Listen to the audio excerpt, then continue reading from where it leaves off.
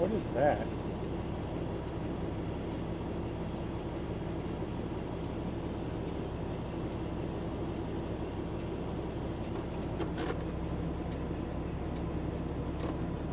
Good morning. I'm trying to figure out what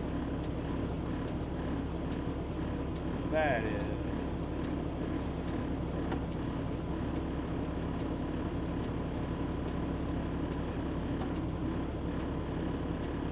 There we go. I fixed it. Yeah, not sure why your name was popping up in the middle of the screen there, but good morning.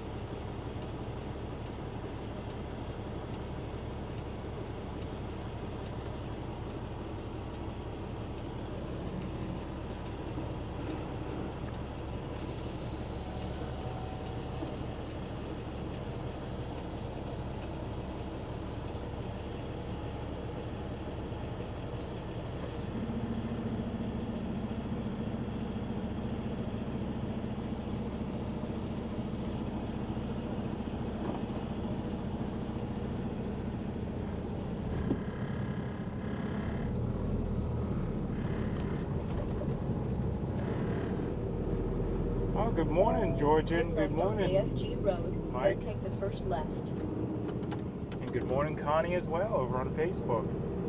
How's it going, everybody?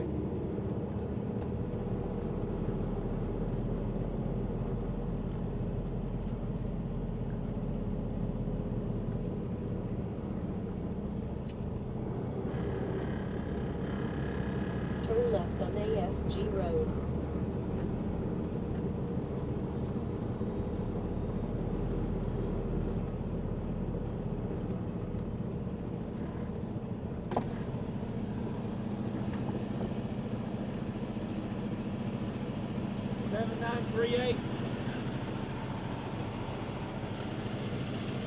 Yep, that's the one.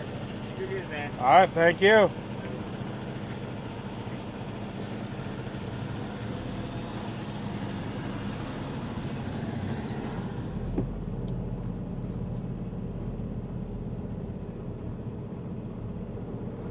And yes, good morning, everyone. We're making our way out of the plant here. We're getting ready to get started.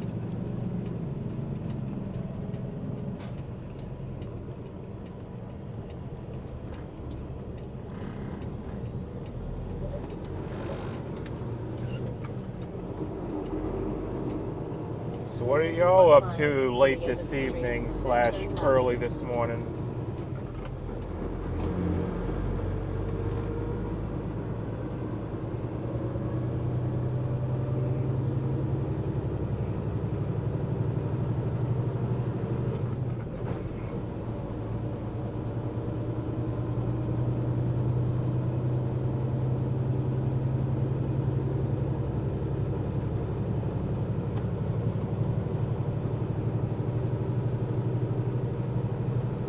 You got coffee brewing. At the end of the street, turn left. That's a good idea.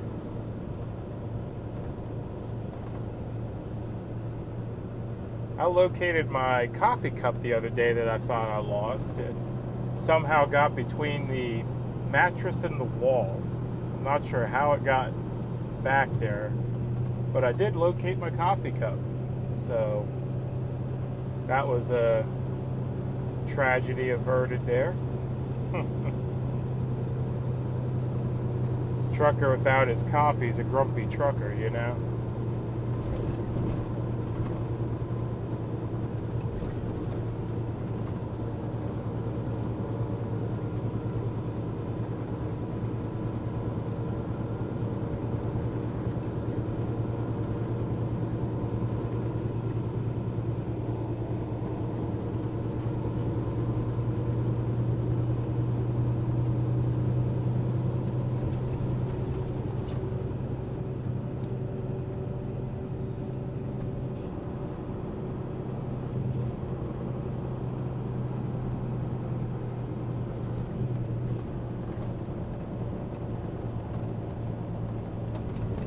left on US 11W.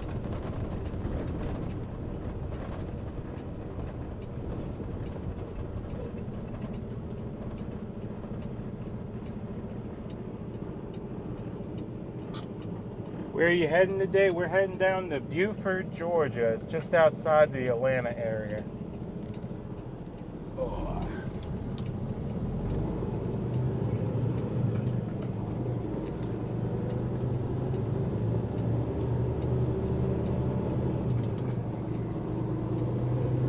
Continue on US 11W.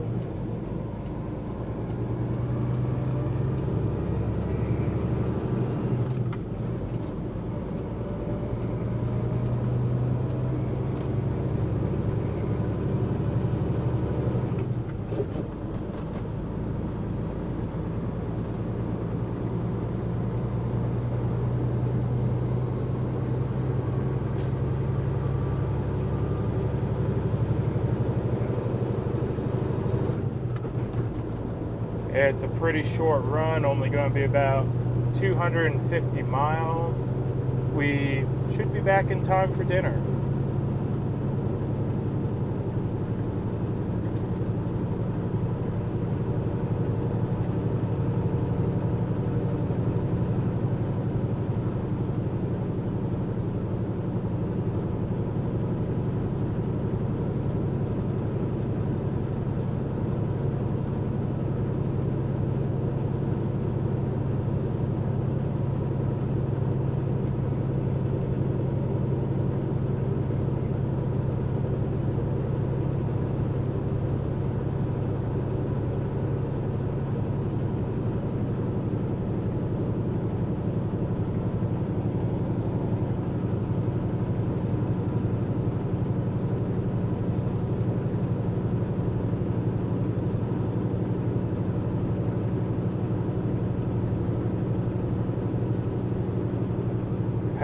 What's for dinner? Not sure. Yeah, yesterday I had some pork chops. Don't worry, they're the cranky piglets. They're the trolls. We made sure that none of the happy piglets were included in dinner yesterday, but yep, we had some pork chops. Yep, pork chops and canned carrots was dinner yesterday. Yeah, tonight I'm not sure. I have to look in the fridge and see what meat is getting ready to go out of date.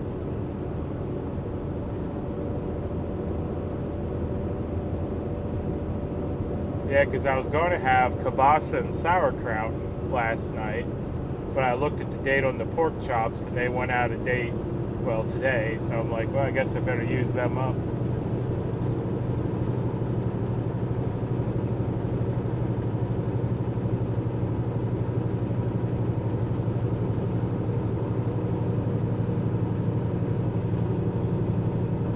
Are you going to 1776? Not right now. I can't even afford to go home at the moment. So yeah, I'm not going anywhere. I'm going to be spending my 4th of July just sitting in a parking lot looking at other trucks.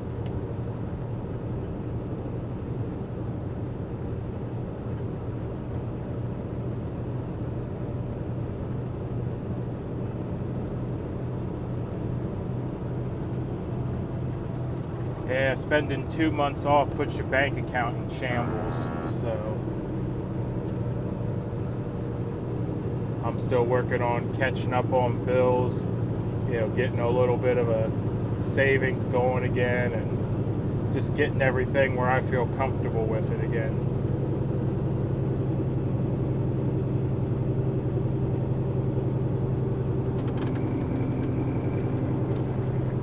What do I cook in or on? My truck actually has, I have a small propane grill in the side box. I have a convection oven, an air fryer, and a microwave. So I have a lot of options for cooking. I do all my own meals in the truck. I really don't like fast food or truck stop food, so yep. Makes it simple. I'm in control of my own meals. If they don't taste good, it's my fault.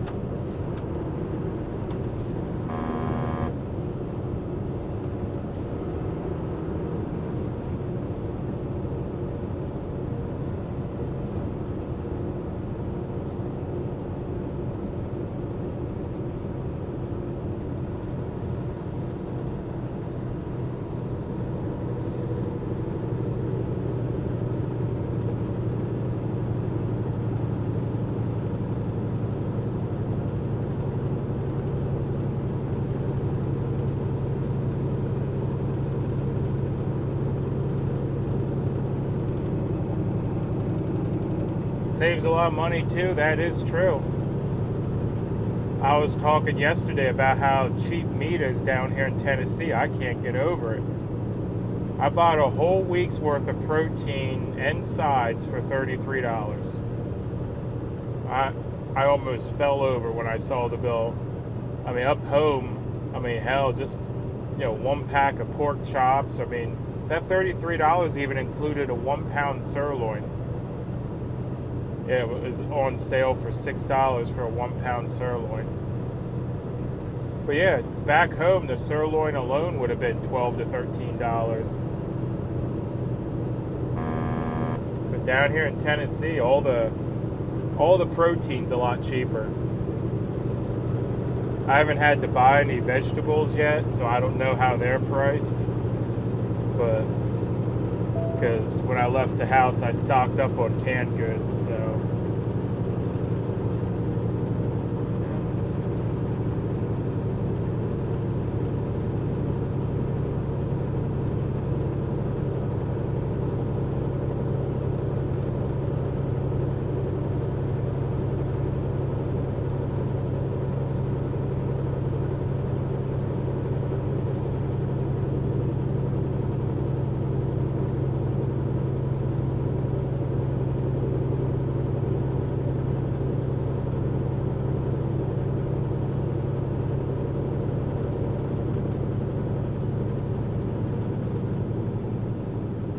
That's very cheap. Yeah, I know. Like I said, I couldn't believe it.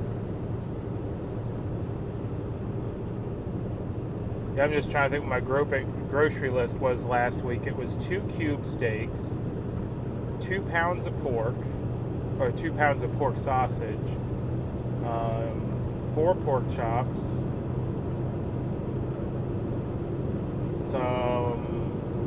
some like beef sticks you'd get, not sticks, beef strips for fajitas kind of thing. I just cook them up in a little bit of oil and just have them plain like a little mini steak. I'm trying to think what else it was. A pound of shredded pork that I'm going to put some sauce on and make like pulled pork. The steak. There was one other protein because there was 5 meals I figured. Or was that 5? Shredded pork, cube steak, the steak, pork chops, and yeah, the shredded, yeah. Yep. And the cube steaks. Yep, that was all 5. But yeah, it was 5 proteins, a 1 pound tub of coleslaw. And I think that was it. Yeah, that was it. But yeah, all for $33. I couldn't believe it.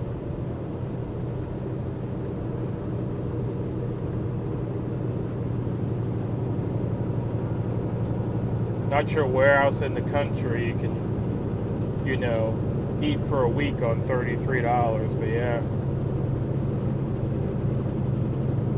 I mean, it'd be a little more if I had to buy sides, but like I said, I got plenty of canned veggies in the truck.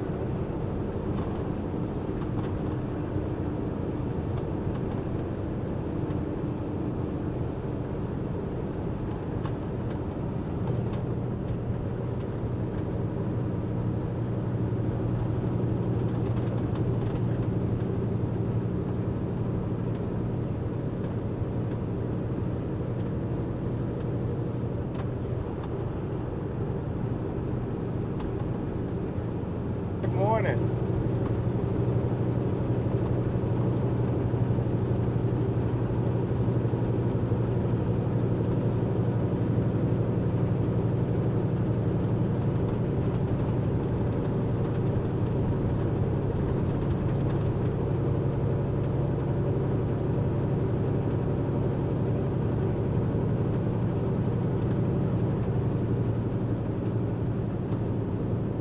Grey Wolf found his friend who died yesterday. I mean, I heard his friend died. I didn't know he was looking for him, though.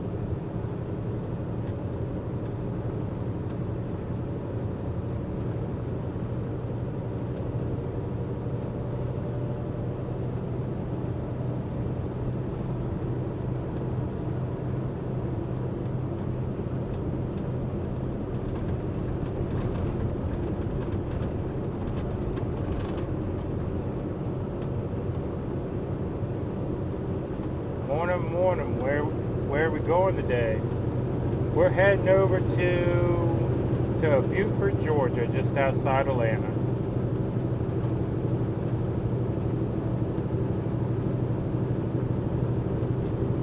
Should hopefully be a quick in and out this morning, get back, and maybe have a little extra time this evening to relax. Because yesterday I got parked up, and pretty much as soon as I got parked up, I was rolling again.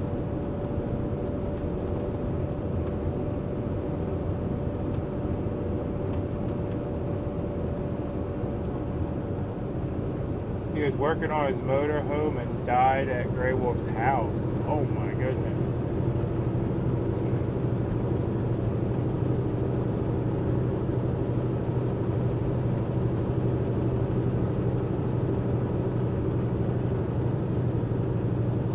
Good morning, Mr. MP. Well, good morning.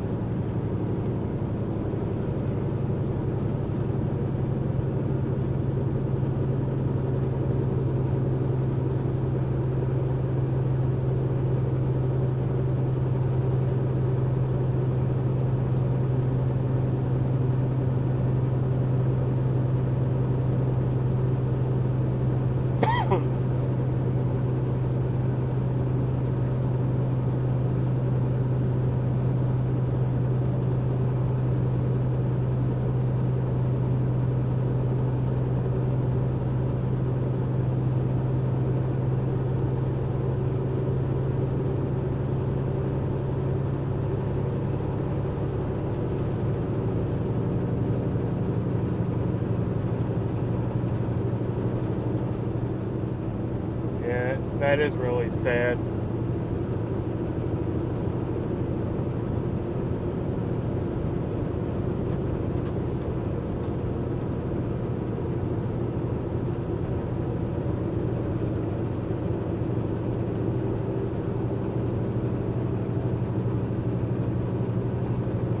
Over here now, because I've got picture-in-picture and I can multitask, sounds good. Yeah, the YouTube chat's usually a little more active too. I know there's a few of y'all that chat over on Facebook, but most of the people seem to hang out over on YouTube.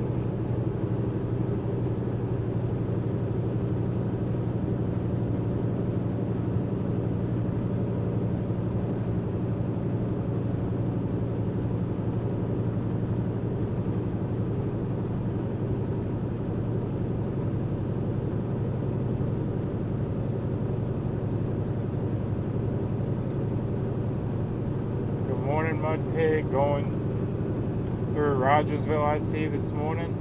Yep. We're heading up to catch 25E. We're gonna run that out to, I think, 81, and then we're gonna drop down on some back roads and head down to Buford. We're gonna stay mostly on state routes today, just keeps things simple.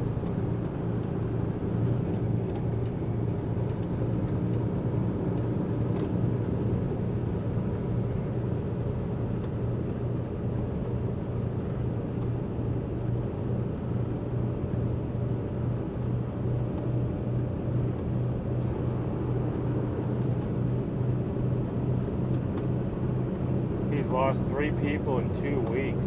Holy cow.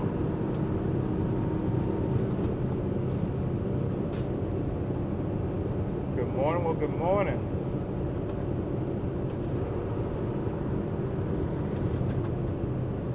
That'll be different. Well, it'll be different running the back roads. Around here, we usually try to, because many times we're actually overweight. So we try to stay off the main route. It's just to make sure the scale houses don't pester us too much, you know.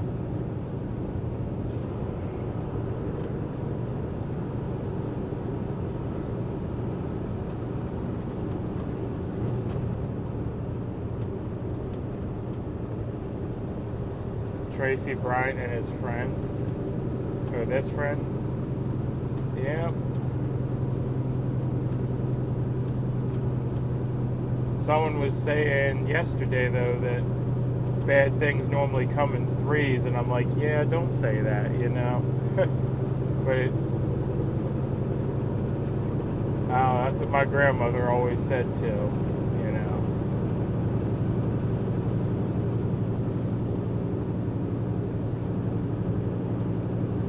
Good morning. Well, good morning.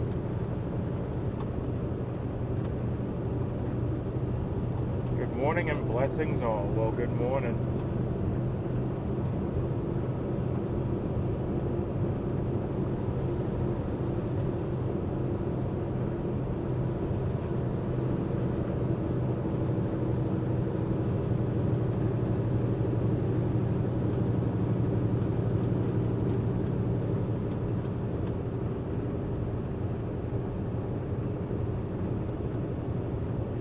Your granny still says it? Yeah.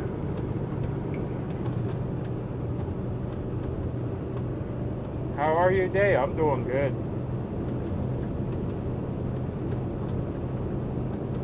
A little tired, but that's trucking, you know.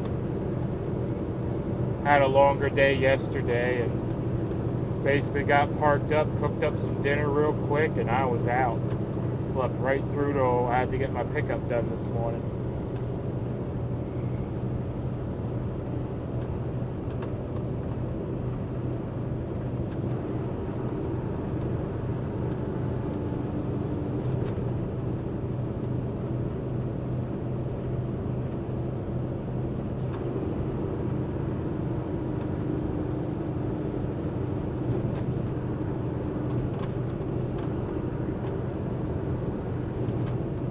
Now, I haven't heard that one. If you smell roses, someone you know will pass over.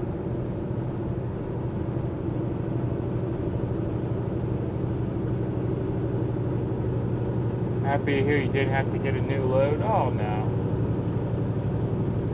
No, we were good there.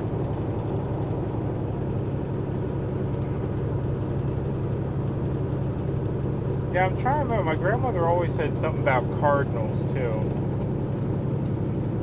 And I can't remember what it was she used to say about them, but it wasn't something good, if I remember.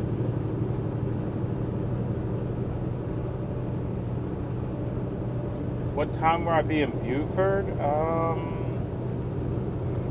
I'm not even sure. I can look here in a second at what the GPS says, but GPS saying and a truck doing are usually two different things. Because in the trucks we get slowed down a lot by the hills and mountains in this area.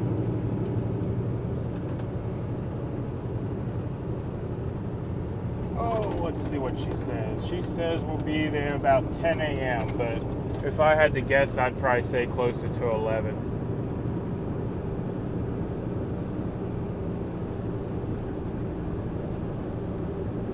Some say they're message carriers.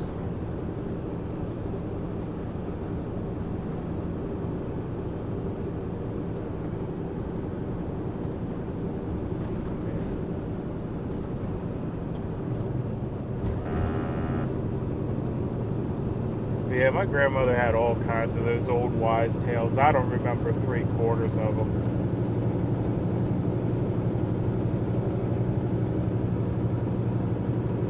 I do remember the old red at night, sailor's delight, red in the morning, sailors take warning now. That's for predicting the weather, you know.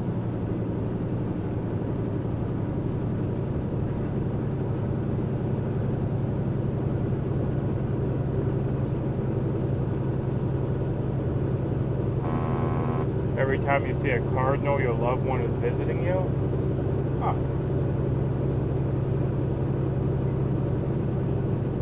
Cardinals are pretty rare, though. You don't see them all that often, so that's a happier way to think about it. Like I said, the one she used to say about cardinals, it wasn't good. I can't remember what it was.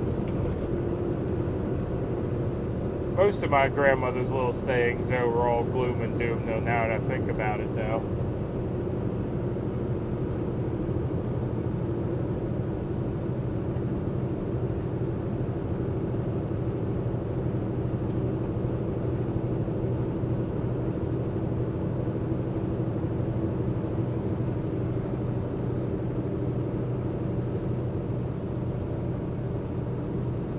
You have them in your feeders?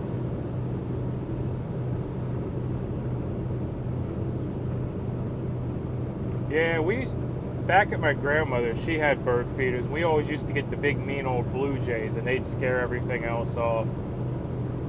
So yeah, we never had a lot of the little birds, just the big, loud, angry blue jays.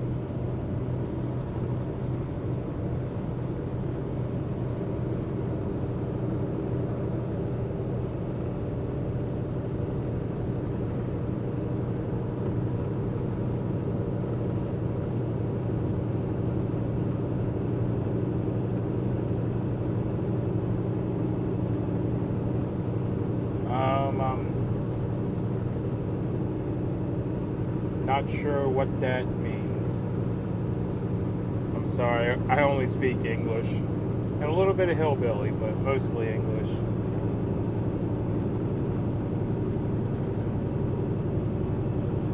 Haven't seen any blue jays going on 2 years. Huh. Yeah, I haven't done any bird watching in a long while, but yeah, we used to have them at the feeders up here. We're going back probably about 10 years or so.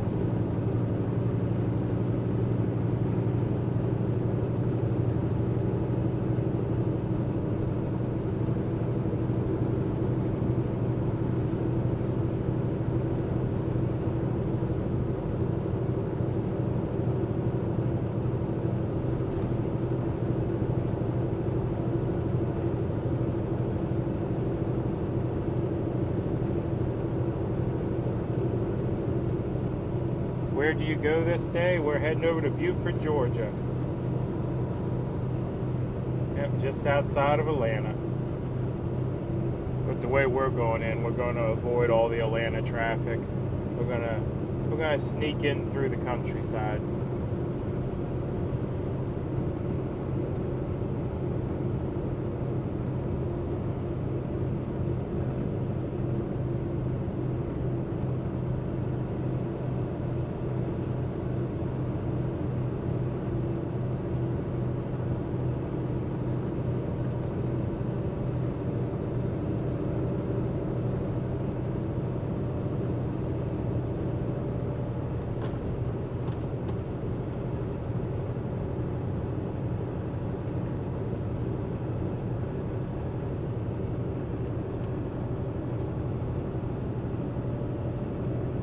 Found this yesterday when I got home. I have a bird's nest with 3 eggs in it. That's awesome.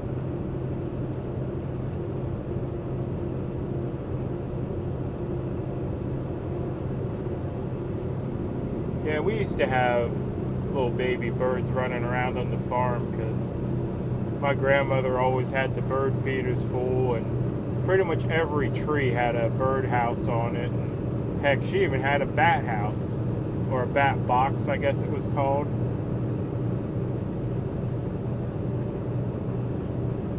But yeah, everything lived on the property. The bats were interesting though. I don't know how they did it, but you could be over swimming in the creek and they'd be swooping, but I never once got hit by a bat. But they'd come like they're coming right at you trying to eat the bugs if you're out in the evening, you know.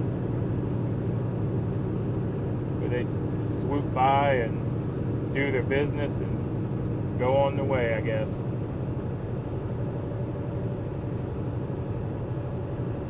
Right by the door coming into your kitchen.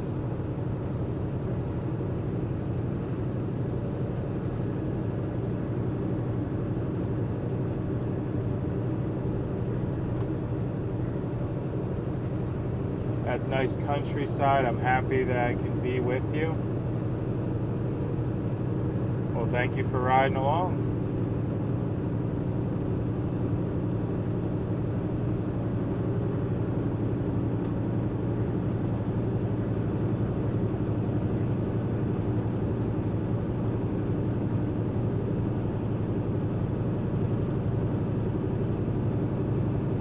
Yeah, George, I'm not sure what he was trying to say. I mean, hopefully he knows English. But I know I do get some international viewers, so it's not uncommon for something I don't understand to pop up in the chat every now and then.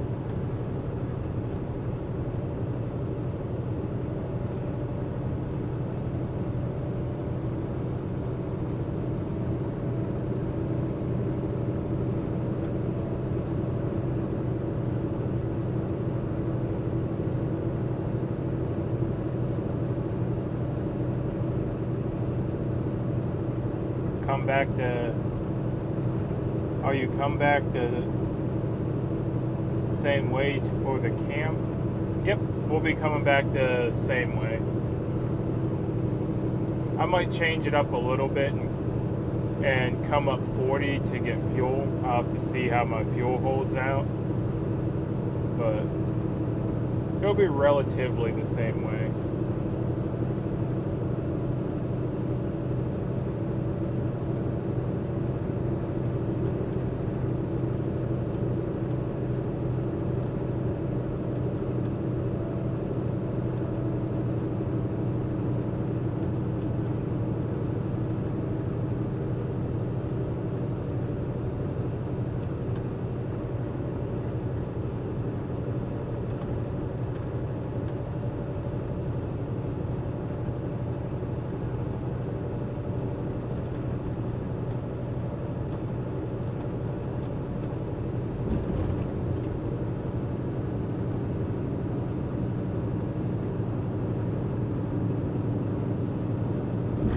Tell it's humid right there over the water. My window hazed up.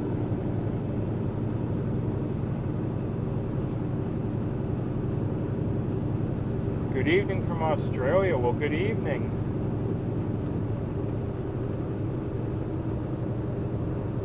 Yes, it feels weird saying good evening this early in the morning, but yeah, I know y'all are all over the place.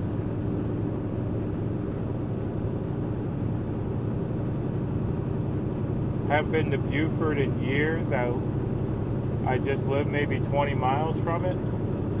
Well, that's how I was up in PA. I mean, I live over in the Carlisle, Mechanicsburg area, but the last time I was at Harrisburg was with the convoy, and before that, you know, heck, I was in high school still. We did a field trip to the Capitol.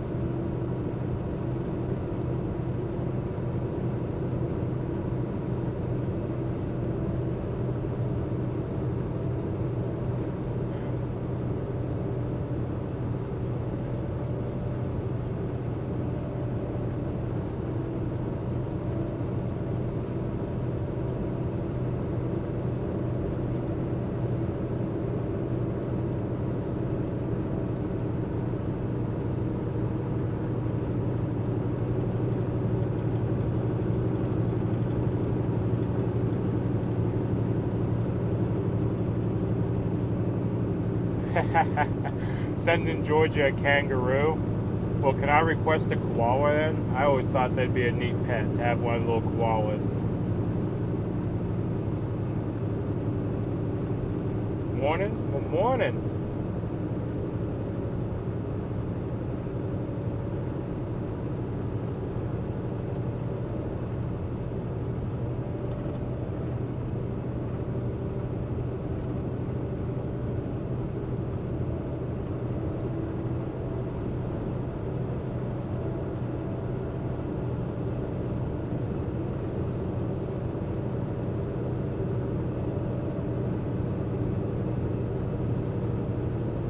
Oh, apparently gas here is $9.49. What is wrong with their sign? I hope that's not the right price. Good morning, Phil. How are things going? Going good. I like this Buford run because it's a relaxing run. Not many major interstates and just a lot of red lights. Not quite 3 a.m. there, Georgia. You're crazy up at 3 a.m. Or I guess before 3 a.m.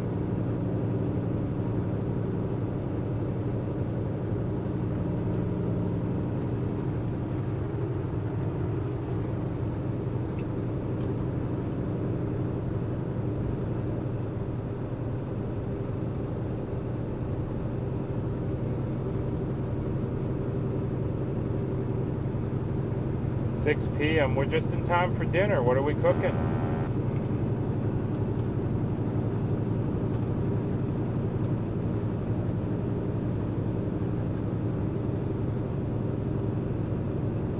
I mean, dinner for breakfast always is good, you know. Sometimes that's the best breakfast, you know, what you had for dinner the night before.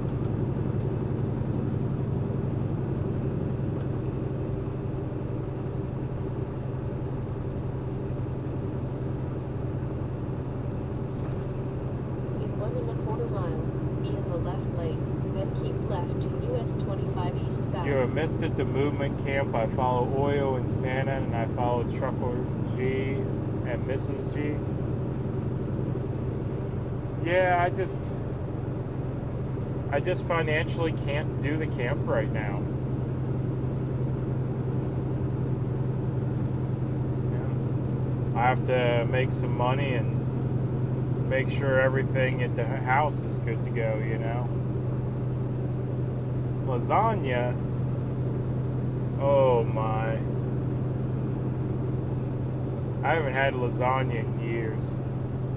My grandmother used to make a homemade lasagna, made her own ricotta cheese and all that. But yeah, I don't really eat much pasta anymore. I'm doing the keto thing now, so trying to lose all the weight I put on at the convoy.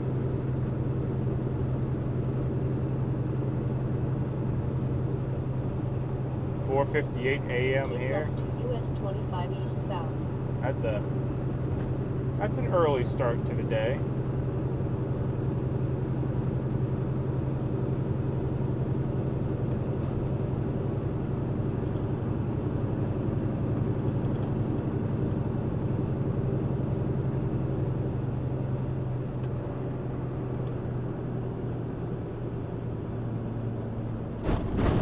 Family first is what my husband always said. Yeah, that is true. I mean, I'm not saying I'll never stop at the camp. I mean, if I'm heading by at some point or I got some time on a load, I'll probably stop in and say hello. But I can't sit there, you know.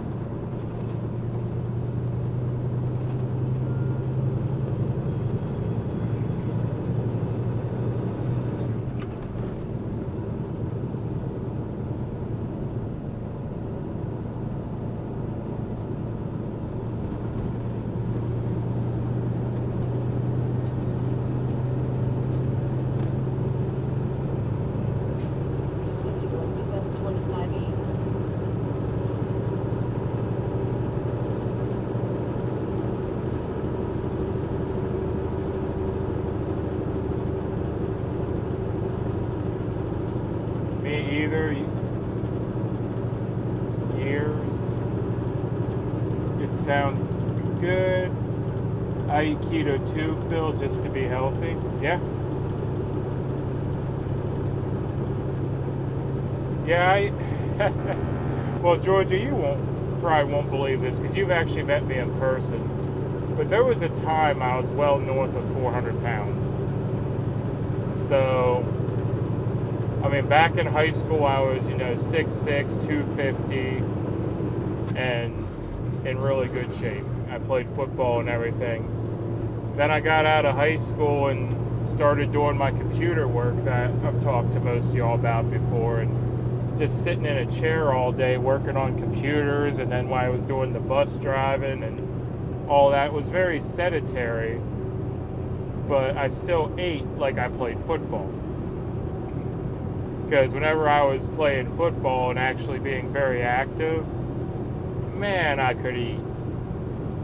I mean, one time I went to Taco Bell and I ordered, it was like the family pack they used to have. I haven't been to a Taco Bell in years. I don't know if they still have the big family box. I sat there and ate that whole family box myself and then went up for a Choco Taco.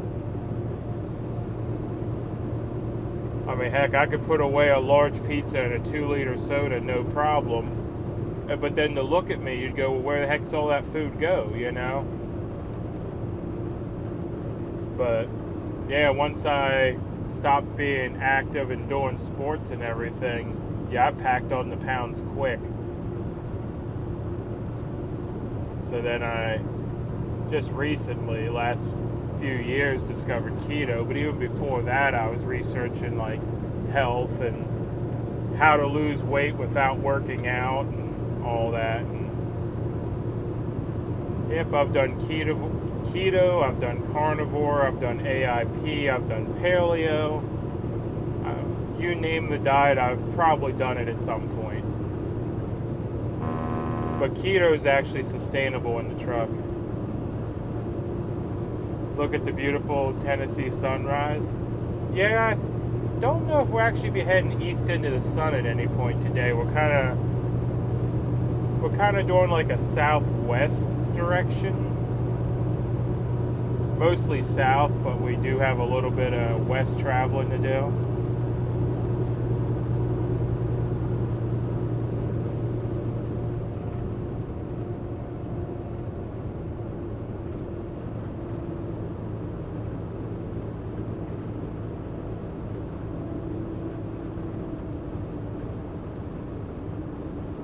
I know it's hard to get a load here. Farmers protesting and truckers too. Block the roads. Huh. Yeah, I've heard there's some truckers protesting in different places.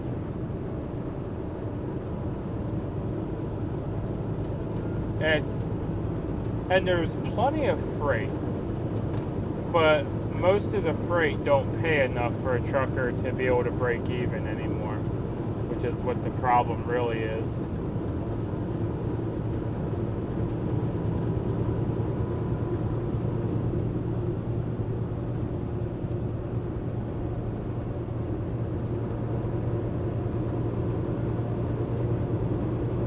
It was pretty close,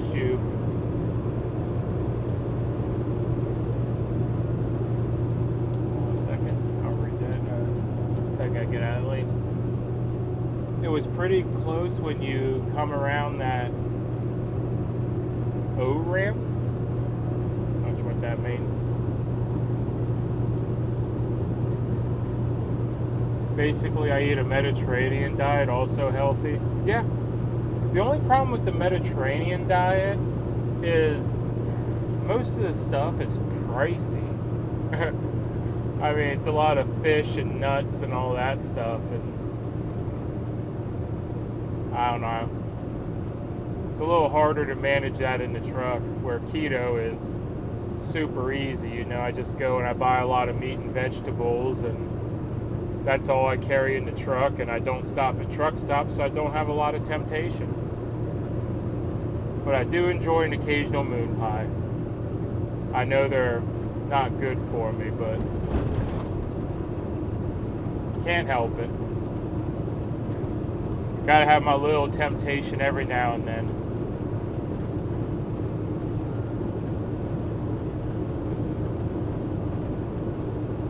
But that's why when y'all ask what I have for snacks, usually it's jerky, trail mix, pork rinds, snack sticks.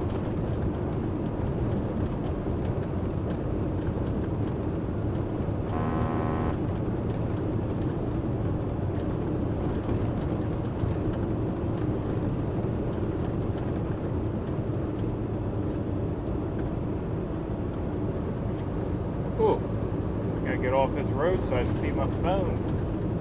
Bumpty bump.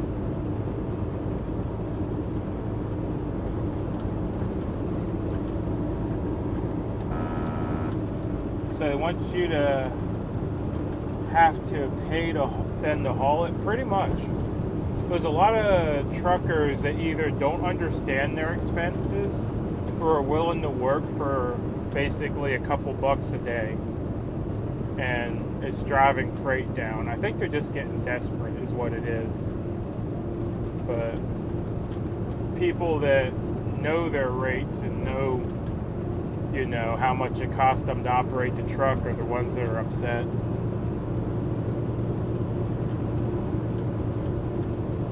Sunrise was pretty when you came around the ramp at 25E.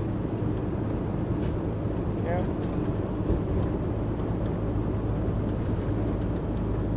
And that's okay once in a while. Yeah, just can't have a moon pie and a Dr. Pepper every night, right?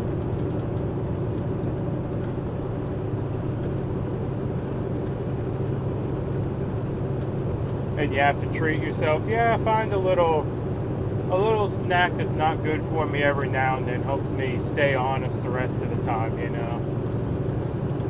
Because if you're walking around just craving something sweet, then you get yourself in trouble.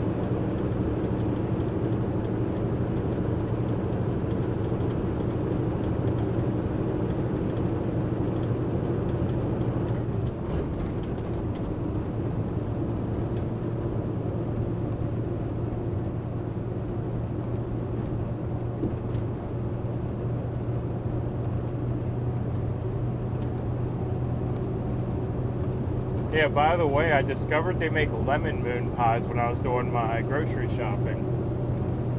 So, never seen a lemon moon pie until I got out this way.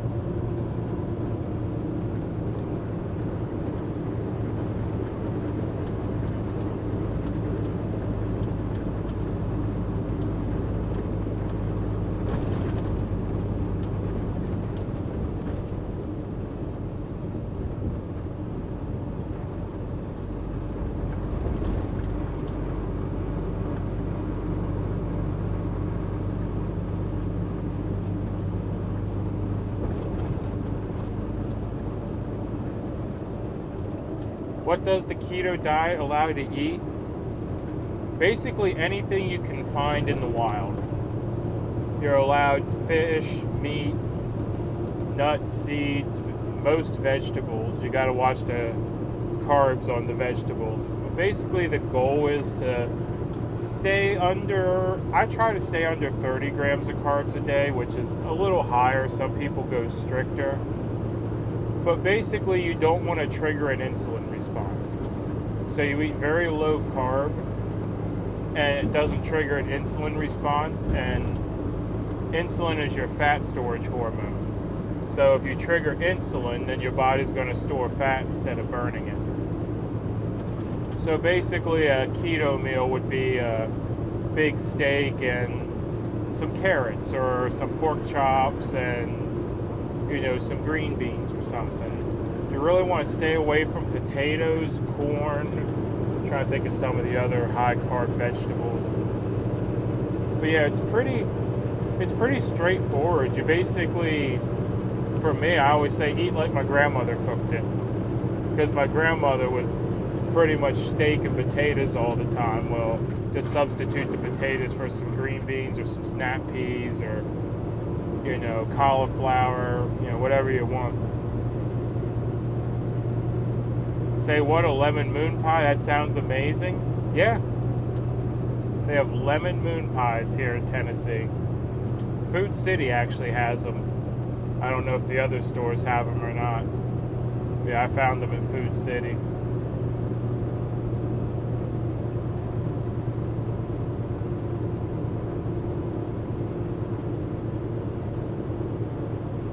But yeah, when you're trying to do a diet, another big problem is your drinks. You don't want to drink any carbs. So you got to avoid, your sodas and that kind of stuff. And one of the big ones, actually, as strange as it sounds, is avoid milk. Milk has a lot of carbs in it.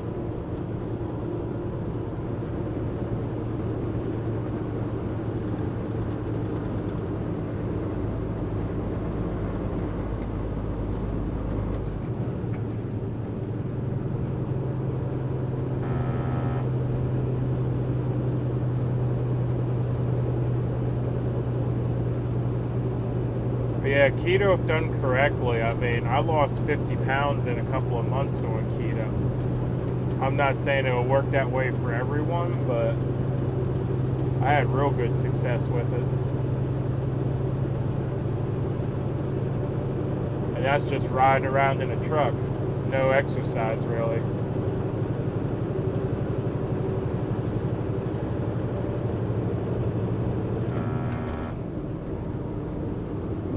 But yeah, for me, I just drink more than my fair share of black coffee and unsweet tea. I don't drink a lot of water. It's mostly just black coffee and unsweet tea. But both of those are pretty neutral other than, the caffeine.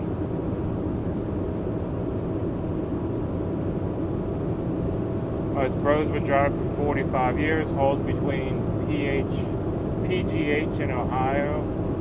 He's been getting a fuel surcharge that's about 4 times what it was a year ago. Yeah, if you got a fuel surcharge, you're in good shape. But a lot of owner ops don't get fuel surcharges. I love water with a little carbonation, some lemon slices, sometimes cucumber and mint. See, that's good. Coffee with a little half and half in water. Yep. That's good as well. But yeah, a lot of owner ops, we don't get fuel surcharges. Like this contract I'm on now, it's all flat rate. You go to Buford and back, it pays this much, and that's that. It doesn't move. So when fuel prices go up, if your contracts weren't negotiated at a decent rate, then you're in trouble. The broker's been paying the same price to go to the shipper and go, hey, the trucker wants, $300 extra, and the shipper's going to go, I'll find another broker. I mean, so it's just hard because everyone's watching their bottom line, and when things go up, someone always has to suffer and take the brunt of it. Good morning, Phil and everyone. Well, good morning.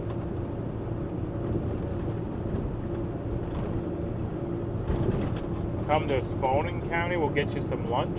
Not sure where Spalding County is. One line, take the exit on the right to I-81 south toward Knoxville.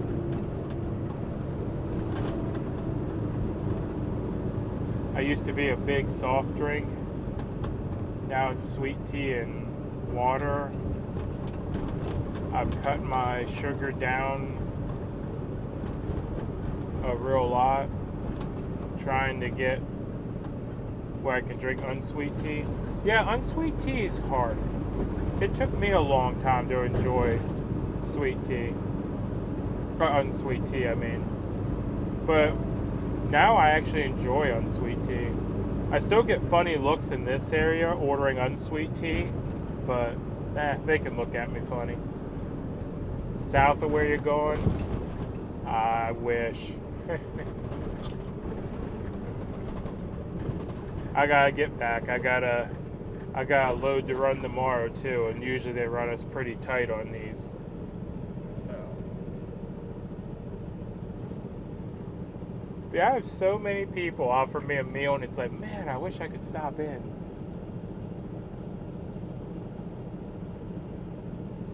we're running this dedicated stuff, we're guaranteeing that, we'll be there again tomorrow morning to pick up another one.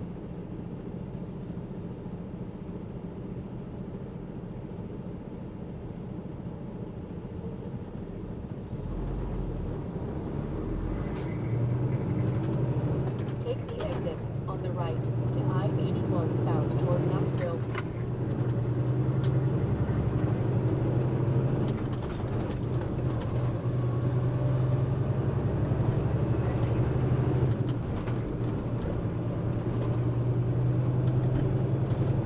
He's an owner-operator and has a great dispatcher.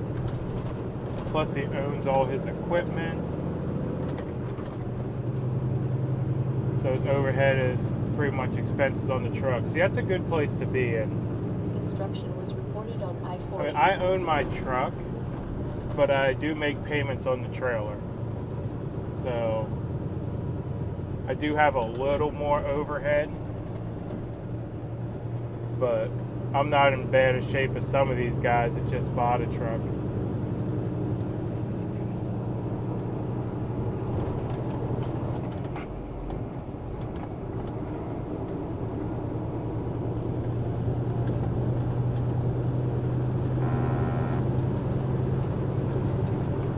Alright, let's get up here on the highway.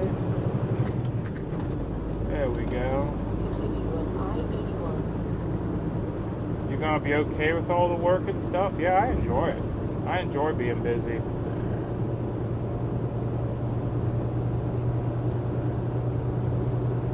Have you tried monk fruit, erythritol? That works good to sweeten. Yeah, monk fruit, stevia, erythritol, xylitol. There's a lot of sweeteners that are neutral, but you do gotta watch the sugar alcohols. Because the sugar alcohols are great, like there's no carb count to them, like no calories, no carbs, none of that. But if you overdo them, they'll, how do I say this politely, they'll cause some gastric distress. We'll put it that way.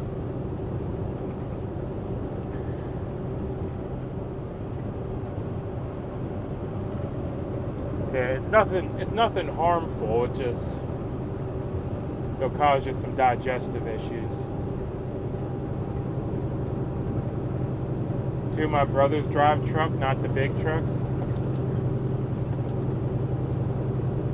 Yeah, I still can't believe, that they pay people to drive around and look out a window all day. I mean, it's a hard job, but it's also one of the easiest jobs I've ever had. I mean, the hard part is just staying focused, It's very easy for your mind to wander, and next thing you know, you're on the rumble strip,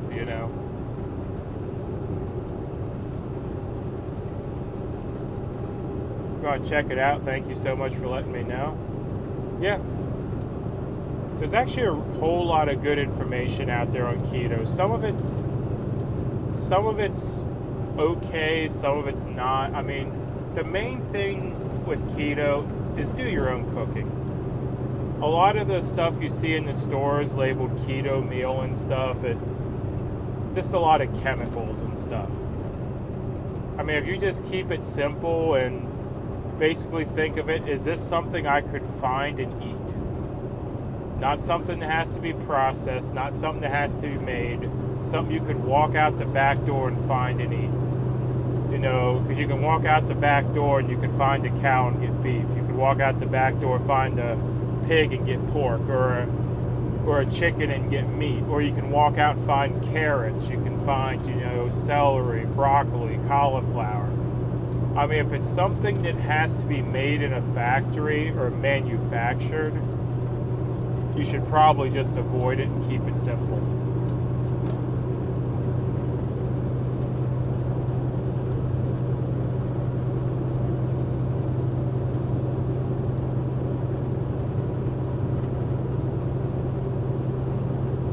A lot of artificial sweeteners taste in your mouth.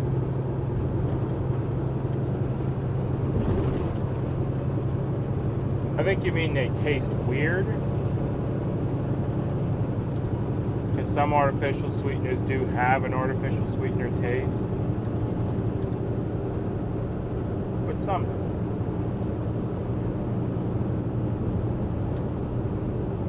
I have a whole garden of veggies. I wish I did. I just don't have time to garden. The wife and me, we did do a garden one year. We had, what did we have? We had peppers. We did tomatoes, onions, and I think we did potatoes too, and garlic. We did garlic. But it was just like an above ground garden. It wasn't nothing fancy. Everything was in planters and 5-gallon buckets, and yeah.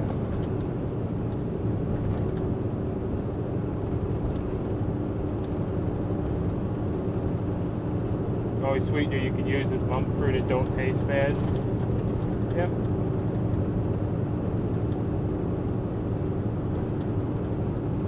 Yeah, and you just gotta try them. I mean, some will taste funny to you, but the nice thing is most of those sweeteners we're talking about, they're not artificial. Like sugar alcohols are natural. They're just like, and monk fruit's natural and stevia is natural. But how do I want to put it? They're extremely strong. So go very light on them. Like if you're making a glass of sweet tea, usually a little squirt of stevia or monk fruit is enough. I mean, you don't want to, because I get the liquid stuff. It comes in a little plastic thing, kind of like the Mio waters. If you ever got the water additives where you can flavor your water, kind of reminds me of those. But you can get them in those little things for $1 or $2. And that little thing's going to last a long time because it's really strong. So go light and work your way up to figure out how much you want.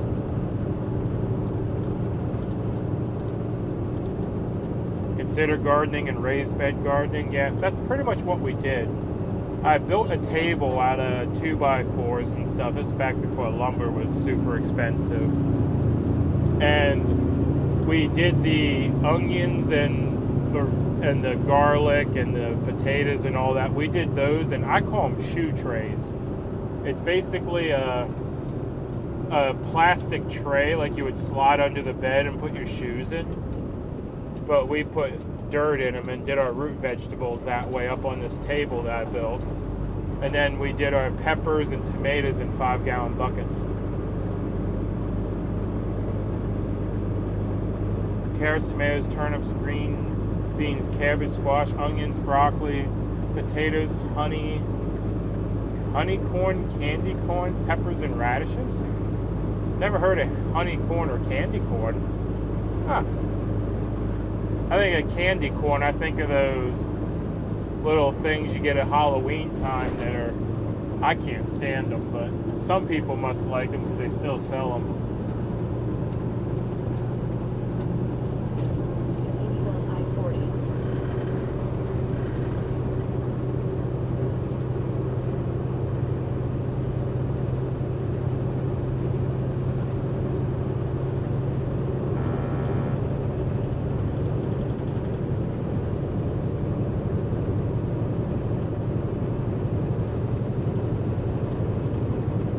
Yeah, I really enjoyed when my grandmother had a garden. My grandmother would do herbs though.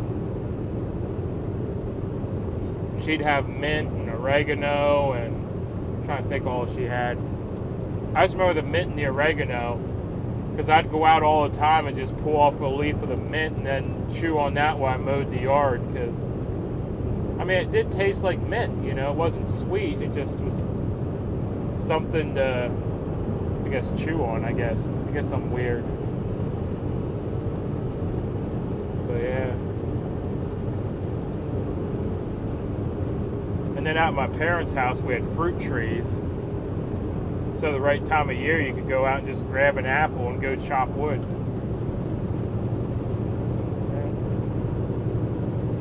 You love mint? So I'm not the only one that just chews on mint. Okay, I thought I was weird.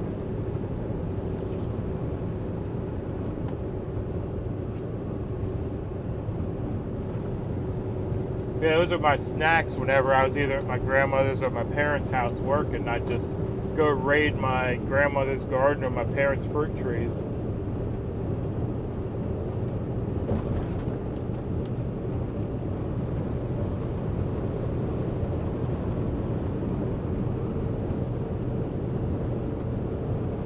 That's, thinking back, those are actually some good memories out there at my parents, chopping wood, because we'd have the wood pile at my parents' house, and then we'd take it over to my grandmother's house after it was split and drop her some off, and then we'd have, some. Yeah, we'd be splitting wood, and it's like, time for a break. Flip over a log and walk over the fruit tree. We had golden delicious, yellow delicious stamens. We had peaches, plums, pears, nectarines. I mean, we had a whole row of fruit trees across the back of the property. And usually there was always something in. Oh, we had cherries too. We had a cherry tree.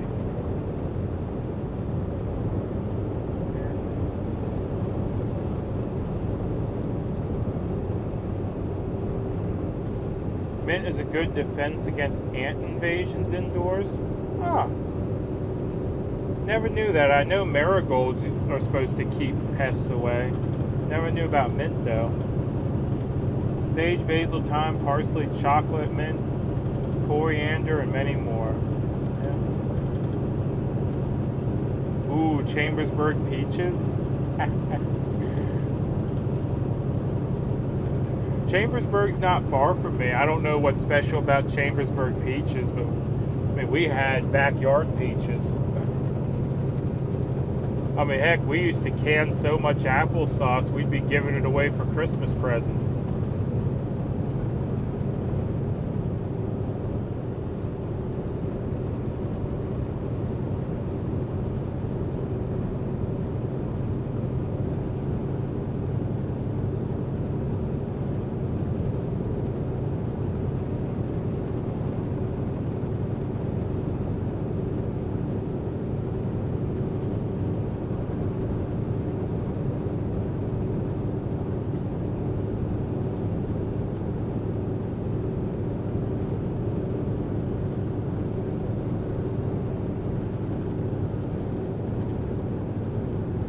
I didn't know monk fruit helped with kidney failure. That's interesting.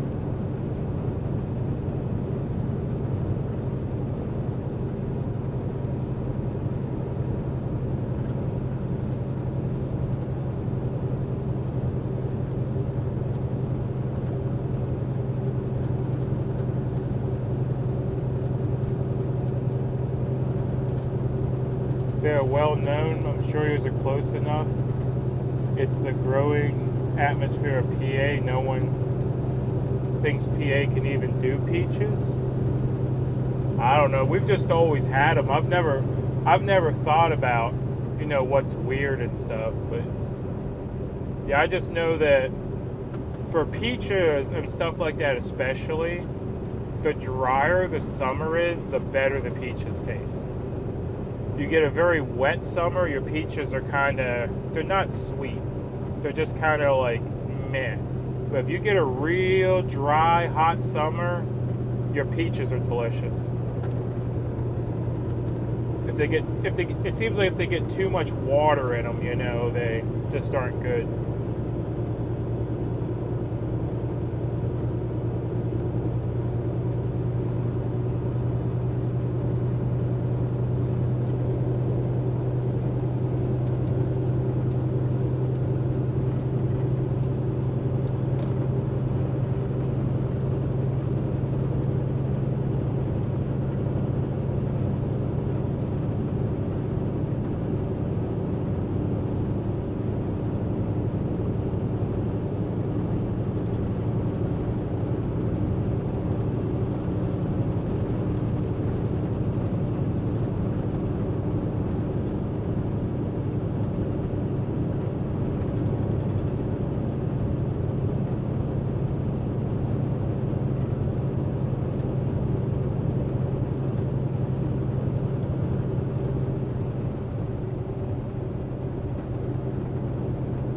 You love peach cobbler?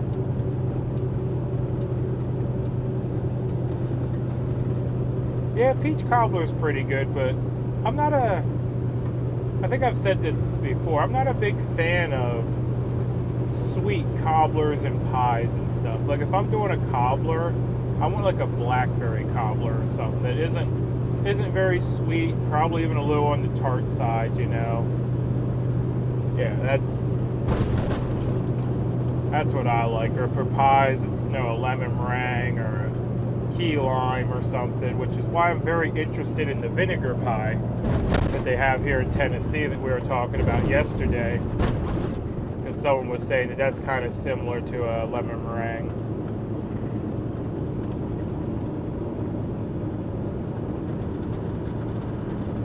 We used to have great peaches, but these days the peaches here have been substandard to me.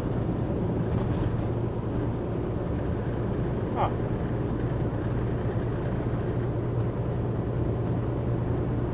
I want to plant a peach tree. Well, I need 2 trees. I'm not sure, because in our neighborhood we didn't have the only fruit trees. So I think we pollinated off the other ones. Because our neighbor a little bit down also had a row of fruit trees.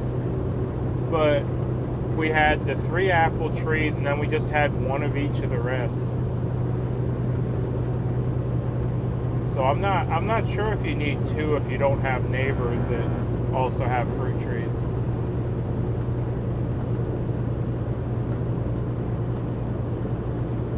Good morning, Phil. Hope you have a good day and safe travels today. Oh, I'll try. You have a good day as well. Lemon pie is my favorite pie. Yep, same here. I think it'll go lemon meringue, then probably an egg custard, which is interesting, but yeah, probably an egg custard, then a key lime.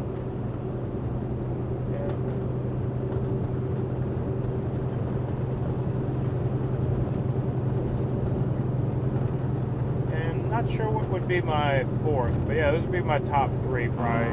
Lemon meringue, egg custard, and then key lime.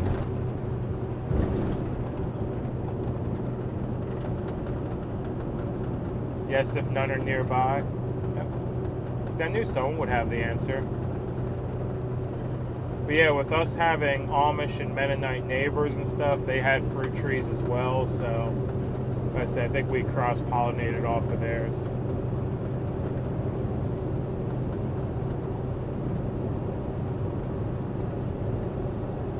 Sunrise is beautiful. Oh, you can see the sunrise. Who's calling?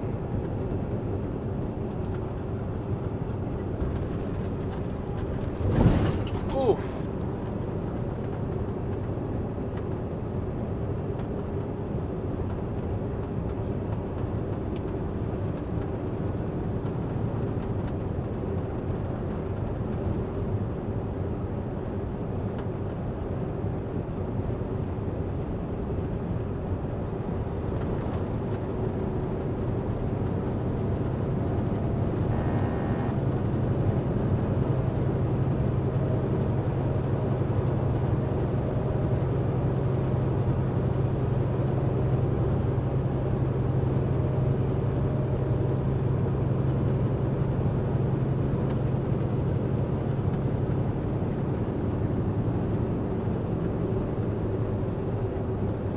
Dang bridges. Ouch, you hurt my piggy butt. LOL. Yeah. There's some good holes out here.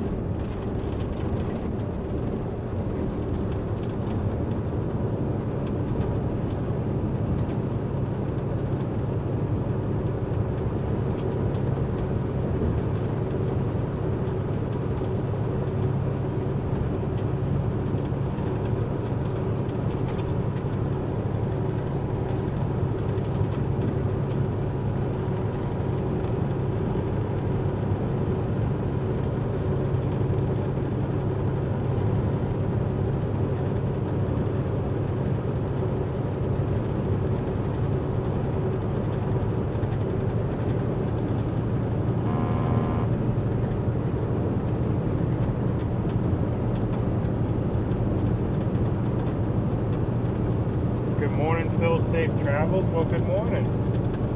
Try to straighten that camera out a little for y'all.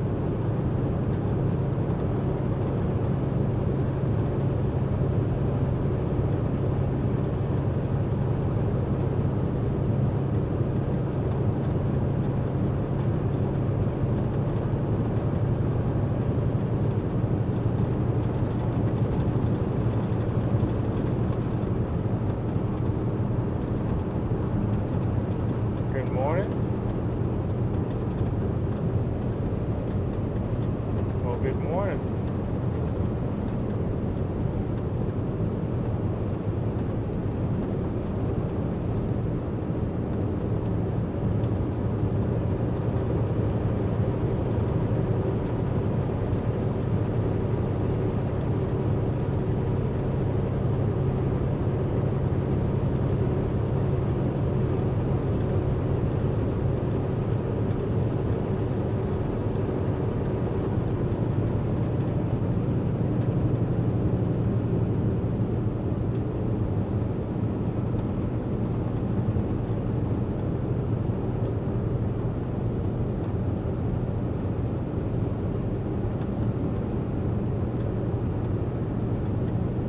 Try to get out of this traffic here.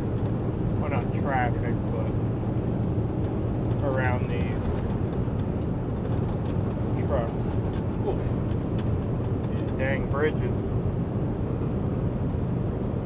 We were just saying that.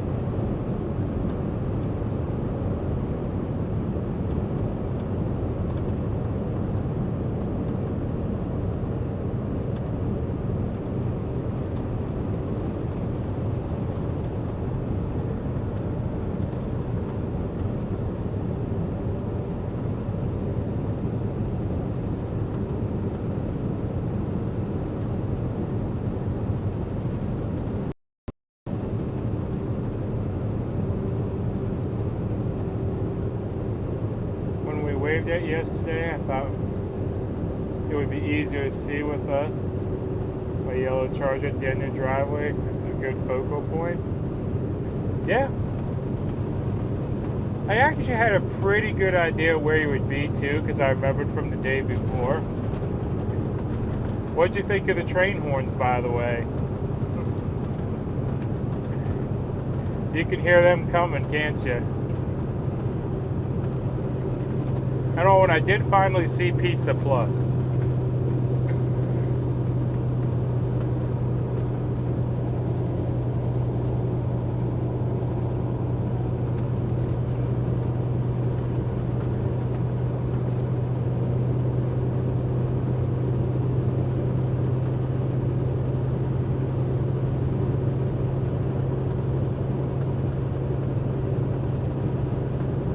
They're awesome.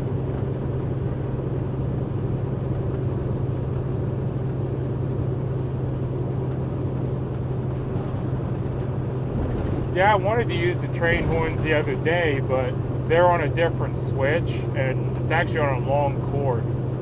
So if I don't have that switch already in my hand, it's hard for me to lean over and reach it.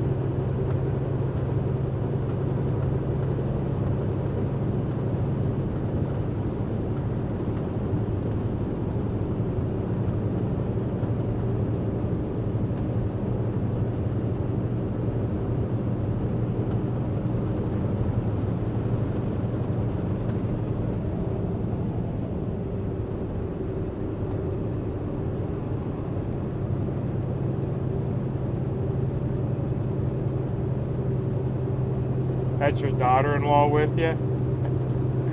I was wondering.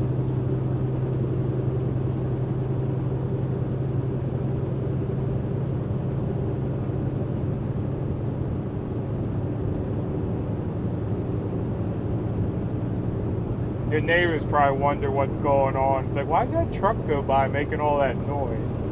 Nah, I'm kidding.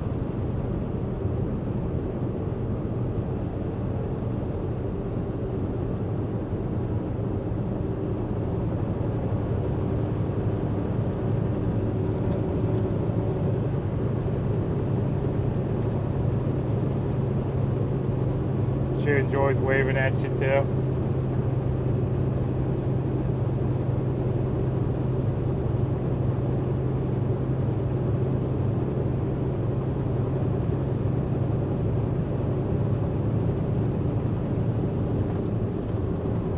I don't know, I'm still just flattered that people want to come out and wave.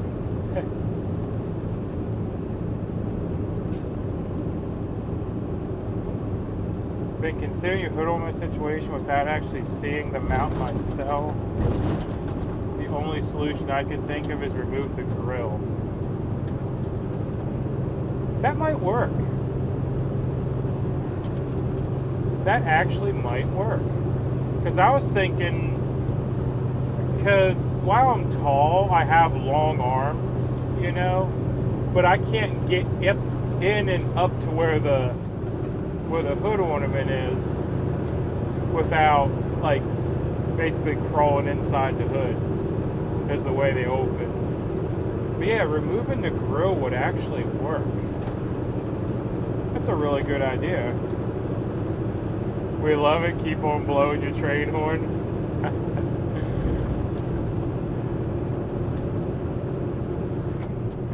Will do.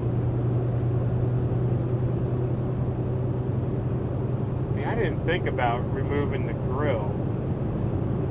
Because if I removed the grill and then propped the hood, like, not far open at all, but just far enough that I can reach up past the radiator, that would definitely work.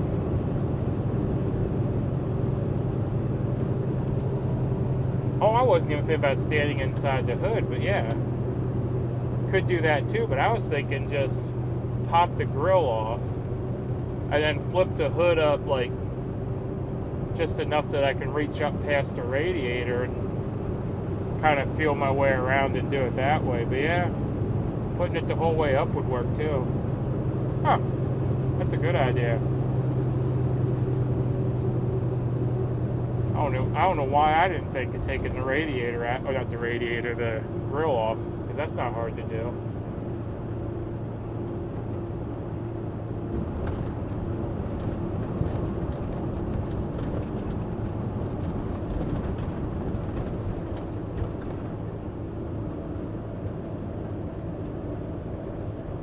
I also have to look and see if there's any screws I need to get to on the back of the grill, because I know the plastic, like the front part, is just there for looks, but I'm not sure if the wire finer part behind is attached to that plastic or if that's attached to the hood itself.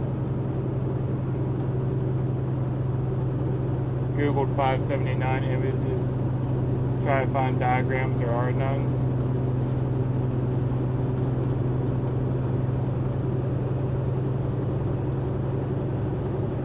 Oh, Jackie, thank you for the $10 YouTube moderator. Good morning, Miss Bub. This is Jackie. I've been watching you for several months now. Let me see if I can help you. Good morning, and God bless you. Well, thank you so much.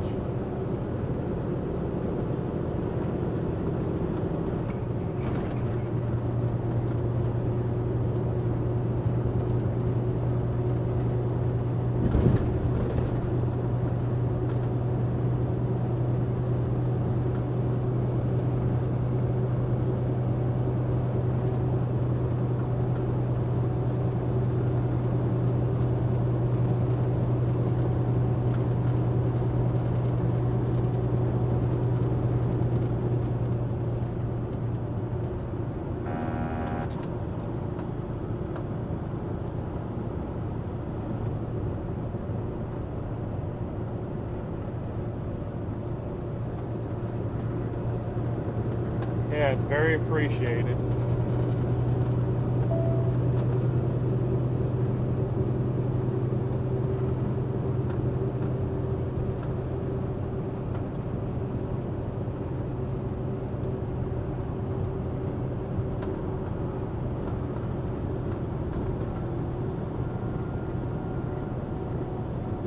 Beautiful mountains. I keep threatening my family I'm going to move to the mountains. Oh, I'm not threatening no one. I'm moving to the mountains. I'm actively working on it. We've said for years that we wanted to move to Tennessee, and now that I'm working in Tennessee, it just gives us all the more reason to move out here.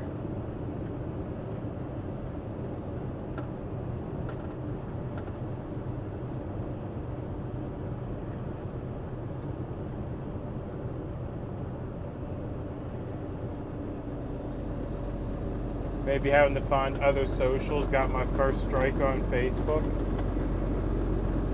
Or Fakebook. Yeah, I know a lot of people are going to Clout Hub. I don't really understand it, but then again, I don't really use Facebook either. I'm not a big social network person.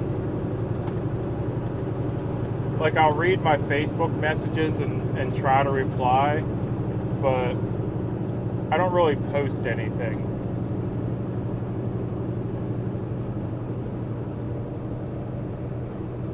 I don't know, real big on this is what I don't know. It's one of those things, you get a phone call and you're like, oh, did you see the picture of my family on vacation? I didn't see you comment on it. You should check out my picture. No trucks.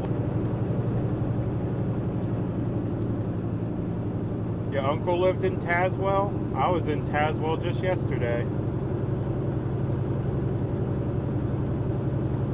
I love Facebook jail. I was post political stuff and I end up in jail. Yeah. I'll probably never end up in Facebook jail unless they decide they don't like my videos. 'Cause like I said, I just don't post to Facebook.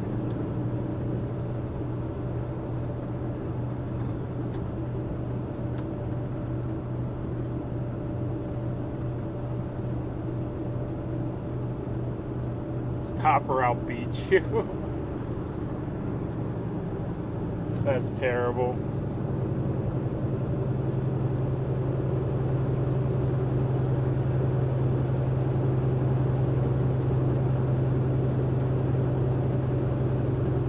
They said didn't conform to standards.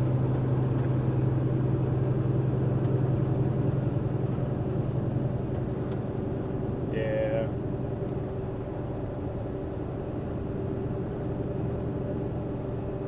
Have you been to the Cumberland Gap? I haven't been to the park, but yesterday we went right through the tunnel on the live. Yep. That was the route we took yesterday, went up through Cumberland Gap up to Corbin, and then we caught 75. Could have swore I saw some kind of tower up here on the mountain. Oof.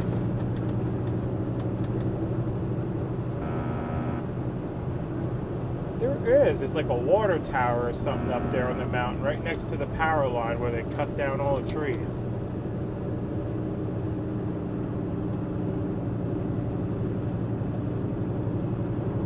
I got banned off of YouTube also. I'm a bad girl, LOL.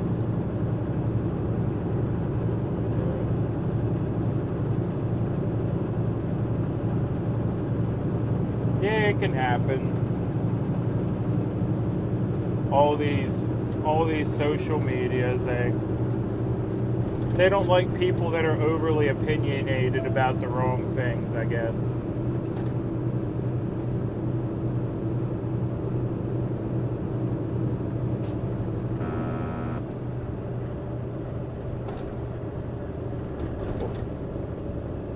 Hello, MudPig. Stay positive. I love your soothing voice. Have an awesome day. Well, thank you.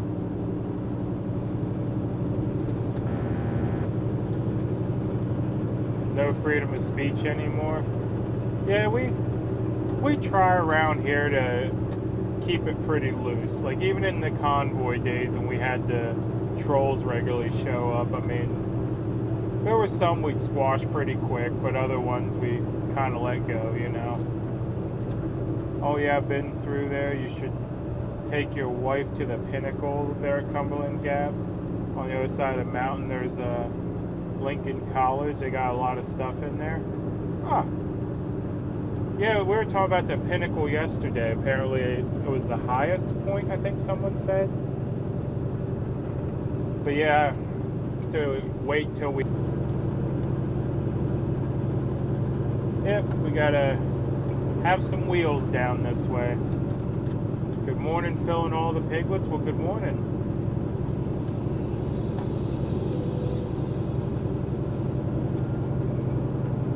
There's gotta be a better way to connect to the bridges to the road surface by now. Yeah, a way that doesn't knock your teeth out, right?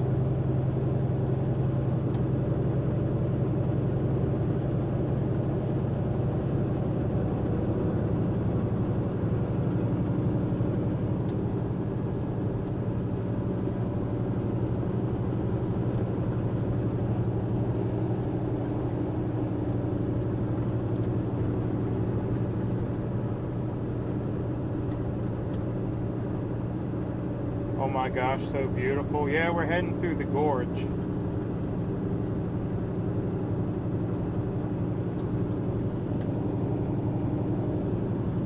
Just mountains on both sides, mountains straight ahead.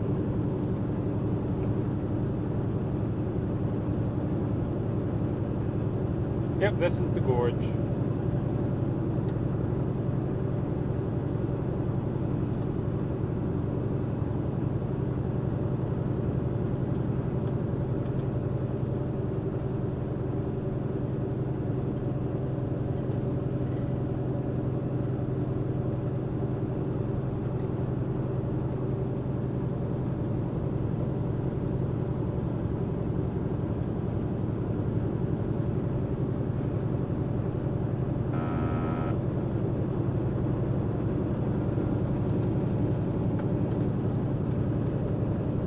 Good morning from West Tennessee. Oh, my husband knows that gorge.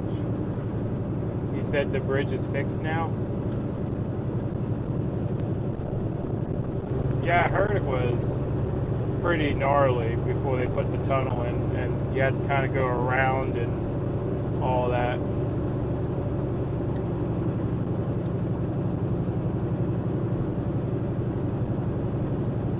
Eric made it home to Wisconsin. That means I can call him and tell him to send me some cheese curds. Put Eric on a mission. It's like, Eric, here's what you need to do. You need to get a styrofoam cooler and some tape. Now you're going to fill that cooler with cheese curds, put some dry ice in it, and send it to me.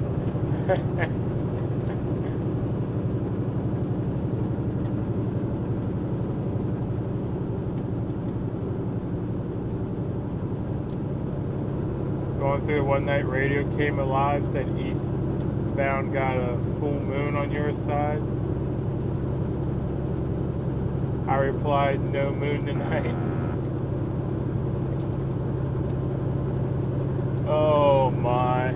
Any of y'all remember the full moon in Washington, D.C. when I was live streaming? I don't know if this stream caught it or not. A few miles later, a bare butt was walking wearing nothing but boots. Oh, that's terrible. At least he had boots. Or they had boots. Good morning. Good morning.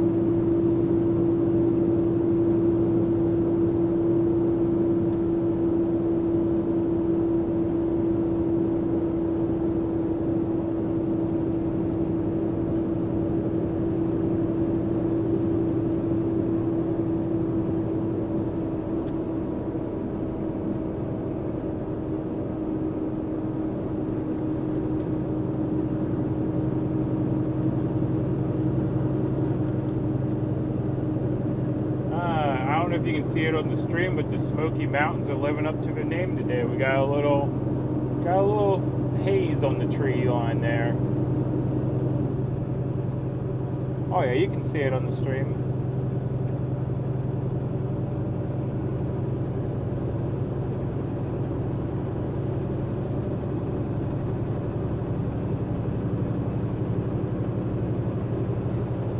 Will I be home for the 4th? Nah, I'll be sitting in a parking lot in Tennessee, just probably have my feet propped up. But yeah, can't afford to go home right now, so we're just gonna treat the 4th like any other day and sit in the truck and relax.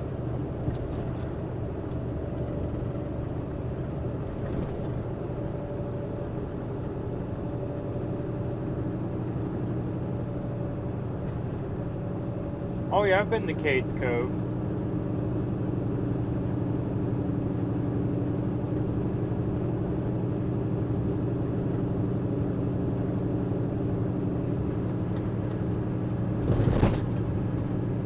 Yeah, we've done Cades Cove. We've done the Roaring Fork Nature Trail. We've done a lot of the stuff out there in Pigeon Forge, Gatlinburg.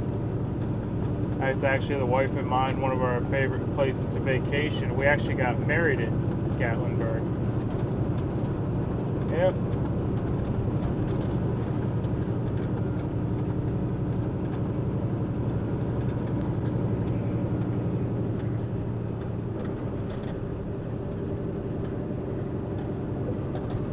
Absolutely beautiful this morning. About time you go around. That guy there has been riding my bumper so close. Man, I thought he was going to try to crawl up in my trailer. But yeah, we're having an early morning Smoky Mountain drive. We still got the haze, hasn't burned off yet, so that's what I was saying, you know. The Smoky Mountains are living up to their name this morning. That's what started the fires. I heard it was some kids playing with matches, but I don't know.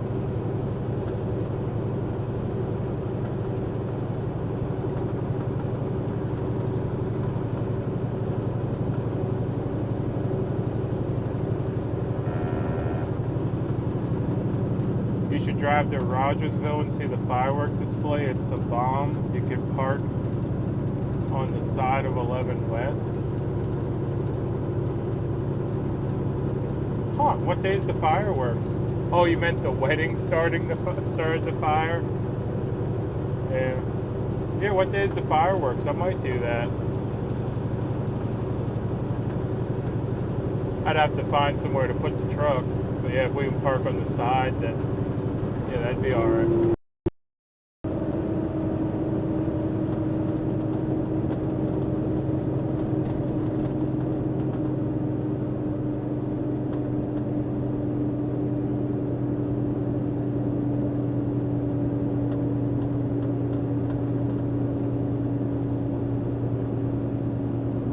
Love the lake that you drive over between Tazewell and Knoxville. It's so beautiful, and there's houseboats everywhere. There's houseboats on that lake? That's interesting.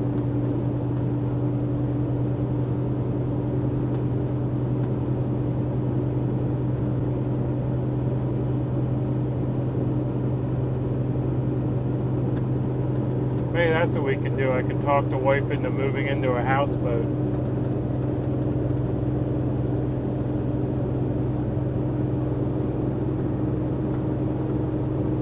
Don't gotta worry about flooding when your house floats.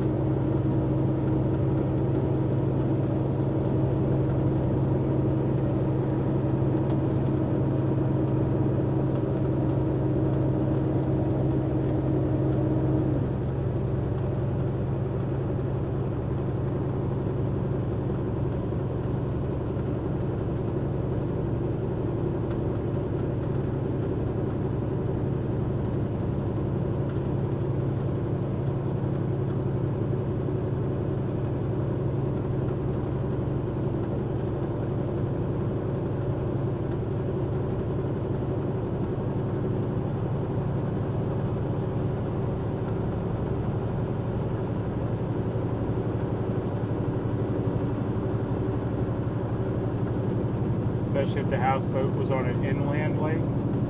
Yeah, that's true too. Search houseboat for sale in Tennessee. There's a lake that I could not remember the name of where a realtor constantly has houseboats for sale.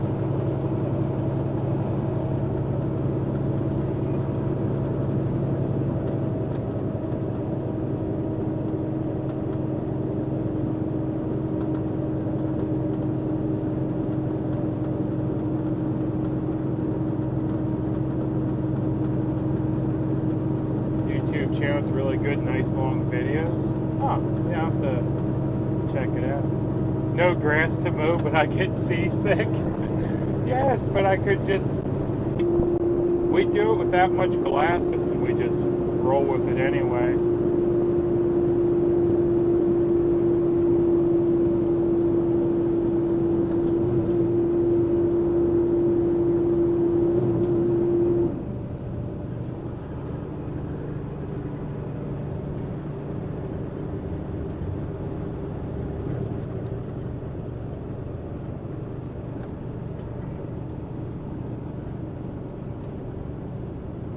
Could name the houseboat Done Mowing. Oh, that's funny.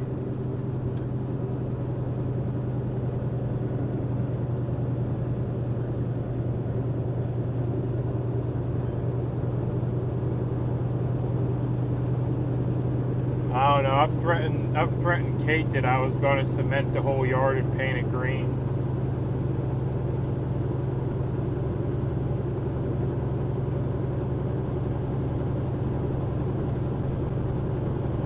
I think there's a couple lakes, Norris Lake and Cumberland, I think.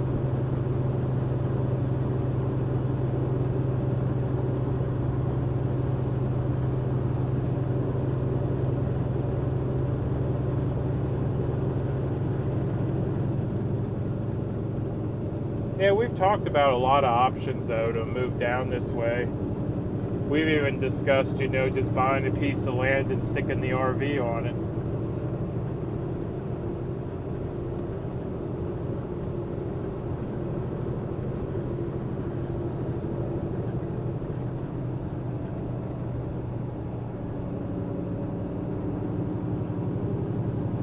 My luck, if I buy a houseboat, I'll end up like the guy on Lake Mead recently. Don't think I heard about that guy.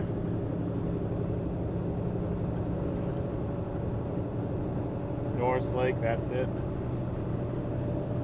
Fireworks display starts at 9:30. Is that on the 4th or is that over the weekend?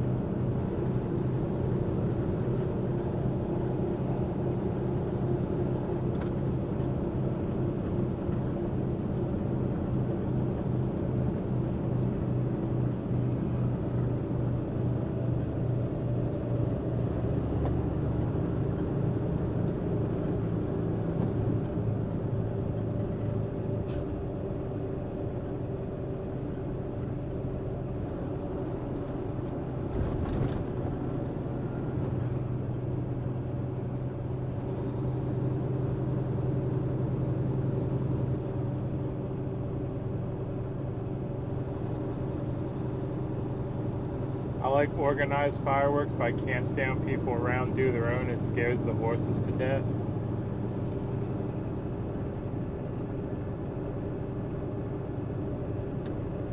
Yeah, I've done both. I've gone to organized fireworks and I've done my own. Heck, one year we spent way too much money on fireworks. I'll put it that way. We had mortar tubes, great big, you know, I think they call them cakes, but the great big like multi-shot, you know, things, all kinds of stuff. And yeah, we were just going crazy. YouTube Heavy D Sparks rescued the houseboat. The guy was grounded for 2 weeks or so. Huh.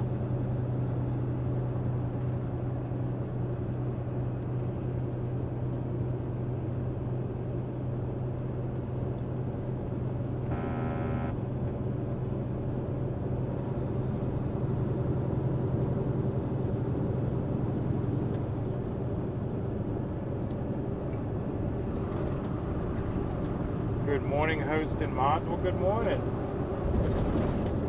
Yeah, high and dry. I think I'd have the opposite problem with the houseboat. I'd be the guy that would spring a leak sometime shortly after I went to bed, and I'd wake up swimming. That'd be the problem I'd have with the houseboat.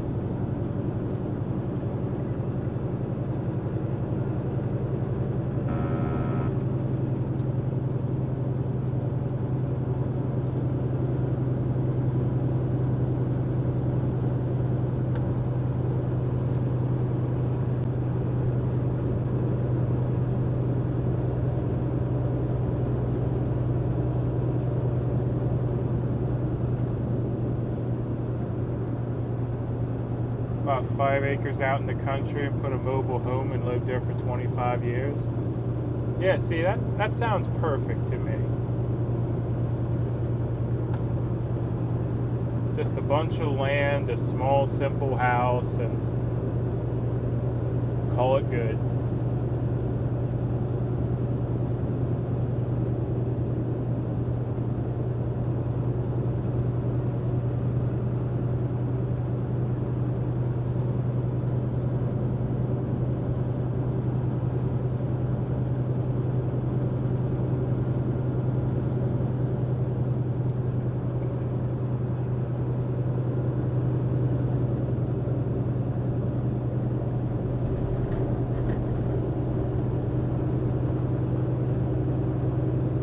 Guy pulled up to the bank with engine trouble and the lake dropped out from under him.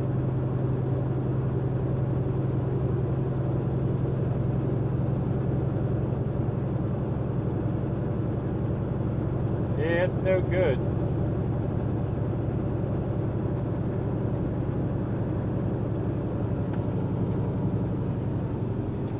But at least he didn't sink. Like I said, that'd be my luck. Go to bed one night on a houseboat, the next night I'm sleeping in the lake, next morning I'm sleeping in the lake because the darn boat sunk.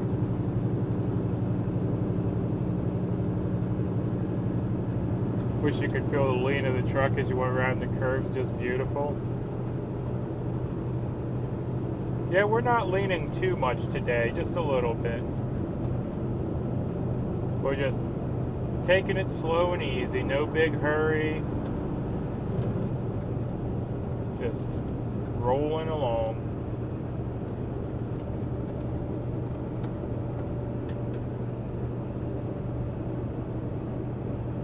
July 4th, Monday, and set your radio to 94.5 for music with the fireworks display.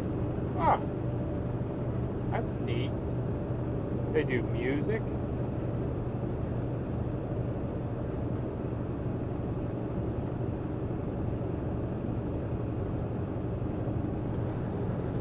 I'll have to see if I can swing that, because I know Tuesday morning they already got me planned on a load. I'm not sure what time it is though.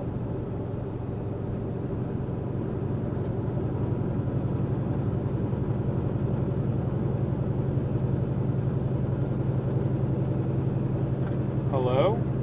I think I'm supposed to say hello. Well, hello.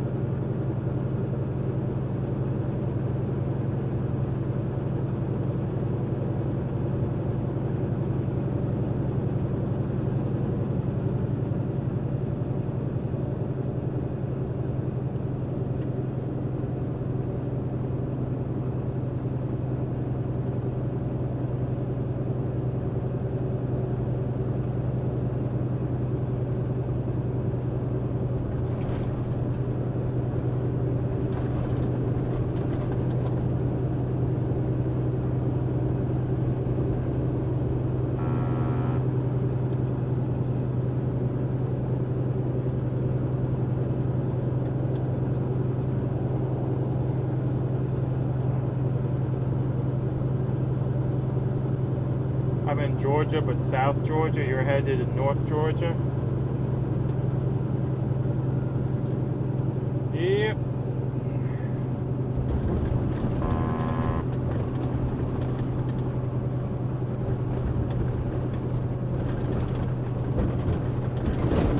In the past, I've done loads pretty much all over Georgia, but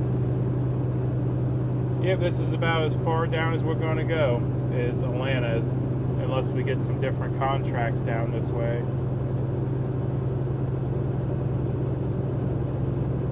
The people down in Tazewell were really nice.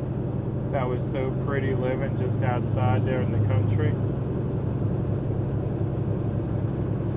Yeah, it looks like a nice little small town up there, Tazewell.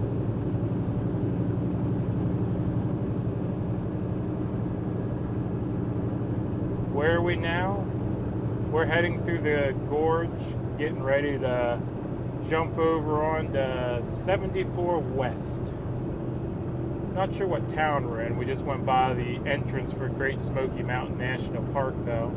Oh, we're coming up on the Maggie Valley exit.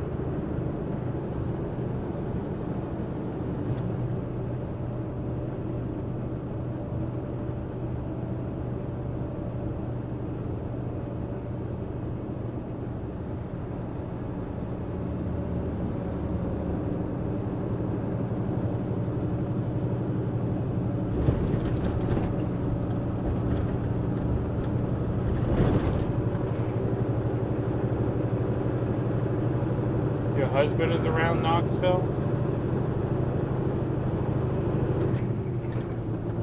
Yeah, I try to go around Knoxville every time I can.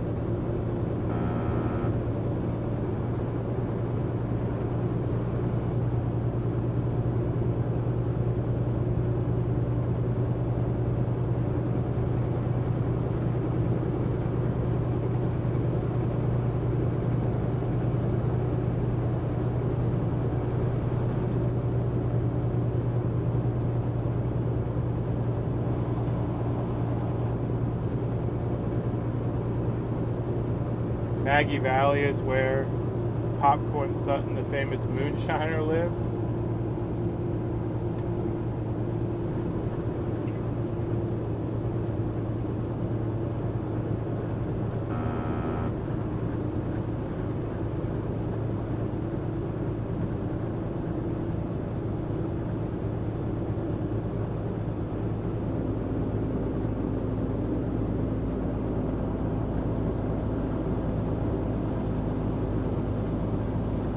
That's something I should do someday for fun. See if I can find some actual Tennessee mountain moonshine. Not the stuff you get at, like, you know, Gatlinburg, but the stuff that's actually made up in the hills. Man, she don't want to get up a hill, speaking of hills.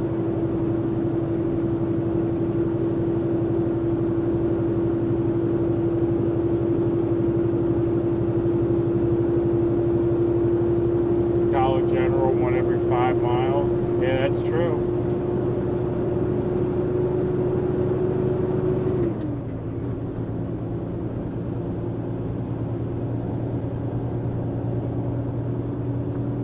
Newport, Tennessee is where he lived.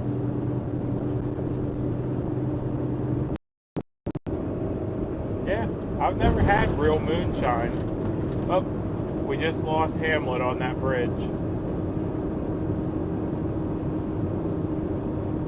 Yeah, I've never had real moonshine. I've had this stuff from, like, you know, one of those places in Gatlinburg in Tennessee, like the little moonshine places. But never had the real stuff. How's Mike doing? He's doing alright. We talk every now and then.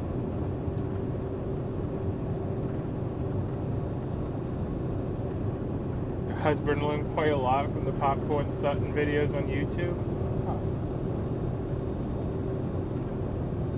MudPigTrucking, good morning, sunshine. Hello, cause it ain't out today. You got to be it. Oh, come on. It was out earlier. We had a good sunrise, but we just ran into a fog bank, so we'll be playing around in the fog for a bit. Dang, Bridges, he needed a nap. You can get Everclear, it's 100 proof. Yeah, but look at this clown. But it's not the same as actual moonshine. You get on the highway and then you haul ass. Way to be. And there's the car I had next to me, so I couldn't even get over for him. And the piggy fell over. Get apple pie moonshine. Yeah, I had a friend that used to make apple pie moonshine, but it wasn't like actual apple pie moonshine. He would get the Everclear and, you know, cook it up on the stove a little bit, you know, keep the temperature down so you don't cook out all the alcohol, and there was a whole process to it. Real moonshine takes the hair out of takes all the hair out of every portal of your being, makes your ears ring and takes your breath away. Oh my goodness. I don't know about that.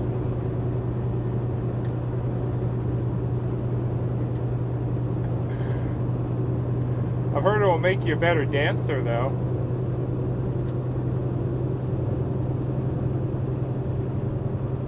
Everclear is made in Ohio.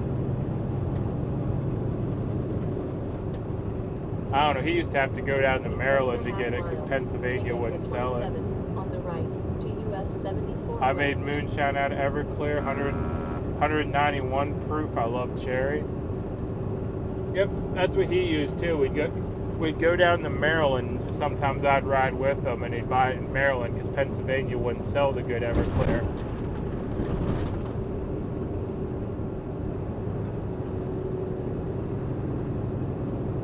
Yep, and then we'd make moonshine out of it.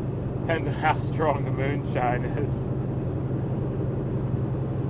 Groove pavement ahead. Yeah. There's some grooves in this pavement.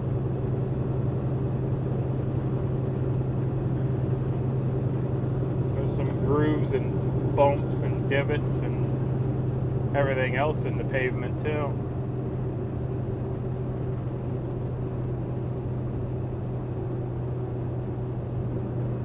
Take exit 27 on the right to US 74 West.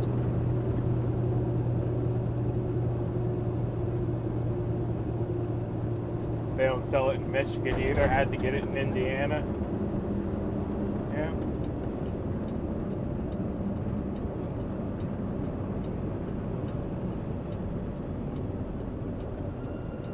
Oh, look at all the flowers straight ahead. One of those daffodils, maybe? I can't get a good look at them.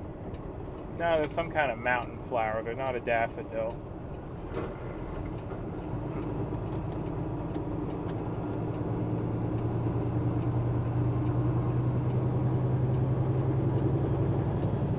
What's the red line beside my chat response for? Not sure. I don't see the chat the same way y'all do.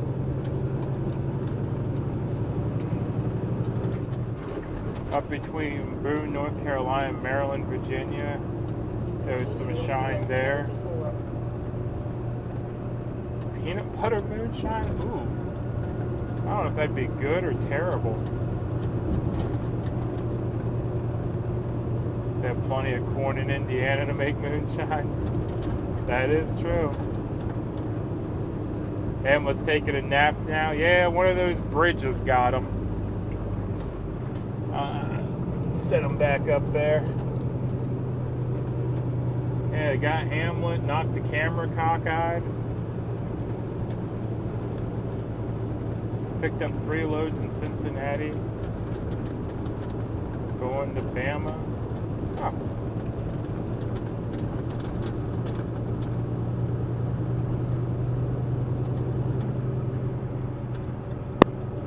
We use scratch grain from Tractor Supply.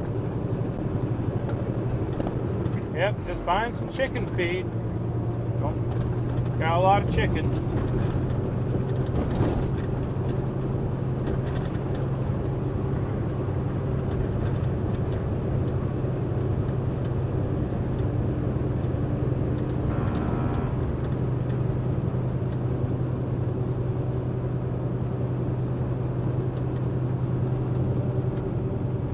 Yeah, it's extra bumpy out here today. Almost feels like I left my suspension back in Church Hill.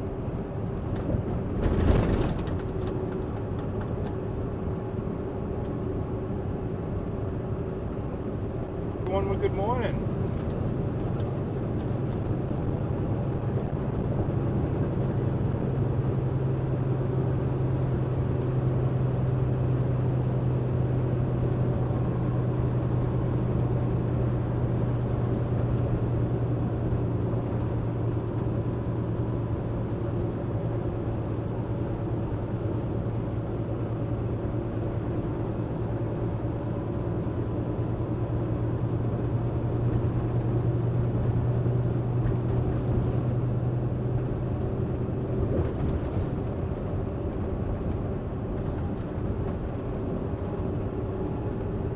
See, I guess I missed an opportunity on the farm there that when I was growing up. We used to have feed corn like you would not believe.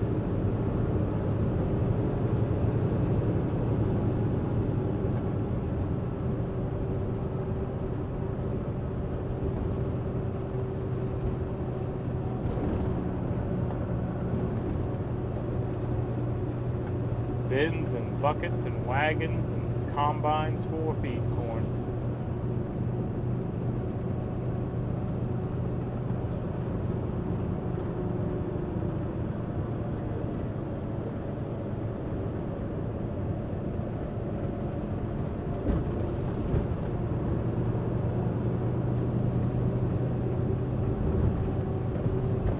If farming gets tough, they can turn all their corn to moonshine. Yeah. Looks like some fog out this morning. Yeah, we just picked it up over on this side of the gorge. But over on the other side, it was nice and clear.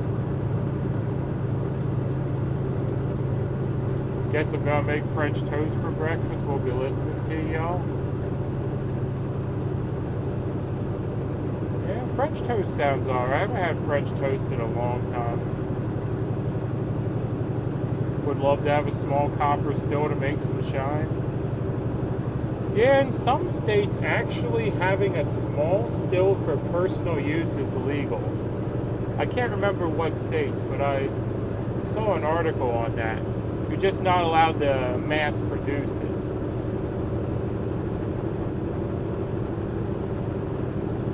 It's like in Pennsylvania, you can home brew your own beer, but you're not allowed to sell it.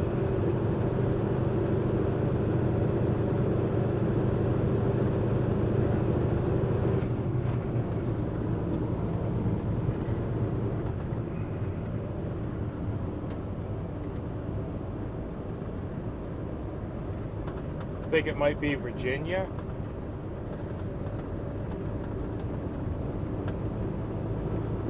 Maybe.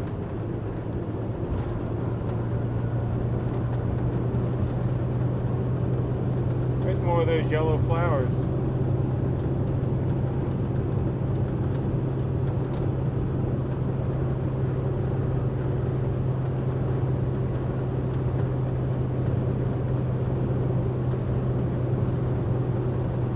Yeah, I had a friend that did homemade wine. You can make some really good homemade wines. They made a strawberry banana one. Oh, it tasted like a smoothie, but got you drunk. But it was delicious. I don't know how they made a strawberry banana wine that tasted just like a smoothie, but it was incredible. I live in Virginia and don't know. I don't know either.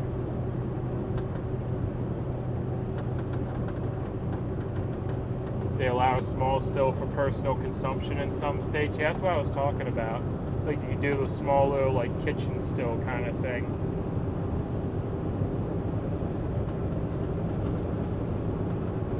Good morning from Rochelle, Illinois. For God so loved the world, He gave His only begotten Son, that whoso believeth in Him shall not perish, but have everlasting life. If you had that now, Brandon we'd be selling it to China. Oh, goodness.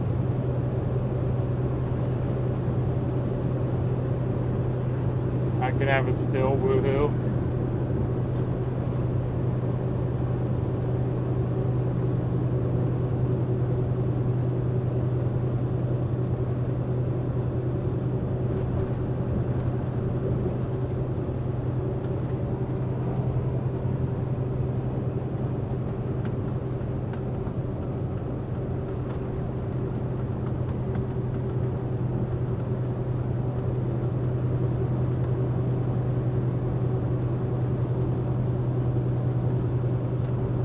The yellow flowers have brown centers, they're black-eyed Susans. If they're yellow with a bright yellow center, they're Marsh Margarets. I love both.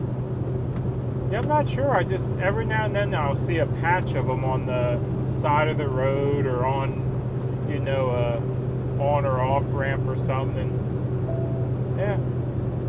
Don't know if they've been planted there or if they just grew there, or I don't know nothing about them. I just thought it was interesting, the big patches of yellow flowers along the highway.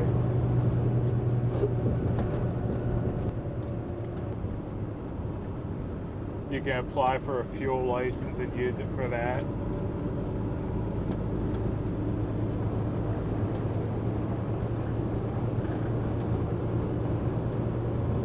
Yeah, I don't know if I could run a sprint car on Moonshine. We do run it on methanol though.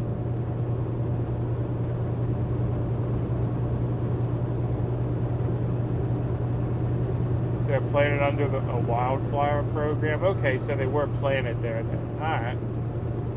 That's what I was wondering. If they were planted there, they just happened to all pop up in a group, which would be weird.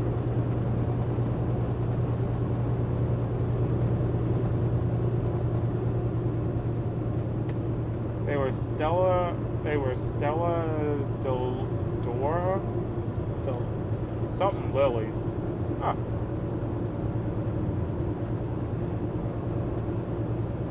Make my own fuel would be cool. Yeah, to make enough fuel to keep this big old truck happy though, I'd be a full-time fuel production and, you know, part-time trucker, I guess.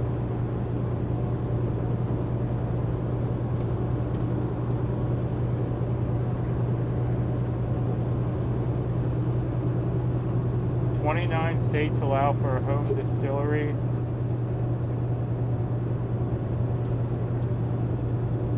Well, Pennsylvania's not on the list, so I'm out of luck.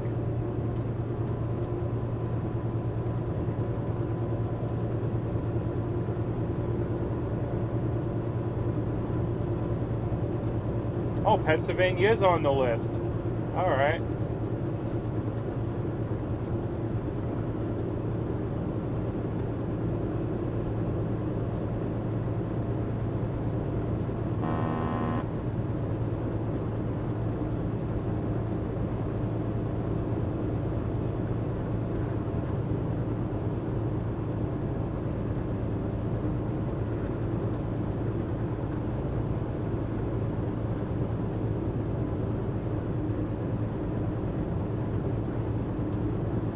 I didn't make the list.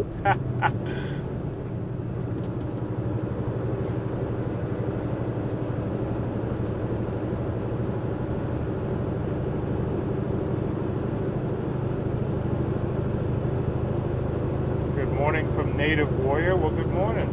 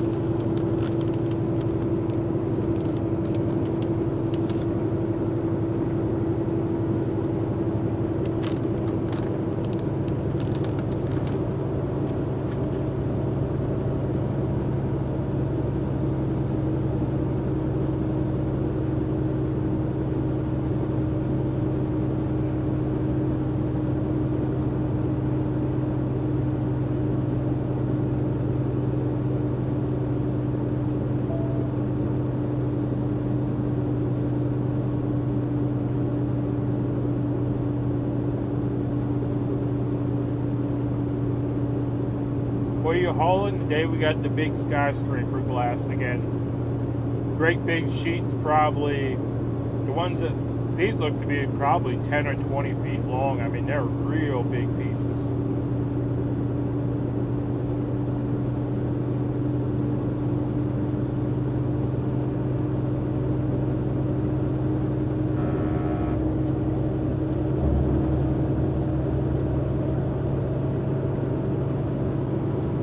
All about the bells, buzzers, whistles on these modern trucks would have been crazier than which, when you're out here winding on these twisty hills, don't really work well. But that's the only sensor this truck has. 7% grade. Oh no, look out. What are we going to do?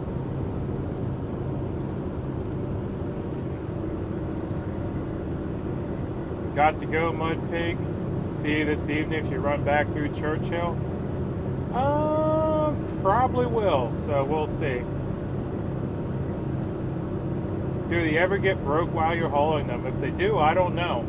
But I do know we bring a lot of broken glass back on returns.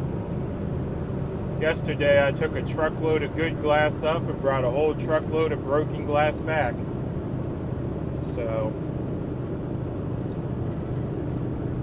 yeah, I'm not sure how it gets broke, but if we break it, we don't hear about it. I'll put it that way. I'm sure if we weren't direct contracted to the glass plant, there'd probably be more issues with damages, but we work right for the plant, so we just take it there, they accept it, and that's the end of it. Don't forget to blow the train horns. Will do. Do you always use the same trailer or different ones? Yeah, I always use the same trailer. And what's the percent? This is a 7. The 7's actually really steep for a truck, but going the speed I'm going about these back roads, I could really care less about a 7, to be honest. I'm just glad I'm not going up it loaded.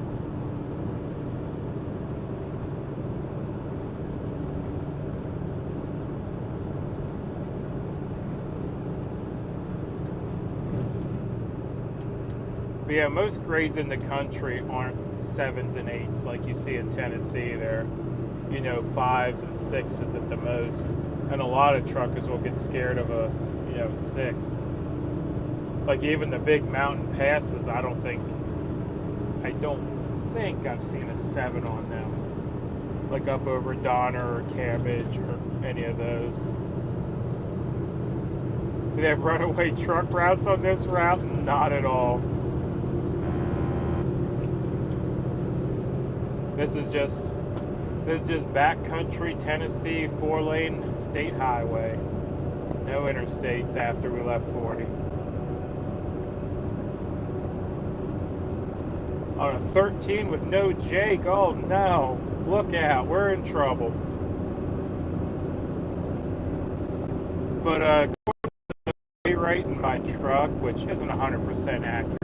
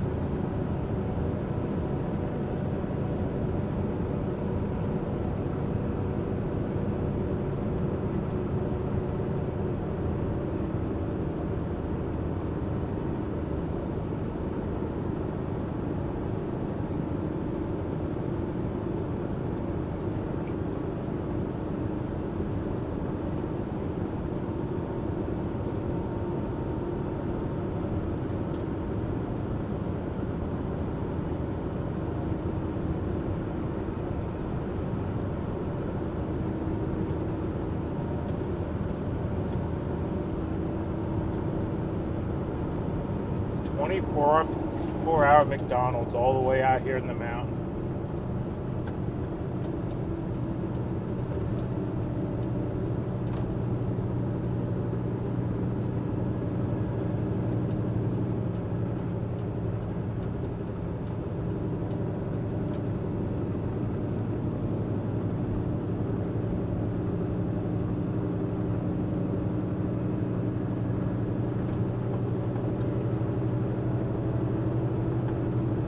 midnight it can be stressful. Oh yeah, I don't like driving strange roads in the dark.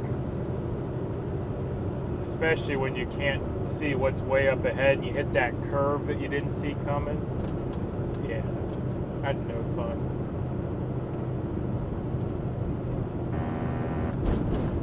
I've had several tell me I'm brain damaged doing that kind of stuff.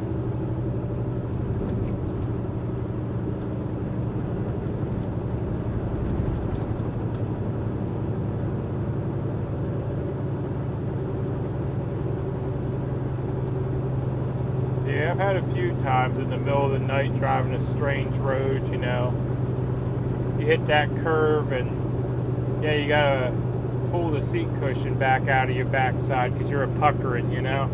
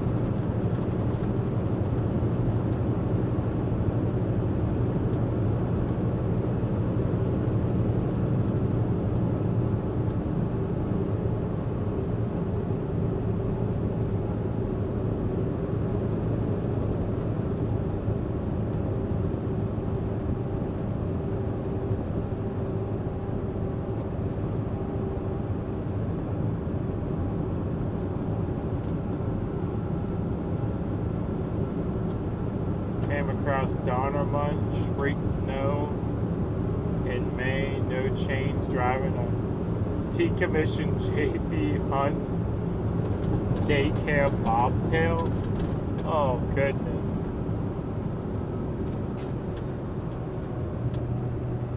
So no weight in a bobtail trying to go over the pass. I bet you that worked well.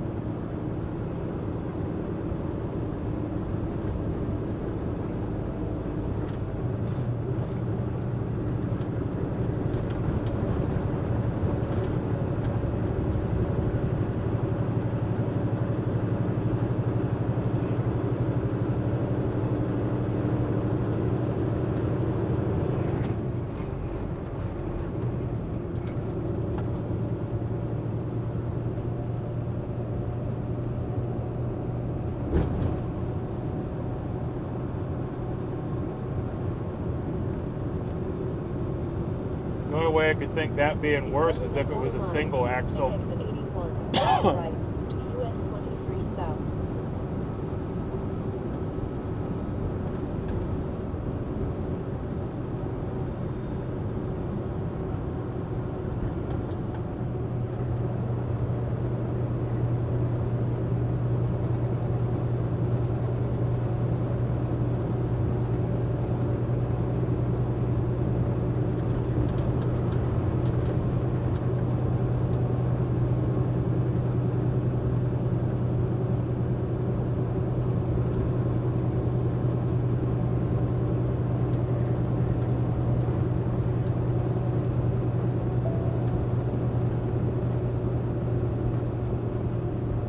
That's one thing I've never done actually, is driven a day Take cab. exit 81 on the right to US 23 south. I've driven all the big truck manufacturers, you know, small cabs to, you know, a VNL 860 with the freaking, you know, 4-person table in the back and all that, you know. But yeah, never drove a day cab. Continue on 81. Never had the experience of being able to look out the rear window and hit a blind side, you know.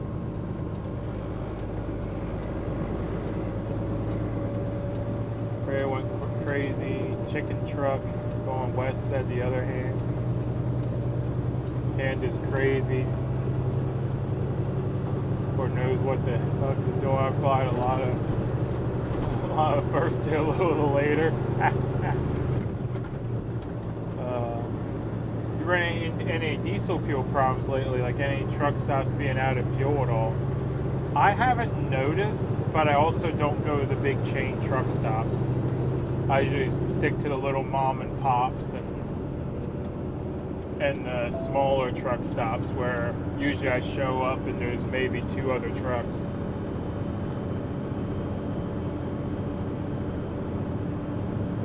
So if the big chains are having issues, I don't know. But I haven't had no issues at the smaller ones, like the little Waggles and not Waggles. Is it Waggles or wait? No, I guess it is Waggles. But that's where I'll be stopping on the way back again today.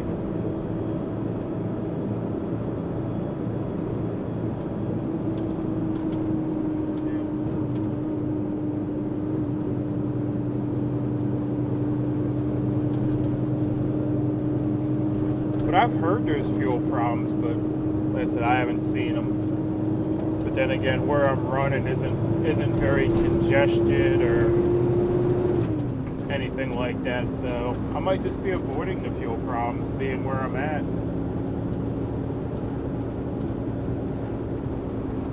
Oh, this is going to be entertaining. Yeah.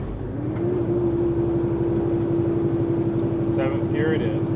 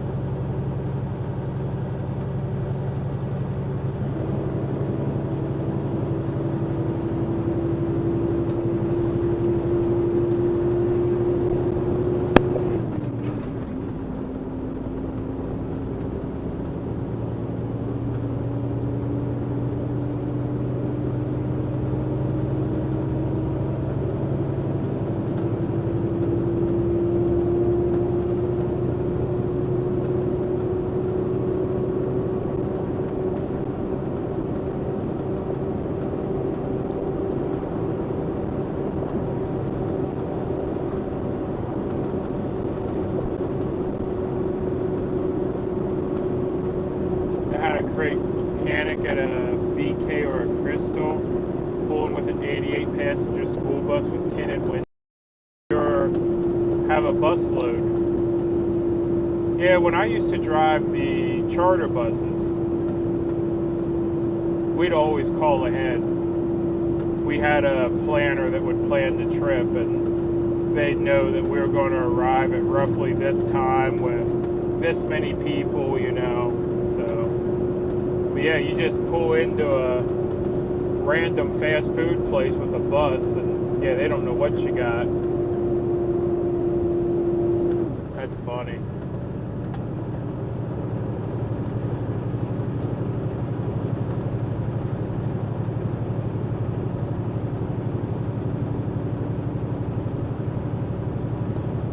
It was empty, but they didn't know, yeah.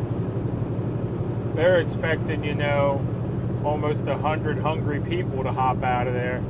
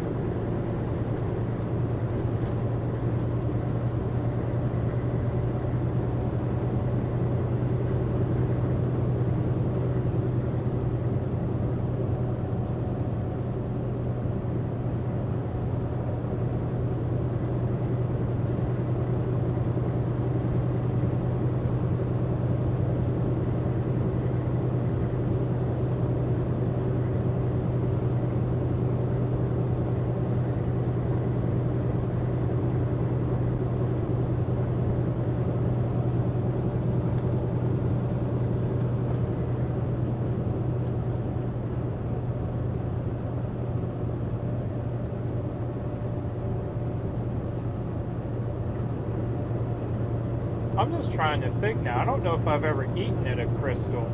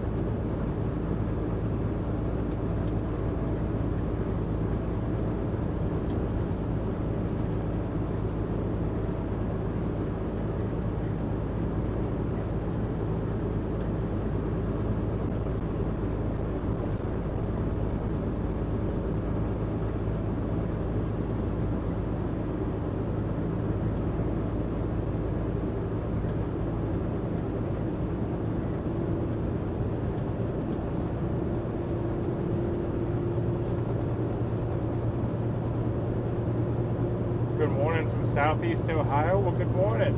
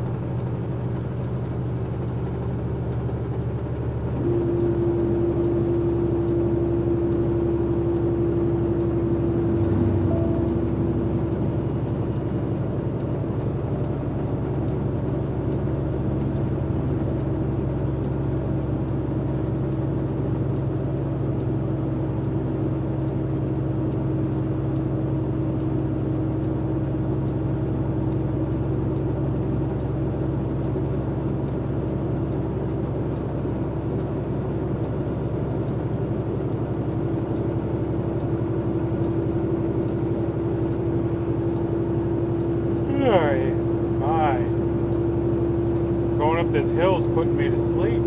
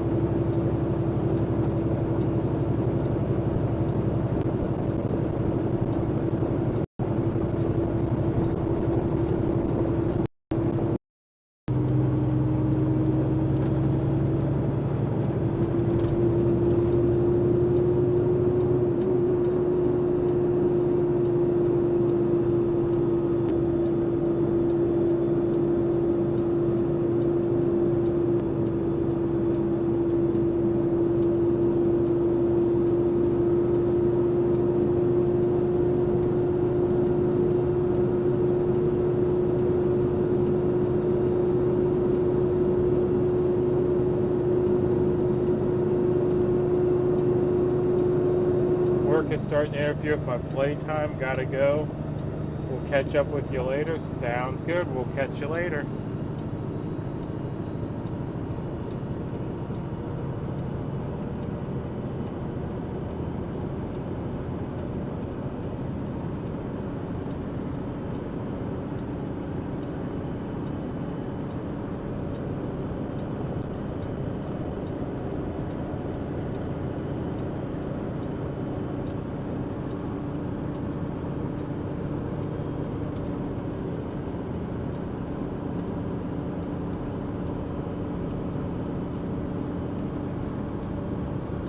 I'm in the same boat.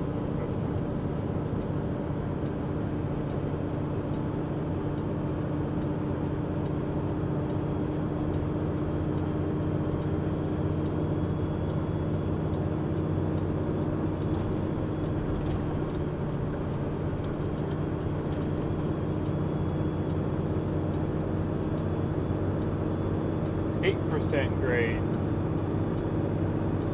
Yeah, wouldn't it be better though if I had those loud jakes like some of the guys have? If I'd be going down the road to straight stacks, the jakes cracking, you know.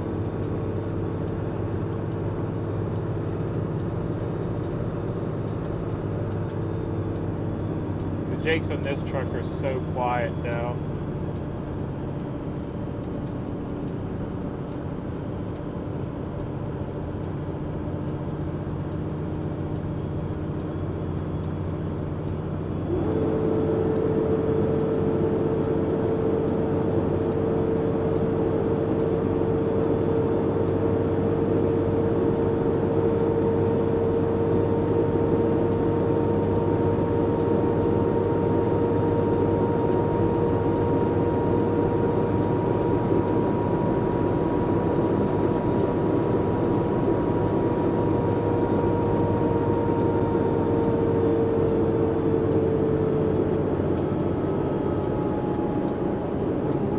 Rid of the def crap. Yeah, I can't remember the last time I've put def in this thing. The equipment's still there, but yeah, it's not functional. We'll put it that way.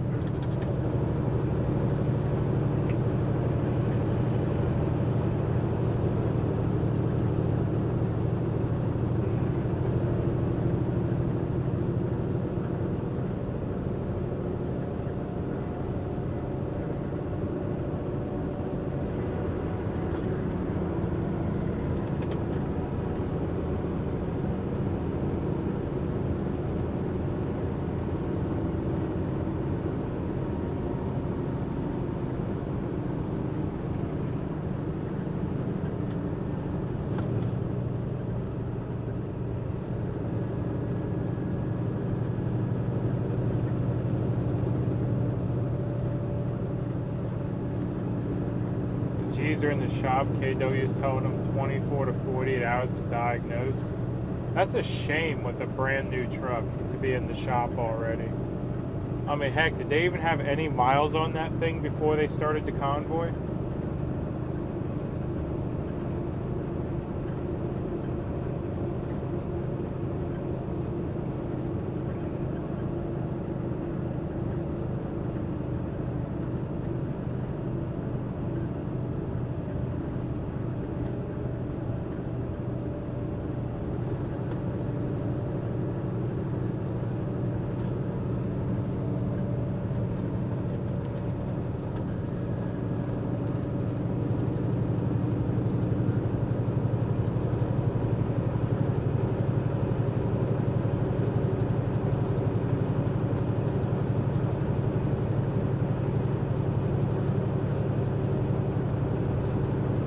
Truck terms, not a lot.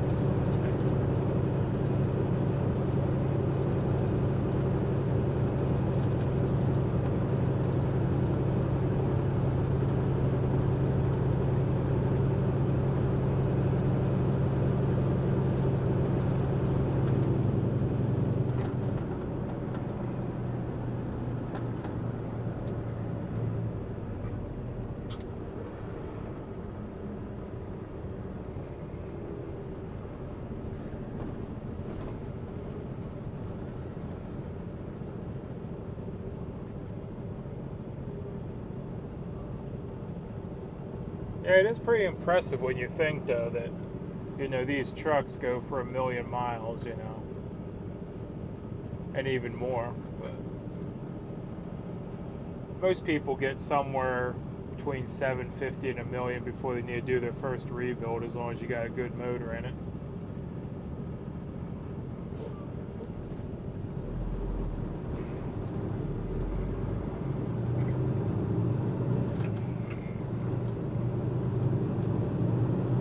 Back in the day, if you saw a burning truck, it was either brakes or bearings on drives or trailer tandems.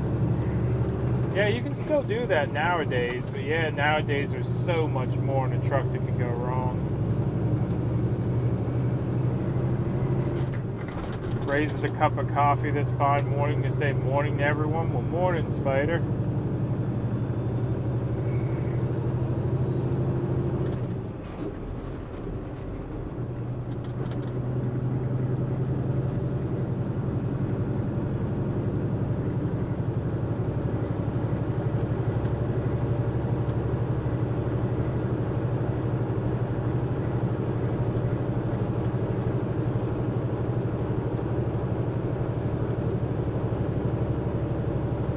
Nowadays, it seems like the burnt trucks are all the engine area.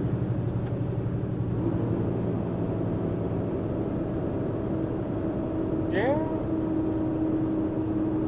I mean, we only have 6 trucks doing this dedicated contract, and we had one try to catch fire. What was it? Yeah, it was last week it tried to catch fire. And what it was the starter relay got stuck.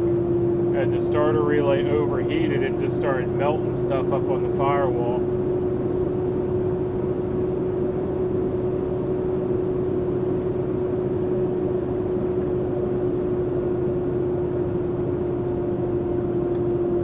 Fortunately, though, the driver was an old timer and he just pulled the battery box open real quick and disconnected the batteries, and all it was a melted relay and some melted wires, and they got it back up and going in, well, basically no time at all. I'd say probably about half an hour they had it back up and going.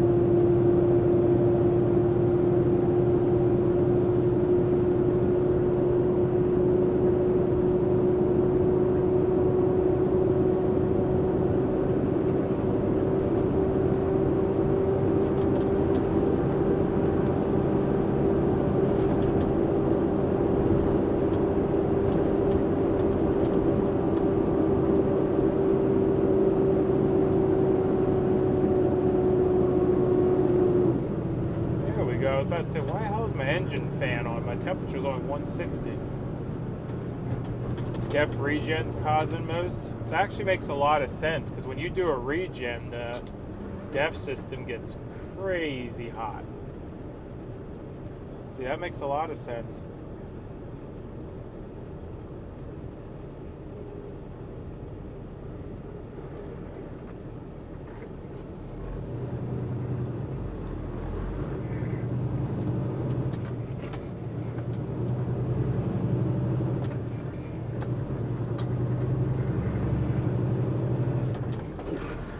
Come on. Miles, take the exit on the right to US 23 South toward Lakeland.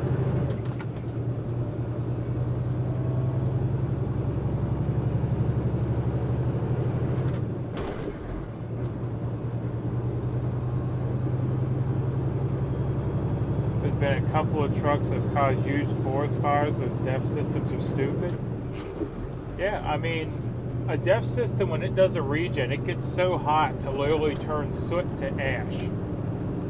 So, I mean, I don't know what temperature it takes to turn, you know, carbon to ash, but yeah. We're talking, we need crazy temperatures.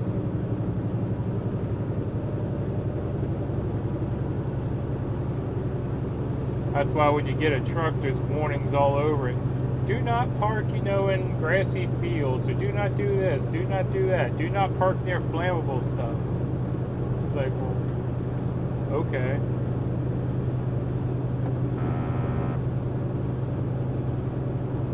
Something like 700 degrees. Take the exit on the right to US 23 South toward Lakeland. Yeah, I don't know. I just know when a truck does a regen, it sounds terrible. It sounds like someone replaced your diesel motor with a locomotive engine, and that can't be good on the motor to sit there and bog and run like that, you know. But my truck never does a regen, so I don't need to worry about that too much. Oops.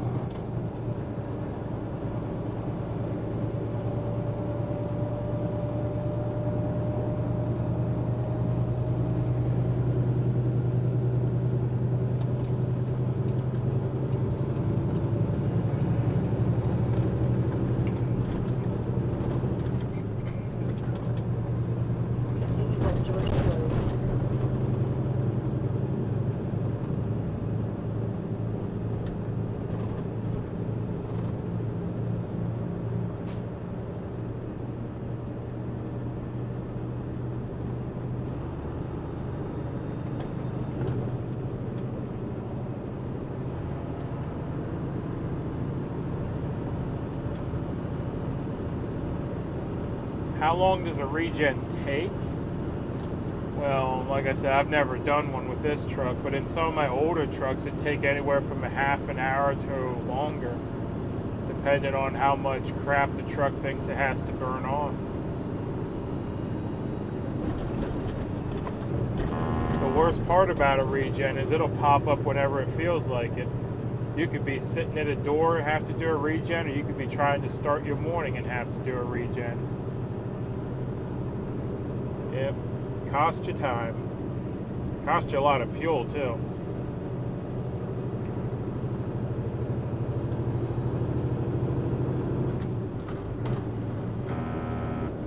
You do a def delete or just stop using it?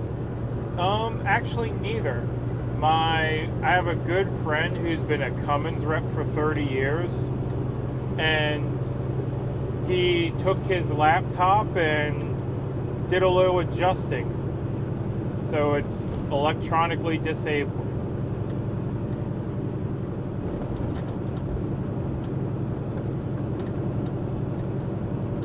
Good morning, MudPig. How are you today? I'm doing great. Yeah, I always get the two motors confused. There's the X15 and the ISX. I have whichever motor was the one that was the motor during the conversion. So there's versions of my motor with DEF and without DEF, and basically he just told it don't have DEF. So my motor, it still recirculates EGR, but it doesn't use any DEF.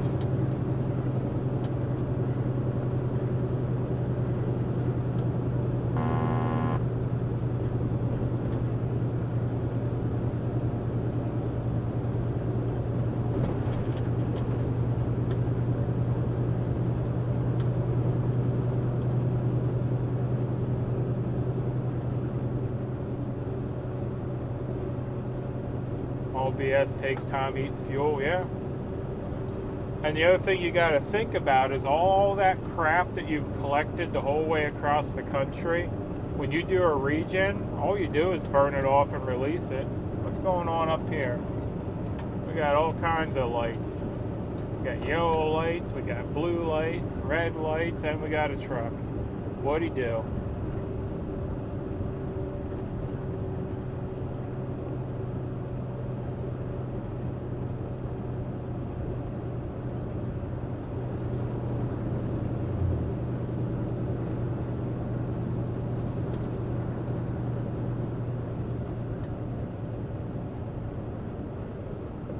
I will say that tow truck's not going to do anything for that semi.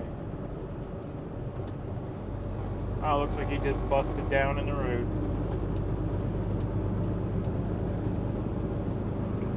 Shine's a big deal here in Kentucky. A friend ordered a fancy copper and brass one from the catalog. Sent me the link. I think it was about $3K. I was astounded. Sent me pics of the final product, $20 a quart.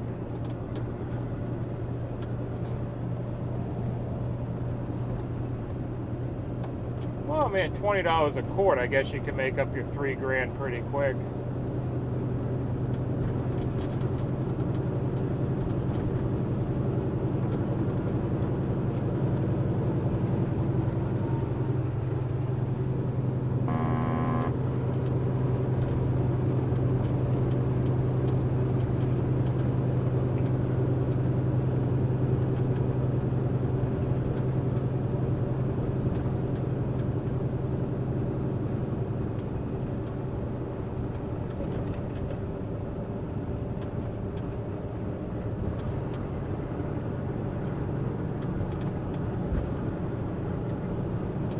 Kudos, always have the best scenery. And if you don't get caught selling, yeah, that's true.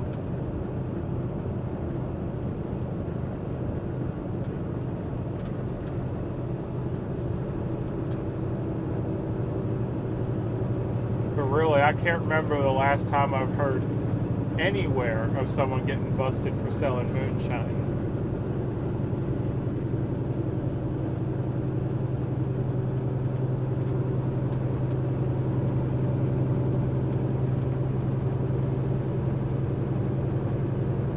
I hear of drug busts all the time and things like that, but I can't remember the last time I've heard of a moonshine bust.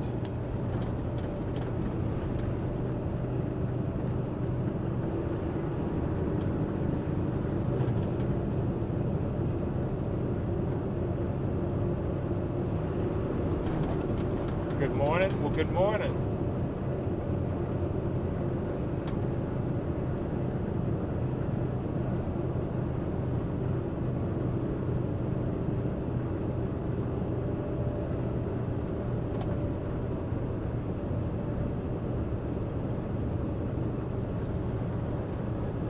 Definitely got to sell like a freelance pharmaceutical salesman. Nah, you gotta do it like the old time people. Sell it as chrome cleaner and shoe polish, right? Just go door to door.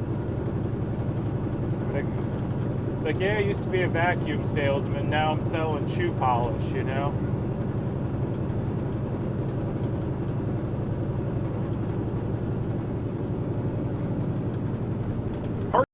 That's what it is.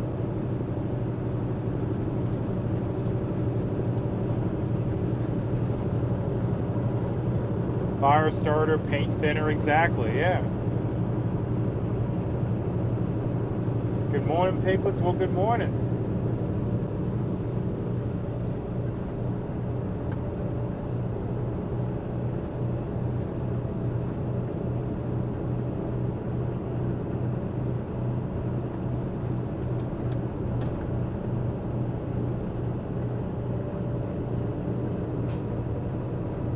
According to maps, you're in Bryson City. That's less than 3 hours from Ride Along Gang. Yeah, I know they're down here somewhere in Tennessee. I think he said he's on the southern edge of Tennessee.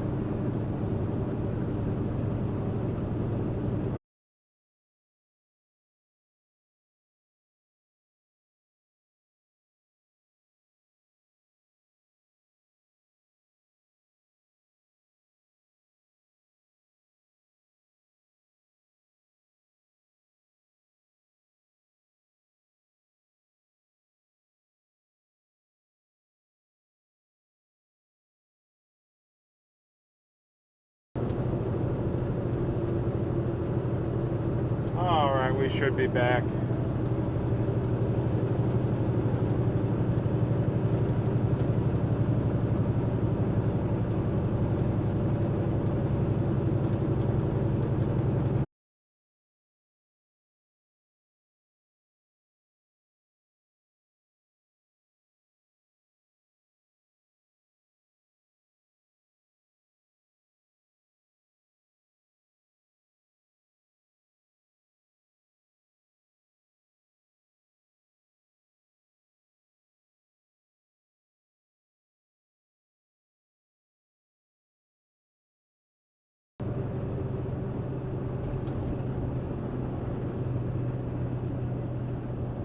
And we're back again.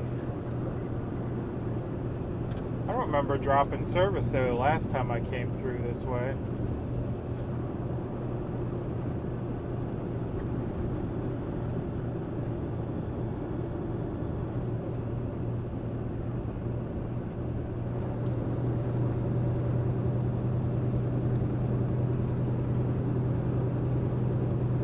Yeah, it'll reconnect eventually. Sometimes it just takes time.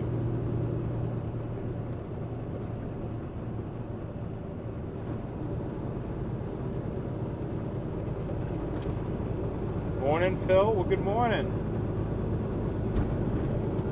Let me straighten you all out a little bit. There we go.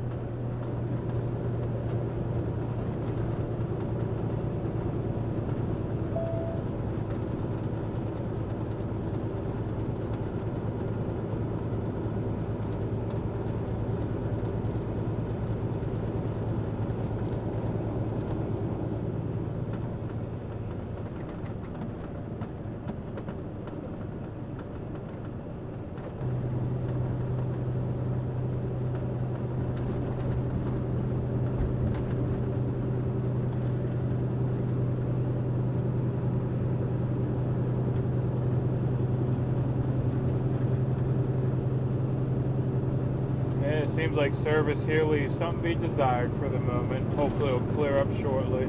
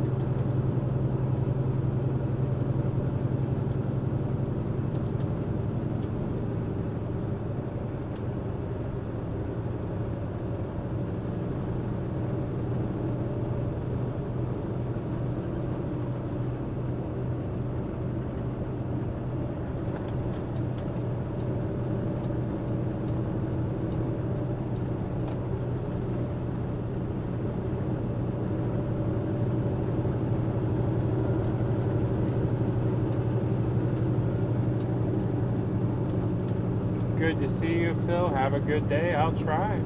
Good to see you as well.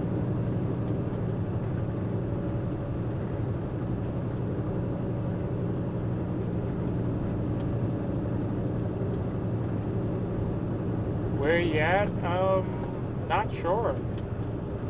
In some small town here in Georgia, I think. I think we've crossed into Georgia now.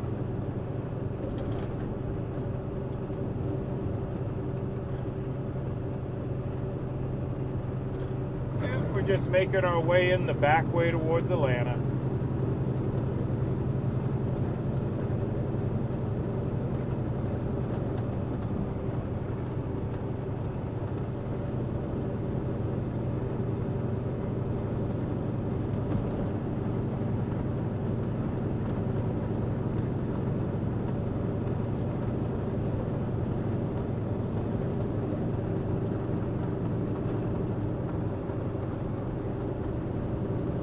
Bryson City, North Carolina, near the GA line. Yep.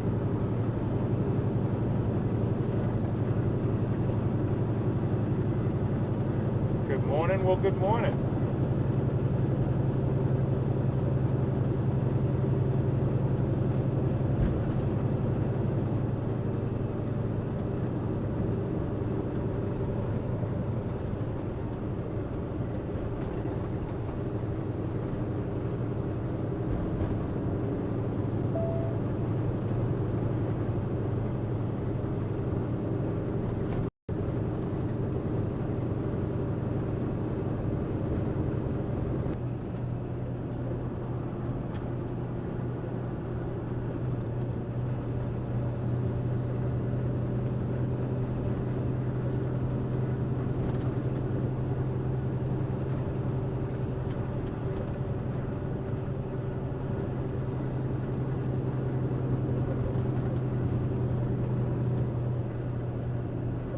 Yeah, we gotta figure out plans for next weekend too then, but I'll talk to you later about that.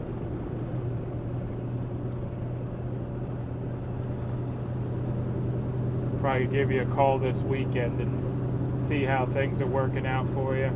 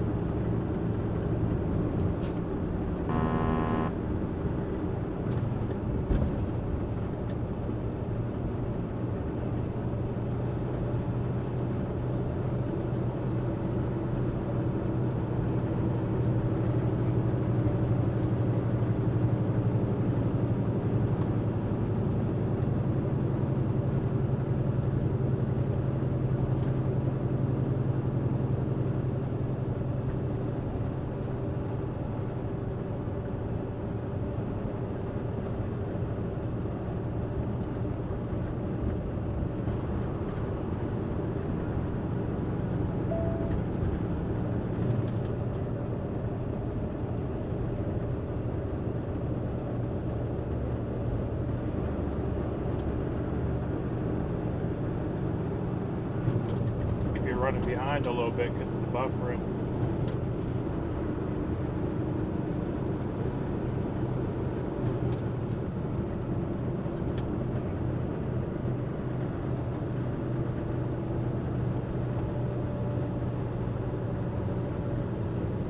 Yeah, he's enjoying the RV life for a little bit.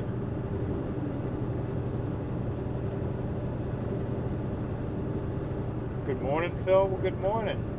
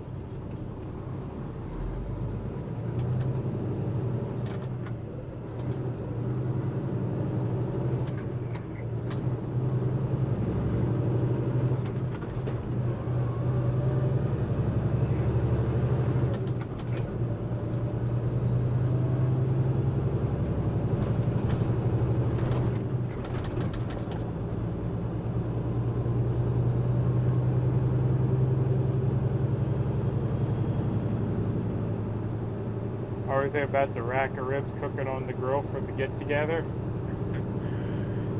Yeah, I'll give you a ring this weekend.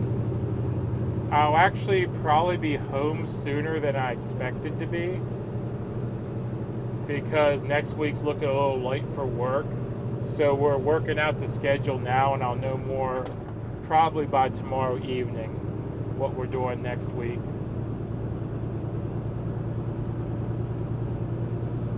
Yeah, we'll discuss it this weekend so we can make plans.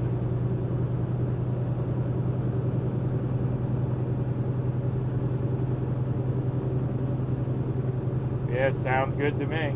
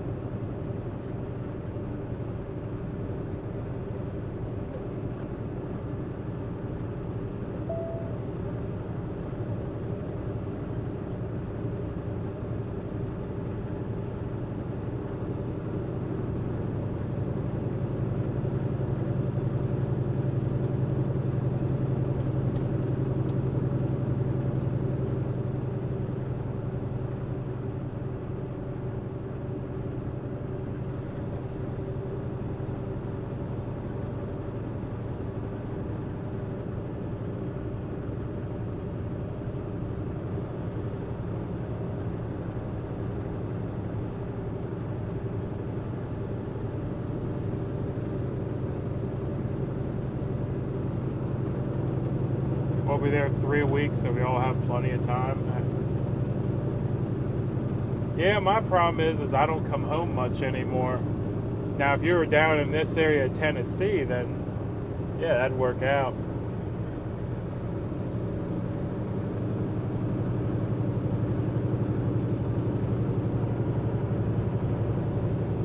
But yeah, we're weighing a few options to get home for my birthday. But loads are going to be scarce next week from the sound of it, just because the plant shut down for the 4th, and then people are taking extended vacations. So I'm thinking I might come home before the weekend, because I was originally planning on trying to get a load that way on like Thursday, but we're working on some other options.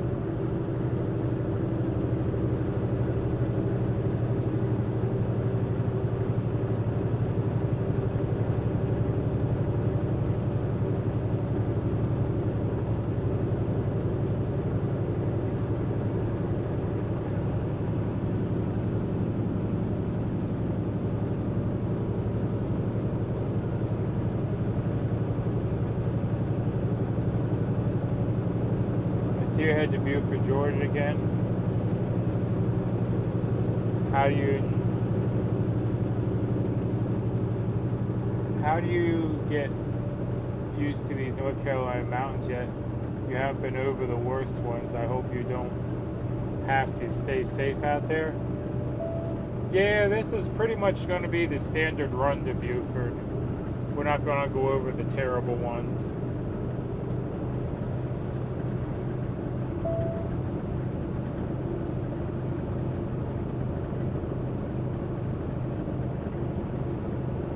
But I like going in this way instead of the highway because you avoid all the traffic.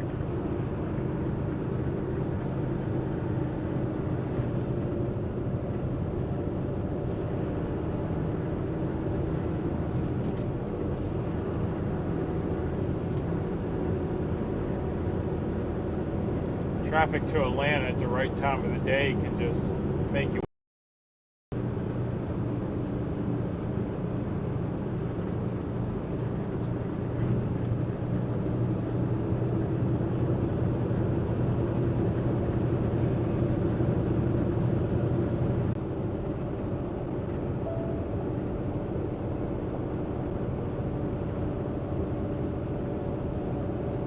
Traffic looks light. Yeah, that's because we're on a state route. We're on State Route 23.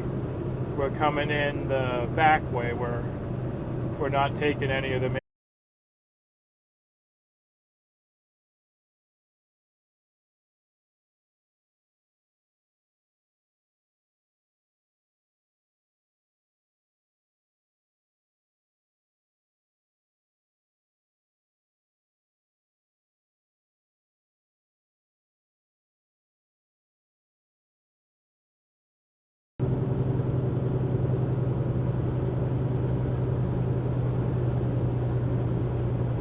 Looks like we're back again.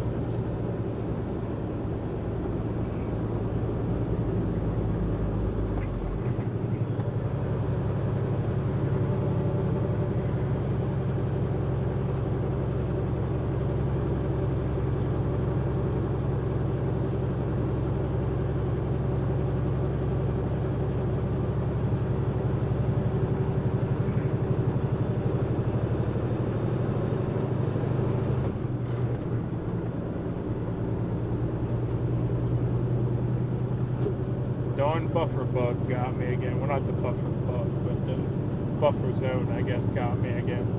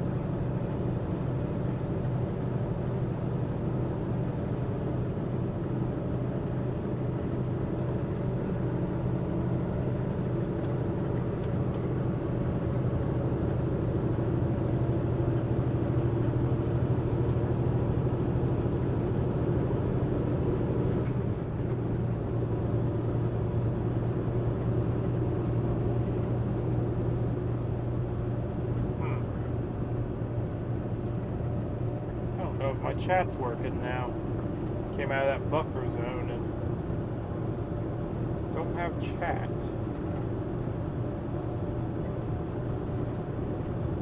Interesting.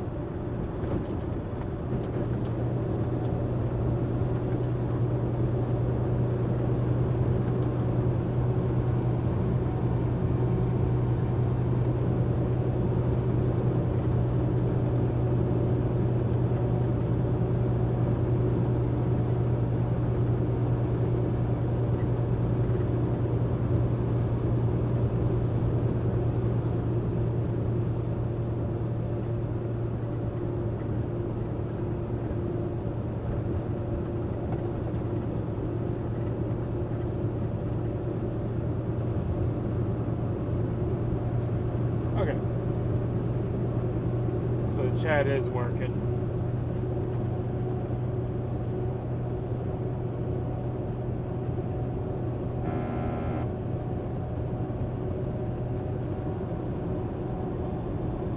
Think they're all asleep?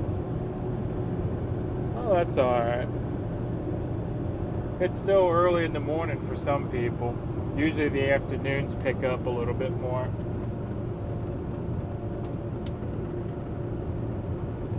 I just thought it was odd when I reconnected, because usually there's always at least one message.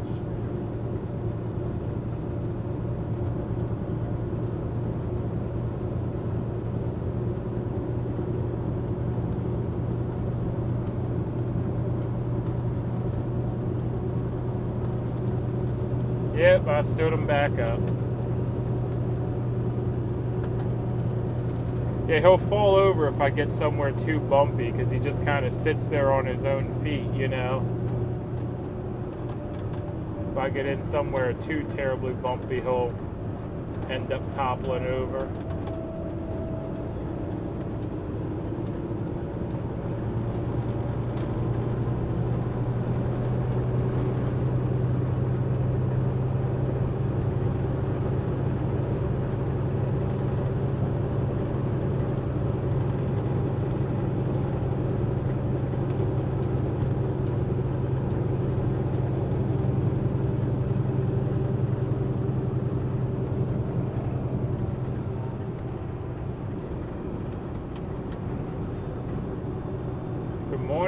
Good morning, Ride Along. Yeah, they were saying that I was kinda in your neck of the woods.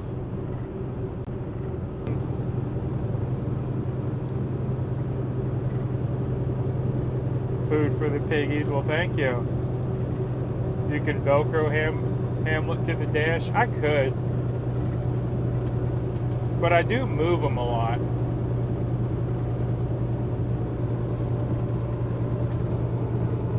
Yeah, because sometimes I'll move him over there where he's more in the camera. Other times I'll take him off the camera, because sometimes the camera wants to be cranky and focus on him.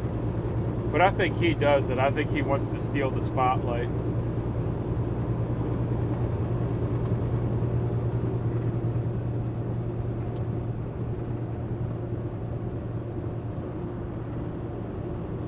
Gosh, I have missed you. Yeah, I've been around. Had some technical issues on Monday, and then Tuesday my freight wasn't ready. But yeah, we were here yesterday, and we're here again today, and we should be here tomorrow. And then we'll be off again for the weekend. But yeah, I try to do it every day, Monday through Friday.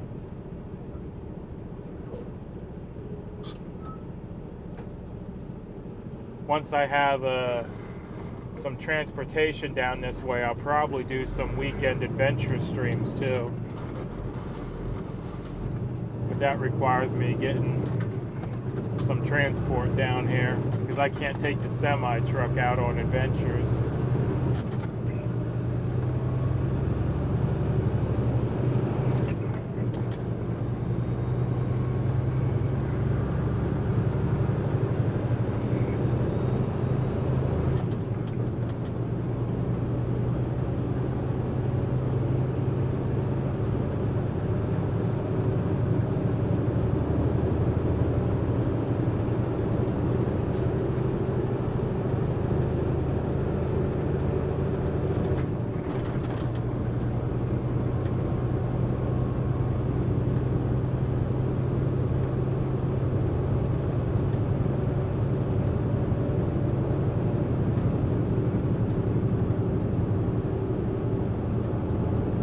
Where are you right now? We're down on 23. We were running the bottom edge of North Carolina into Georgia, bottom edge of Tennessee into North Carolina and Georgia. Yeah, we're heading over to the Atlanta area in Buford to drop off a load, and then we'll be heading back up to Tennessee again.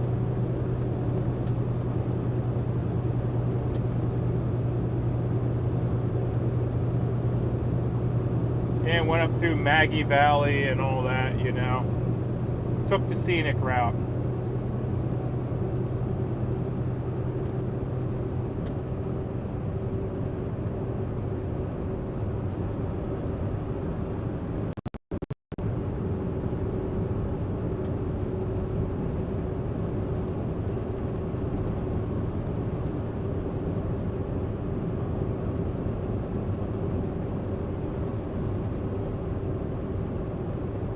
Planting time down on the farm, so I don't get to watch the streams as much. Oh, that's all right. Well, we'll be here when you got time for us. Yeah, it looks like we're going through Cornelia here shortly.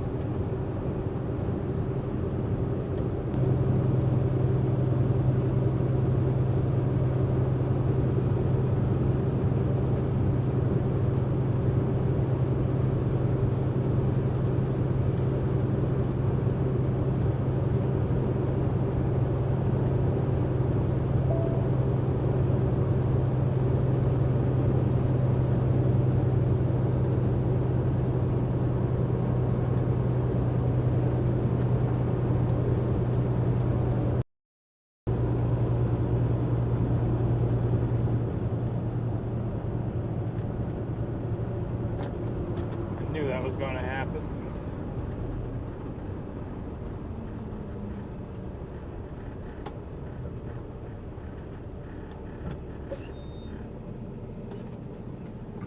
Try to get that thing stopped. Holy cow.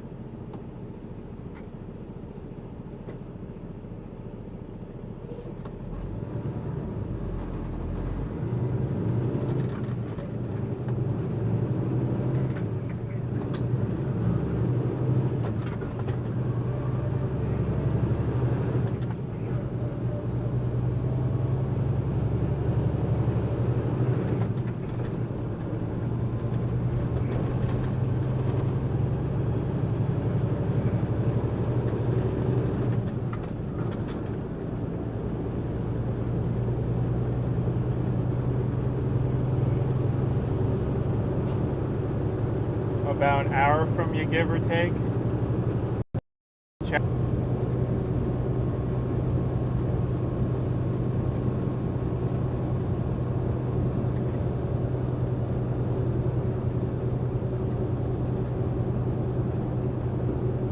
$60 miles. Yep, about an hour.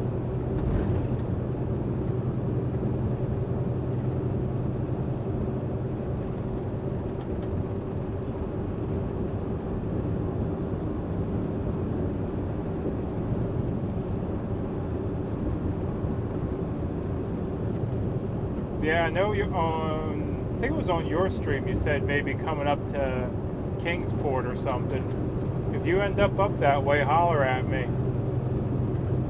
I think you got my number. If not, Ghost can get it to you then. I think Ghost is one of your mods.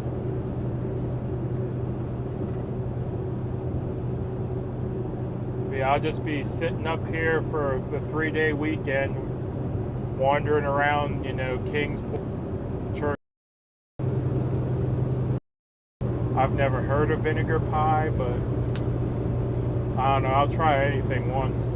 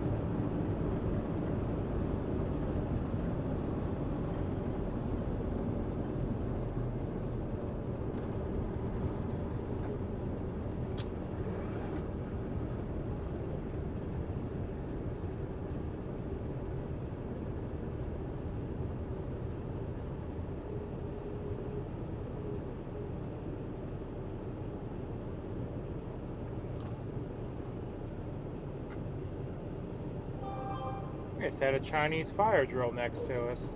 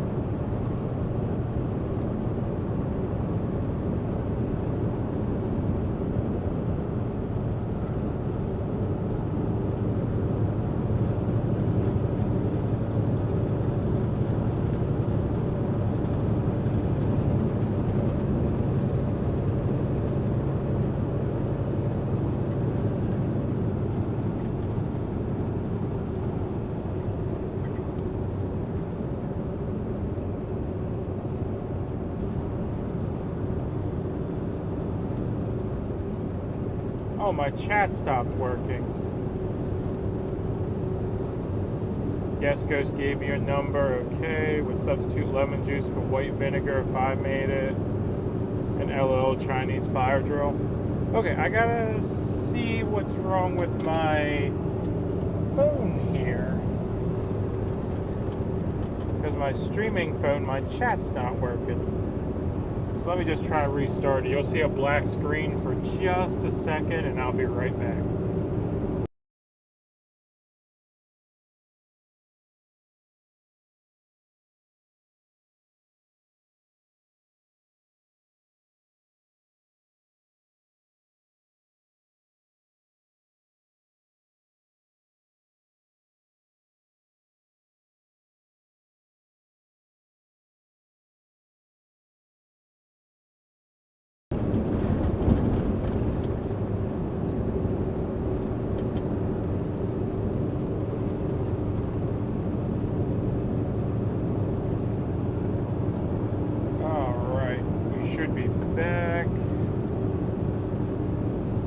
Let's do this real quick.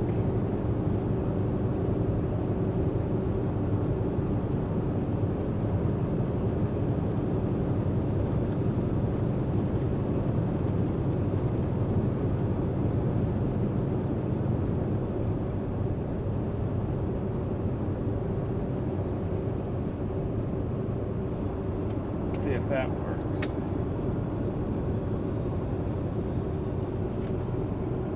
Miss you, Mud Pigs. God bless you both. Well, thank you.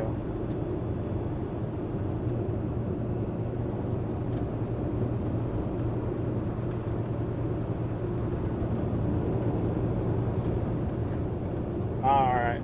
Looks like the chat's working again now. Gotta love little technical glitches every now and then.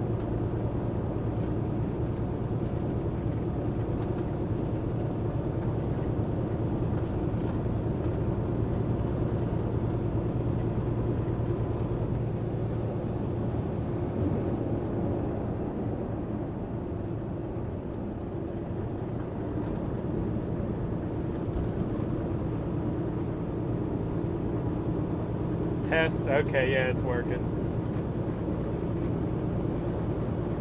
Yeah, it's been quiet this morning, so it took me a minute to pick up on that the chat wasn't working on my streaming phone. But it's just one of those, it's like, it was quiet for so long, I'm like, there has to be something here. You've put everyone to sleep? Oh, no.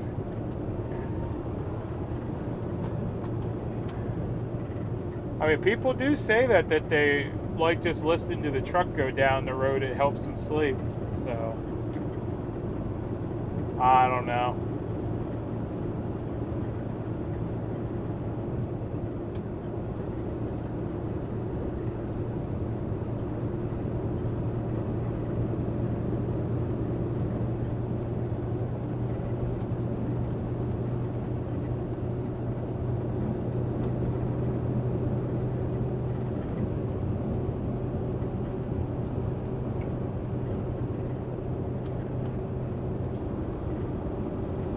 Although, speaking of Ghost, I'm surprised I haven't seen Ghost up yet. Must be sleeping in from all the early mornings the last few days.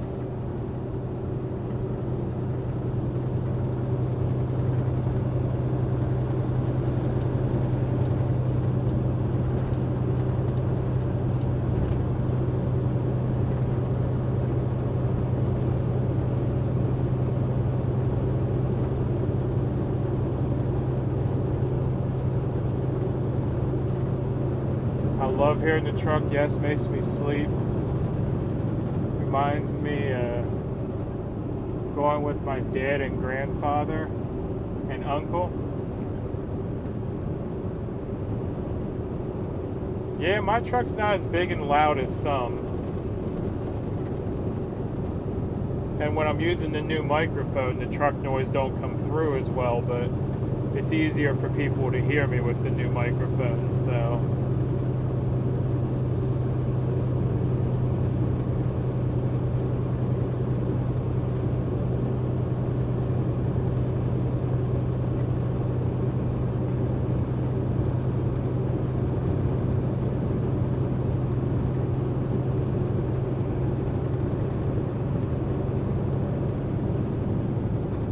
Yeah, if I went back to the old setup, how I was doing it during the convoy, you hear the truck a lot better, but you also hear all the other background noise.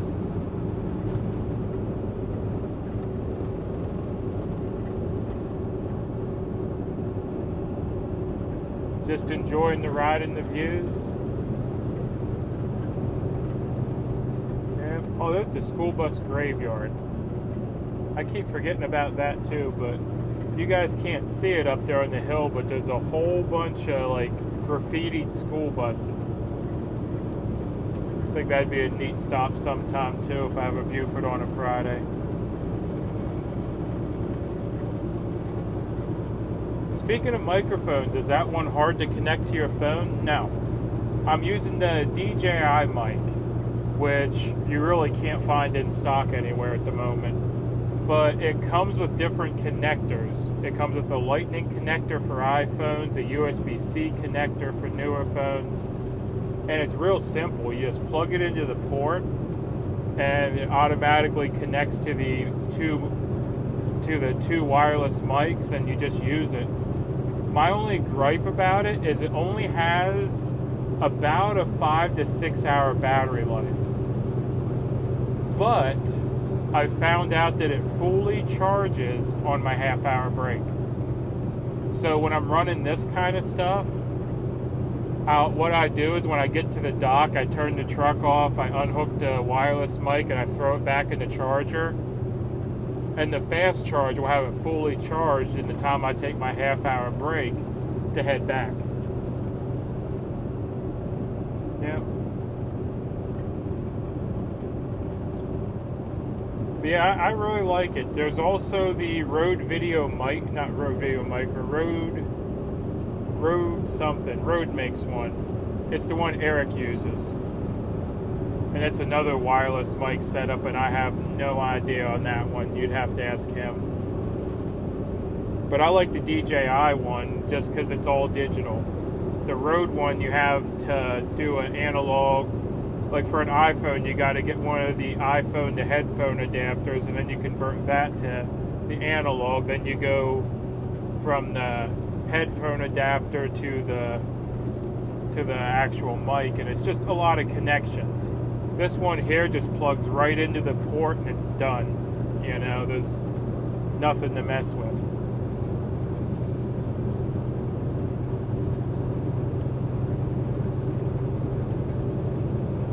I mean, I didn't even have to configure anything on the phone. The phone just detected it as a microphone and it started working.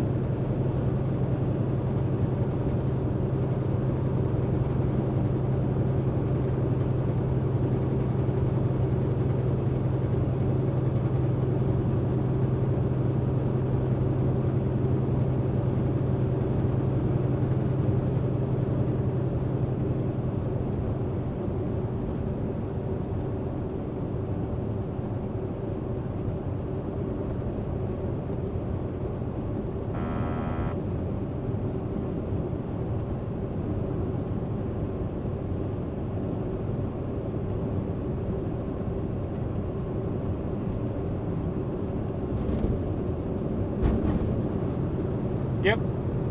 Yeah, a lot of people have been doing videos on it. It's really new. But yeah, the connection on it, it has a little piece. Well, it has a bunch of little pieces. And they snap on and off of the microphone receiver. And basically you snap on the connector you need and off you go.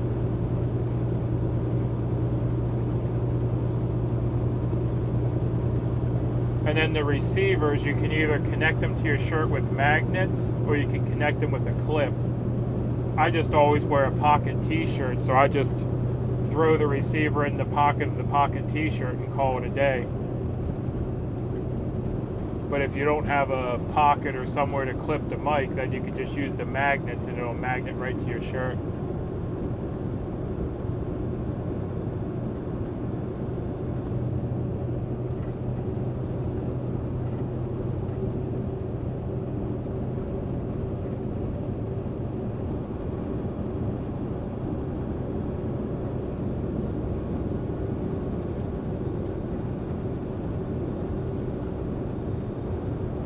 Yeah, I also like it. I don't know if you saw my Memorial Day fireside video, but I was also using the DJI mic for that video because I could pull the camera back and still have a wireless mic.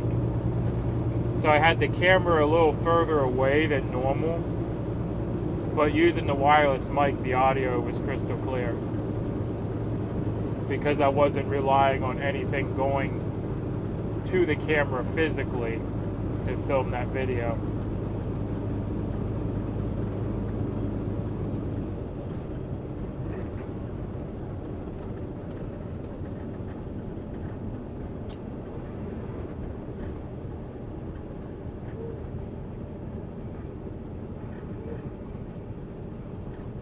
Alright, I could park a truck in front of you, buddy. Pull on up.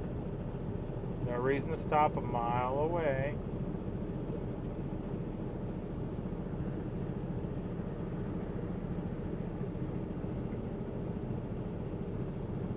There we go.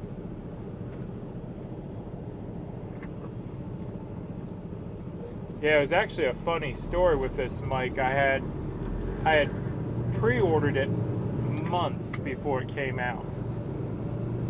And then it showed up and I had forgot I even ordered it.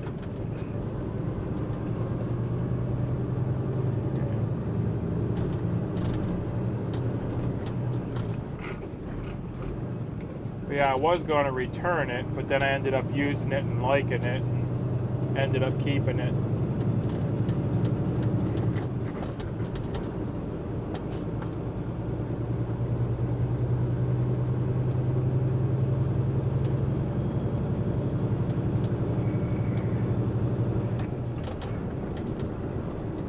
The Wizzy was actually the inspiration for the wireless mic setup. I talked to him about video and audio and stuff, and he said to look into wireless mics, and yeah, works good.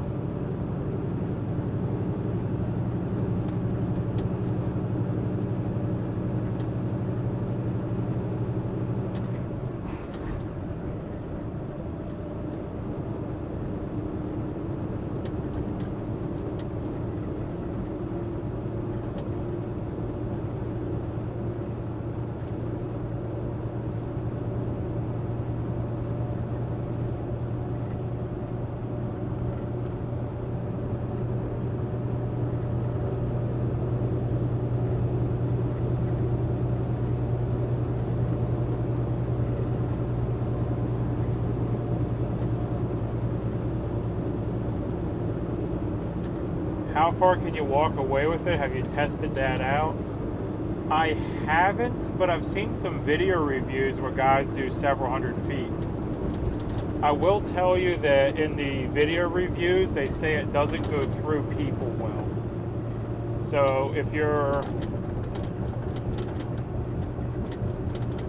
How do I want to put this? Well, like in the review, he'd walk away, and while his back was turned, it wouldn't work, but if he turned around, it would work. Or like if you're in a crowd and you're trying to film to a camera that's on the other side of the crowd, it doesn't penetrate through stuff well. But if you have direct line of sight, it works pretty well. But I know in that review, he said that's one of the downsides is it doesn't shoot through things well.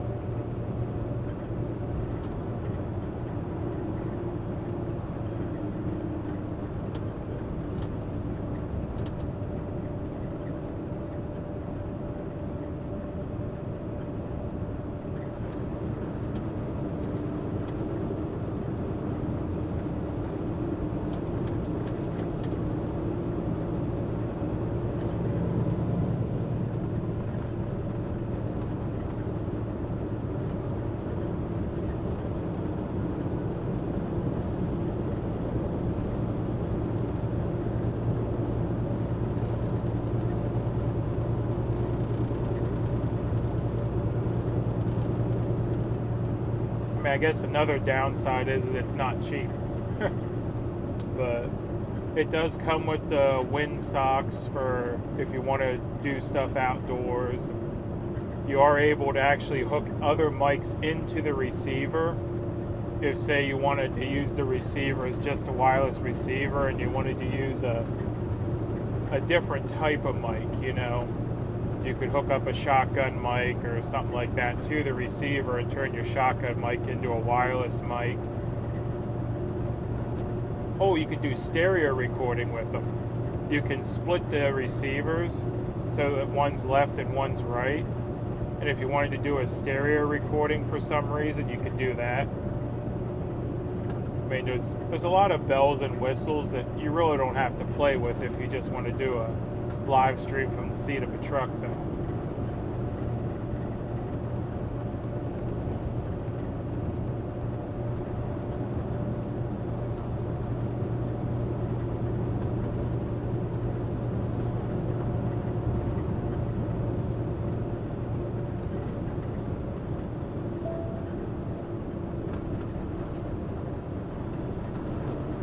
That was your next question. I want to say it's between $250 and $350. I can't remember exactly how much it is, but it's not cheap.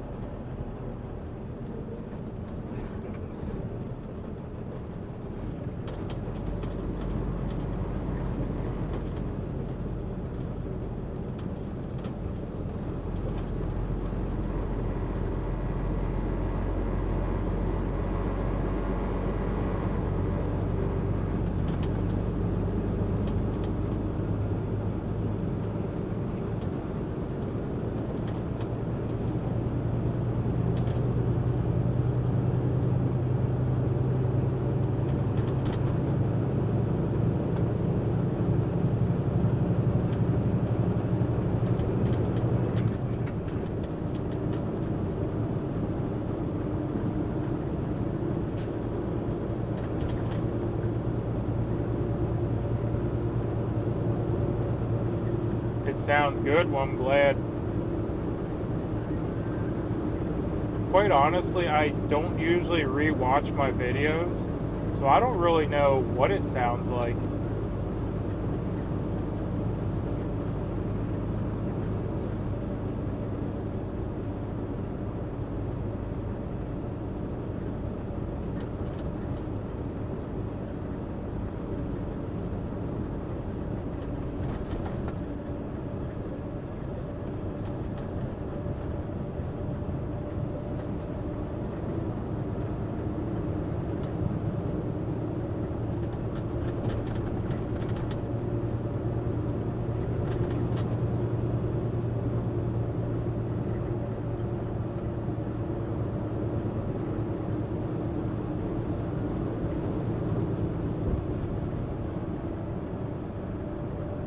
Good morning, everyone. Well, good morning.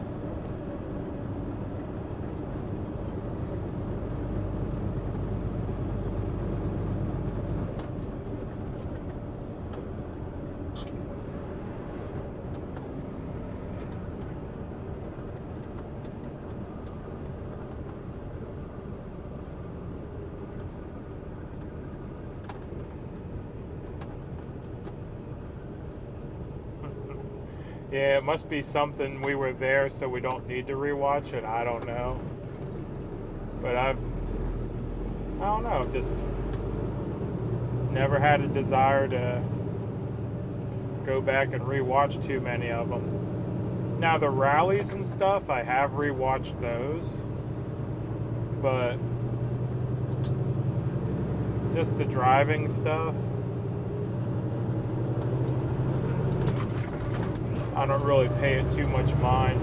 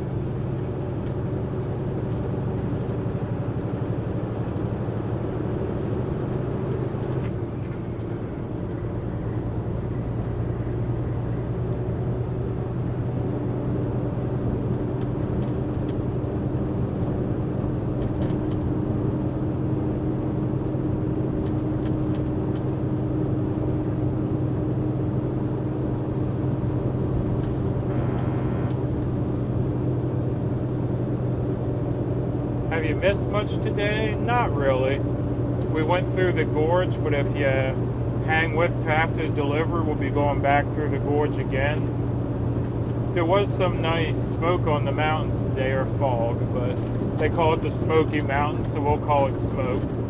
Yeah, there was some nice fog on the mountains this morning, but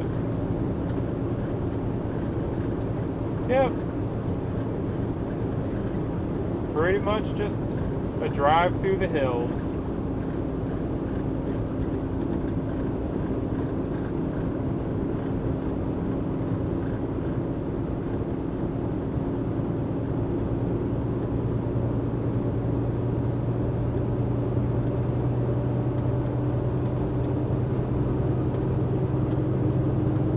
Good morning, my giant furry friend. Oh, goodness.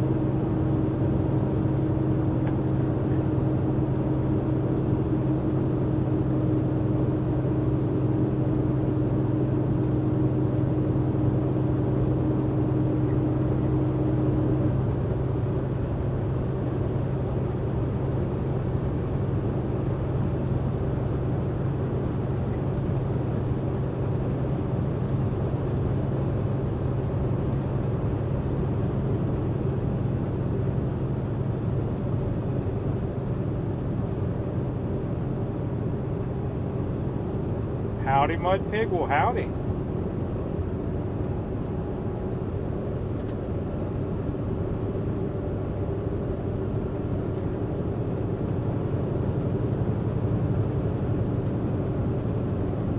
Oh, we got tacos. I haven't had a taco. When was the last time I had a taco? It was some point on the convoy. There are wildfires in Alaska. Most of the state is having smoke issues here too. Oh no, up here it's called the Smoky Mountains, but usually it's just fog. It's not actually smoke. I was just being funny calling it smoke. I don't think there's any actual fires on the mountains right now, at least not that I've heard of.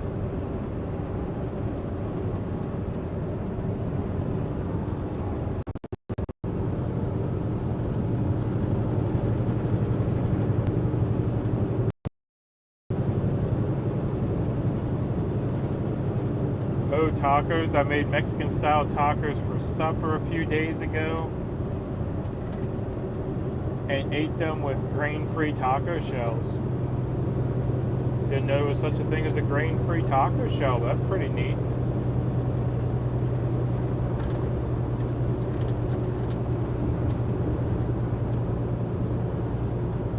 Yeah, home we'll sometimes do a taco salad, which is more salad than taco. But because what we do is we'll just take some fresh spring mix and we'll grill up or fry up, I guess, some burger and put some taco sauce on it and call it a taco salad. But it's not like a taco salad like you would get at a restaurant. The last time we did that, though, we made fresh pico and I think we did something else. Oh, no, that wasn't the time we did the guacamole. That was a different time. Yeah, we made fresh pico and everything that time. And the wife makes her own taco seasoning as well. Sometimes I do lettuce boats. There's some nice romaine lettuce I get that make great boats. Yeah, those are good, too. You can do a lettuce boat and fill it up with tuna salad or chicken salad or basically anything you want. But usually that's what I'll put in lettuce. But yeah, you get the romaine hearts is what we get. And then you get those great big sturdy leaves and yeah, make little food delivery devices out of them.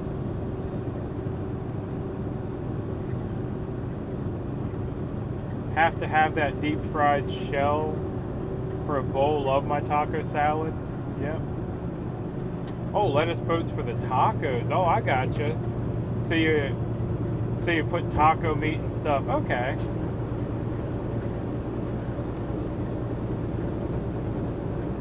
Deep fried taco salad bowl. Yeah.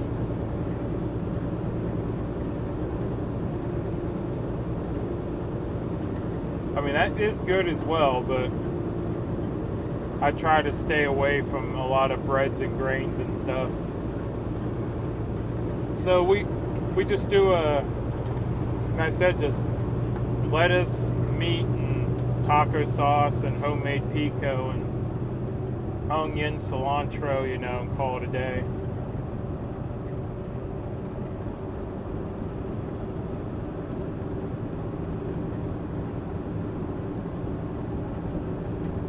Yeah, I need to find something good to eat this weekend. I know I said I was going to do that last weekend, go investigating, but I think this weekend I do need to find something good to eat. Let's get around this guy.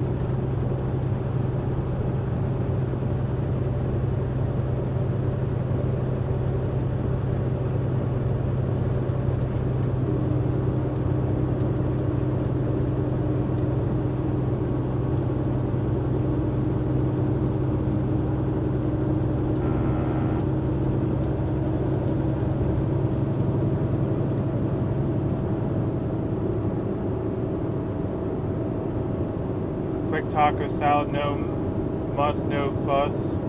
Fixing over Frito scoops. That'd be good. And no deep fried anything for me.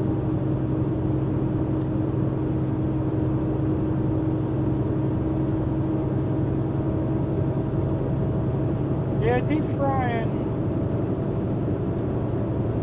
I mean, you can substitute some of the oils and stuff and make it a little better for you, but yeah. It's still delicious though, just not good for you. Like, I'm a sucker for a good fried chicken.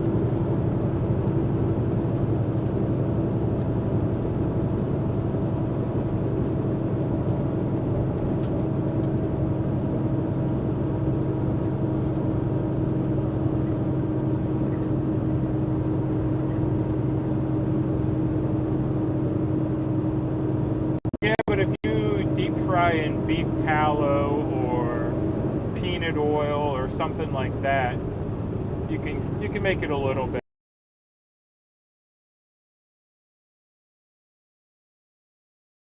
better.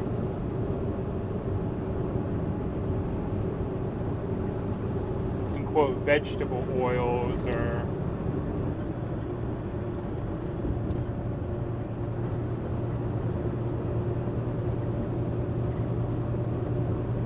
love using lettuce.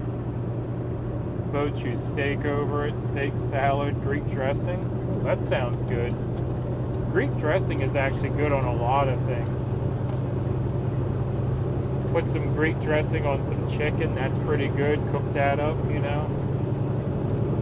You can use it as a marinade.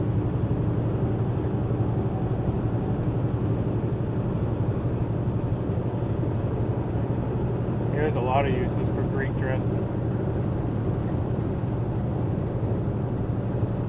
Morning, piglets. Well, morning.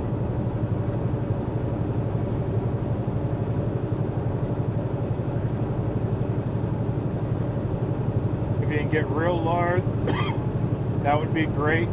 We never could find any. Yeah, real lard's hard to come by. I have a few places around me that have it, but it's mostly the small local butchers.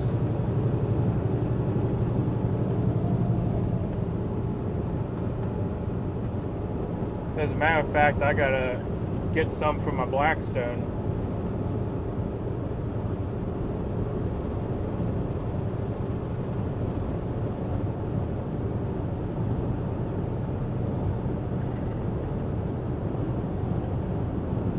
Yes, sir. I marinate my chicken in Greek dressing. Excellent taste. Yep.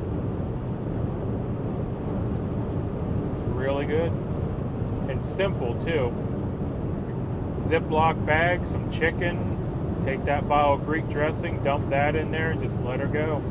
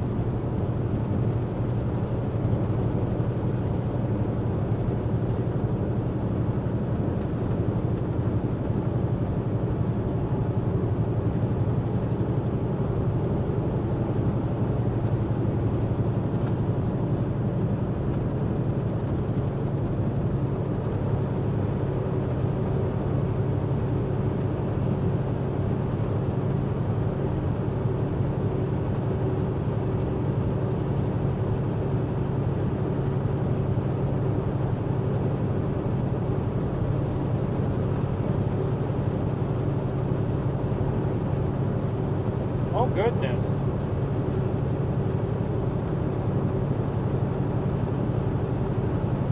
Thank you so much for the super chat. Is Buford going to be a regular run for you I'm in Atlanta. It's going to be a pretty regular. It's one of our more common ones. Yeah, Mike, thank you. Mike Call Food Network gets your show Cooking and trucking with Mud Pig and the piglets. Oh, I'm not that good of a cook.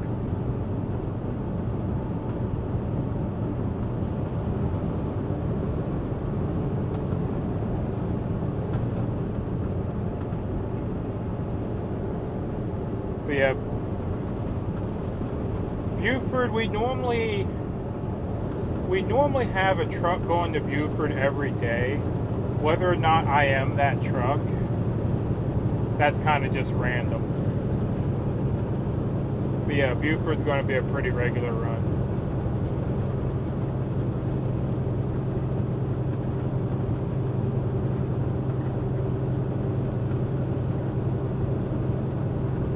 Hello, Bobby and everyone.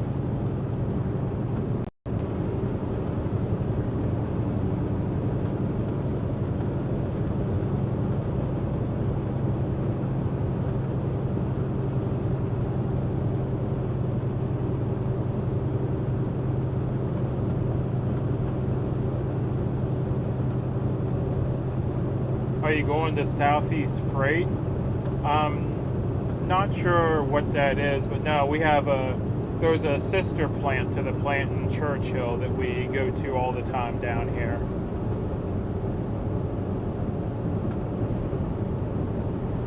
Yeah, it's just like a plant to plant shuttle run is what it is.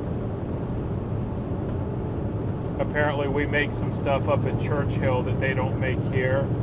So we take it down and then they ship it out from here. When we get down here, you'll see there's basically just 3 receiving doors and everything else is an outdoor. And we either go in door 11, door 12, or we'll go around back to, I think it's 34. And those are the only 3 doors that go in. Everything else is outbound.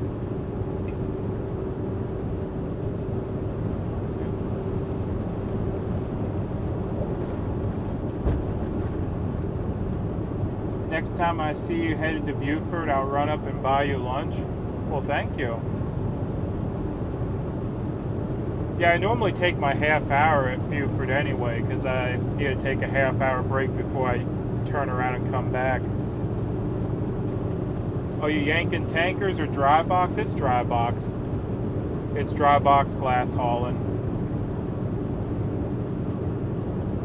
I'll be traveling out east in April of 2024 for the eclipse. Didn't know we were having an eclipse coming up anytime soon. Is that a solar or a lunar eclipse?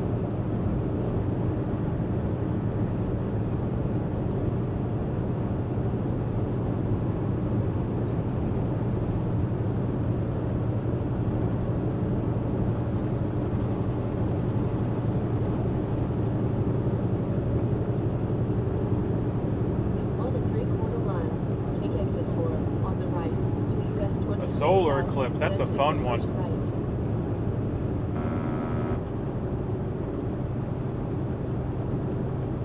There's a lunar eclipse in November.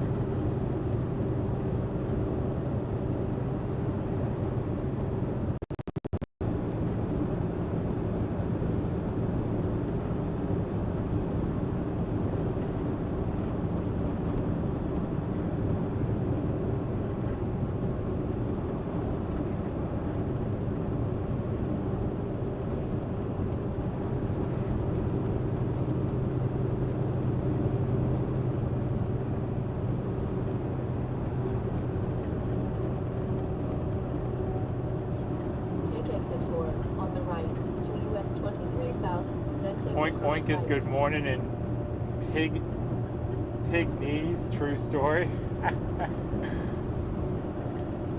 Well, I'm not fluent, so I can't correct you if you're wrong, so we'll just go with that.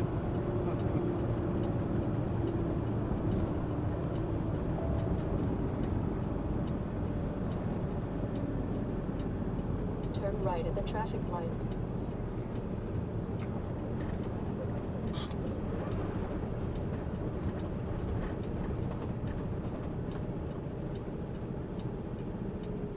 One of these days I gotta see if I can make it from that inside lane, but I don't want to chance it.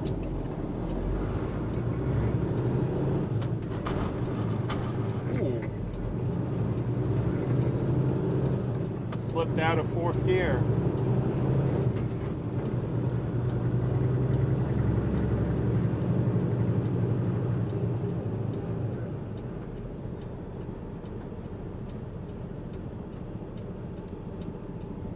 Nine rows if it can be seen in Michigan. We'll have like 9 dark parks now. Awesome sky gazing, no ambient light for 250-mile radius of the park. Talking pitch black. That's pretty awesome.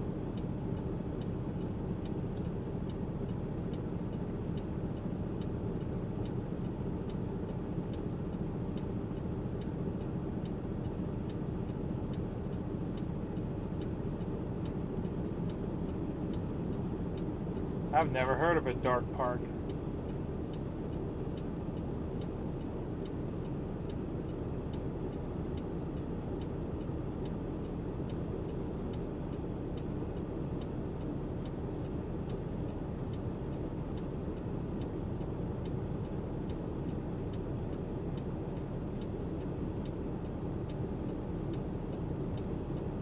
Dog parks with free admission. We have a few of those around Pennsylvania, but the problem with dog parks is so many people go to the dog park with wild dogs. Like, I don't even know what to call them. They're just mean and hyper and, yeah.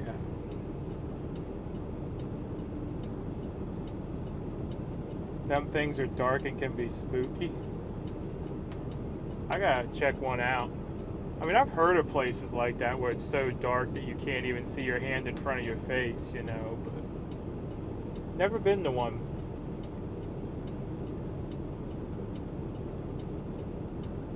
And no, I definitely can't make that corner from the inside lane.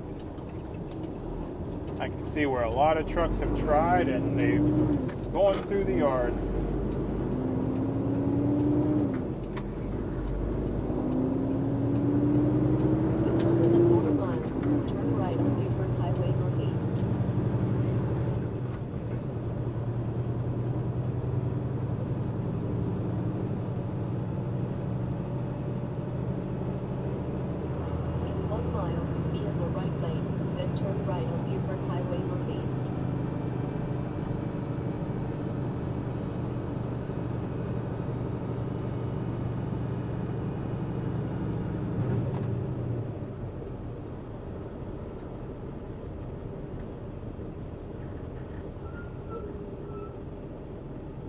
Where in Tennessee are we planning to move to? The eastern edge. Somewhere right about where we're working out of, actually. We want to be somewhere near the Tennessee-North Carolina border, because I have some family in North Carolina.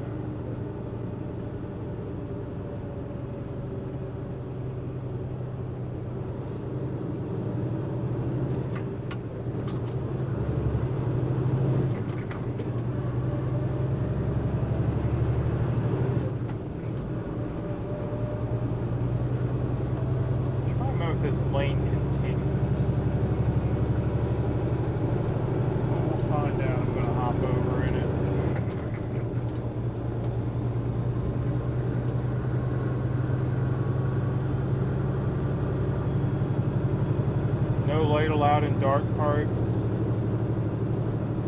Use infrared on the paths to walk. They're on big waters, Lake Michigan, Yard, etc. Huh.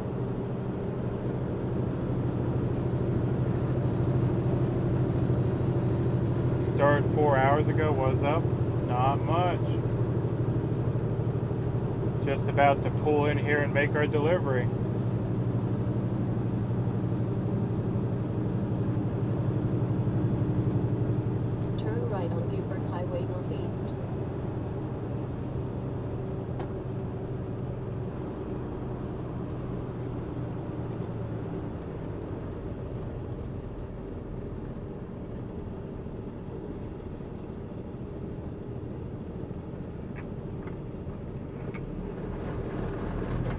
That one.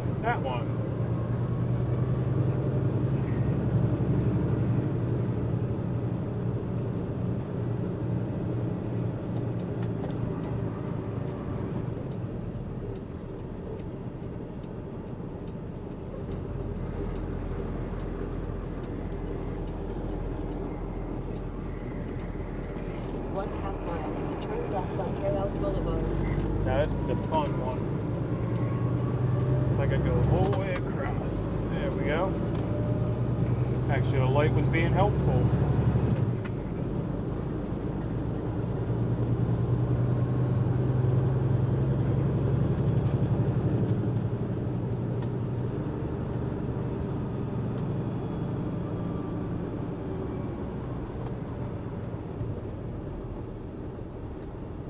Certainly don't miss the traffic. Yeah, not looking at the chat too much right now as we're coming in on the final approach, because trying not to run over any of that said traffic.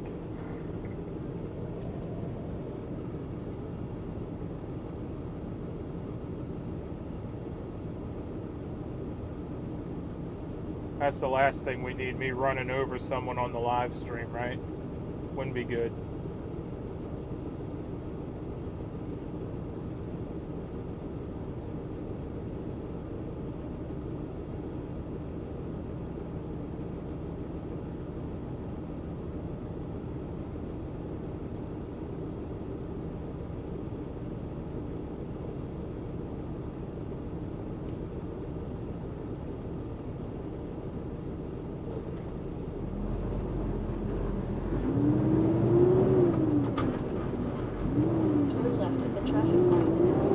Something's up with my fourth gear.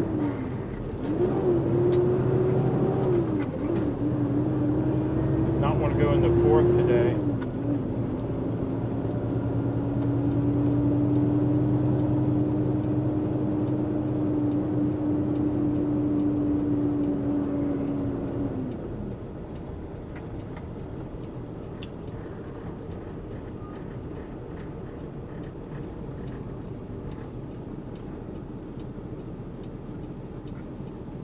Yeah, I stopped looking at chat when I start into town too. Yeah, just the best way to do it, you know. We can catch up when we get in there.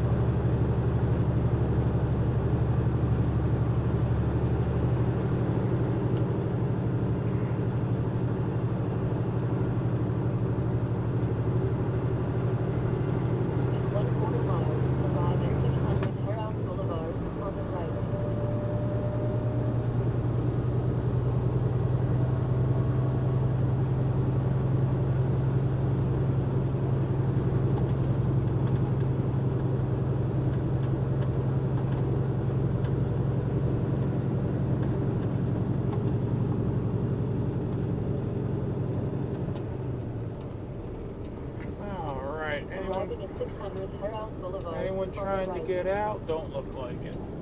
Alright, let's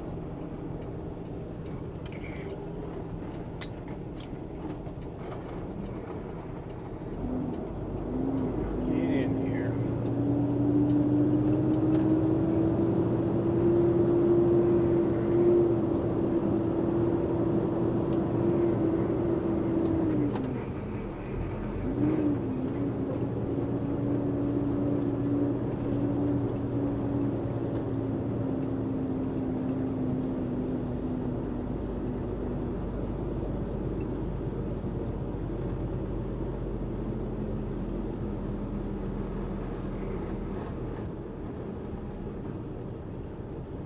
Let's stop here.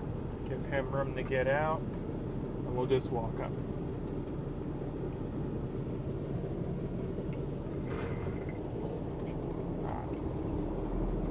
He's not in there. Let's go up and holler at him.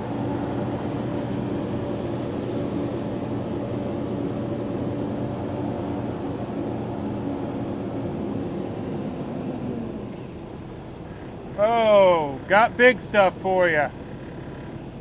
Want me out back with the big ones? Up here? Over there? All right.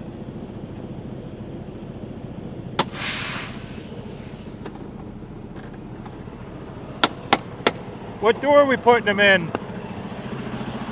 What door you want it in? There's only got one, I think, door 4. All right, the one he's coming out of? All righty. I don't understand why it's coming more, and I don't got space. I'm leaving 7 trailers over there on the other side. Ah, is the backside full today? All is full. There's no got room for putting. They just keep sending more. Shoot. I don't know where my pen got to. Hold on. I might have one. I got one in the door. Don't worry. I'll I put paper in the back. all right, Sam. Pay attention. I must scream to you when I'm ready because the light don't work. The light don't work? All righty. Light in the back.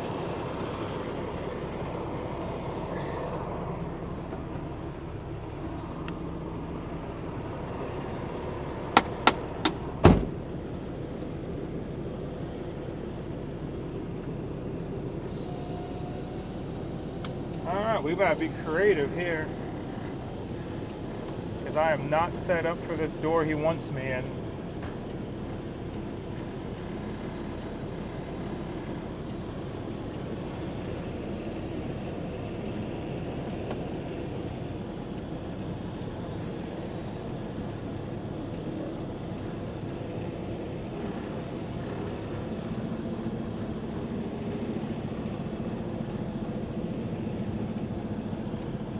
Where's that curb?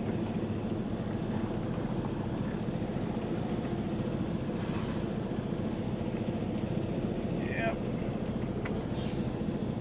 We gotta get this closer and avoid that curb.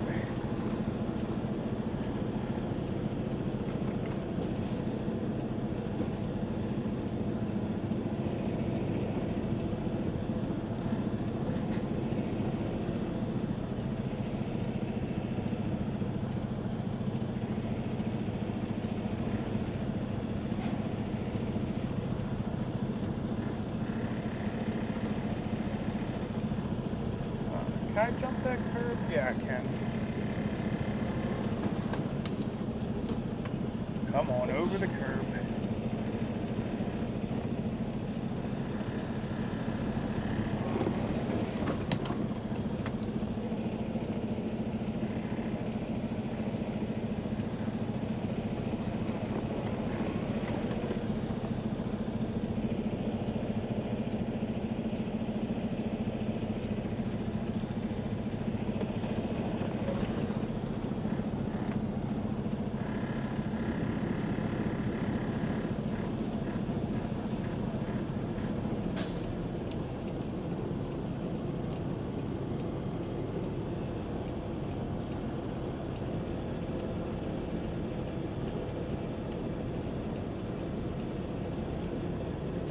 And there we go, one shot with a crazy back. Gotta love it. Now I just gotta open the door and slide the tandems.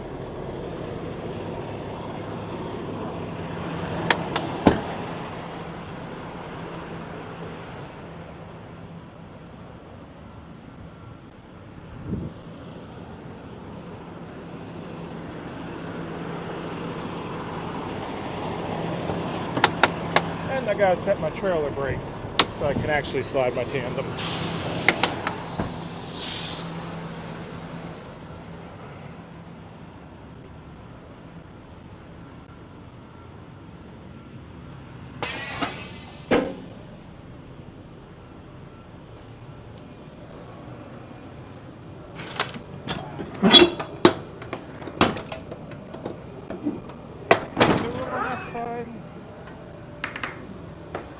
Yep.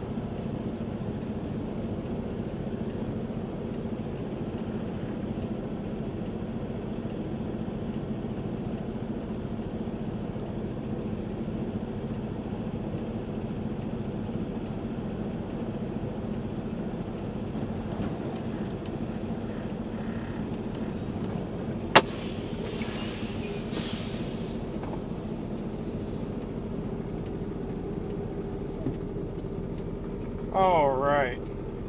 Well, I'm going to switch you over to the phone mic here. Charge up the wireless setup.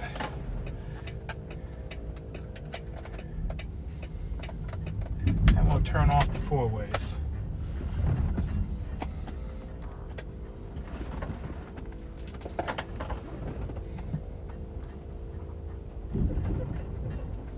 So what were you all talking about while I was backing into the door there? Other than me driving through the yard.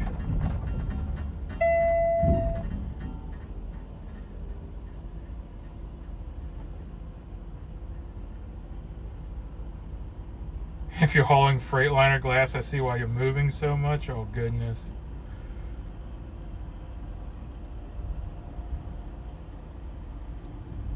Off-roading parking. And the sound of the truck puts you to sleep, Georgia Peach. Yeah. That's why you're the boss hog.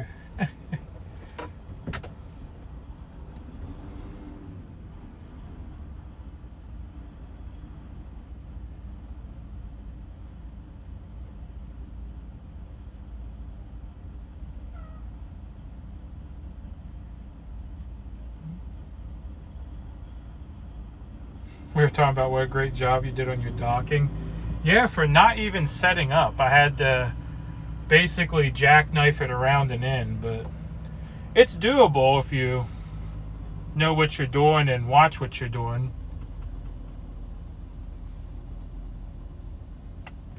Let me crack the window here though, so I can hear him holler when it's done.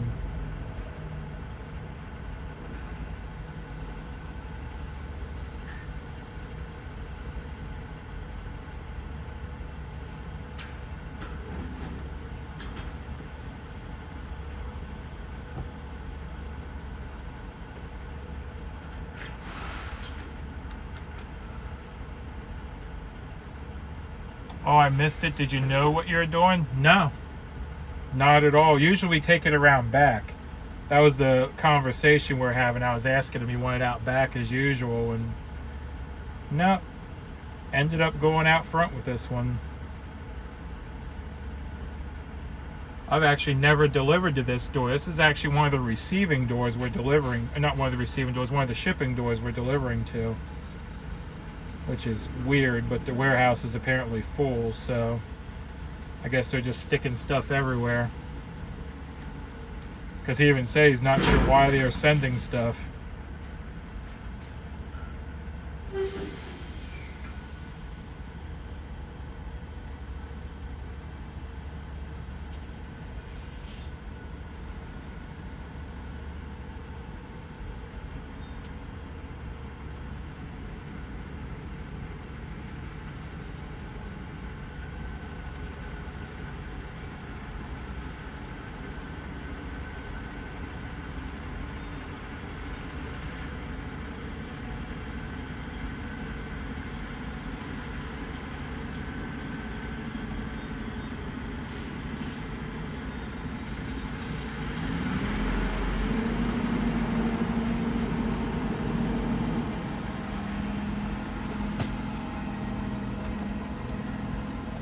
Oh, I'll just say I've had lots of practice from all my time doing intermodal.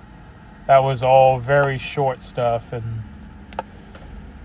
there's one thing I'm pretty confident in, it's my backing ability. Let's see, we need to go there.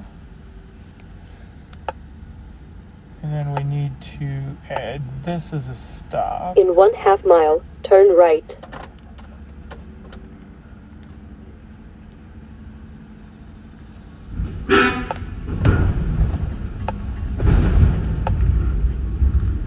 Going to 910 Cosby Highway, Newport, Tennessee.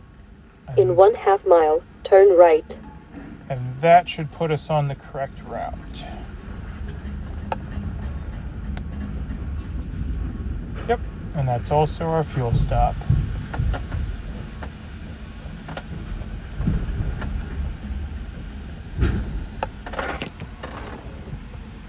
having second lasagna now. I eat eat just 2 meals a day. Yeah, I normally only eat 1 meal a day, actually, just out of necessity. Alrighty.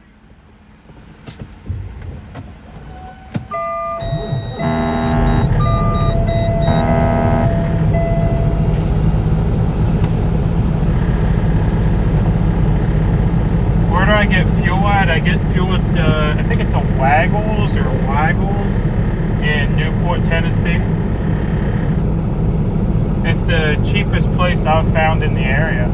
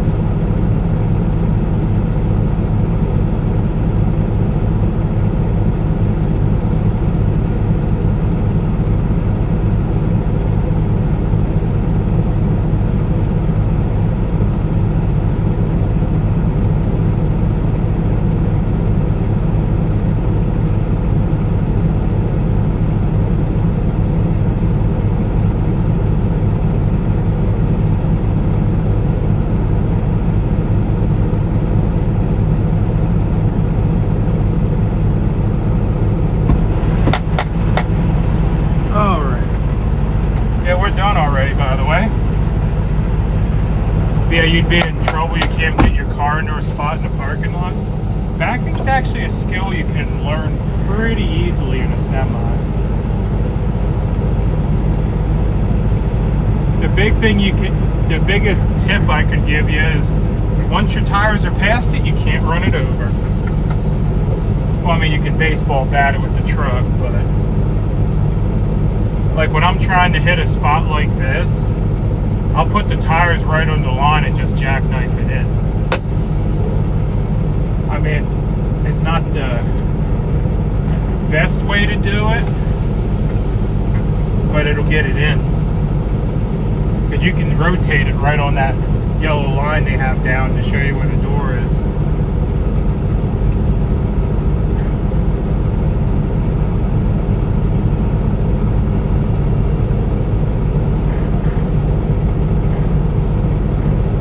Oh, at 10:04, can you say 10:04? I'm not even sure what time it is.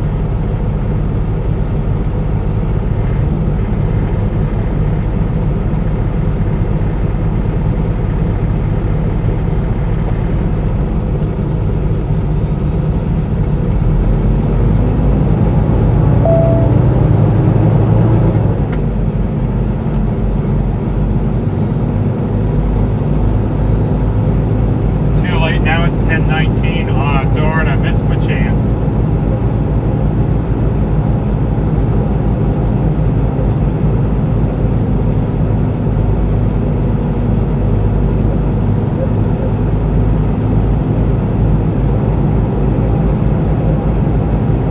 That's a good way to do it too. Use the landing gear as a marker. Everyone has a different way of doing things, but you just gotta find what works for you. You know.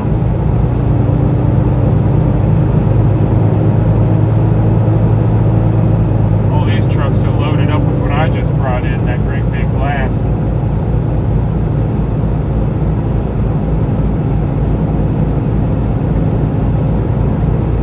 Good morning. This stay in Mexico has been defeated by escort. I haven't really been following national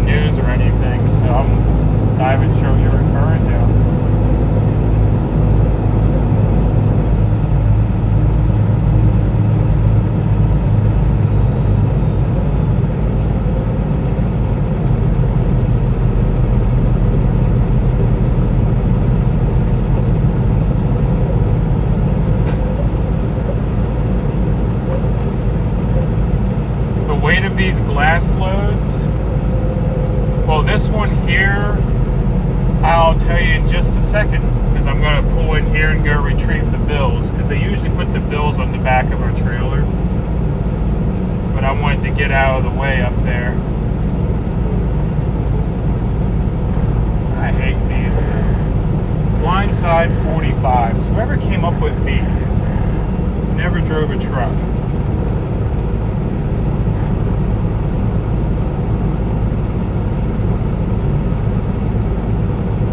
But I need to sit here and do my half hour.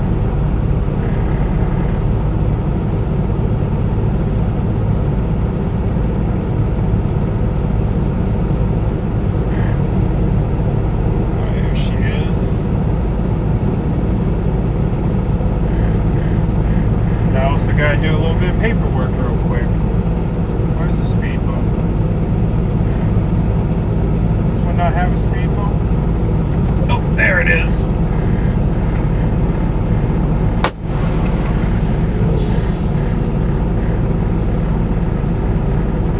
Good morning, film piglets. Any blindside sucks, you hate those as well. But alright, I'll be right back. I gotta go retrieve the paperwork and I'll let you know what this one weighs.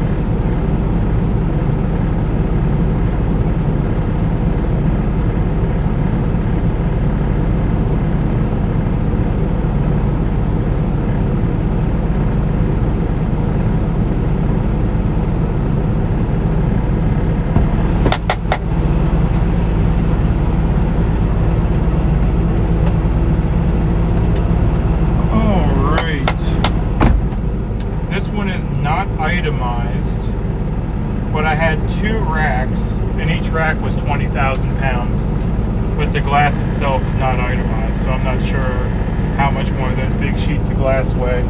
Sometimes they are itemized.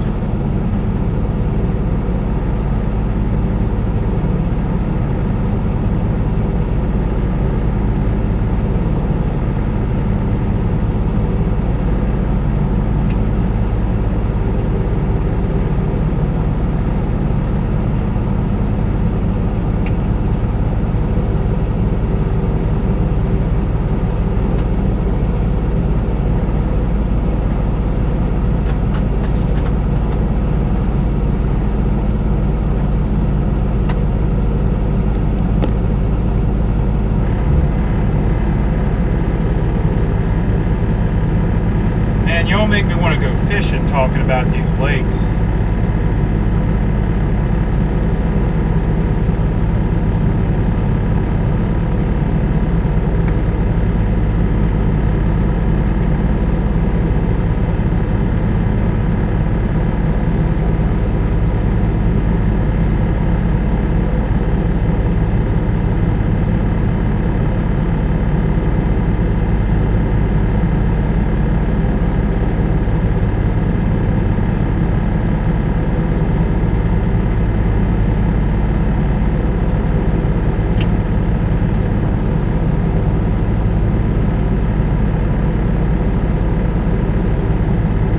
I think that's the loaded weight on the rack is 20,000. No, the racks don't weigh 20,000. The racks are heavy though. I can't move them myself. But no, it's 2 racks. Each rack is 20,000.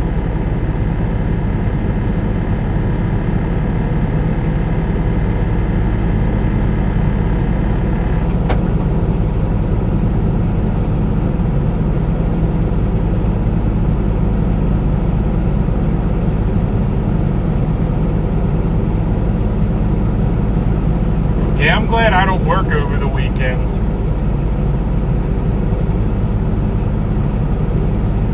I mean, I don't know how Tennessee is, but most places get a little nuts on holiday weekends.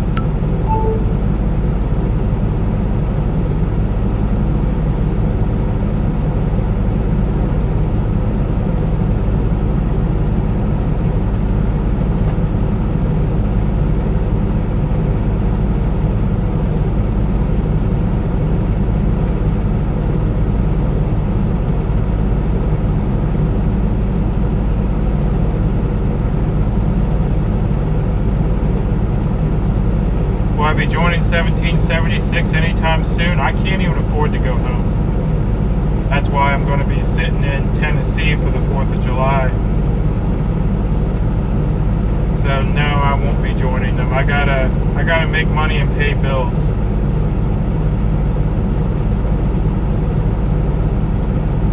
I went behind on a lot of my bills while I was with the convoy, so now I gotta play catch up.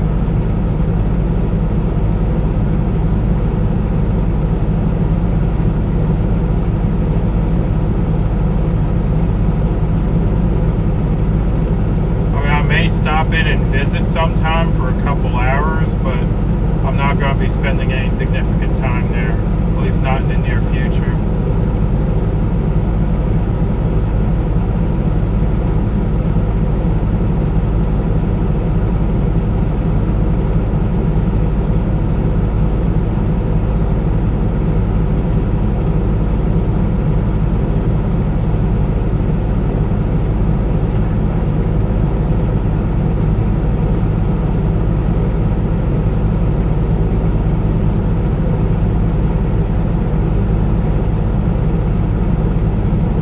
To see some of my people here. Thank you all for riding along. Dang, that is here. Yeah, I've had several of you people show up, especially yesterday. I had some people hanging out that were saying that you sent them over.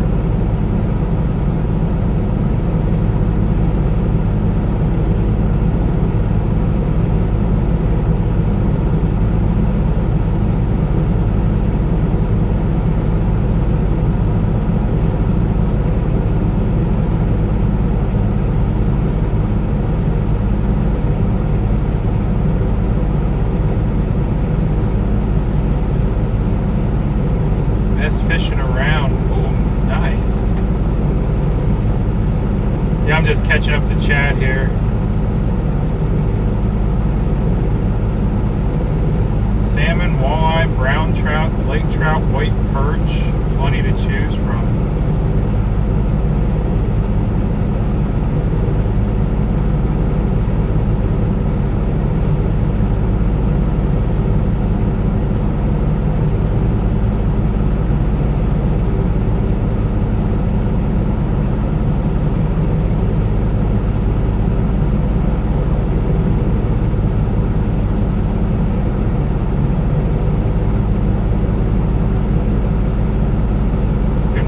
Need coffee, BRB.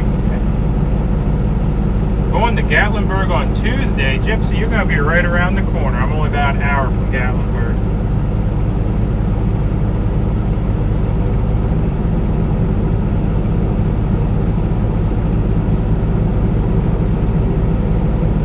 Wouldn't know this one without Bobby. Bobby sent me. Well, thank you all. Alright, crap, get this stupid yard work done. It's warming up fast. Yeah, it's going to get warm quick here in a lot of places. It's already 90 degrees down here in Buford.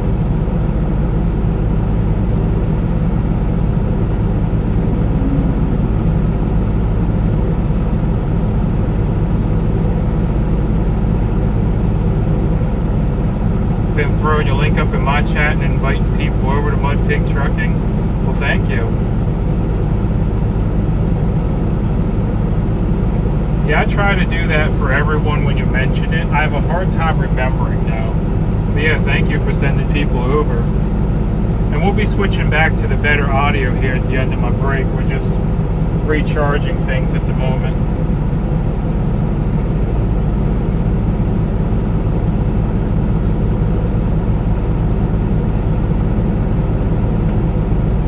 But yeah, this is the boring part of the day where I take my governmentally mandated but completely unnecessary half-hour break.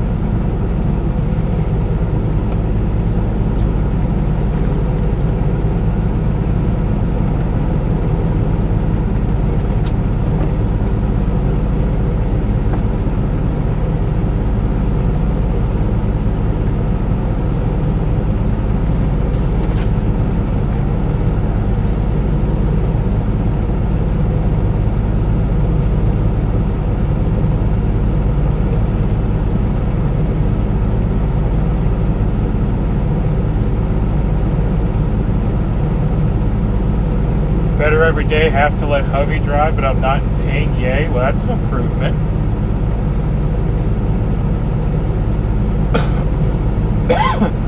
Phil seems to have a lot of people from Michigan in his chat. Well, it's odd. People seem to come in, I don't know how YouTube does it, but I've seemed to notice that the people come in clusters. Like I'll have a lot of people from Tennessee, a lot of people from Michigan, and they all seem to show up together.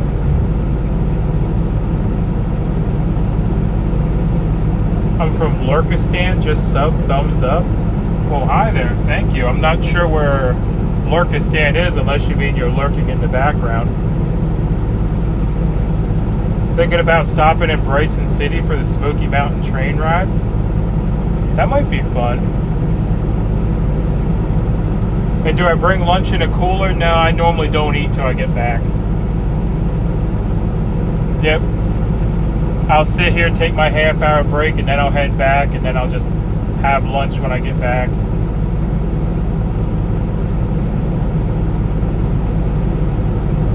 Or I'll actually have dinner when I get back.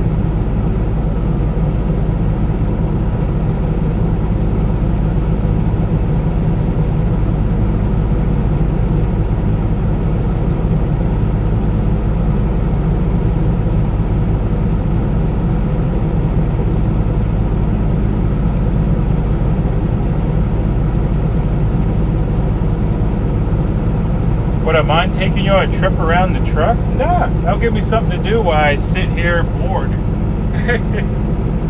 There's not much to see, but if you don't mind me hand holding you, I'm not gonna pull the gimbal out for a lap around the truck.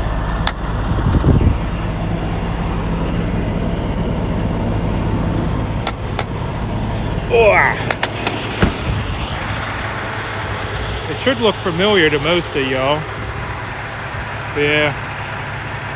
There she is. By the way, we still got the convoy sticker that the wife made.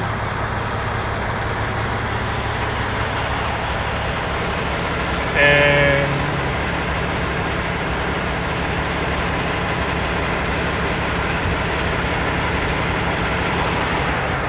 that's the new logo that she made. We're gonna be Tuesday, Wednesday, Thursday. Tuesday, Wednesday, Thursday, I'm probably going to be back to work. But yeah, let's give you that angle. Lurkistan is where the non-chatters hang out.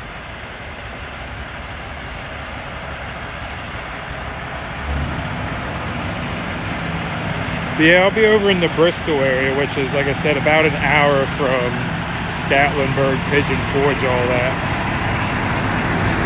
Actually, technically, Churchill, Tennessee.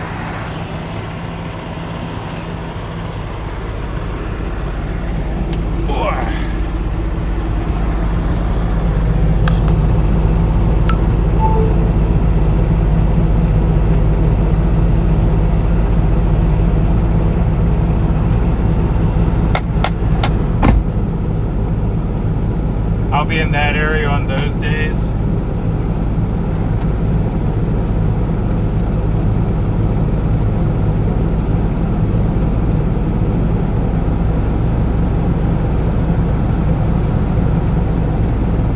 Yeah, I'm not sure what I'm doing Tuesday, Wednesday, Thursday. We're still working out the schedule for next week.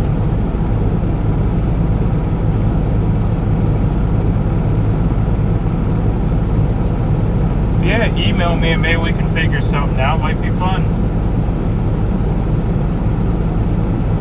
Yeah, I won't know the schedule for Tuesday, Wednesday, Thursday next week until probably Friday evening. We're trying to work out the details to get me home for my birthday as well.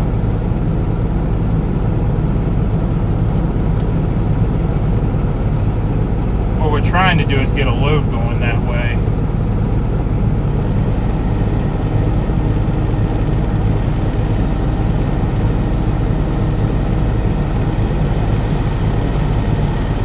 Do I get paid holiday? No, I don't.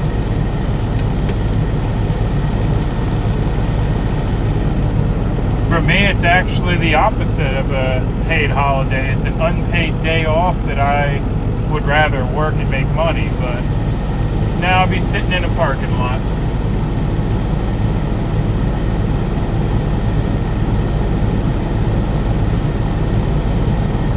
Yeah, on Friday when I shut down at the plant, I'll probably just sit there all the way to Tuesday morning. Unless I can figure out these fireworks on the 4th, which might be interesting, but I'm not sure. I gotta wait and see how early I have to be up on Tuesday morning. I was trying to get in the parade in, I can't remember the name of the town, but they're having a parade in town. How would you go about purchasing a couple of those convoy stickers? Email me and I'll pass it on to the wife. Because she makes them, but there's no official store for those.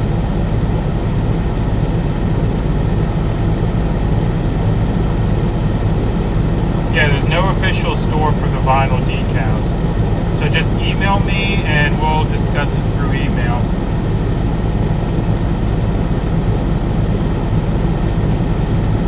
Because I actually have to talk to her and see how she wants to handle that. But I know she'll make them. I just don't know how we want to handle that. But yeah, just put in the subject something about stickers or something like that, and we'll talk about it. I'll discuss it with the wife and see how she wants to do that.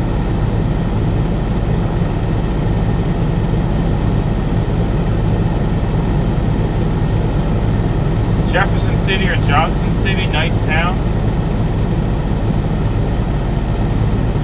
Yeah, I mean, we kind of want to be in the Bristol, Churchill area, so I'm close enough I can go home most evenings. But yeah, we're looking around. Hello, MudPig. How's your day going? It's going pretty good. And the email address is just above your message there. Kimberly, think just beat you to it. Like I said, I'll talk to the wife and we'll see what we got going on there. Because those aren't in the merch store because they're made by her.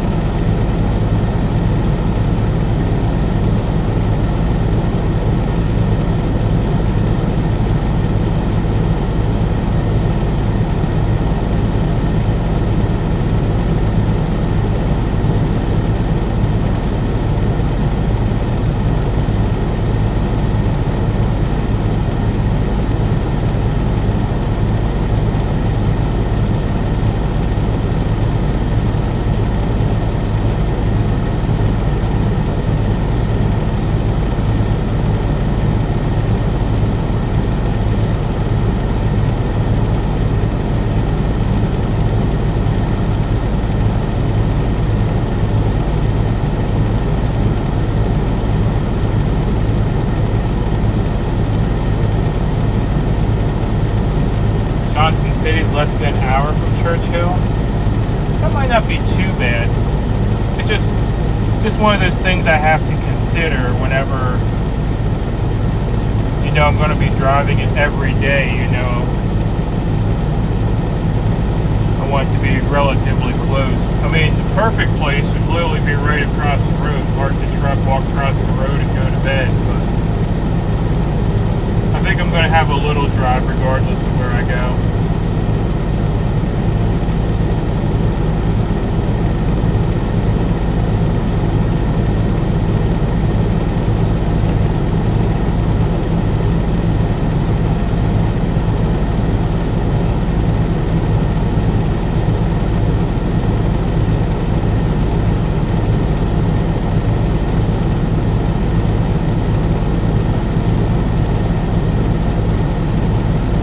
Well, it looks like my break is over here. I'm going to jump in the back real quick, grab a drink, and then we'll be underway. Unless I have one up here. Let me root around a second.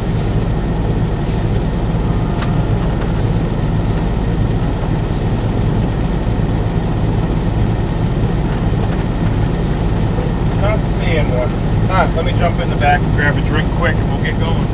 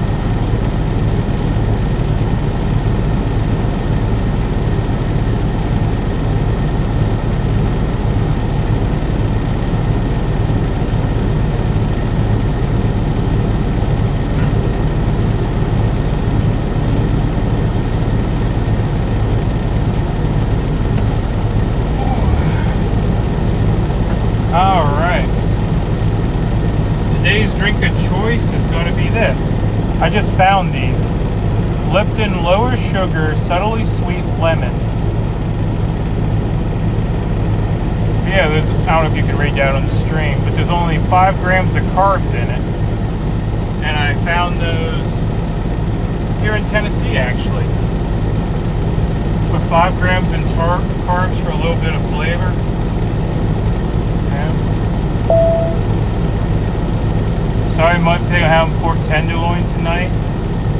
Green beans and au gratin on the side. Hey, I had pork chops last night. I say that's what happens to the bad piglets. They become dinner. So yeah, better behave.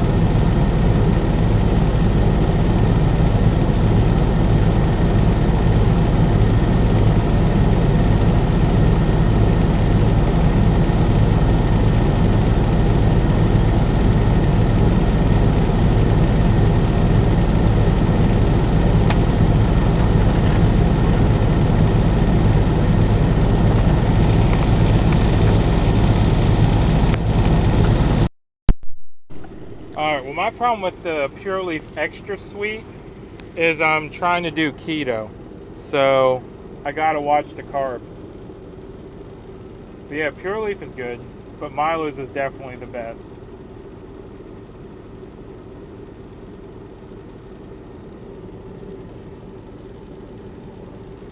Alright, yep, everyone back in the truck. We're getting out of this place.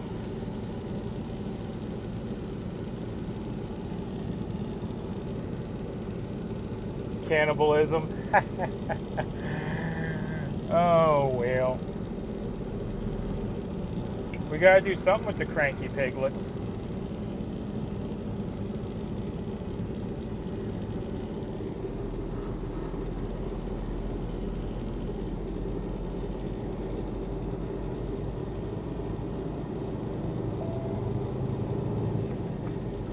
Turn left.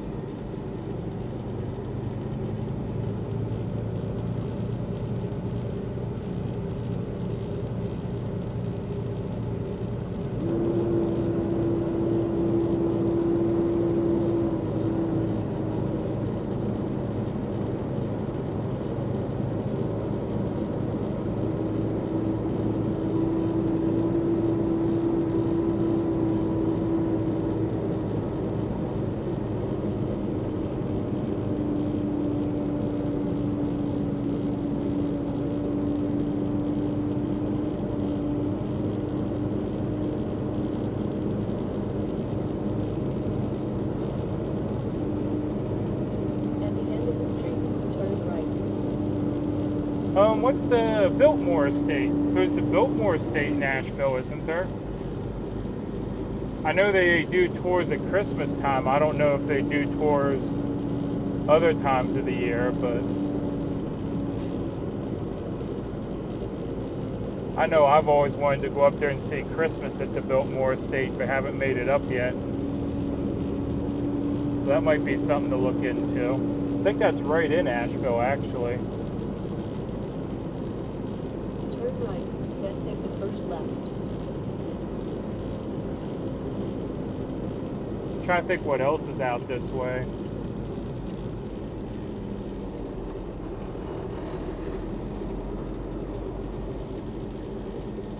Turn left on Parallels Boulevard.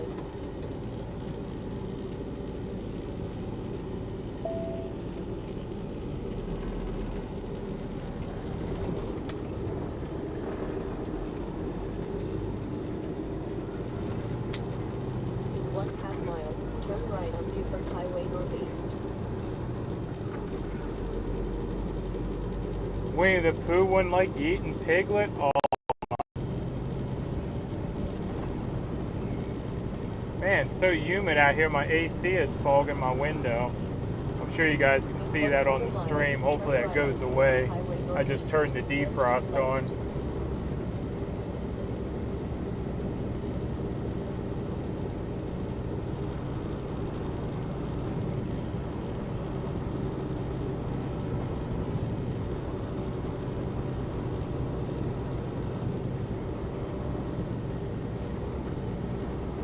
Turn right at the traffic light, then keep left.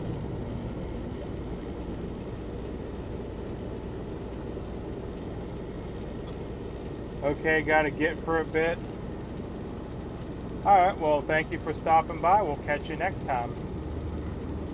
Cutting the lawn shortly. Thought about it, seems froofy to me, like a historical adventure. Yeah, it's a big old mansion where rich people used to live. I can't remember who used to live in the Biltmore Estate, but I just know they decorated up beautifully for Christmas time. Come on, get in the gear.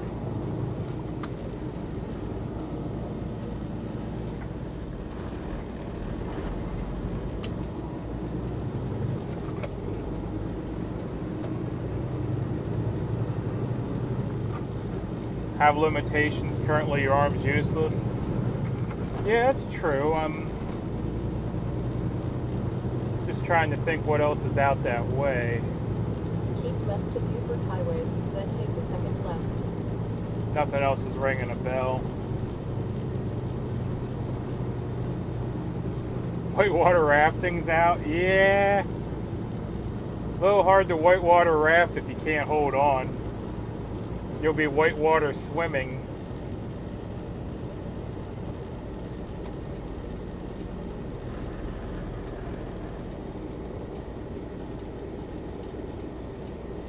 Turn left at the traffic light.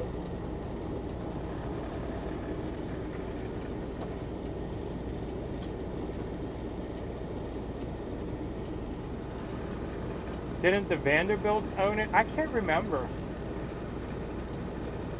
All I have in my head right now is the pictures of the place at Christmas time that they advertise, you know, at the rest areas and stuff. And I'm always like, oh, you know, Christmas trees and all that stuff, you know.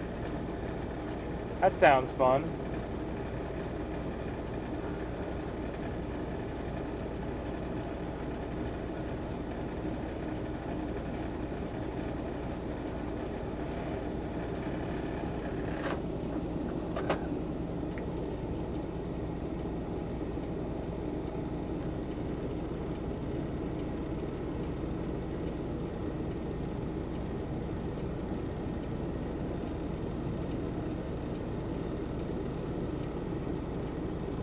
It's beautiful any time of the year. Yeah, like I said, I've never been.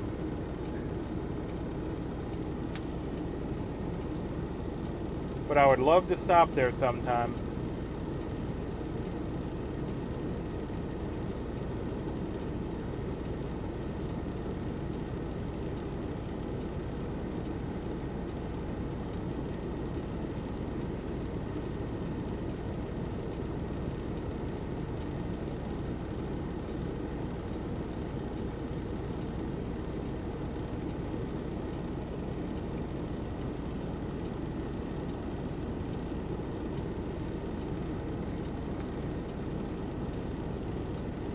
I think it's the world's longest red light.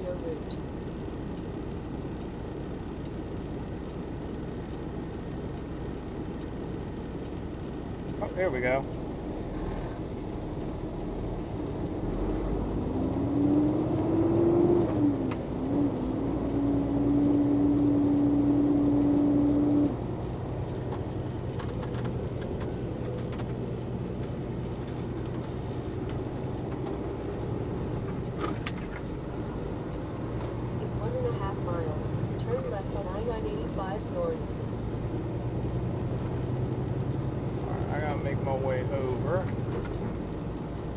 I see how you are. Speed up so I can't get over. In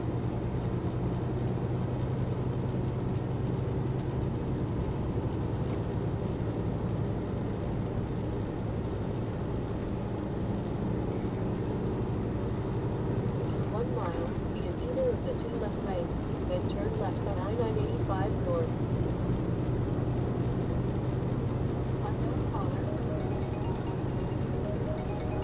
Who's calling?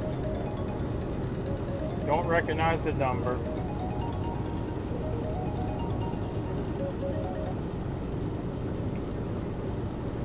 Send them the voicemail.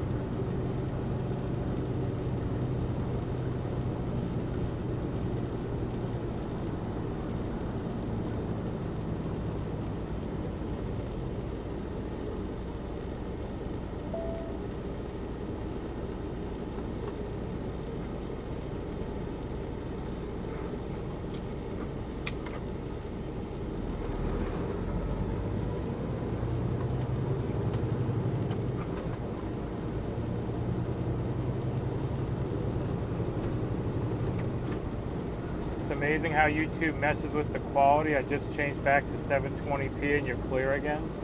Yeah, YouTube does it all the time. That's why I always tell people, if it looks fuzzy, check your quality, because YouTube's probably messing with you.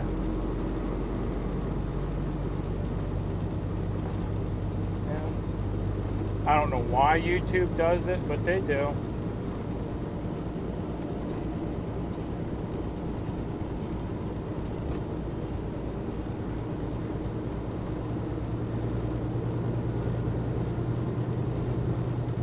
Yeah, anytime someone says, oh, the stream looks blurry, it's usually my first go-to is, you know, check the video quality. 985 north.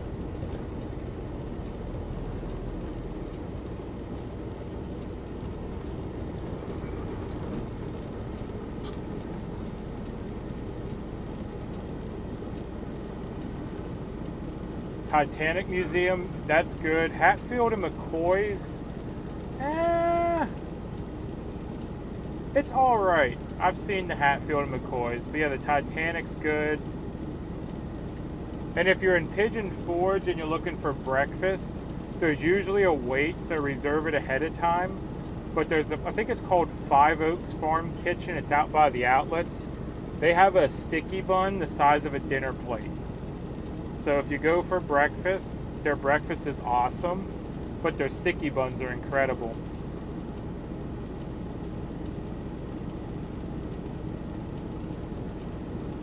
The Sky Coaster I've never done. If you get out to Gatlinburg, you can always visit either Anakista or the Sky Bridge. I can't remember which one that is, but it's a suspension bridge from 2 mountain peaks, and the middle's glass if you want a little bit of a thrill.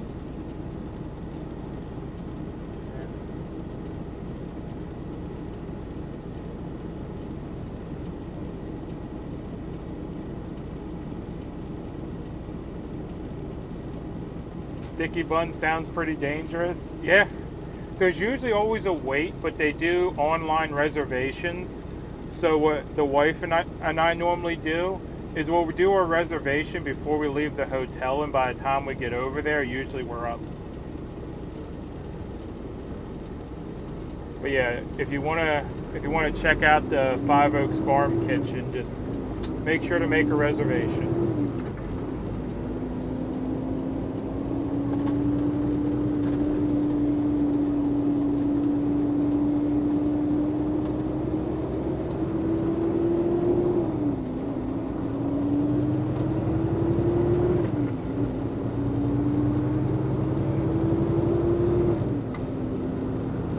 Yeah, also their pancakes are about an inch thick. I've never seen pancakes so thick and fluffy.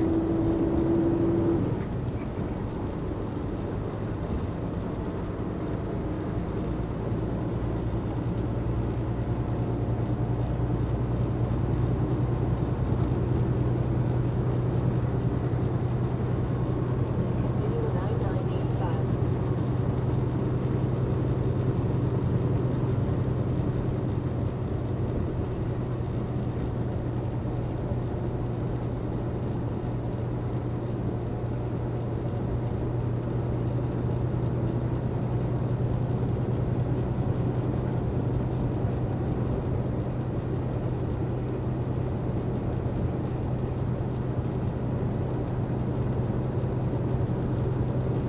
Yeah, the sky bridge is a lot of fun. You ride a chairlift up to the one peak, then you walk across the bridge to the other peak, and there's like a little walking area. And then you can either walk back across the bridge, or you can take a trail that goes out across the ridge line and back to the other peak.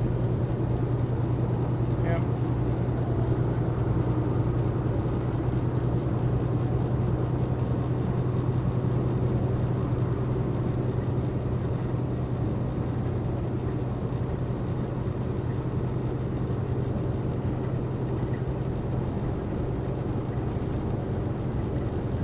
And there's always Dollywood. I mean, Dollywood, I don't know if they have all the shows back and going, but Dollywood's good if you like a theme park that has a lot of shows. They do have some rides, but my parents go and all they do all day is just go show to show to show. They'll hit the gospel show in the morning, maybe they'll walk over and hit the rock and roll show after that, see a country show at lunchtime, see a magic show in the mid-afternoon, and end up the evening with a bluegrass show or something.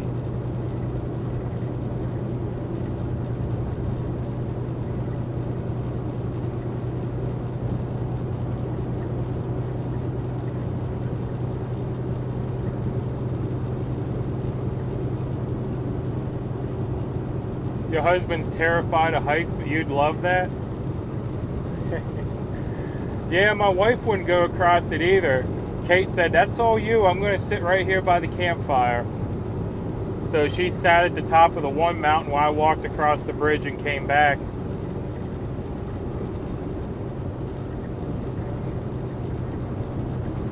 Oh, also, if you're over in Gatlinburg, I'm not sure what your budget is, but there's a place called Peddler's Steakhouse.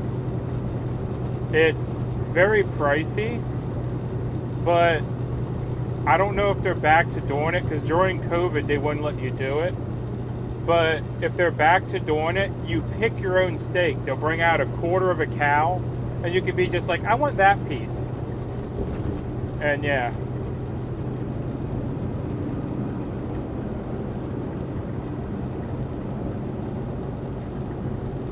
But yeah, there's a lot to do in that area.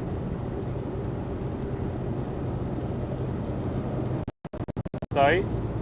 In Pigeon Forge, you can get what's called a pink Jeep tour, and the Jeep is actually pink, but they'll take you like up the Roaring Fork Nature Trail and all that stuff, and we had a lot of fun doing those.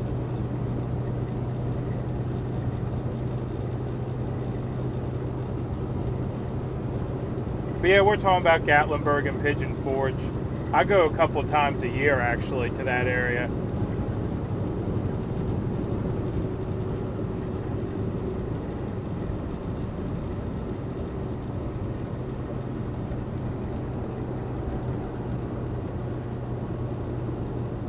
Yeah, pink Jeep is awesome. That'd actually be one of my #1 recommendations, is to do a pink Jeep tour.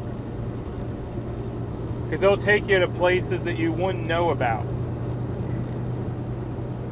Like we went out on one, I forget which one it was. It might have been the Roaring Fork one.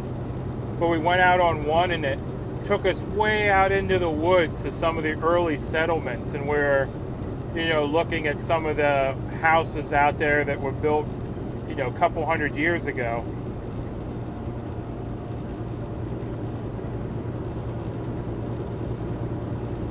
Google Maps dine-in, takeout, no delivery.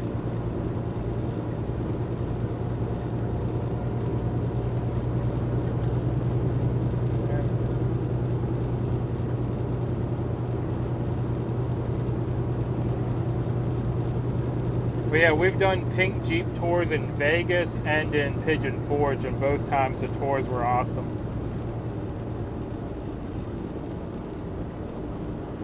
The pink Jeep tour is in Pigeon Forge. You park, it's right next to a chocolate monkey candy factory. I can't think what else it's near. It's kind of in front of Pirate's Voyage. But yeah, if you just look up pink Jeep in Pigeon Forge, it'll come up.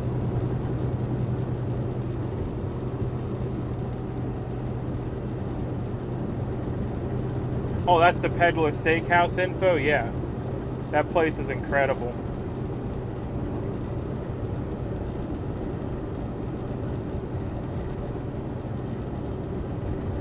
But like I said, the Peddler, you pay for it. So, I mean, I don't know what your budget's like, but it's one of those things you kind of have to try once, you know?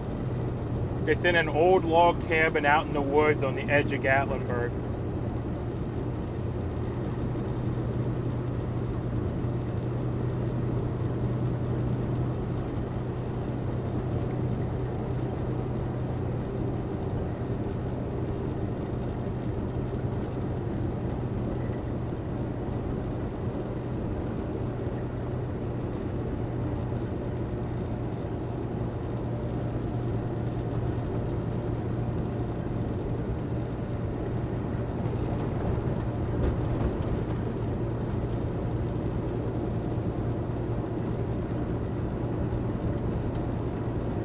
Right now, I don't even care. I gotta get out on an adventure.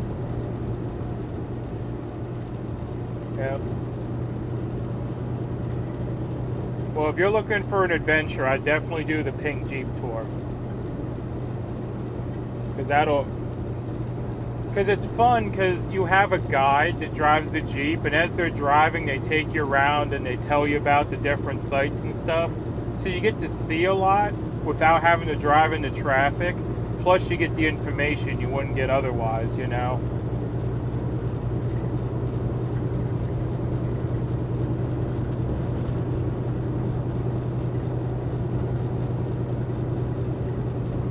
You usually do all the driving hubby has to now.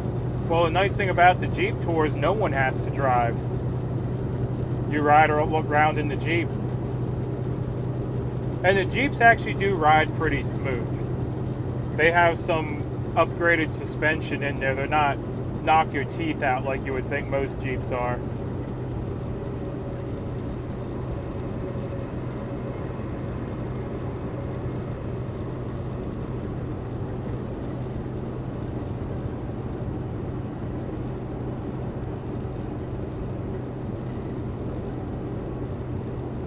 Pricing looks like Morton's the steakhouse. Well, I mean, like I said, they're custom cut steaks, so I mean, you pay for them.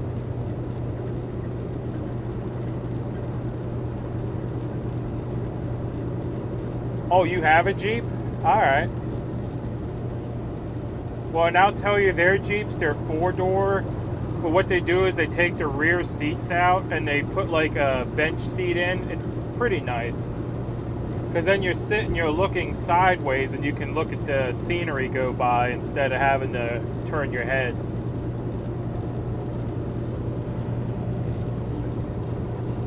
But there's nothing better than a local telling you about the area, you know, as you go around.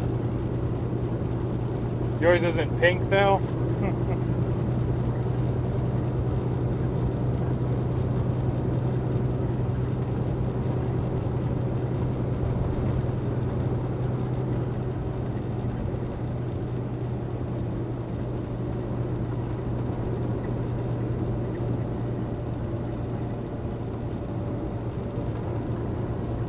You have free Morton's gift cards?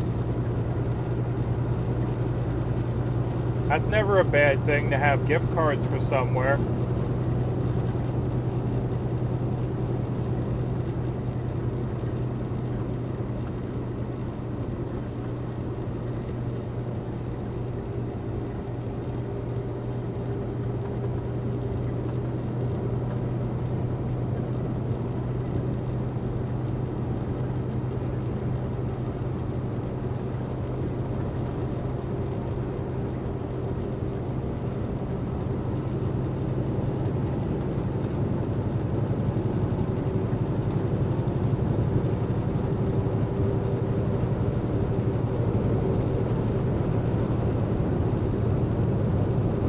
Hello, MudPigTrucking and everyone. Well, howdy.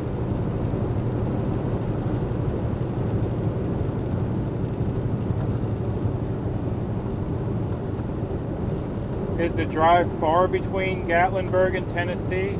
Well, it depends on where you are in Tennessee. Because Gatlinburg is in Tennessee. And from Pigeon Forge to Gatlinburg, it's maybe 15-20 minutes. Just really depends on how well the Beltway treats you. But not the Beltway, the Parkway. If the Parkway's gummed up, it'll take longer. If, you know, the Parkway's moving smooth, you're alright. Yeah, Pigeon Forge and Gatlinburg aren't far apart at all.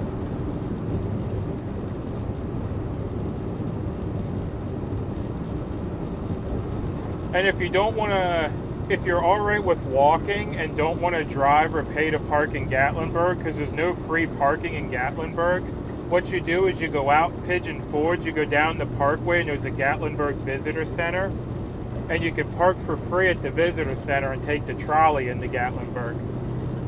And that saves you from having to pay to park in Gatlinburg. But if you're just going to Peddlers, if you just want to go to the steakhouse and don't want to do anything else in Gatlinburg, the steakhouse does have parking. But most of the other places in Gatlinburg, you have to pay to park in a public lot.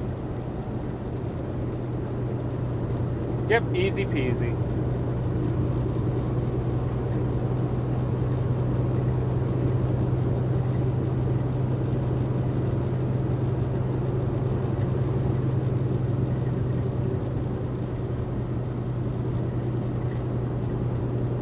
But yeah, Pigeon Forge does have public transit, as does Gatlinburg, and the public transit does link.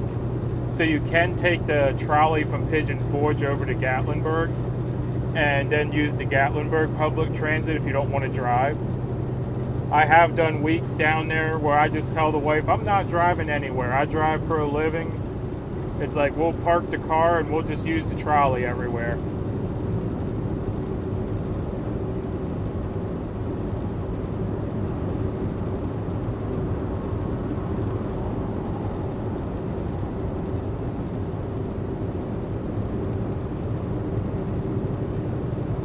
Okay, so pointing my Jeep towards Pigeon Forge. Yep.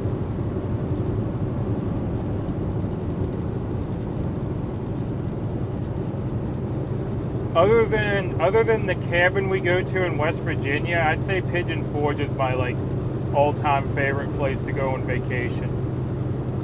There's so much to do, but at the same time, if you want to just disappear into the mountains, they're right there. You know. It's really up to you what kind of adventure you want to find. There's all kinds of shows, there's museums, attractions.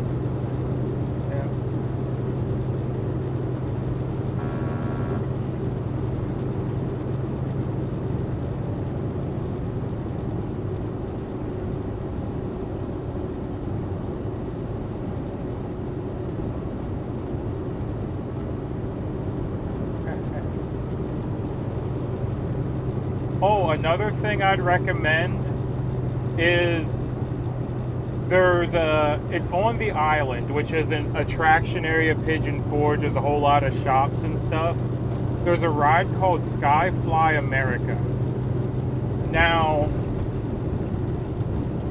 the best way to describe it is it sounds like it's going to be crazy, but it's not.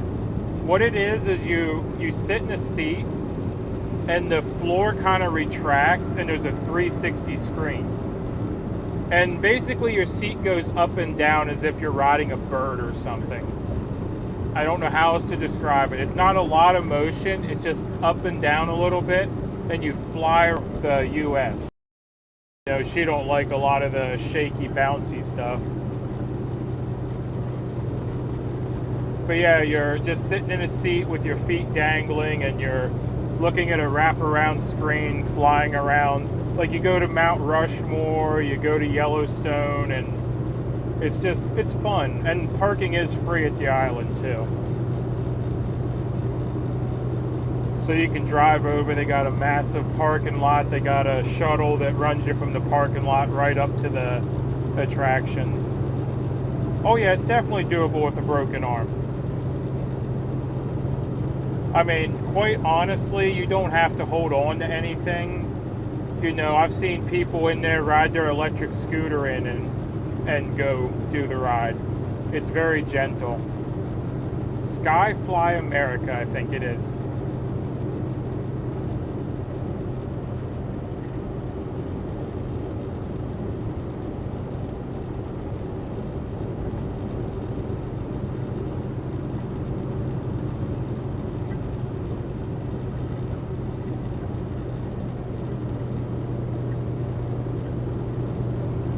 Yeah, we went down there, trying to think which time it was we were down there, but we rode it 4 times in 1 week. Because there's different views from different parts of the ride. Because you'll all be in a row, and then the floor drops out, and the theater, I don't know how to describe it, then it transforms. So like the back row will be the top, I think, if I remember right. So you're going to be way up high looking at everything from a bird's eye view.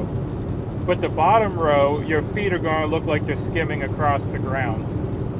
So you can get different perspectives, but you can't see the people above or below you, the way the seats are designed. It's really neat.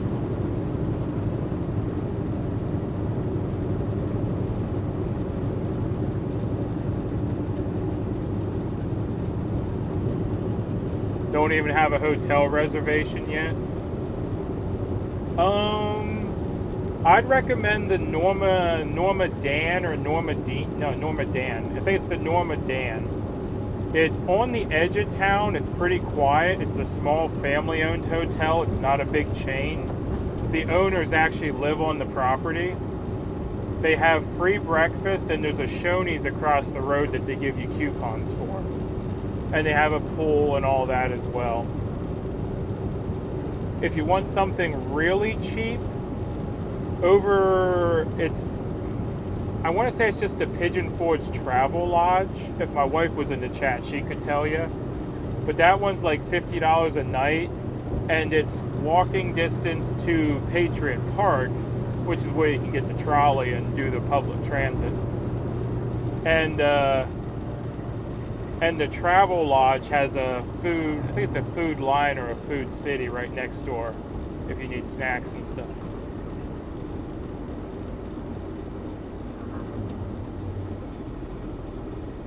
Just shared out your Twitter.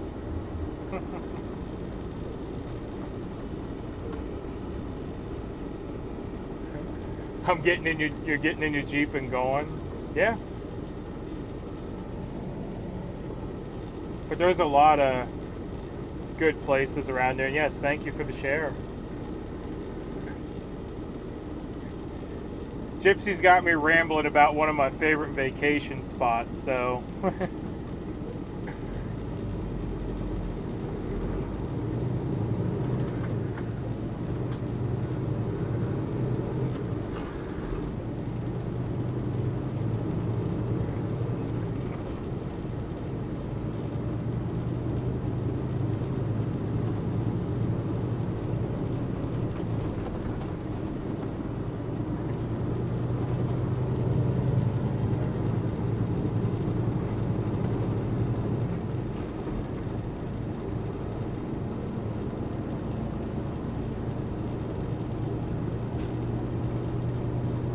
taking notes. I'm trying to think what else. Oh, if you're on the island at dinner time, if you go to Skyfly America at dinner time, which is actually a good time to go to the island because there's also a free fountain show. The people that did the fountain at the Bellagio also did the fountain at the island, so it's a dancing water fountain show. Across from what's that restaurant where they insult you? Is it Dick's Last Resort? Anyway, across from, I think it's Dick's Last Resort, on the other side of the walkway from Dick's Last Resort, there's a it's kind of like a bar or a tavern. If you want a really good piece of fish, go in there, and I think it's I don't think it's panko crusted. It's some kind of breaded fish. It was not breaded. It's just crumb coated fish. I can't think what it's called, but that fish is delicious. Yeah, Dick's. Yeah. Across from Dick's is a restaurant, and it has really good fish. If you like fish, we usually go there 1 or 2 times every trip just for the fish.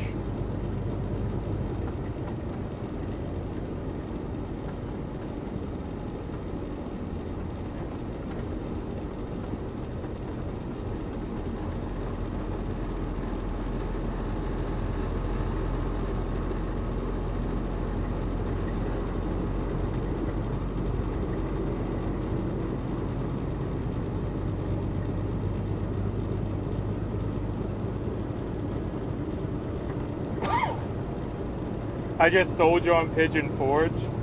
Yeah. Pigeon Forge, if you've ever been to like Branson or something like that, Pigeon Forge is a lot like Branson. There's something for everyone.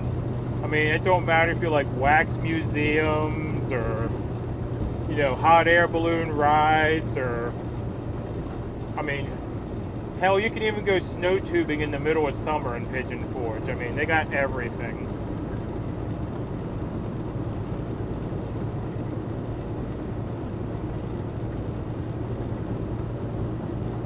And yeah, we're heading back to the barn. We're going to be stopping for fuel in, I think it's Newport, Tennessee. And then we'll be heading on back up to Churchill, and we'll be done for the evening.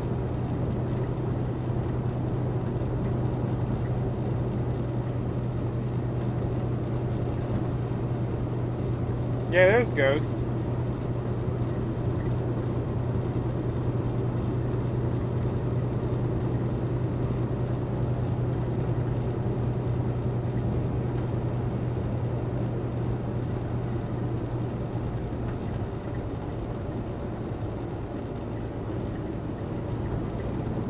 See, ride-along's backing me up. Yeah, I've been rambling for probably the last half hour about all the great places to go in Pigeon Forge and Gatlinburg.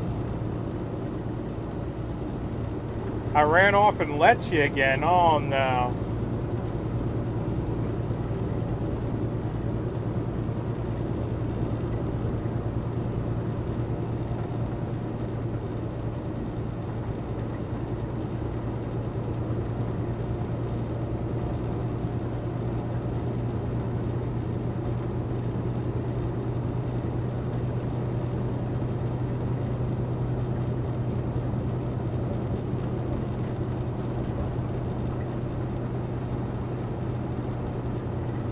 Four hours and 26 minutes. That's not bad.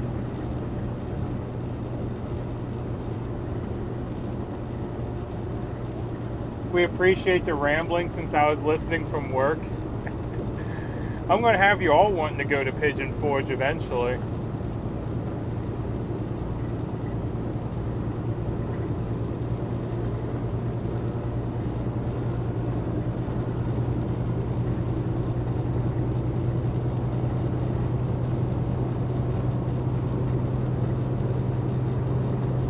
Yeah, and as far as reserving hotels, I mean, you can do a hotel. There's campgrounds everywhere if you like camping.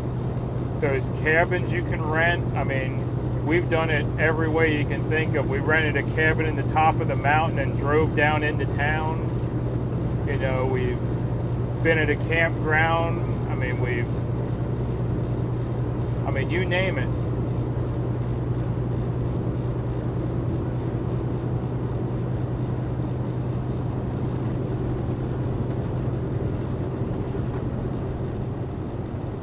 The Ark Encounter is, yes, that is up on 75. So you would have to go, I mean, best would be to route it, but it'd probably be a good time. Because a lot of people are probably going to be there for the 4th, and then people are going to go home. So if she rolls, or I think it's a she. Yeah, she's her husband. So if she rolls in after the 4th, she'll probably catch it before it winds up again, because everyone's going to be heading out of town as they're coming in.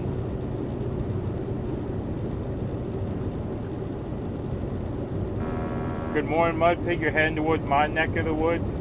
GA, safe travels. I'm actually leaving. We made our delivery and we're on our way back to Tennessee.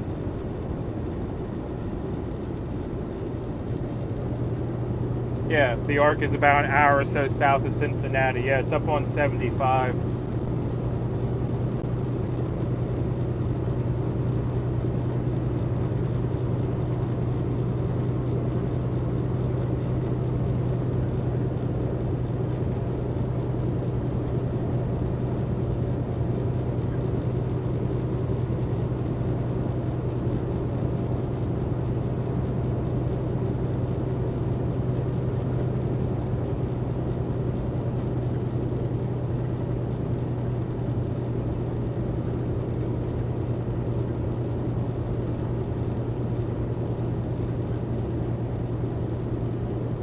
Are you driving or not on July 4th? On July 4th, I'll be sitting in a parking lot here in Tennessee.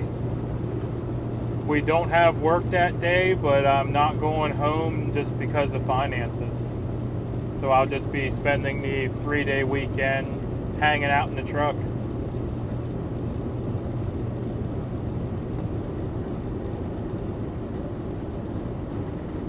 Just jumped on, didn't realize where you're at. Oh, that's all right.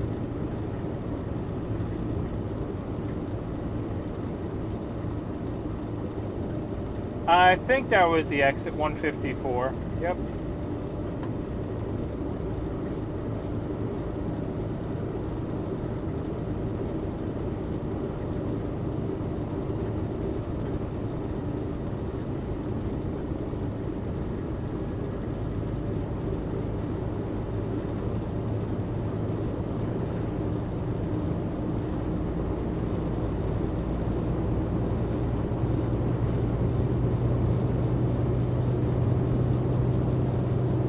Where is your homebound? I'm from Central PA, just outside of Carlisle. Just got here too. Good morning. Well, good morning.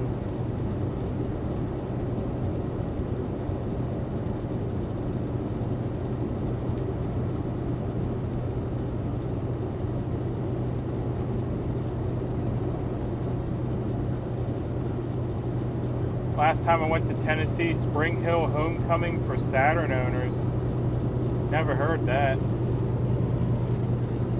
I mean, I know what a Saturn is. I remember when I was a kid, we went and looked at one, and that was back when they still let you kick the doors. It's like, oh, you can't dent it. Here, give it a kick. What? Yeah, give it a kick. You're not going to hurt it.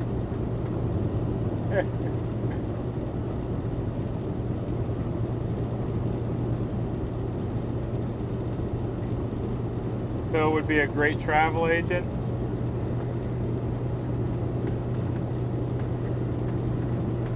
I don't know, that could always be my retirement gig, I guess, once I decide I'm done trucking.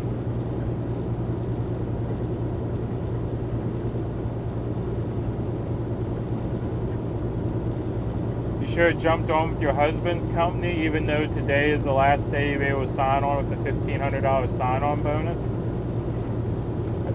That's a pretty good sign-on bonus, but I don't know, I like the dedicated stuff I'm doing now, and as you can tell, I love this area of Tennessee. So being able to spend more time in this area of Tennessee, you know, that makes me happy. Good morning, bro. Well, good morning.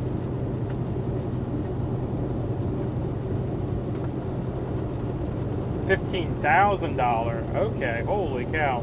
That's a better sign-on bonus. I read it as $1,500 at first.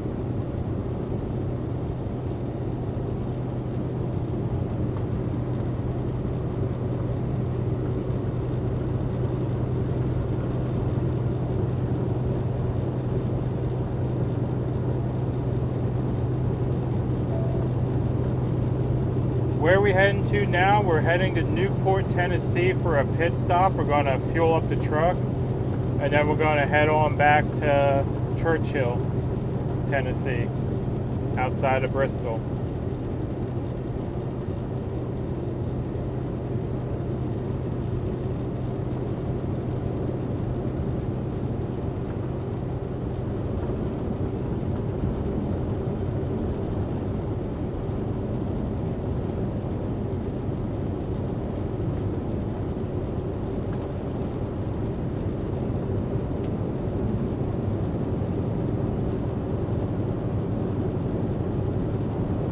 We're in central Georgia, but the company's all over the place.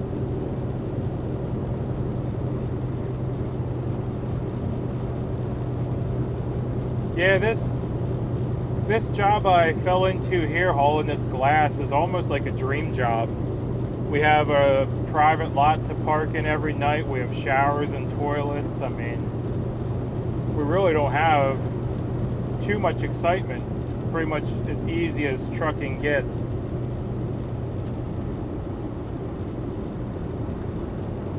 And plus, I don't got to worry about the boss.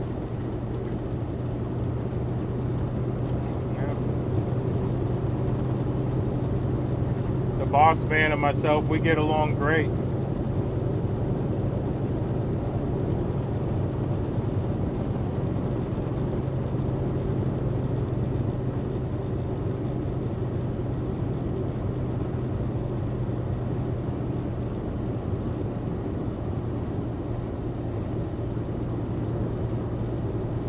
Well, Trump, if you want to give me money to, travel up there and pay for my expenses while I'm there, I'll gladly go there.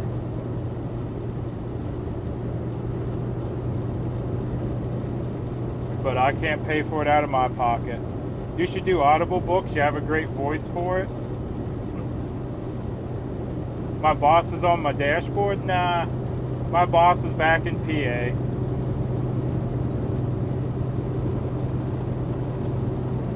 Chattanooga is a nice place to live, a lot of history around there. I've never been to Chattanooga. Maybe I should check that out sometime. Yeah, you have a cushy job for how the trucking industry goes? Yeah, I do. Did give you 3 stimulus checks. Yeah, that don't pay my expenses now. They've been long spent.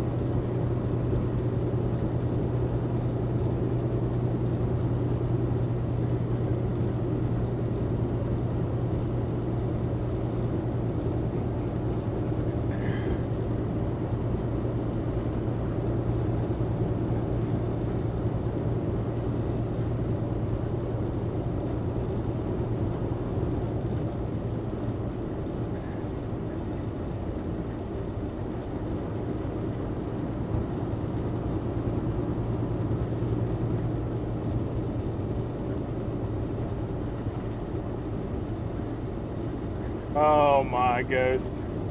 Yeah.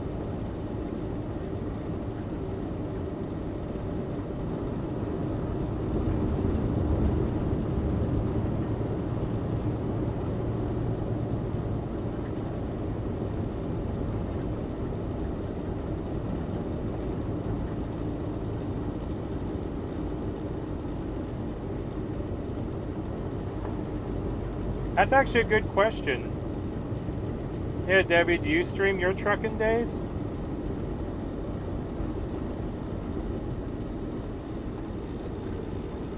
Yeah, food and fuel, but food and fuel don't pay my bills at home, which I'm already very behind on from the, over 2 months I spent with the convoy.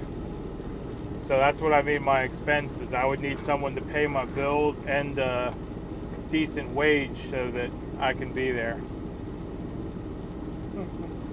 A lot of Civil War history or some moonshine that used to be here. Can I please? My thumbs are rusty.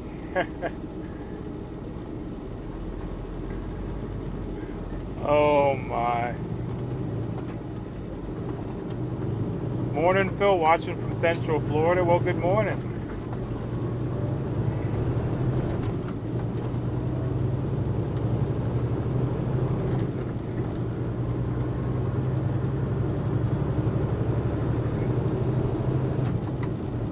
It's only a weekend event. Well, here's the thing. I mean, if I was going up that way or had the money to go up that way, I'd go home and spend the time with my family. Because my family's having a 4th of July party, and quite honestly, I haven't seen the majority of my family since COVID started. So I'm not doing anything that weekend because I can't afford to. But if you want to send a private jet on over and pick me up, you know, like I said, pay my expenses, you know, fly me back down here after the weekend, we can talk. But other than that, I'm going to be here in Tennessee.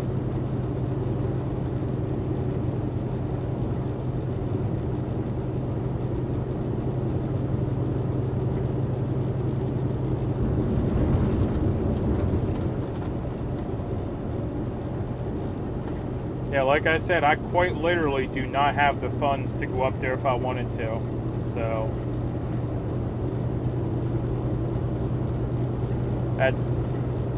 that's the answer to that.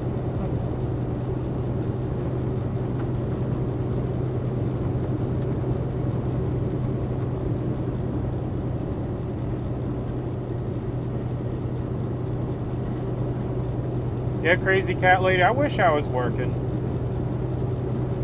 But the plant's closed on the 4th because, like I said, I need all the money I can get right now.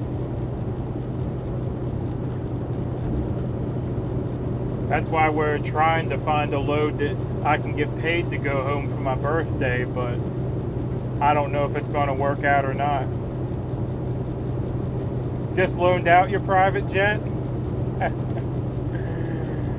Yeah. I think Trump's got a few of them.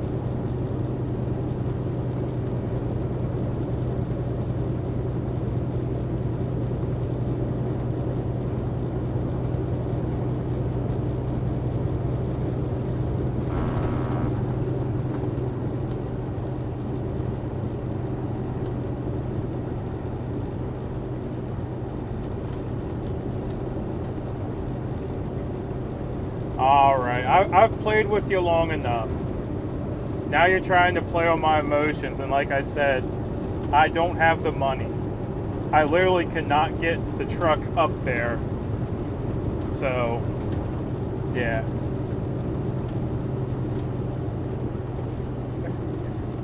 But anyway,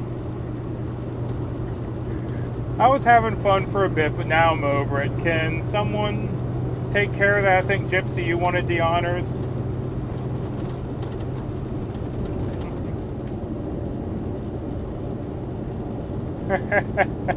Okay, someone got him, alright.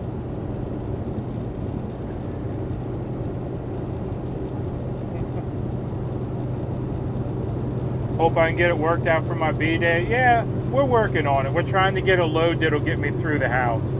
So that way I don't have to pay for the fuel.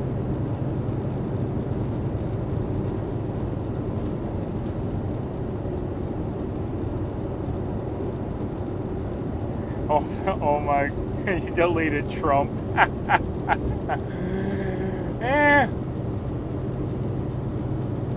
All talk, didn't want to help out, you know.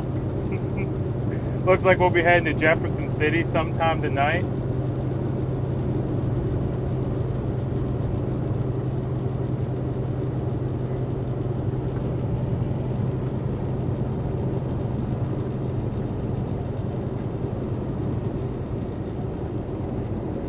Trying to think where Jefferson City is in relation to me. I don't think it's all that close.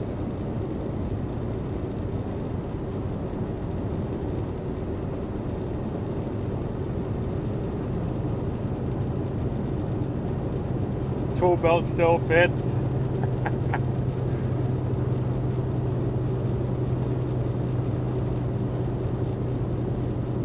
If you're interested in joining the team, you can message me and I'll give you his number.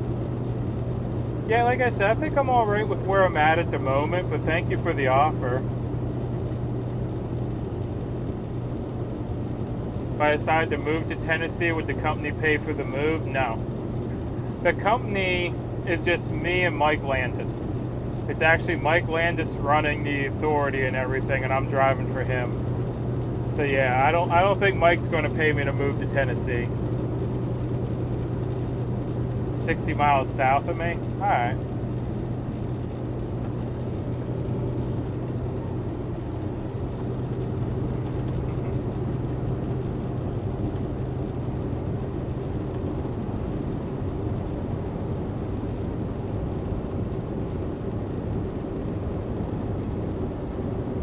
Well, we'll catch up sometime. You're only right up the road.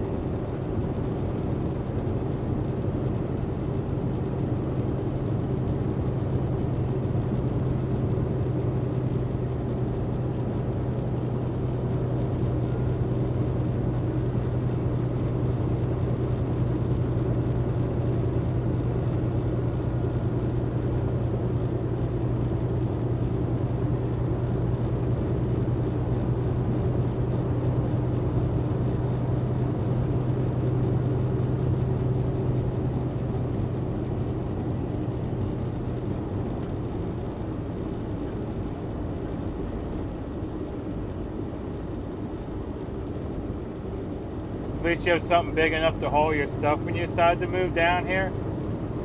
That's true, but I don't have a lift gate.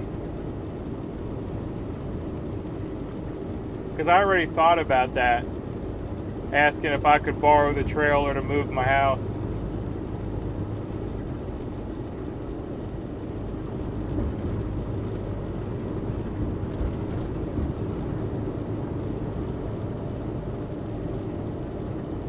Jefferson City chicken plant.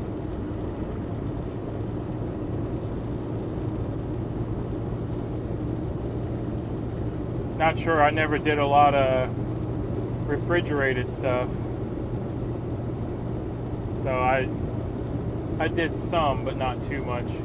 My sister owns a condo up on top of the mountain in Gatlinburg, Tennessee. My husband and I got married there. That's awesome. Yeah, we got married down at the one park in Gatlinburg. I can't remember the name of it right now, but we got married right on the creek there.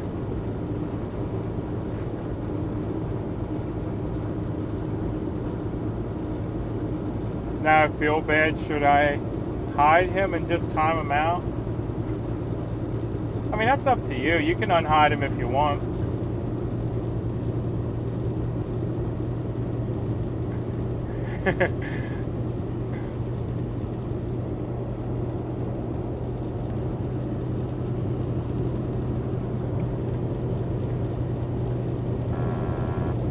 There's a bucket in the road.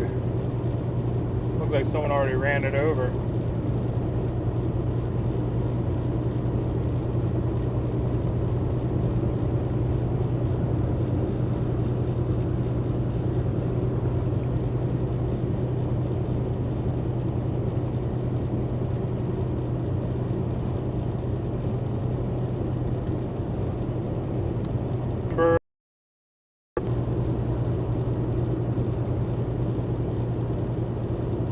I need a mirror, truth junkie.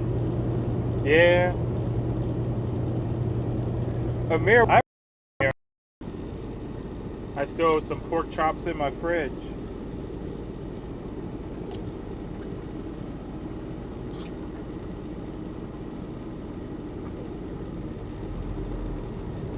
Oh, now we got Zot in here. We're having fun.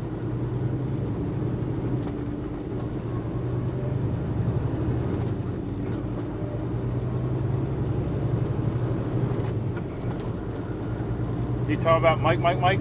Yep.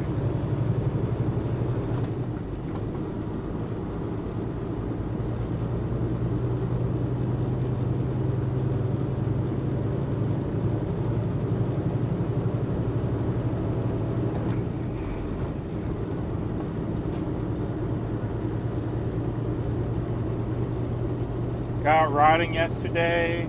Frog Mountain looked rainy.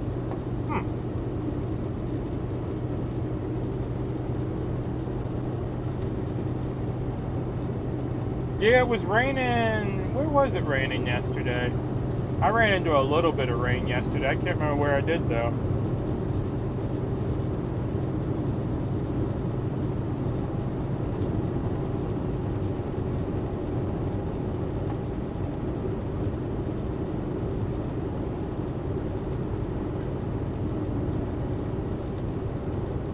I sent you something through Cash App. Not much, but something for doing these streams that make me smile every day. Well, thank you.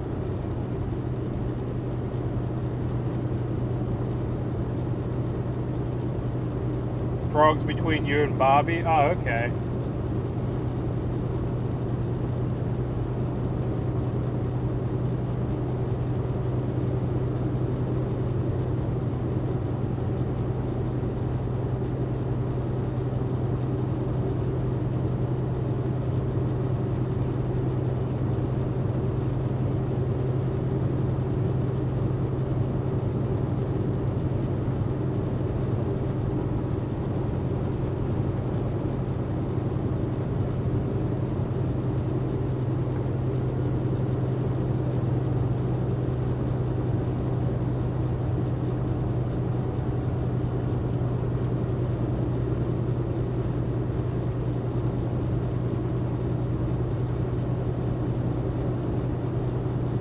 It was a rainy day on this side of Frog Mountain. Yeah, I think we're supposed to get rain.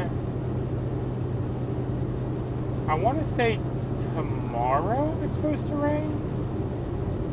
I was looking at the forecast this morning. I think it's going to rain tomorrow.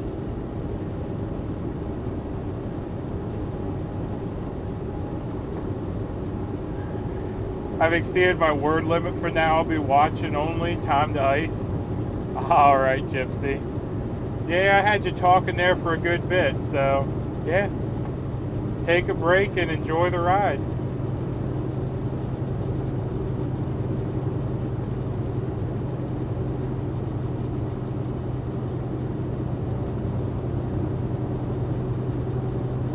You tried to set up Cash App but never got the code in my email to finish setting it up? Not sure. I don't even remember getting a code in the email. When I did mine, I did it on my phone, and I put in my phone number, and then it just, did its thing and sent me a code. And I don't know about email. I don't think I've ever set up a Cash App through email. Thought maybe those were pepper clouds.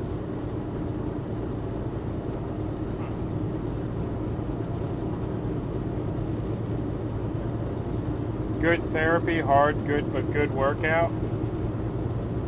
Well, that's how you know you got a good workout, when it hurts afterwards.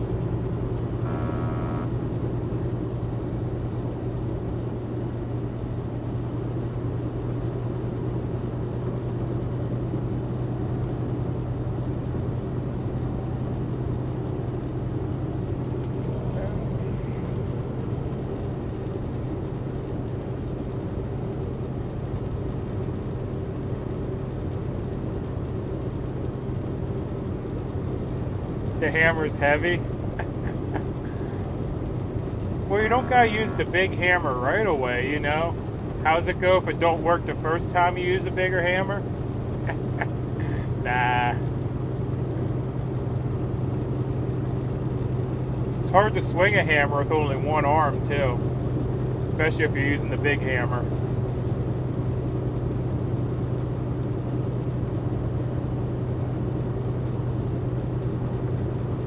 What, Ride Along Gang does train videos? I haven't seen these train videos.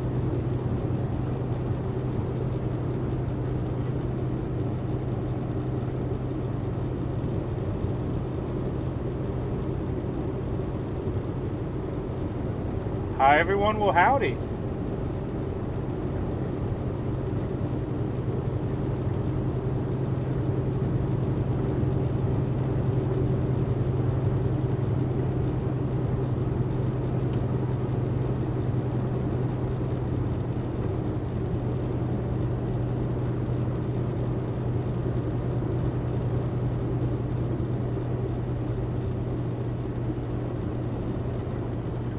I like the bull rack versus train one.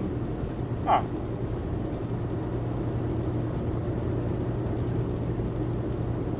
I have a bunch on my other YouTube account and a ton of pics on my Facebook photography page. Huh.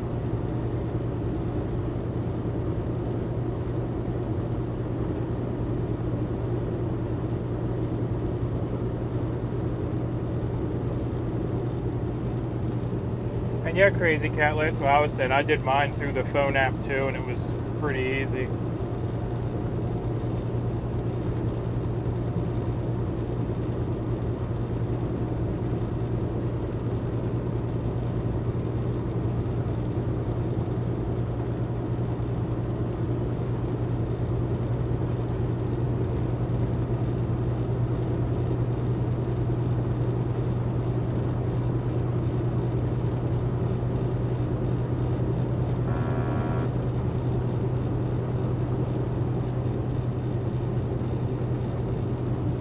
I think my area of Iowa, known, might get rain Friday through next Thursday. I hope fireworks still happen. Oh, that's a lot of rain if it's going to rain for almost a week.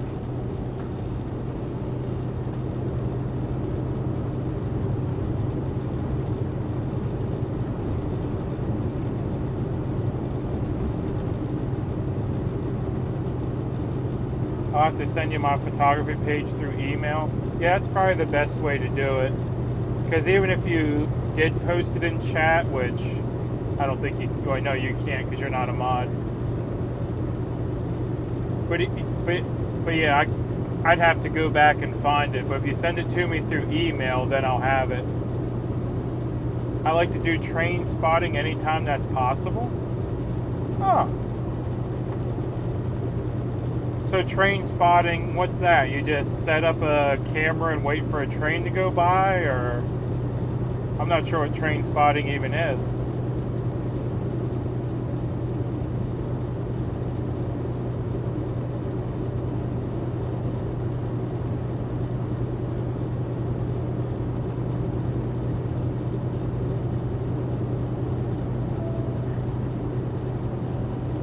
Oh, goodness.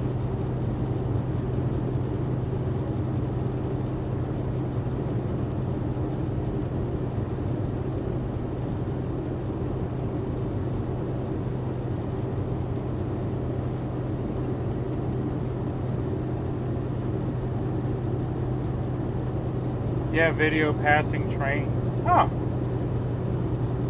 That sounds interesting.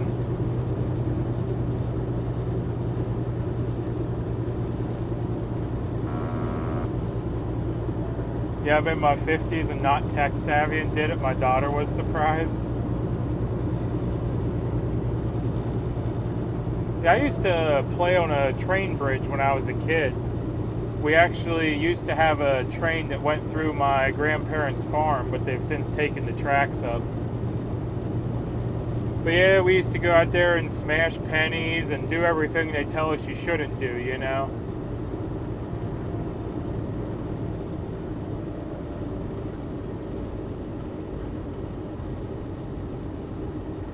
Looks like some rain ahead. Yeah, they're a little gray, aren't they, now that I look at them. We'll see what we run into. I can tell you it's very humid, so it could rain.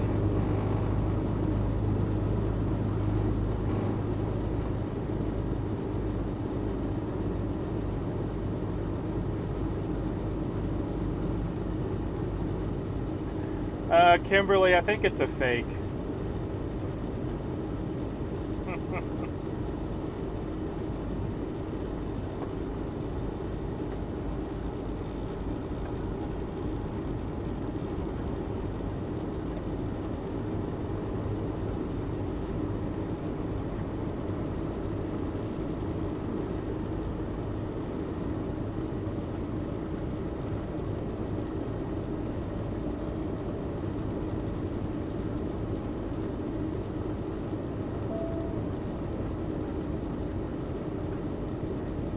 Lehigh Valley was torn up in your area?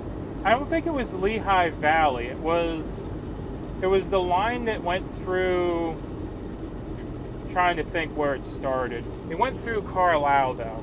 It was a train line because they turned the section up the road into one of those greenbelt walking trails, so you can still walk the old railroad beds. But it went through Carlisle, crossed under 81 by the Lee Tort, and I'm trying to think where it ended up. But yeah, they tore the whole section out from Carlisle all the way down through Mount Holly. The train at the other end of Mount Holly still runs through, but the section from Carlisle to Mount Holly they took out.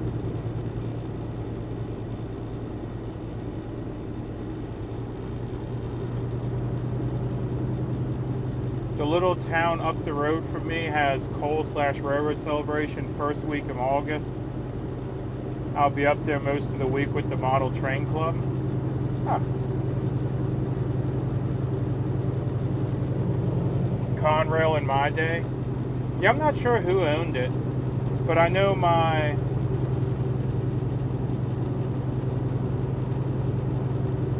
the Real Zod has over 72K subs, yeah.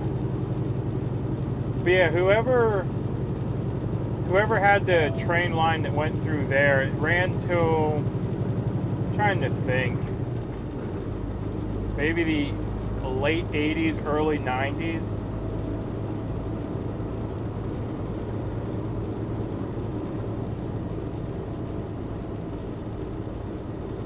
But yeah, it's a great farm road now. We went up to Philly and got the title or deed or whatever for the section that ran through the farm whenever they went out of business and sold off that line or whatever. I'm not sure all the details. I was just a young child. But yeah, so the farm has a separate deed for the railroad that goes through it.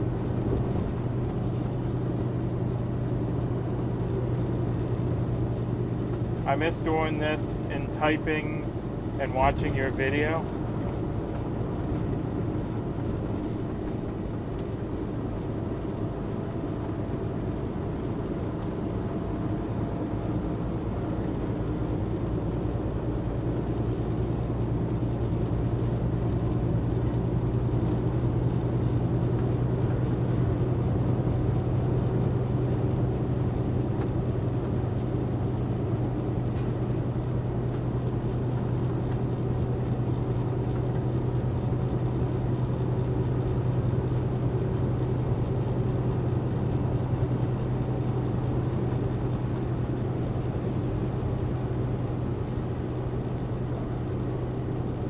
Maybe. I don't know the whole history of our property.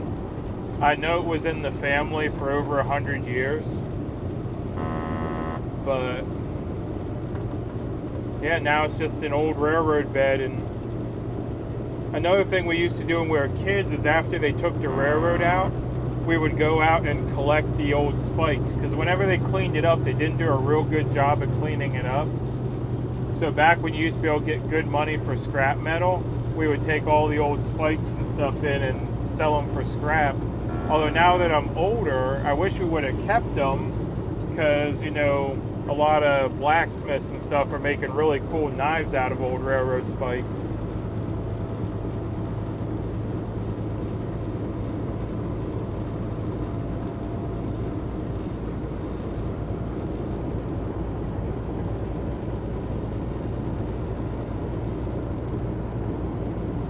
Yeah, the cinders and everything, and our farm kind of goes into a valley and up. So at one point the railroad bed's way high up in the air, but it makes a real nice farm road to go through our.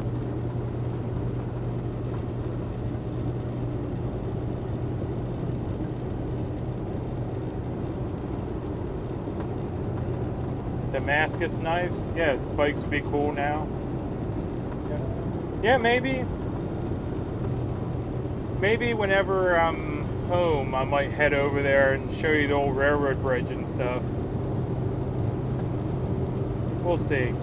I haven't been back on that part of the property in years.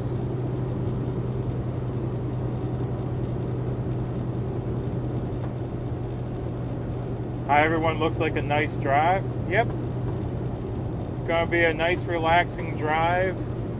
We're going to be going 23 for a while. We'll get to the barn.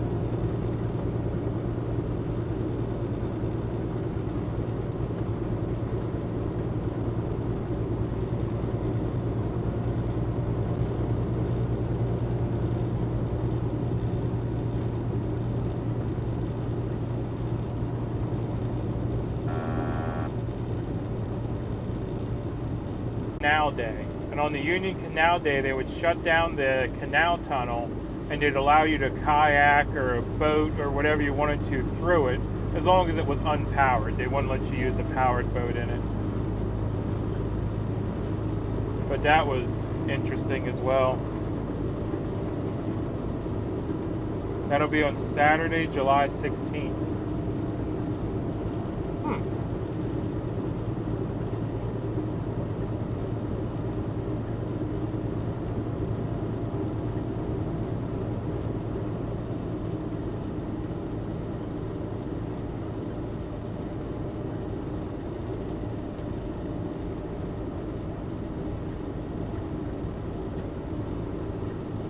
Yeah, Viper, it seems like you know all the good things going on in this area.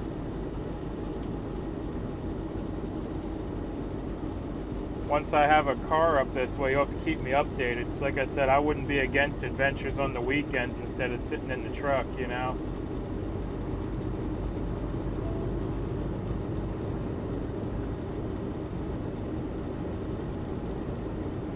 Just checking in on my lunch break. How much longer you have to go today? We're about 180 miles out. That is through mountains though, so it's probably going to be a little over 3 hours, and we also have a fuel stop on the way back. So I'd say we'll probably be back in 4.5 hours, give or take. A piggy dance at the barn? I don't know. I don't know if you want to see me dance. That might be scary.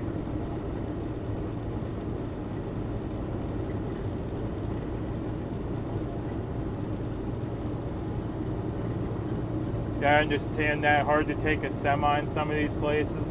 Yeah, and a lot of places might just frown on a semi. Like, I'd love to go to the market up at Food City in Kingsport on Saturday, but I just don't know if I'll have somewhere to hide the semi in a corner, you know? I don't know how busy that market gets.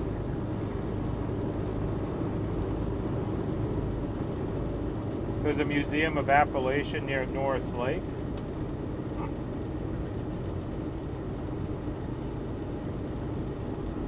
No, that's true. I mean, heck, even back when I started trucking, pretty much every Walmart you could get into. Now it's, you know, hard to get into a Walmart.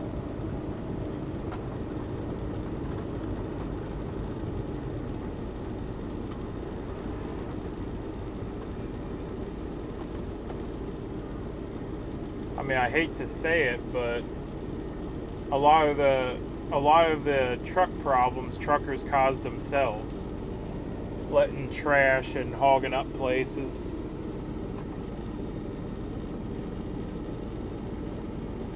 I mean, there used to be a time where truck drivers were respectable, but now there's many truck drivers out here that just open their door and pitch a bag of trash out the door.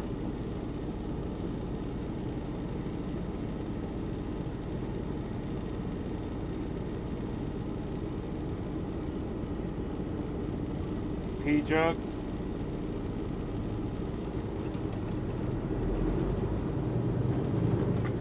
Oh, look, Trump's back.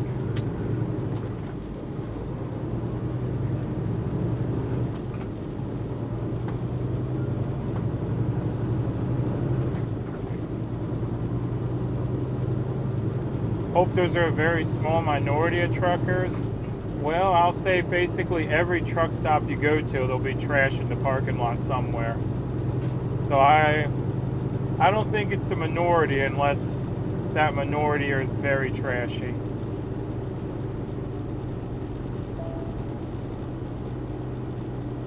I'm off to make I'm off to make my $1.50. Have a safe trip back and take care. All right. Well, thank you for hanging out for a bit.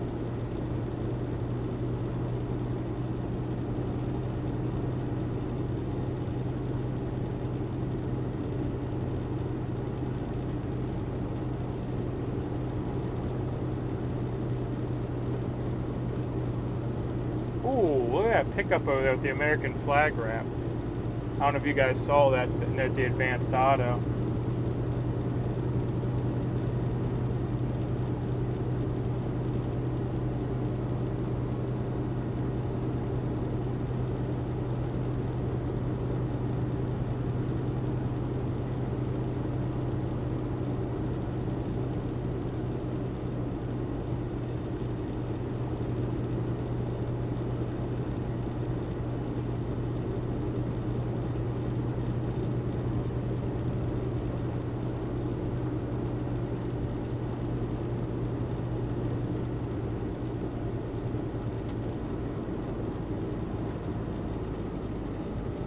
How would we fix what?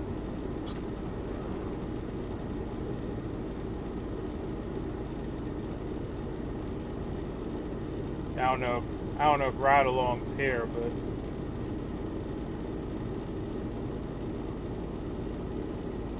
do I know where X-Ray's heading? I know he's eventually heading to Bunker Hill. I'm not sure where he's heading right now, though.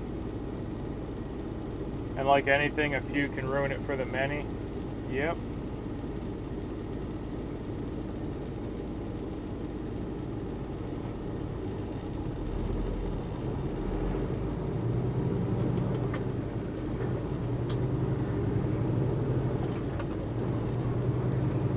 Yeah, when I leave a parking spot, the only thing left behind is maybe a little water from my AC running, and that evaporates shortly after I pull out of the spot. But unfortunately, you do see that a lot out here.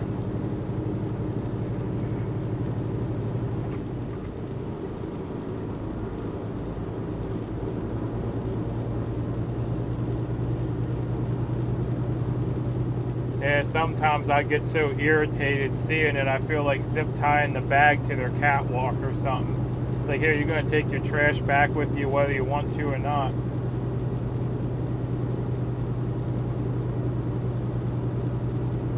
Bring a metal detector with your old tracks where you could still find some railroad spikes? Maybe. I'm sure there's a lot of stuff on those tracks.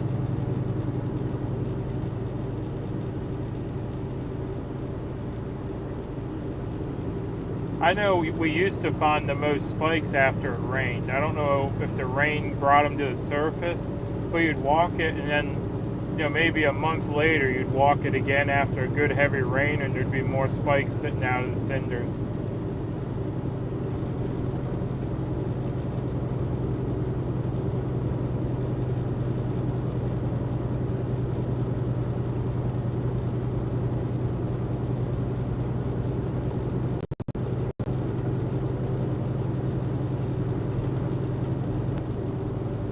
Guess we need to walk that railroad bed someday. Well, like I said, it's been a while since I've been out to the old family farm. So maybe we'll take a stroll there while I'm home. I don't even know if the bridge is still in walking shape, though, because there's a bridge over a creek, iron bridge, where we kind of have to jump between the ties. And a couple years ago when I was out there, a few of those ties were pretty rotten, and you had to kind of hop around them, but we'll go out there and take a look.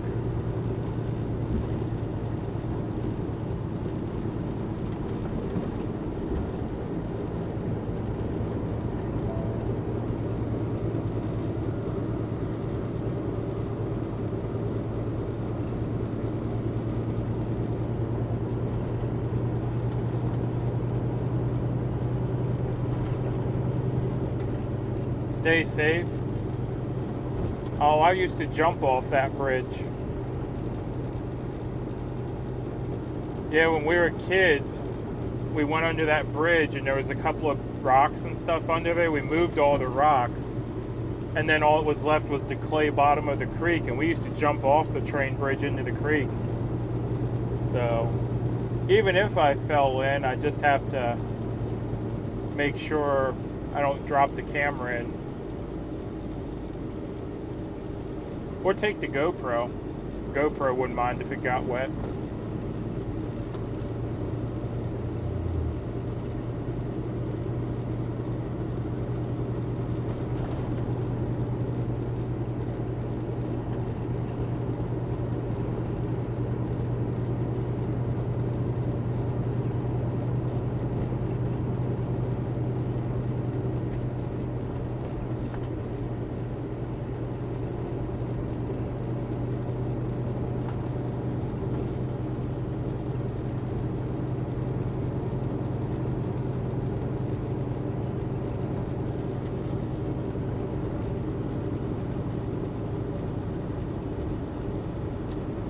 By the way, Phil, the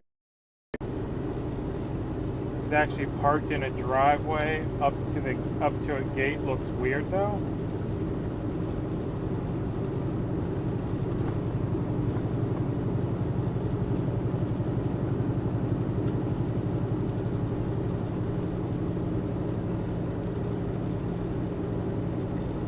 The RV sticker.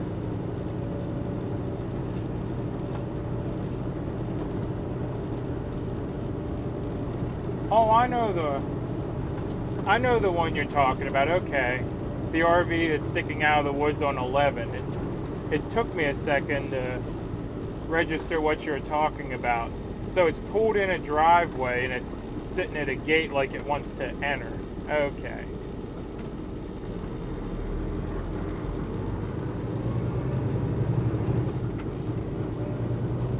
The bus sticking out. Yeah, I call it the bus. Yep.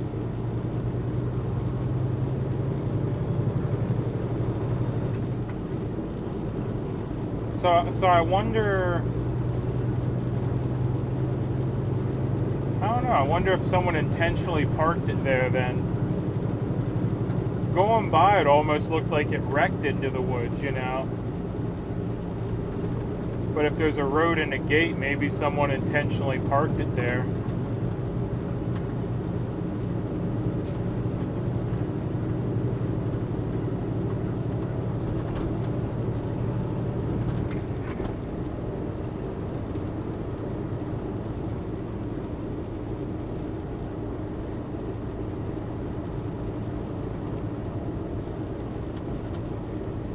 Yeah, it still looks weird though going by.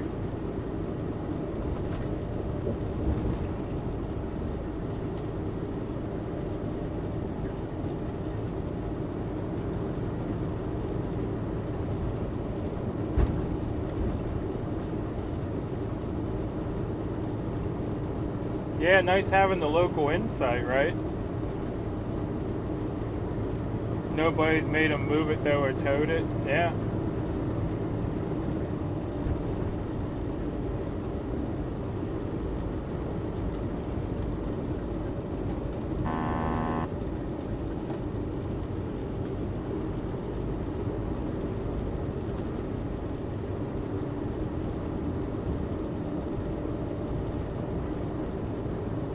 What's my location now? We're just getting ready to cross out of Georgia. We're coming up on the state line here shortly.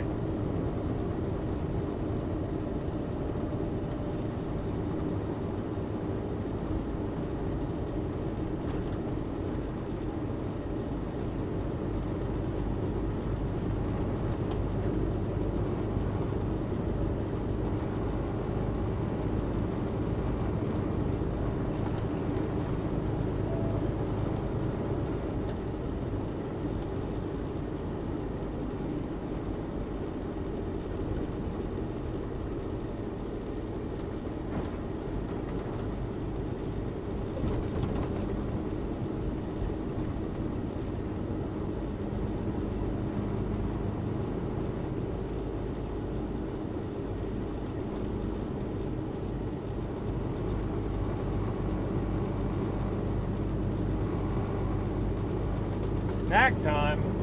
Nice. It's always a good time for snacks.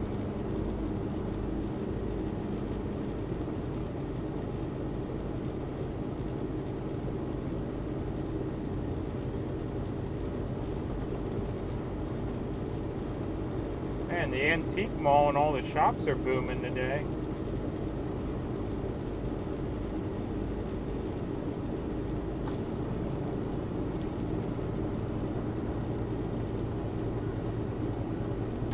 Hey, this is...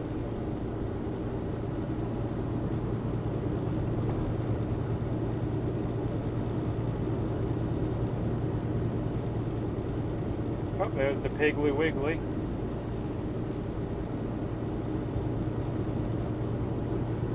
$9.18 here, yum. Are you? $9.18 here, you? I'm not sure what time it is here. I don't even know where my phone is. It is $12.19 here.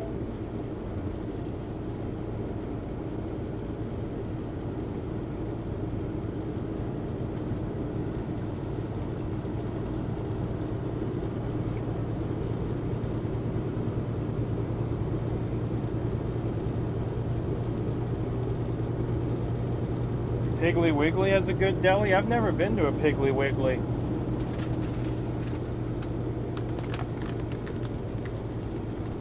I've heard of Piggly Wigglies, but never stopped at one.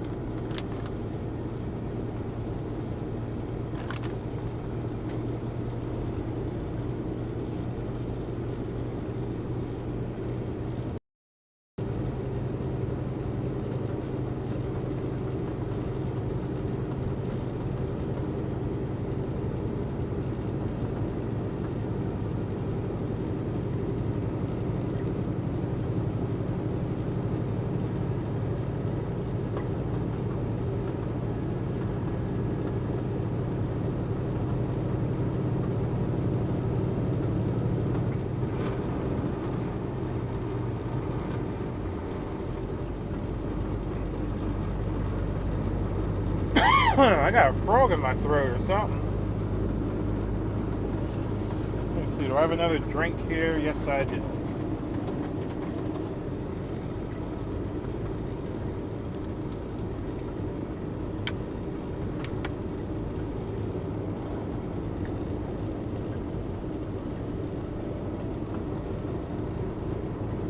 There we go. Wash that what's on the books.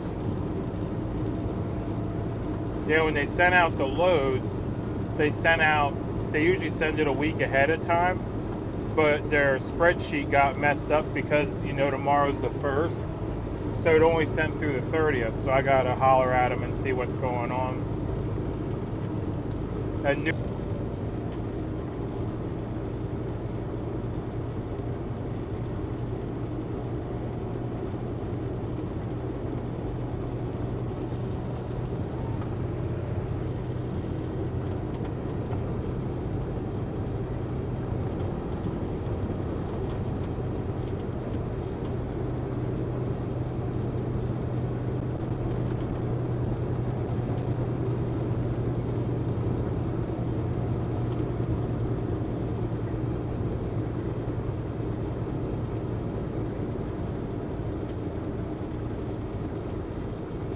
Ghost, I think it's tonight, but don't quote me on that. Oh, there it is. Tonight, we'll head that way and pick up in the morning.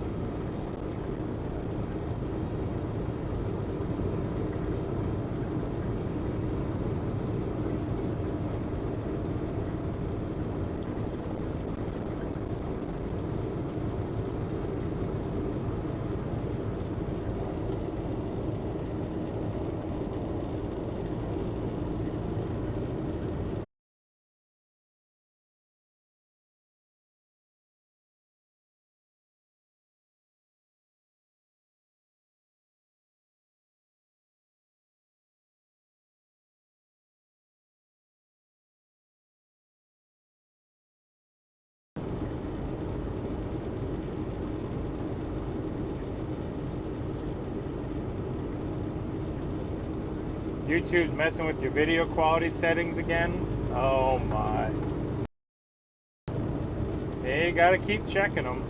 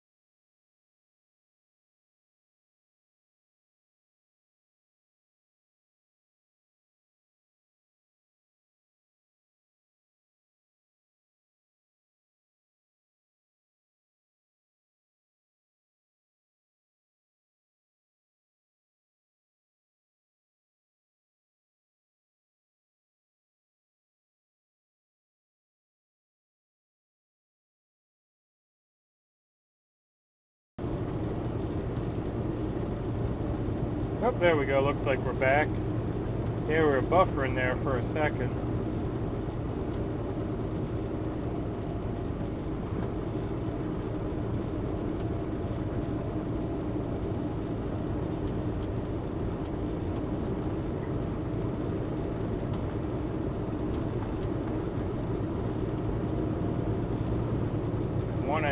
Yuck.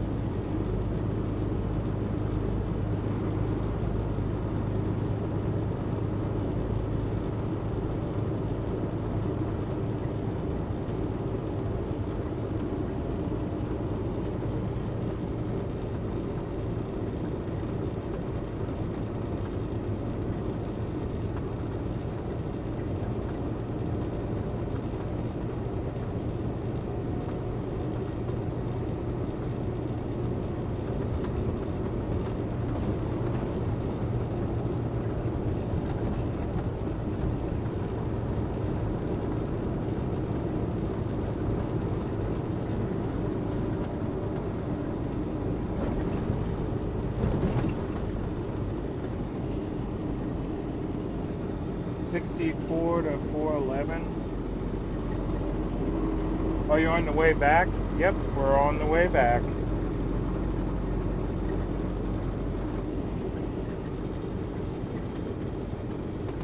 What's your ETA? I have to look in a second here once we clear this red light, just in case it tries to change on me.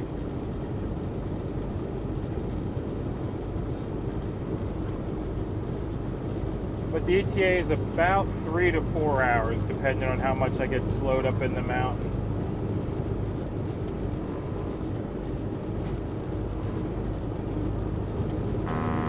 Yeah, I got a story about Lubbock for you. My truck's been robbed twice in the 7 years I've been trucking. Well, it'll be 7 years here in about 2 weeks. But yeah, in the 7 years I've been trucking, my truck's been robbed twice. Once was at a rest area, and they just stole stuff off the outside of the truck. They took my coil racks, my pry bar, and a lot of my flatbed equipment. The second time, though, they actually broke into the truck, and that was at the Peterbilt shop in Lubbock. They stole my GPS, back at the time I had a PS4 in the truck for watching DVDs and playing the occasional game and stuff. They stole that. They stole my TV, my laptop, and a bag of my dirty laundry. Not sure why they took a bag of my dirty laundry, but the only thing the cops could figure out whenever they were there is that they used the bag of dirty laundry to pad all the electronics. But the dealership, of course, wanted no responsibility. They didn't even want me to call the cops. They're like, oh no, don't call the cops. Well, I'm like, here's the thing. It's like they took several $1,000s worth of stuff out of the truck. I'm calling the cops to report it. But yeah, it was a mess. Gotta go. I can get ready. See you all later. All right, we'll see you later. Thank you for hanging out.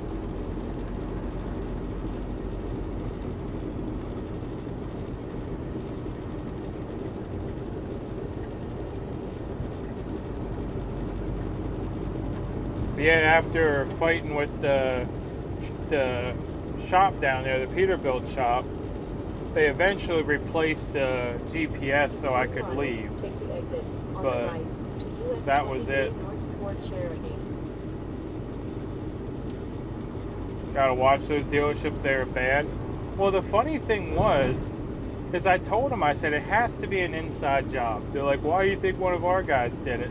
I'm like, well, it's probably that great big fence and electric gate that makes me think one of your guys did it. Because otherwise they would have had to scale the fence, and get into the lot where you park the trucks and steal the stuff and then somehow get back up over the fence with a TV and a laptop and all that stuff, which wouldn't be like easy. And also, the TV was bolted to the wall, so you had to have tools to get the TV off the wall, because it was on one of those arms, like, you know, the TV mounts. It was mounted to the one cabinet. So I'm like, those two things tell me they had a lot of time and they had a way to get in and out of the gate. But they swore up and down it wouldn't be one of their guys.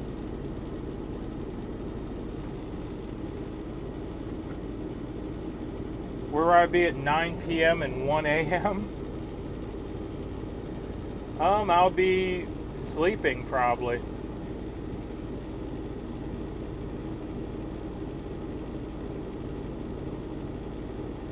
Sure, and if everyone called the cops, exactly.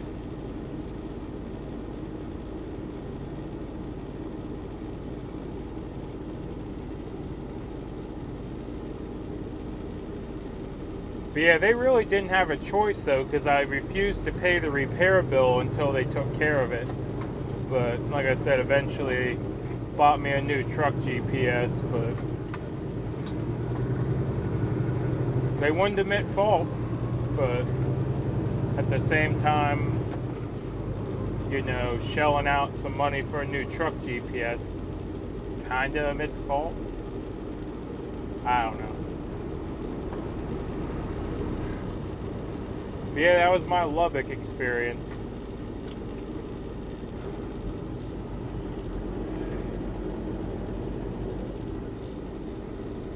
Actually, no. Do I want this turn? No, I don't want this turn. It's the next turn. My bad. GPS said to turn.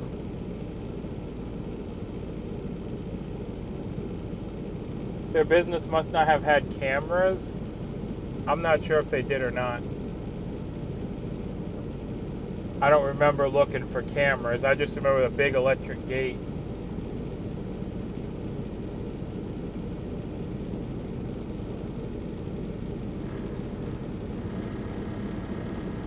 I thought it was this corner, but it's this next corner.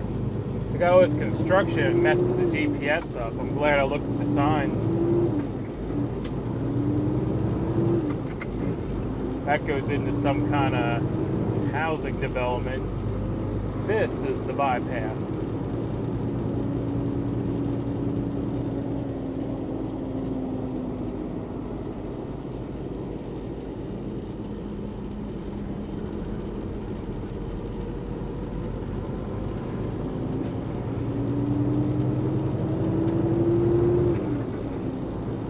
Hello, people. Well, howdy.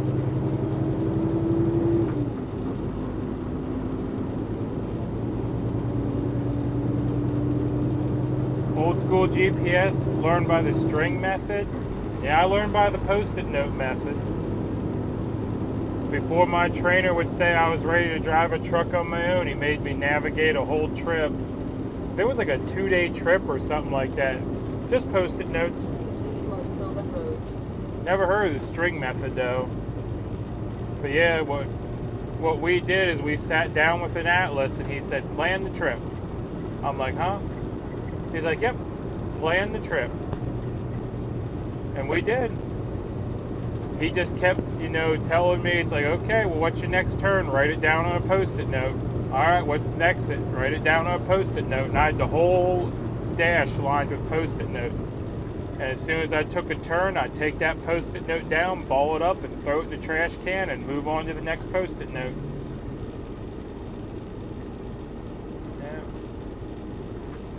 So I did learn to navigate without a GPS, but I was just angry, you know. And that's what I eventually settled for, because I wasn't getting anywhere.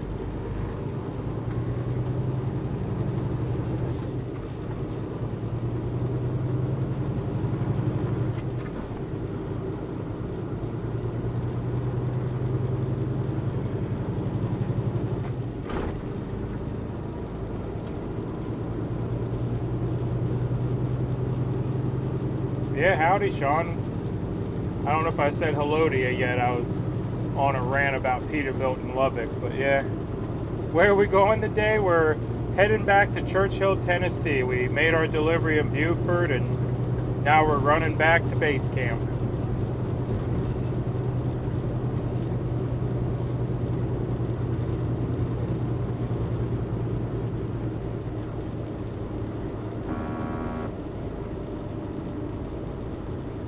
Open up the atlas map, find origin, destination, lay a string between that determines the rough route. That's a good idea. It's actually a really good idea.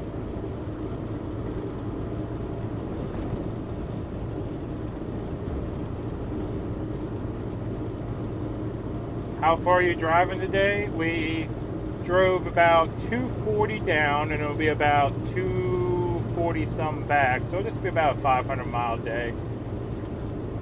Nice, easy, relaxed day for a trucker.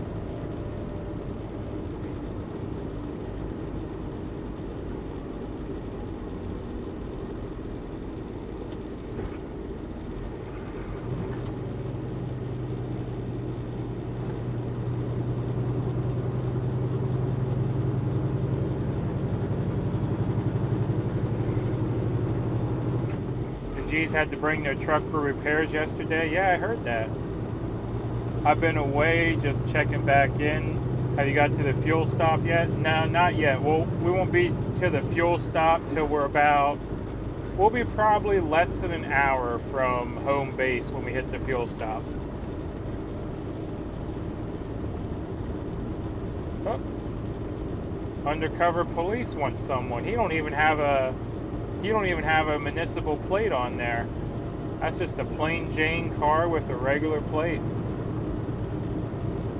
Who's he trying to pull over, though?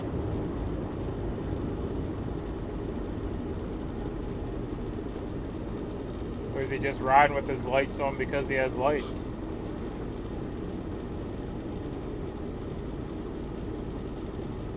I'm not sure what he's doing.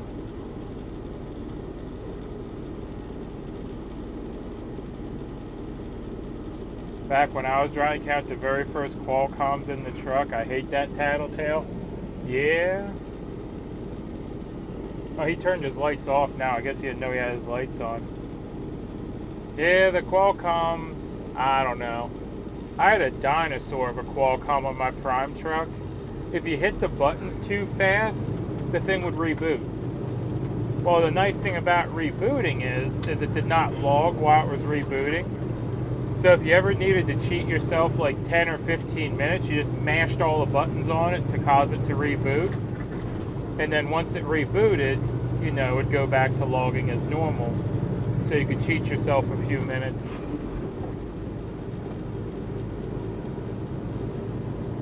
What is this guy doing? He had his lights on, he turned them off, now his lights are back on. I don't know, but...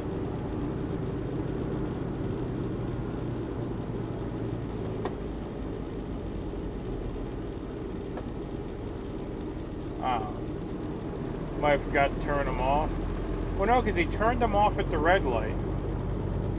Because I was watching them right next to me. Who knows?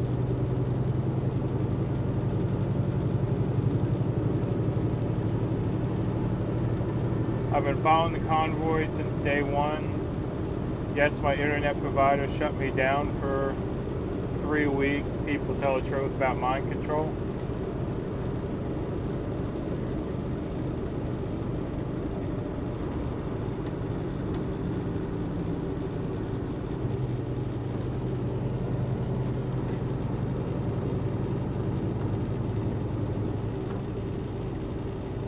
We had paper logs. I wish I had paper logs.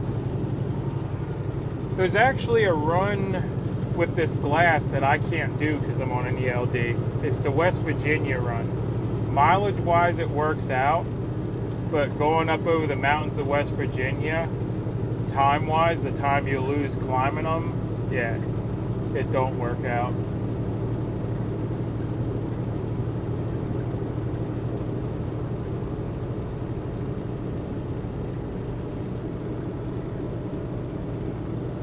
I would find somewhere to park where the red light would come through and couldn't see me.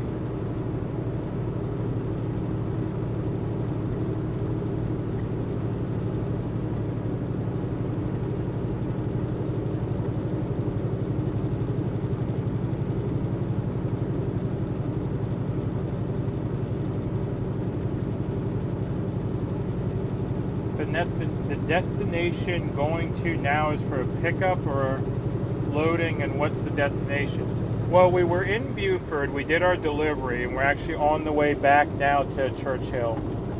So Buford was our destination, and now we're running empty back to the plant. Sometimes we get a reload, but today we're just heading empty back.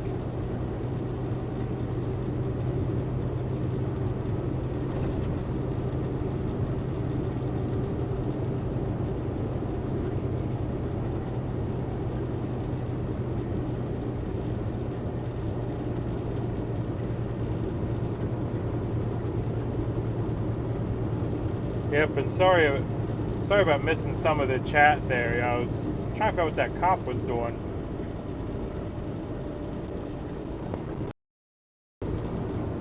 We have about half of our guys are on ELDs and half aren't.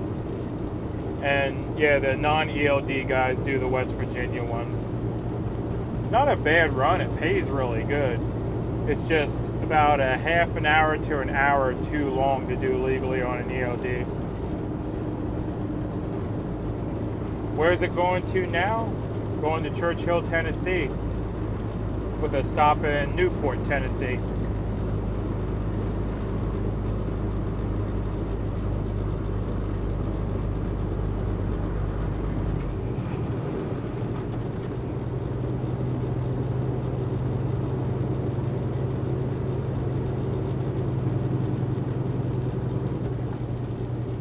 If you want over, come over. Come on.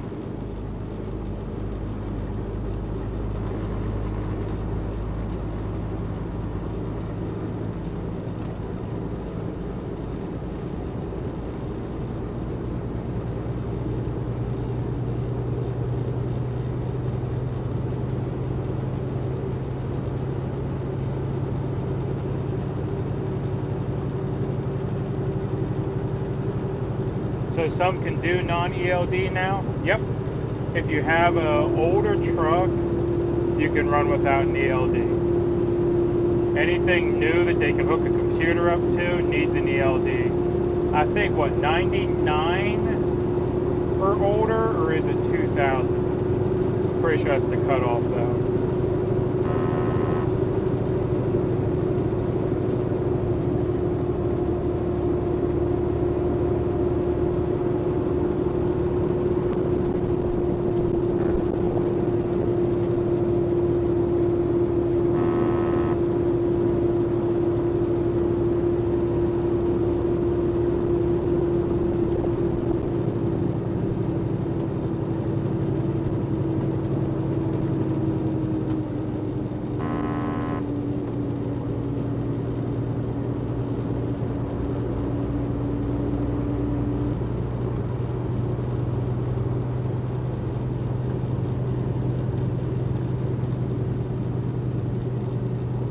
Trucking with Smith has a 2000, but it's an engine, so yeah, he wouldn't need it.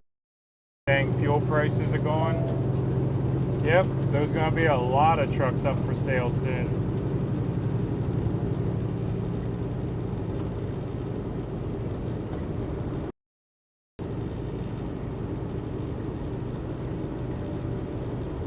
Does your wife ever travel with you sometimes? Not at the moment, but she does come out from time to time. Back when I was doing the over the road, that's how we did our vacations. I'd find a load going to where we wanted to go, and we'd take a vacation. Like one time we went down to Biloxi, Mississippi, I think it is, right there on the Gulf Coast. Yeah, we took a load down, got paid to go down, did our vacation, and then we took a load back out.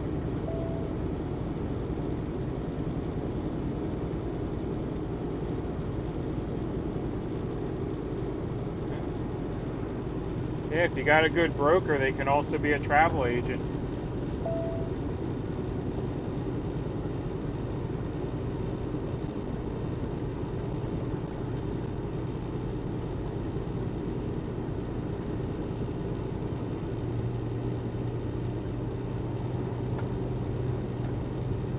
Good morning. Have a wonderful day there. Oh, I'll try. You too.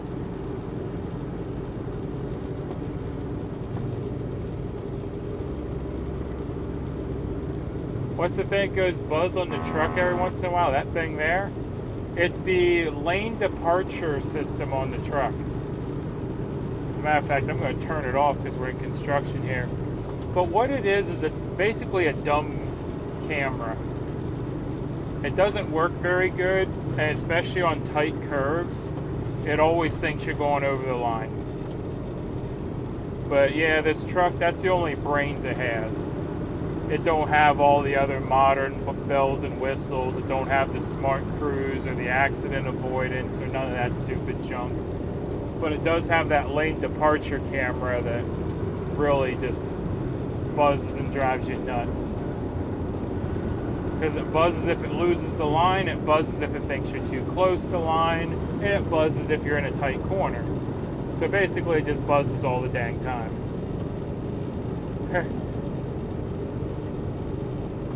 Yeah, it used to drive me insane, and if I listen for it, it still drives me nuts.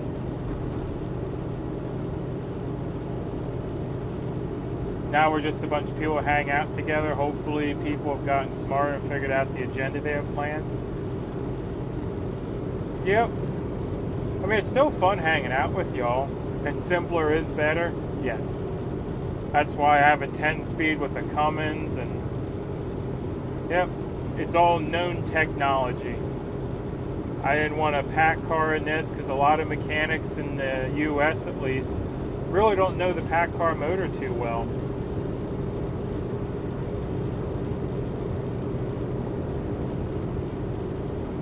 I don't hear it anymore unless someone asks. Yeah, I don't either. It's something you get very used to very quick.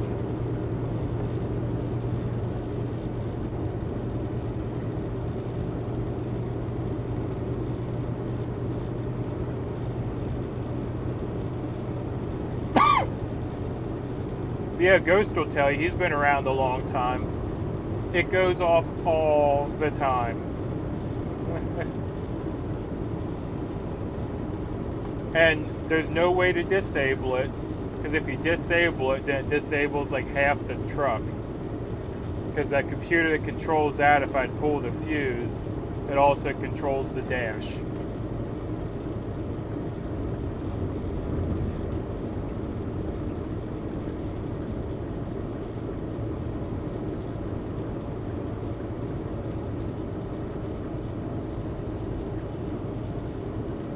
Some cars have something similar.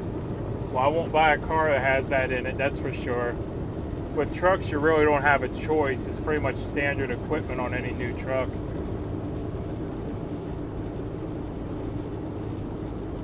Freightliner is the worst with the safety crap. Yeah, they got the sensor on there that slams on the brakes every time you go under a bridge, pretty much.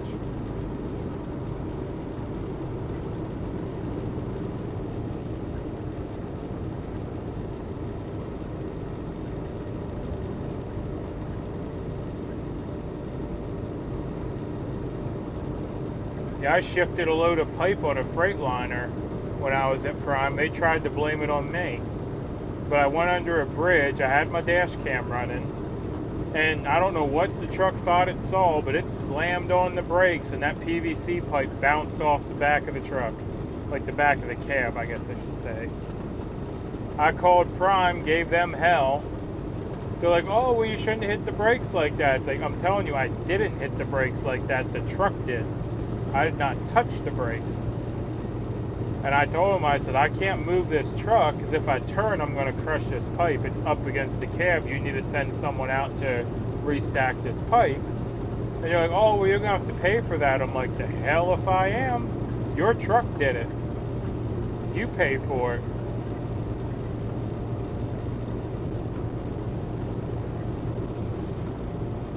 I love the driver awareness package in my car. It buzzes and the seat vibrates. It's handy for when my husband drives.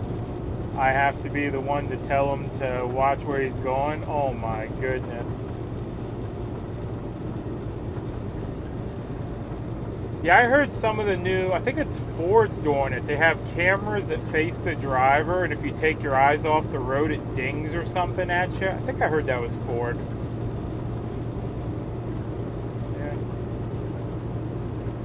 89 to 99 delivered, 12 tractors to US Express are automatic, and all had versions of VORAD. Yeah. No, they can keep that automatic and those sensors and all that crap. Yeah. I don't like my truck thinking for me.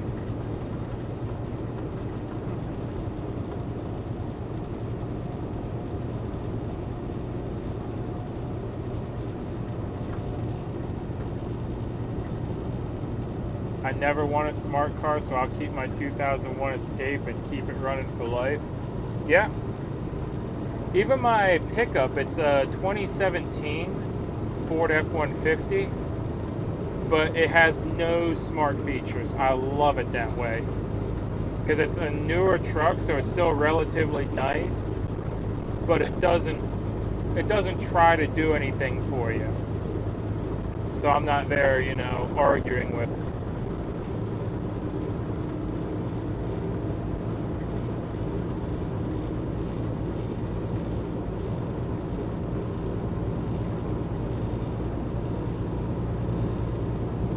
I must behave, vibrating seats. Oh, goodness.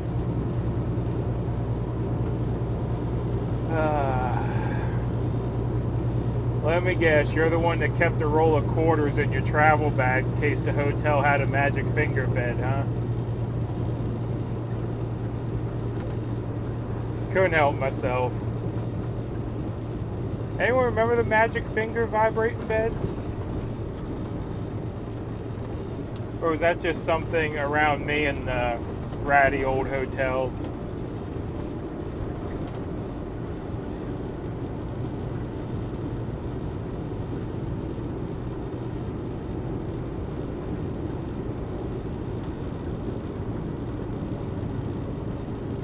Have less than 150,000 miles on it.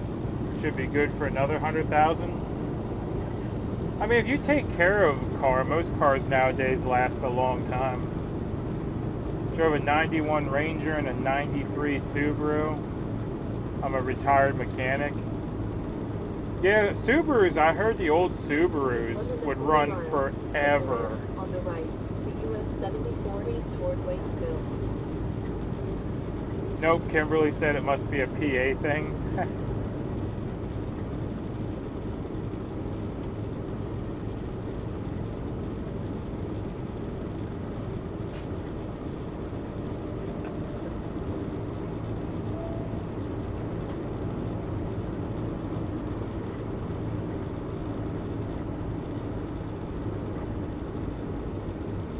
Well, I guess if no one else knows what it was a vibrating bed. And what you would do is you had a little thing on your nightstand and you'd put quarters in it and the bed would vibrate based on how many quarters you put in it, And they called it a magic finger bed. Magic fingers from PA. Yeah, but it was just a motor in the bed and the bed would vibrate. I don't know.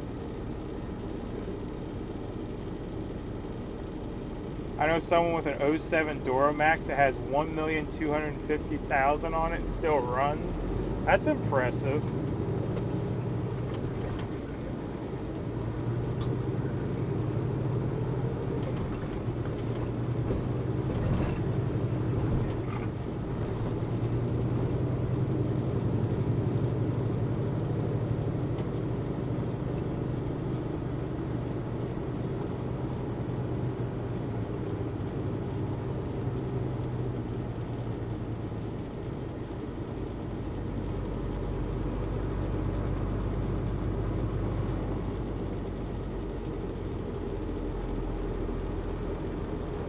Oh goodness, did someone run out of gas on this hill?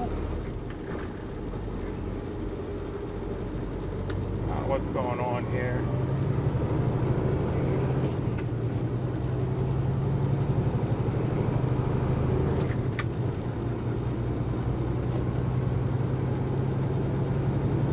That tanker must be super heavy. Right, 74 east toward Waynesville.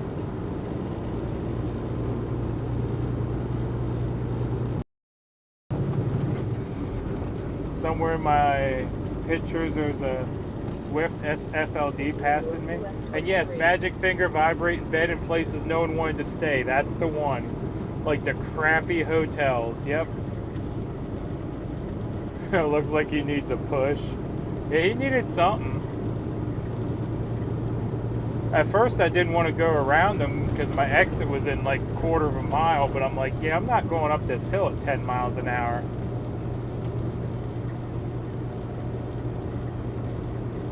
But yeah, growing up in Carlisle, we had a lot of, what do you want to call them? Pay by the hour hotels. Would that be a proper term for them? And back then, you actually used to have the recreational reptiles advertising on the CB radio. So yeah.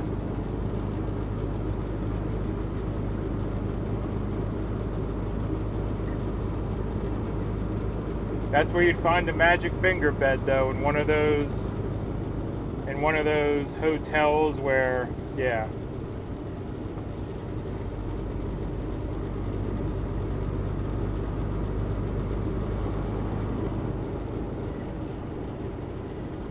The No-Tell Motel, yeah, there you go.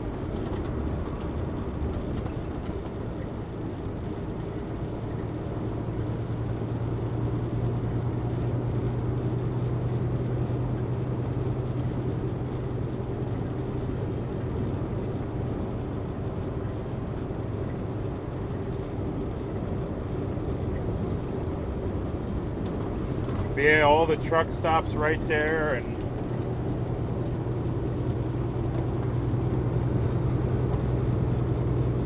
yeah, we used to laugh at them on the CB radio. Like, we'd never key up, but we'd listen to them and just snicker to each other.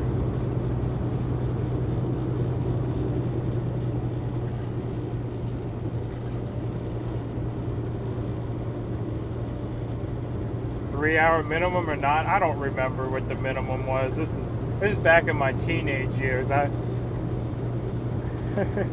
They cleaned it up, you know, shortly after I got out of high school, actually.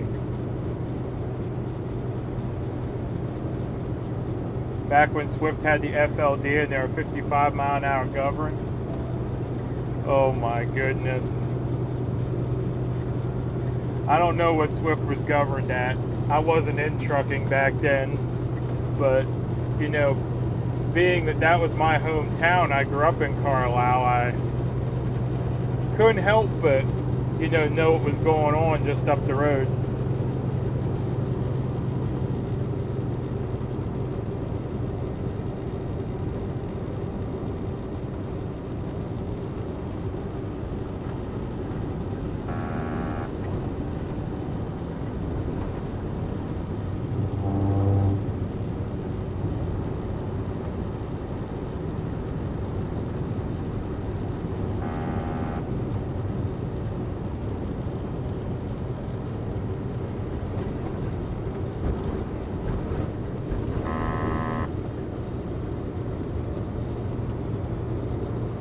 JB and Snyder were too. Huh. I couldn't imagine all the trucks being governed at 55. I mean, heck, nowadays I do the speed limit and I still get passed sometimes. But then again, I do pass a lot of the company guys. So. The lot lizards are the reason I changed my handle from strawberry to elusive strawberry to tell me apart.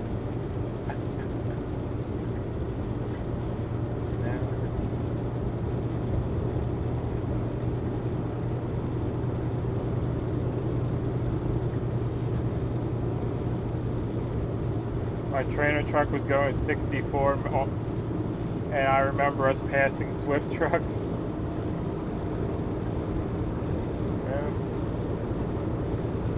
Yeah, I don't know who the slowest truck on the road is now. It's either the prime company drivers that are governed at 58, or it's TMC that's governed at 62 probably. Unless there's another company out there I don't know that has their trucks governed really low.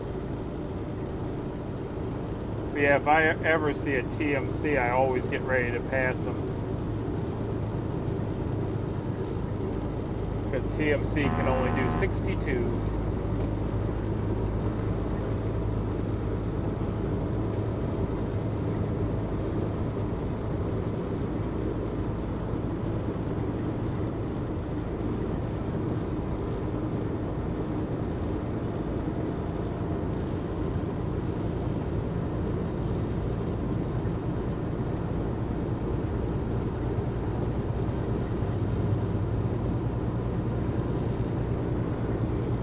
My McCeladon Caravan will go to 67 on the pedal and 63 on the cruise. That makes your foot tired.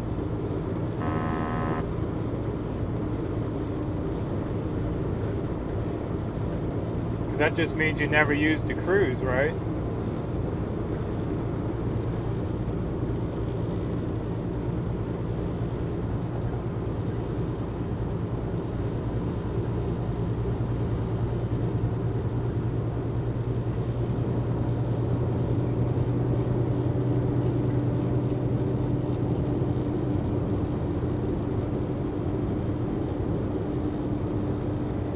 Had a TMC get hung up on a 2-lane mountain curve here the other day, and signs are posted no trucks.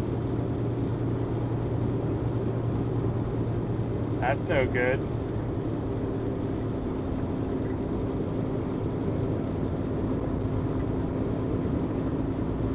Yeah, I was going to try to pick up a Celadon trailer at one time at auction. Because up in PA there was a whole lot of Celadon trailers sitting there. And I was working, was I still at Prime when Celadon went out? I can't remember where I was working when Celadon went out. But I was working on a dedicated account. And we ran up to Lindt Chocolate all the time. And Celadon had a whole bunch of drop trailers in Lindt's yard. And Lindt kept trying to get a hold of Celadon after they went out of business, and no one would return the calls. So Lindt was just waiting until, I forget in PA how long you have till something says it's abandoned. But Lindt just kept waiting so that they could get these trailers towed out, and they're going to tow them over to, what's that auction company that does the heavy equipment auctions? I can't think the name of it now.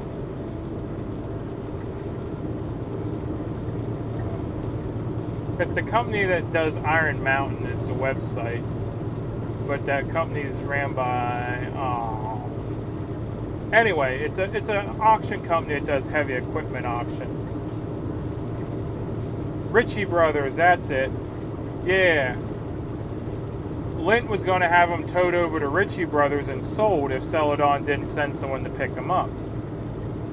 Well, I kept telling Lindt, it's like if you have them towed over there to be sold, you find out what they're going to give you, and I'll buy one of them. I don't want to have to auction it. Just get an estimate, let me know, and I'll buy it. Because these were nice, newer trailers, you know.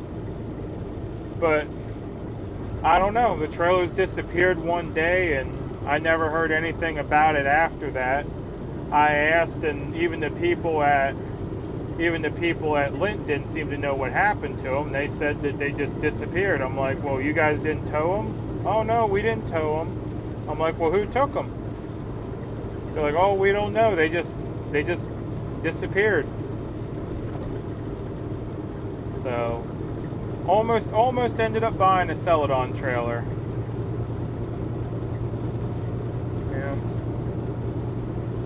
But I don't know if Celadon had people go out and pick up the equipment eventually, or what happened. But I heard horror stories on some of the trucker forums about Celadon employees whose their fuel cars just quit working and all that, you know.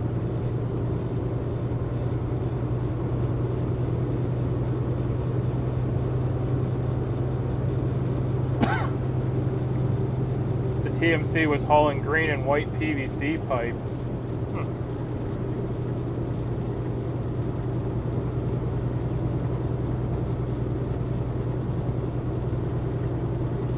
Yeah, I don't know if Celadon eventually recovered all their old equipment or what happened, but I mean, those trailers are there for months.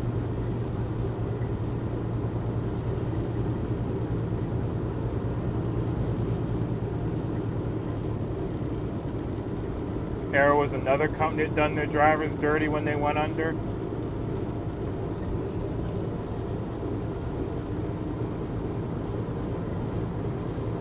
Yeah, these companies gotta like know they're going out of business. I just don't understand why they just, you know, shutter the doors like that.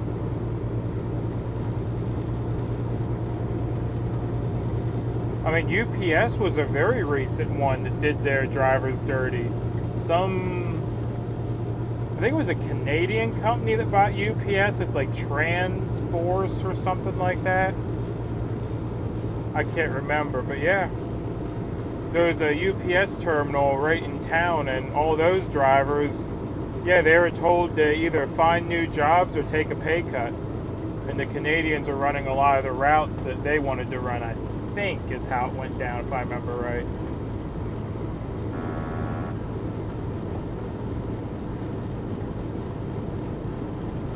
At least that's what my neighbor told me.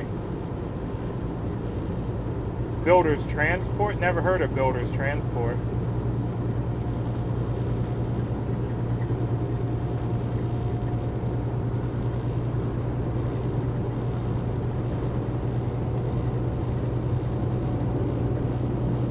Stranded their drivers. Oh my goodness. Yeah, I just remember the Celadon drivers because companies, like other trucking companies, actually offered to bring you into their terminal and help you out if you're stranded. It's like, you need a job, you know, you're stranded, we'll fly you in, you know, do your training and put you to work.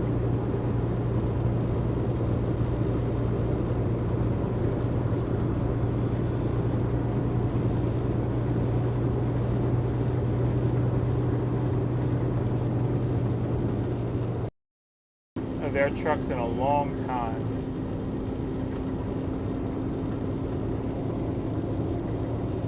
I don't think so. I don't think I've seen a coastal transport truck in a while either.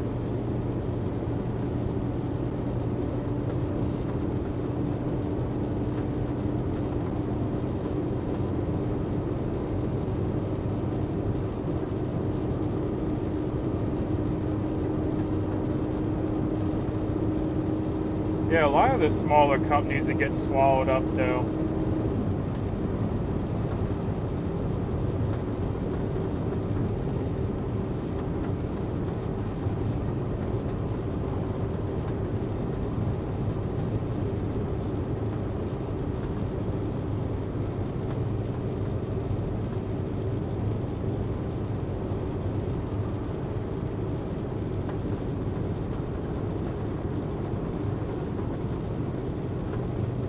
Division of Willis Shaw.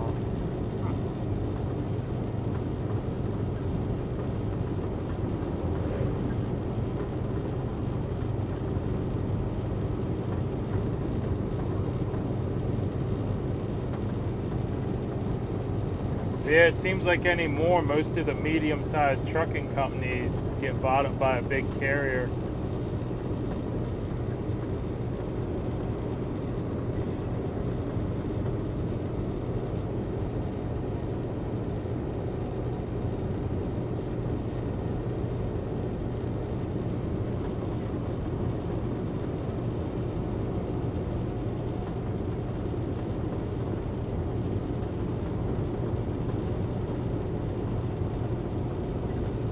Maverick Terminal in Churchill used to be Youngbloods and Maverick Bottom.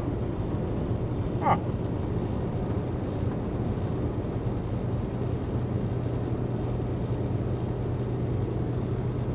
Yeah, I don't know if Maverick's going to keep that terminal or not, because I don't know if Maverick's going to put in a van division just to haul glass, unless they got other freight in the area. Big Fish swallows the smaller one. Yeah, was it England and Swift that merged? I'm trying to think, because there's a terminal right there up from the Petro in Carlisle. It's on the Petro. If you're coming off the turnpike, the Petro's on the right, and there's a terminal there on the left. And I want to say it was England and Swift that merged, because the name on that terminal keeps changing. It was a small trucking company, then it was either England or Swift bought it, and then they changed the name again.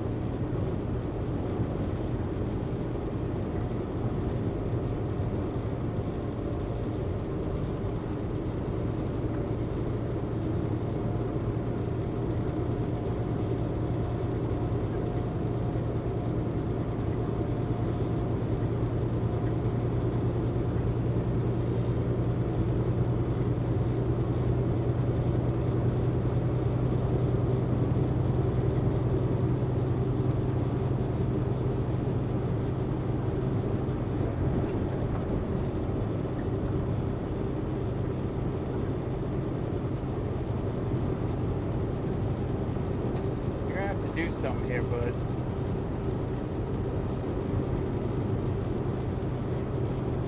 Oh, Knight and Swift, that's it. Yeah, it wasn't England and Swift, it was Knight and Swift. Yeah, you're right.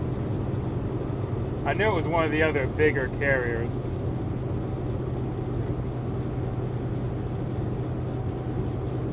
Good afternoon, Mudpig from Winnipeg. Well, good afternoon. Yeah, that's what it was. It was Knight and Swift merge.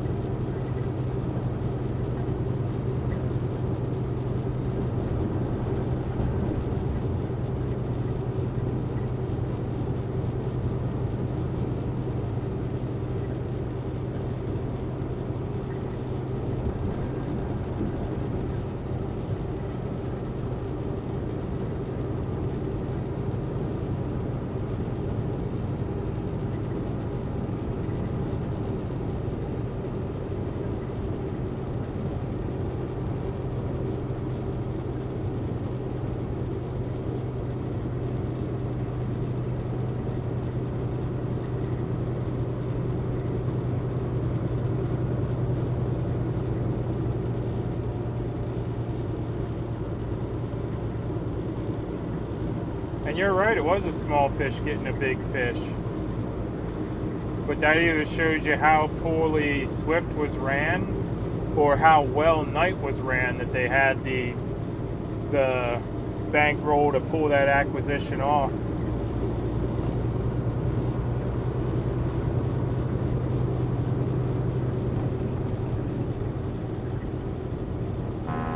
Mud, do you have plans for your July 4th? It's just going to be sitting in the truck and maybe going to a fireworks show. But yeah, I won't be going home for the 4th.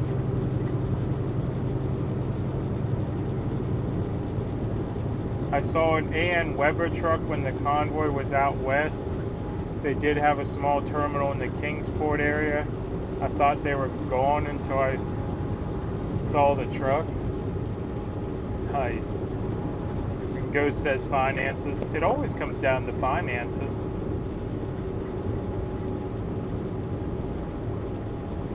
But for a large company to swallow up, or for a small company to swallow up a large company, that's some good planning on someone's end there.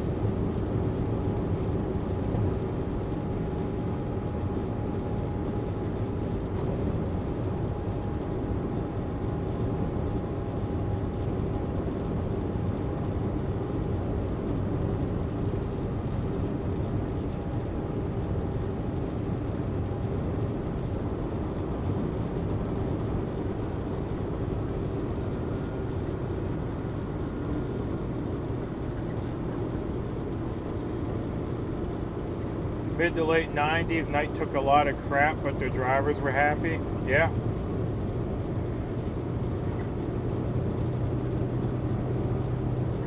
Yeah, Night was on my list of companies to work for when I first got into trucking, especially since they had that terminal right there in Carlisle. I was already familiar with them and all that. Honestly, I went to Prime because Prime offered guaranteed money during training. Prime gave you $700 a week once you signed on, whether you worked or not. As long as you were there, doing, as long as you were there available to train. Like if you were waiting on a trainer, which I had to do, I was getting paid to sit in a hotel room that they paid for. And that's the only reason Prime passed up Night. Because Prime's terminal is up in Pittston, which is like 2 hours from the house. So I settled for one that was a little further away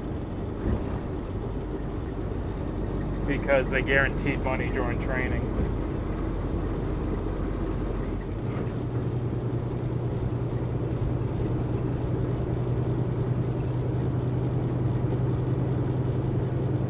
All we have here across the line in VA is tanker, logs or coal trucks, a few wood chip haulers.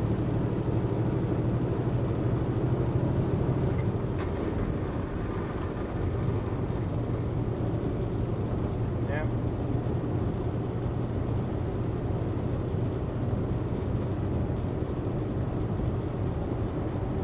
Is there an armored car builder in Pittston? I'm not sure.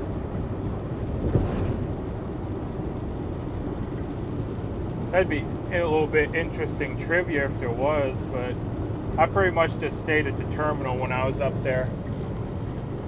I didn't go investigating too much around town. The only thing I did other than sit at the terminal is if I was hungry for a good meal, I'd go to Mohegan Sun, get a good meal, and then go back to the terminal in Pittston.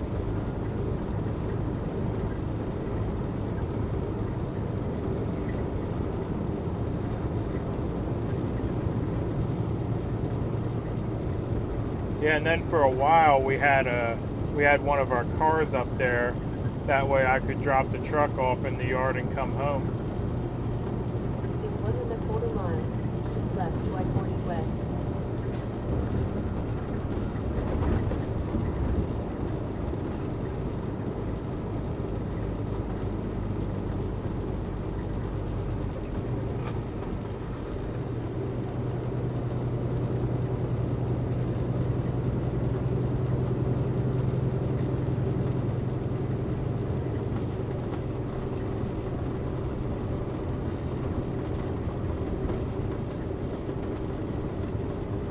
Just found out there'll be abandoned fireworks less than 200 yards from my house.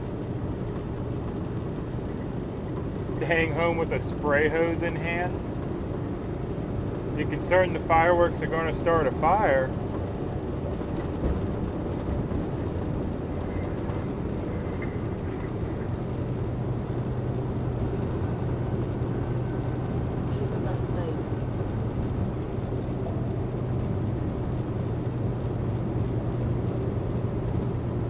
When coal was booming here, tried about every coal truck company around. They all said I would hire you, but right now the only problem is you have no dump trailer experience.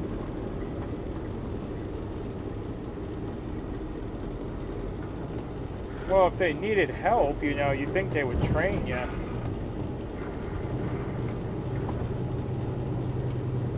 And you're in a drought? Yeah, that's no good. My last job was driveway. Last trip was going to be my last for that company. I had a job lined up with JB and got sick and forced retirement. Oh, that's no good. JB is persistent. I'll put it that way.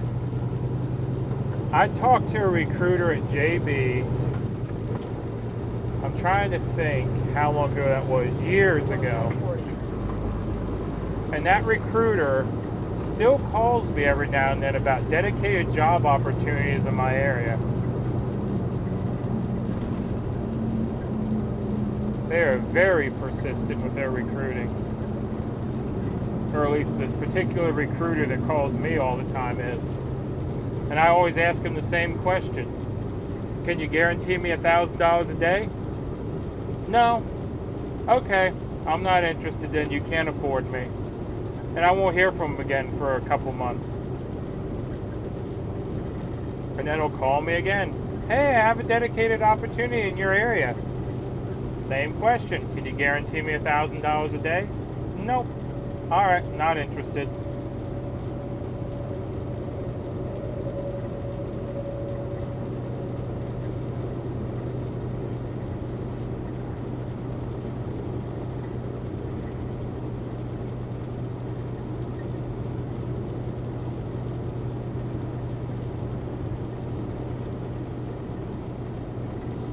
But yeah, that's my number whenever a recruiter calls me or something. I always ask them, can you guarantee me $1,000 a day? Because quite honestly, $6,000 a week take home, I'd be happy, you know.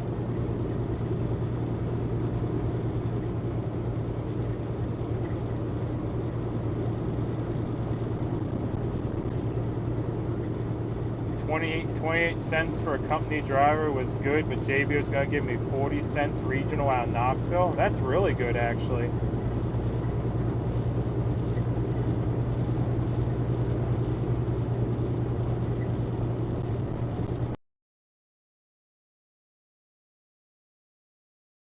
That 40 cents out of Knoxville, when I started at Prime 7 years ago, company drivers were getting 48 cents. They got a raise to 53 cents about a year or two later after I was there a while, and I don't know what they are now. In 2000, 40 cents was really good, yeah. That's incredible, actually. But yeah, Prime and 7 years ago, Prime was paying, 48 cents and 53 cents for their company guys.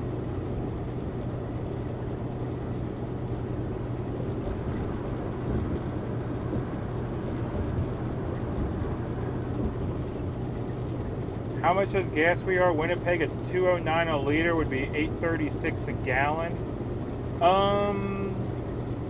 The last fuel price I remember seeing was around $4.40, but we do have a fuel stop here in about 40 minutes, and we'll see for sure what the price is.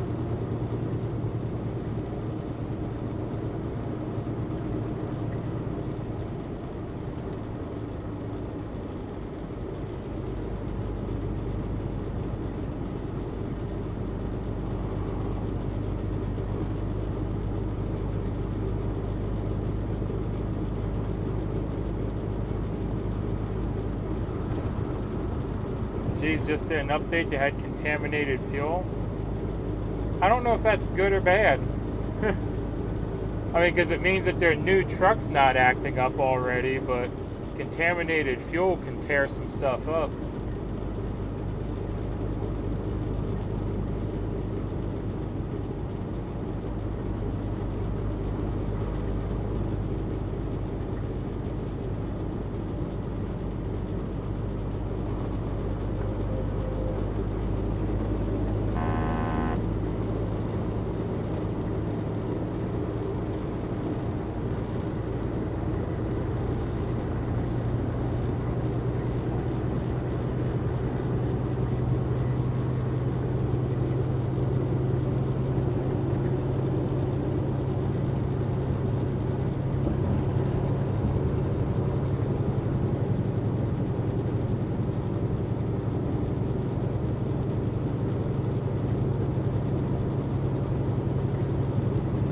.79 liters to a gallon. Yep. Yeah, he was over on my Facebook asking.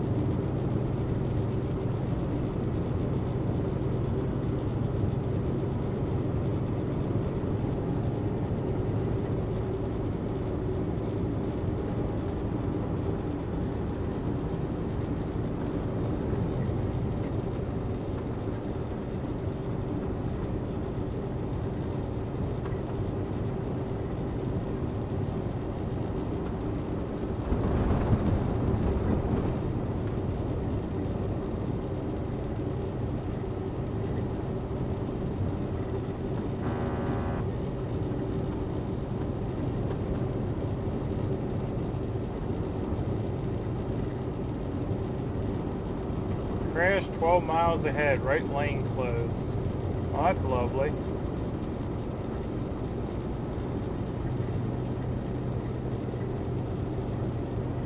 Yeah, there's a crash in the gorge apparently.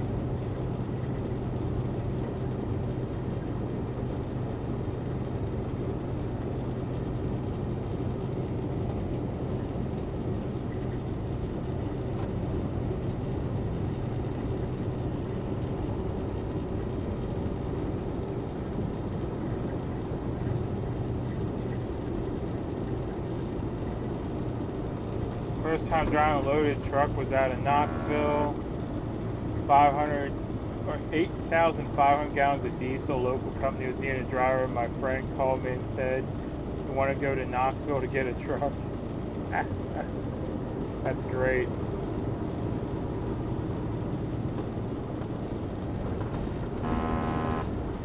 Everywhere you worked went out of business? That's not good.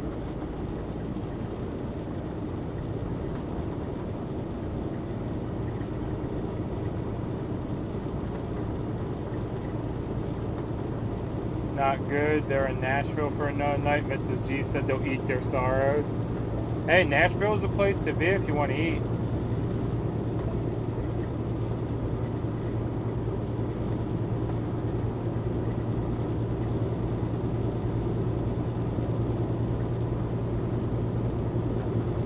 No logbook and overweight on that run.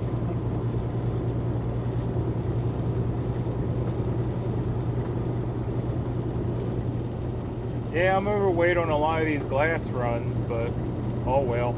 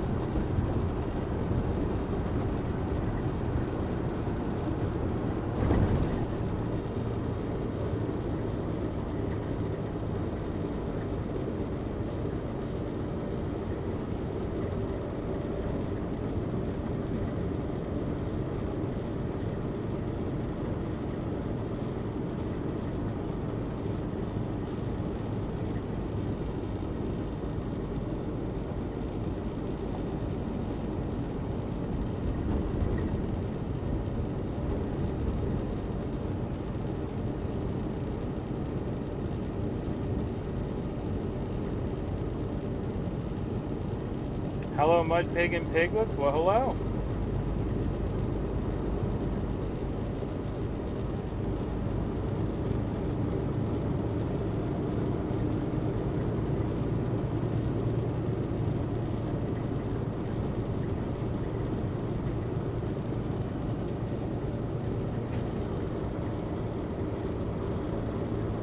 I was hoping the entire run that the portable scales weren't set up on the way back where the truck to the shop where the truck was going.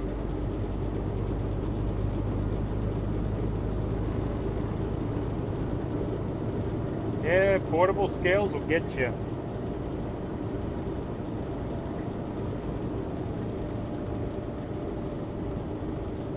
Careful, it gets crazy in the gulch. Yeah, there's already a sign up saying there's an accident 12 miles ahead. So we might have a delay here eventually.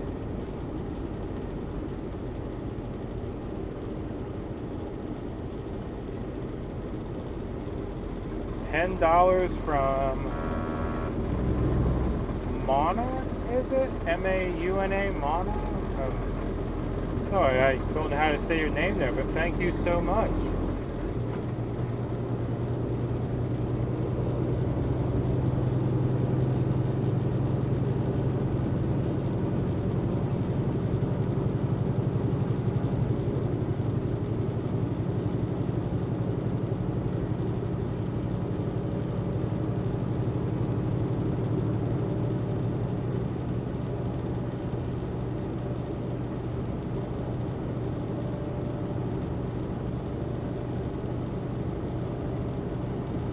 Yeah, left lane's no trucks, but a lot of trucks don't pay attention to that. mean, eventually I'm going to have to get in the left lane too when we get up closer to the accident. Might even do it sooner. This one guy.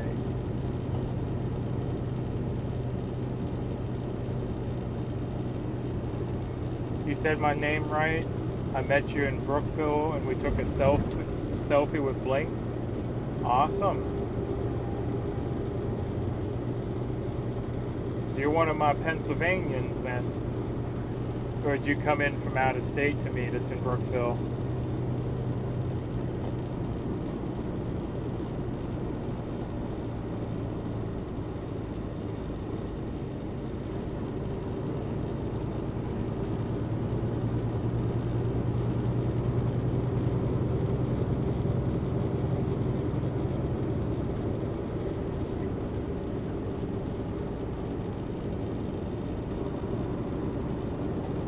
We got a mini convoy. Yeah, it always happens here in the gorge. You'll have one guy going slow and everyone else just has to ride behind them or take their chances in the other lane.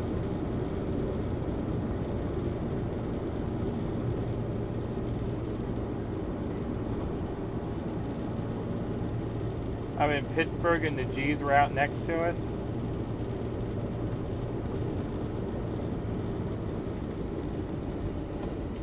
Alright, we found the accident, so I'm going to hop the other lane now.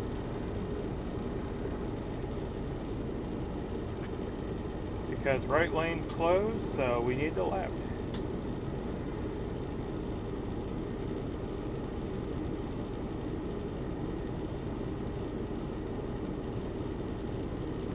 Oh, the G's are right next to you in Brookville. Yeah, I normally park next to the G's because we kept the supply trailers together in the convoy.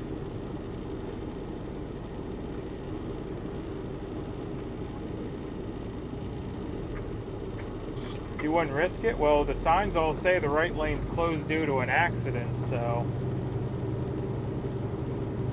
I mean, we can't be in the right lane, we can't be in the left lane. I guess we just go drive in the woods, maybe. I'm not sure.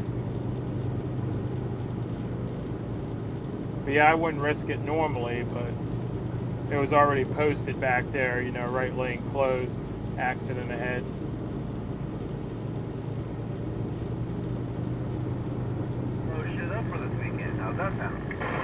Let's see what the truckers are talking about.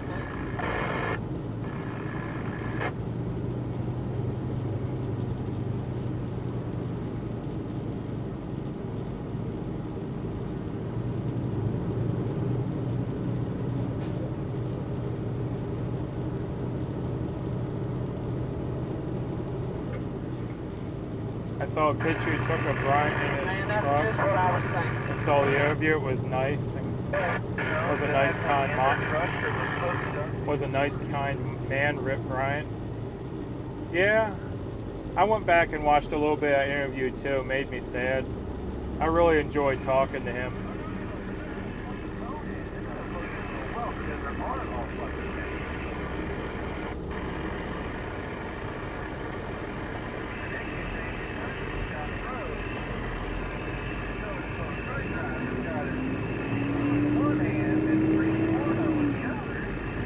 Love the blue hat for sunblock for the pig. Yeah, the wife made that.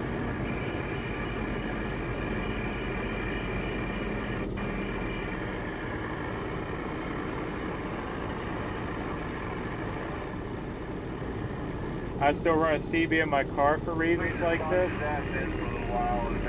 Yeah, I got a CB in the wife's car. I don't have one in my pickup because we don't drive it as often.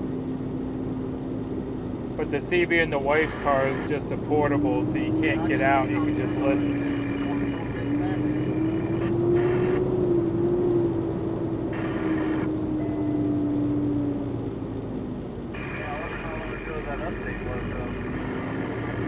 They've got the truck out way up there.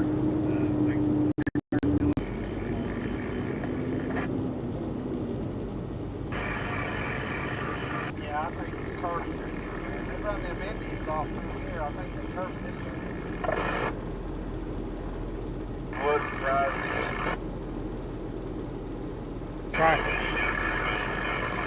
trying to engineer a train horn for my something. I can't see that emoji.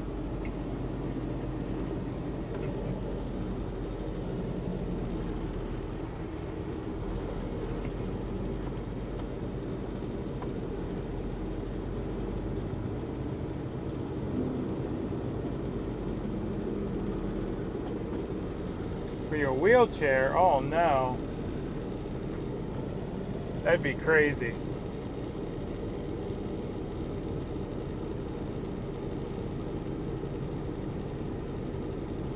I mean, if you have a 12-volt battery on there, all you need is a 12-volt air compressor, an air tank, and the horns.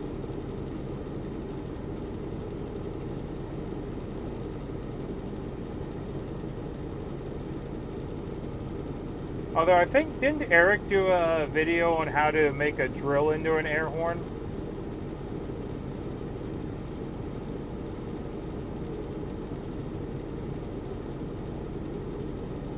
Horn work? Yeah, the horn works. I'm not gonna try it here. Has to be a faster way around? Well, not really. We're kind of in the middle of a mountain. That's a good idea. Tow a small tractor trailer behind your wheelchair. It's like, what's that noise? Oh, that's the guy behind me.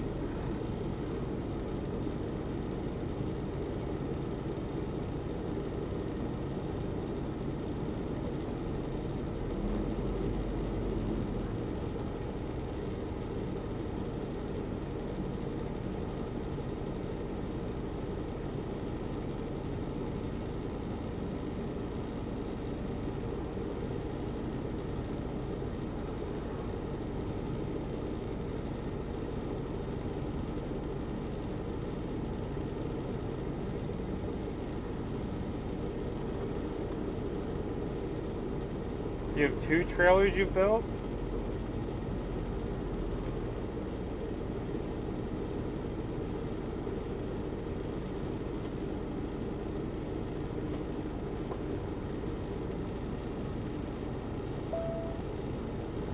I guess you just need to build a cab then.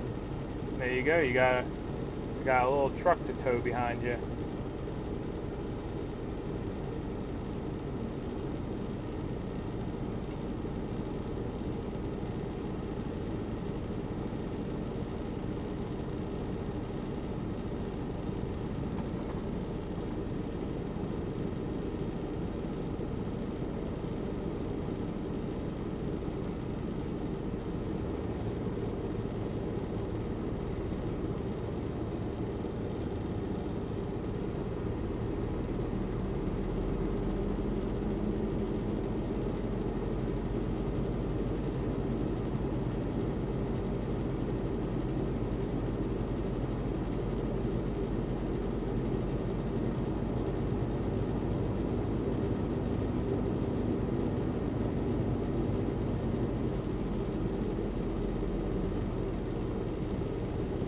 I used to pick up future flats off the road shoulder.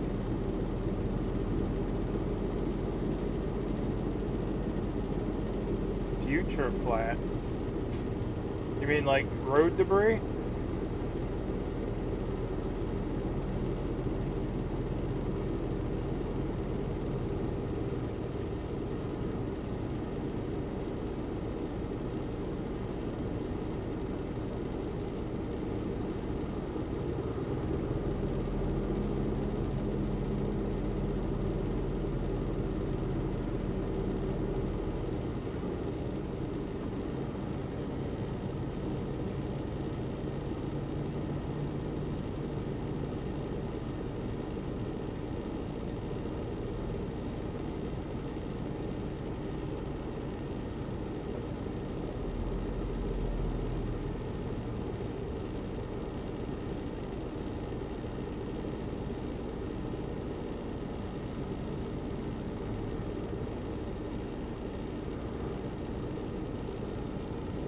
Well, y'all, this is about the only time I wouldn't mind an automatic.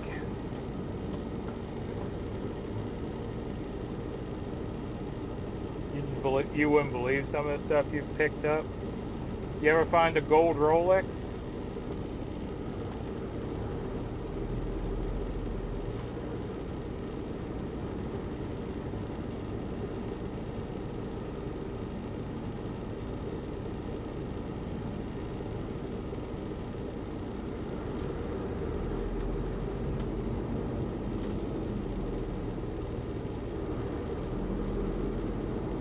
Having fun in DC, 3 lanes and swerving.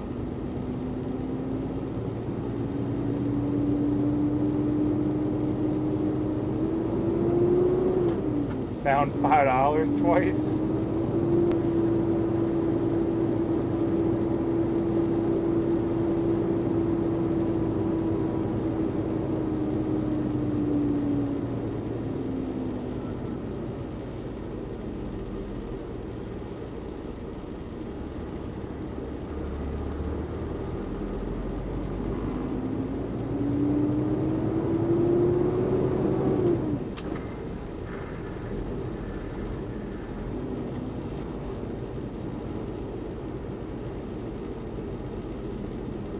Years ago, the day after my birthday, we were driving home from Nashville. There was a horrendous wreck in northern Kentucky. Turned out I picked up some debris from that wreck in my tire. Oh, that's no good.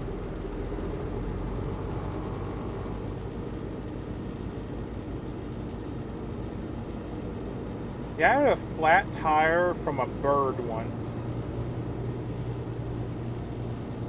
Yeah, there was some kind of dead bird on the road that I couldn't get around, but there was feathers everywhere and stuff. Went home, got up the next morning, my tire was flat, so I was looking in it, and there was a little orange piece, it had to be beak, is the only thing I could think of. Just a little orange sliver in the tire, and sure enough, that's where the air leaked out overnight.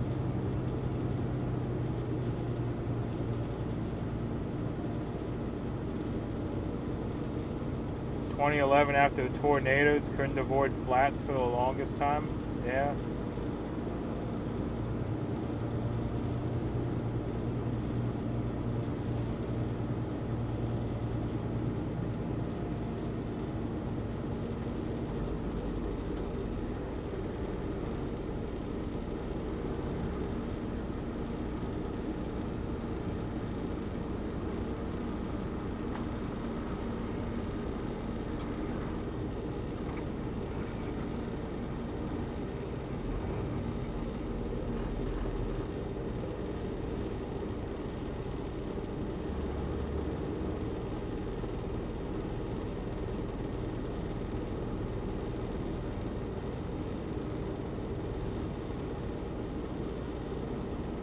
Your dad paid for 5 repairs.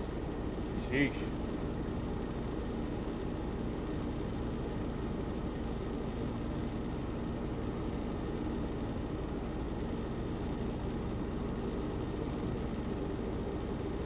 That's not cheap, depending on if you had to have a whole tire repaired or if you could just get a plug.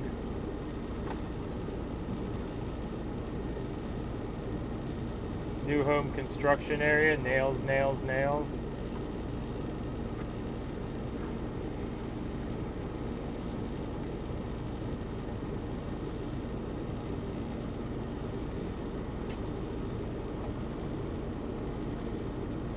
It was definitely not good. I checked my tires when we stopped for a bite to eat. 10 minutes after we left there, made an emergency stop at the Lowe's.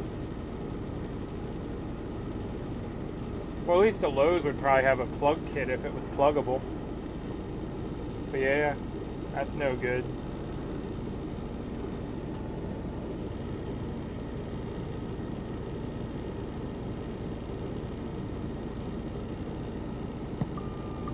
See if these guys are still yakking. Nope. Everyone must have fell asleep.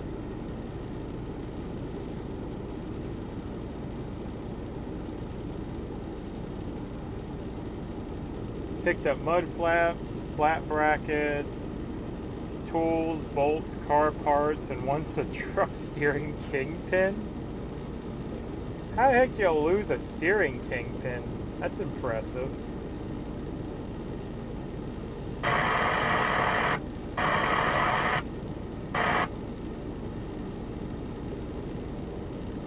Have they actually got the wreckers out to that wreck yet?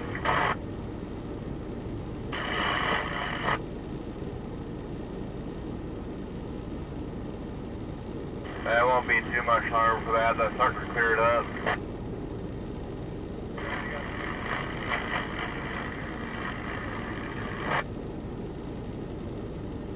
Hell yeah.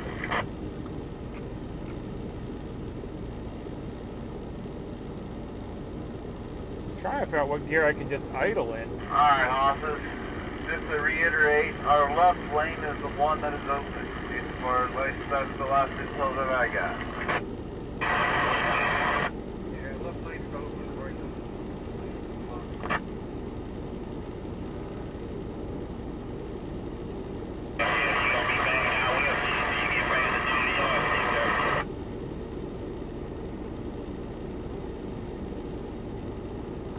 Alright, second gear is the winner.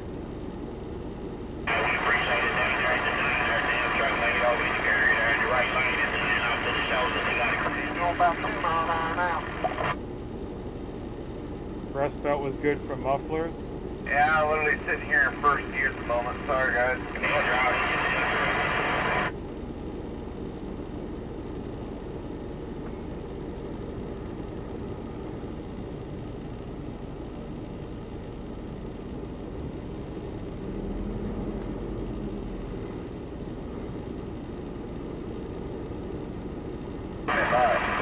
It was a miracle. It was already 7 on a Friday night, but a garage in Henryville came out and towed my Escape and got it all fixed up. Got to ride in the tow truck.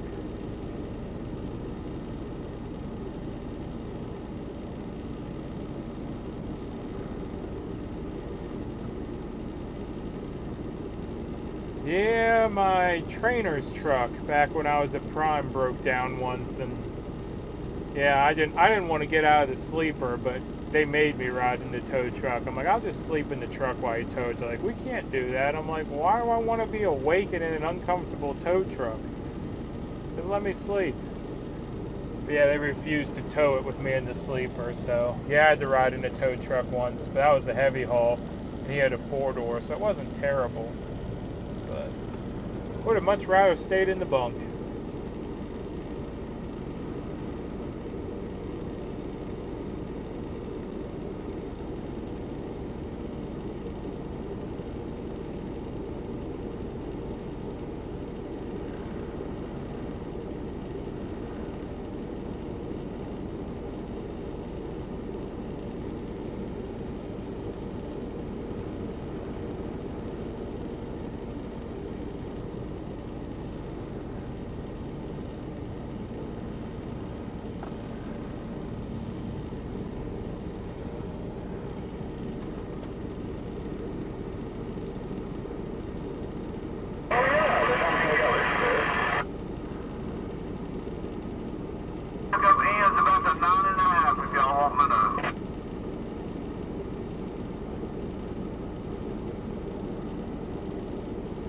Piggy's getting spoiled of backup inconvenient. Yeah, it's inconvenient, but I mean, I'd rather have it happen today than on a day where I'm running tight. Like today I had some excess time. Keywords had.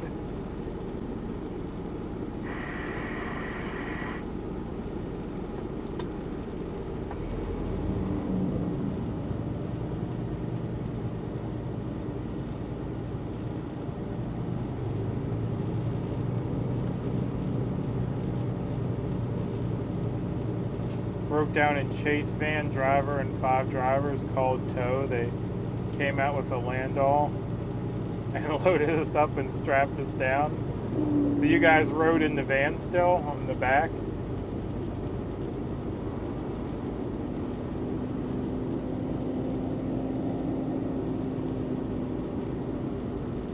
Wreck is past the Carolina Welcome Center, moving at least. Yeah. Not moving too good though.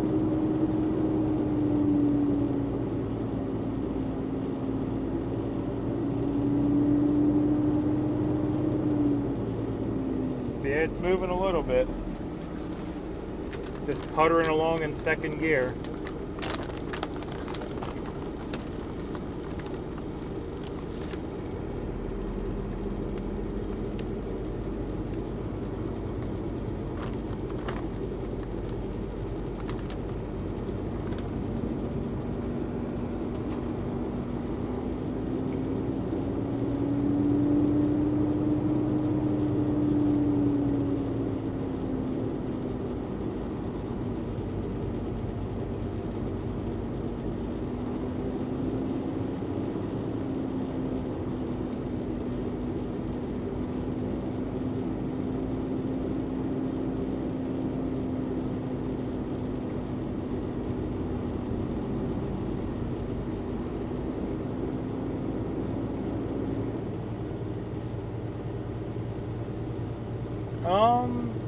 The longest I've ever sat and not moved on the interstate.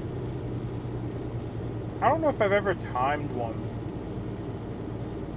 but I know I've sat for some significant time before. Because I know one time, I think I was like 250 miles out or so, and I knew I could make it with my clock. By the time I got out of the accident, I was pretty much out of time. So I'd say that was probably 3 or 4 hours, but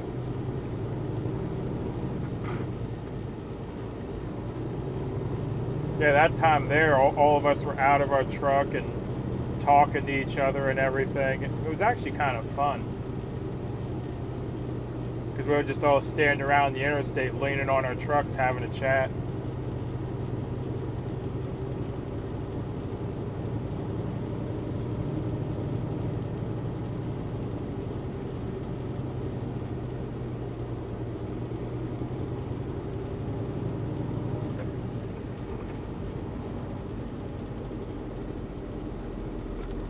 Yeah, it was almost getting to the point where some of the drivers were saying, "Hey, would anyone mind waking me up whenever this is done?" We were joking about going and taking a nap.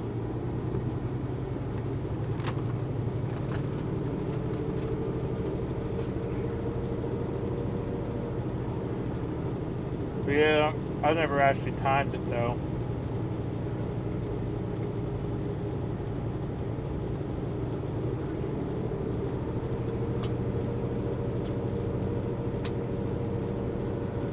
Do I want to shift? Yeah, let's shift.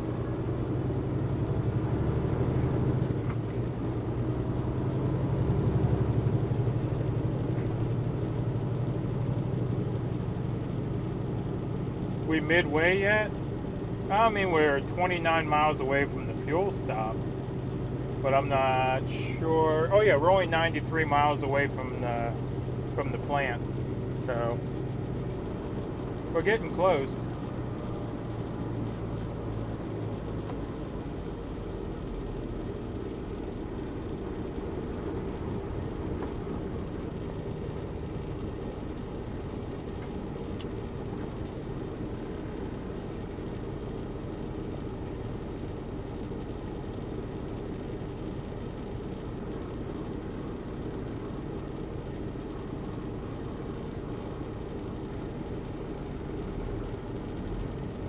Six hours at the Tennessee-North Carolina line. Oh, goodness.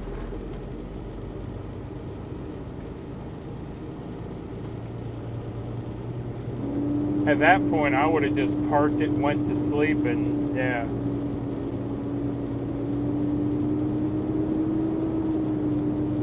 Called it a day.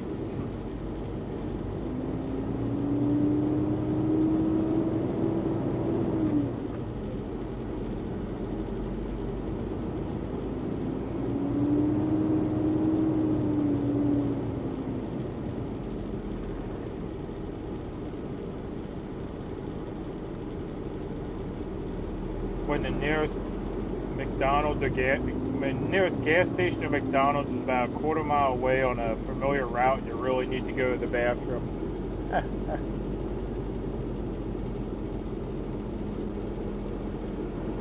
Yeah.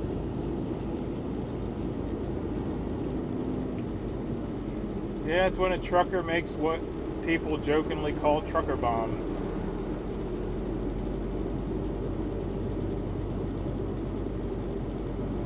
construction zone near First Tunnel oversized broke down. Oh, that's no good.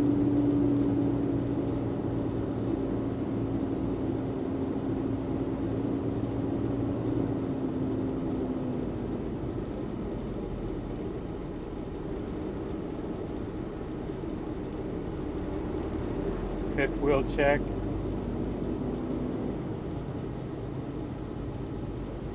I'm back. Where are you? What's happening with the traffic? Sorry, I know you must have already talked about it.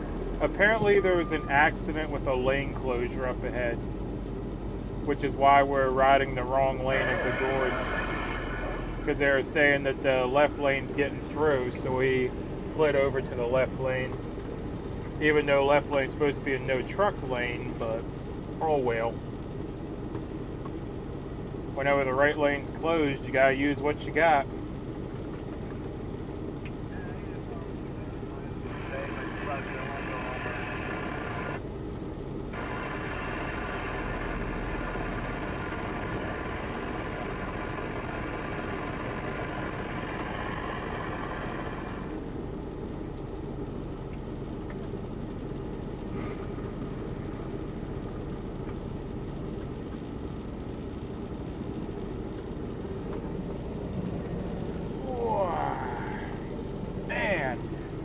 I can't wait till we get to the fuel stop.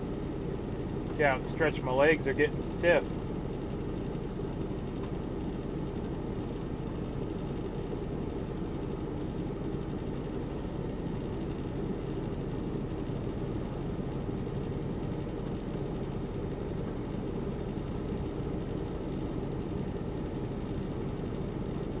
Wish you could transfer memories to video. I'm sure they'll come out with that technology sooner or later. That'd be awesome. Oh, when you got a number one, you check the fifth wheel at the same time. Yeah, I normally always say that the fluid level in my tire is low. Gotta go, you know, refill the tire.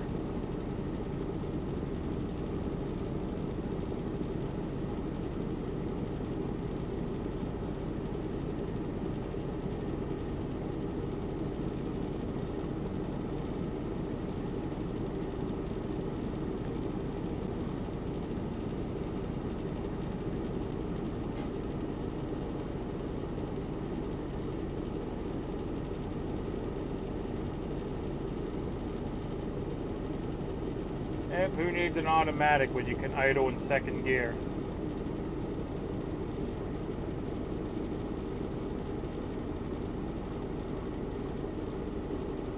With my luck, I would be lobotomized. Oh, goodness.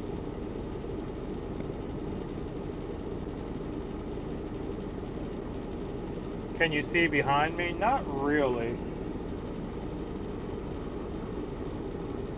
I mean, it's too curvy up here to see too far ahead or behind.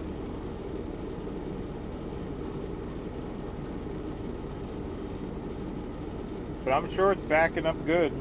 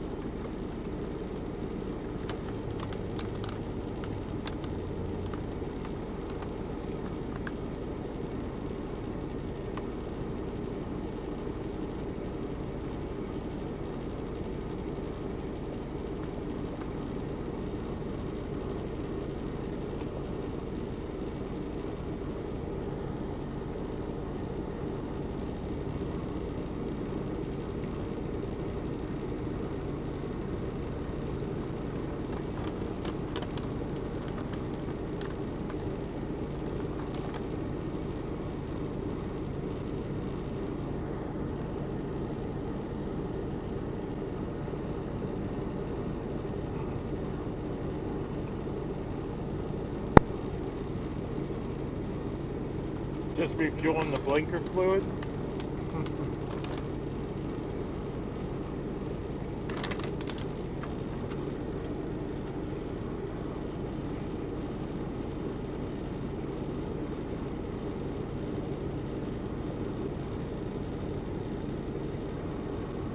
This guy in front of me is trying to wear something out.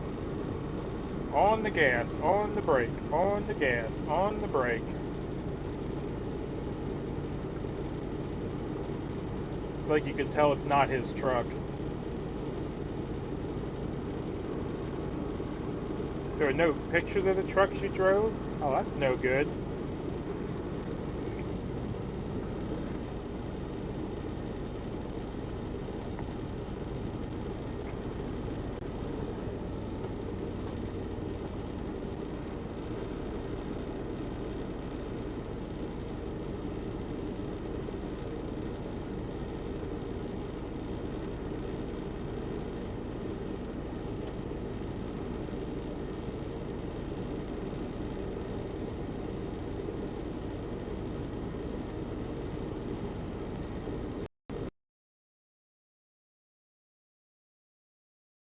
But it does.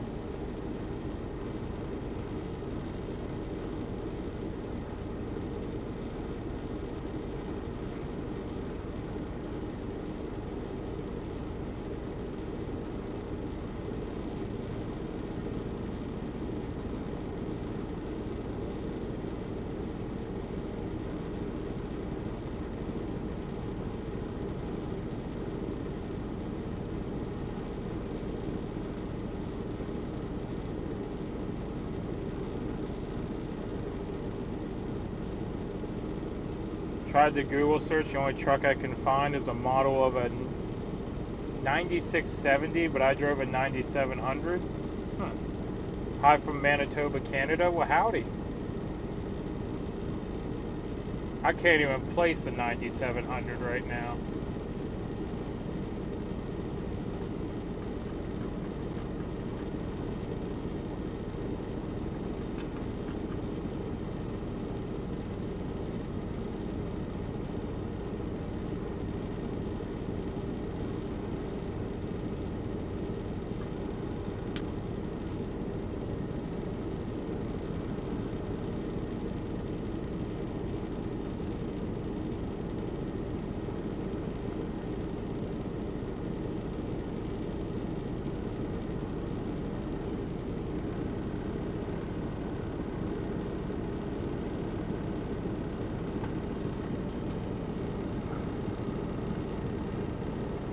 Lots of truckers on the road.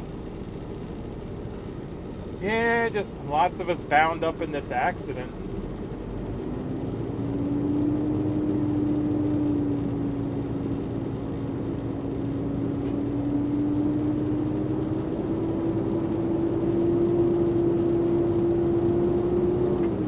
You still enjoying the 4th weekend in Tennessee or going back to hometown PA? No, I'll be in Tennessee.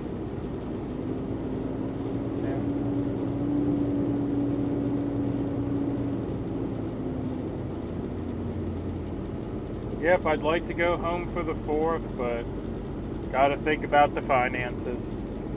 Because I looked at a lot of options, from renting a car to flying to driving the truck, and everything equates to a couple $100 to get home. So I'm just like, yeah, can't do it.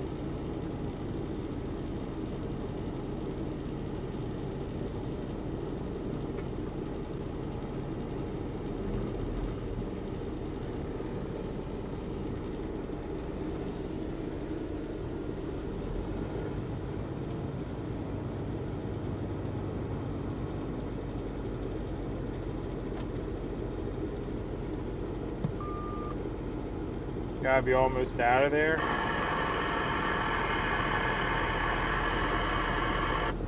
But it's more time to take in the scenery.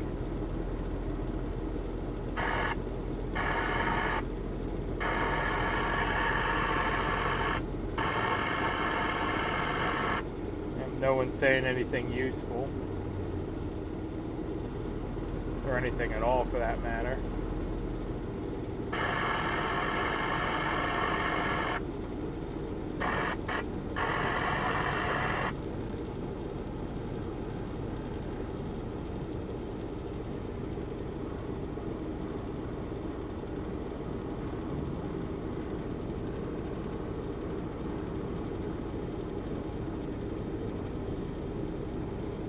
Oh yeah, this will be real nice in the fall with the leaves changing.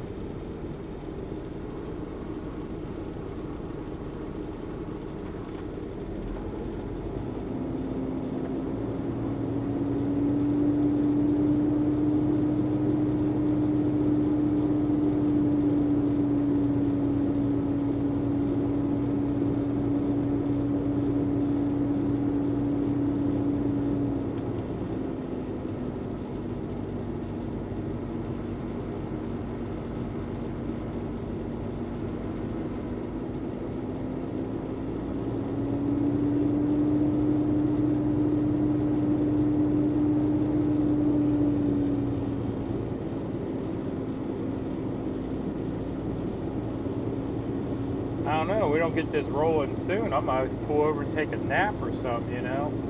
Wait for this to let up.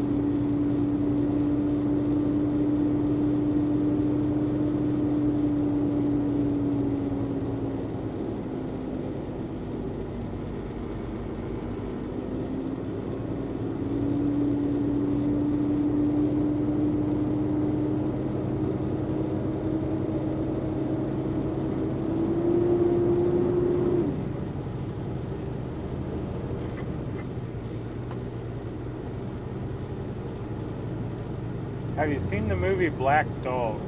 I don't think so. Don't ring a bell.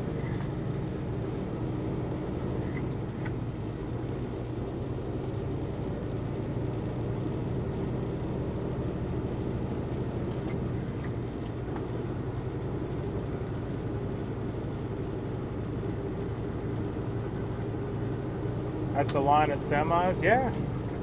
We decided to start a new convoy and we're going to block both lanes. No. I don't know what's going on other than there's an accident up here. But I kept seeing something off here in the distance that has me confused. Because there's two trucks running side by side up here a good ways. And I haven't seen anything in front of them unless there's cars that I can't see over the barrier.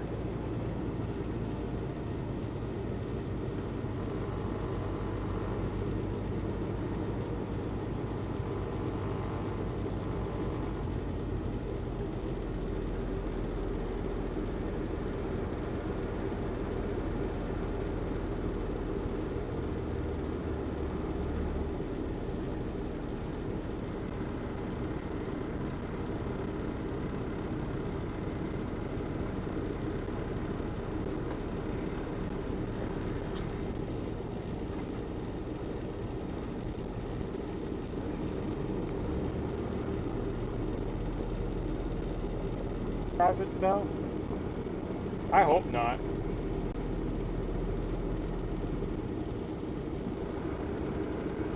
Fractured Swayze, there's a lot of trucks in the movie, but the whole movie is only one company truck show.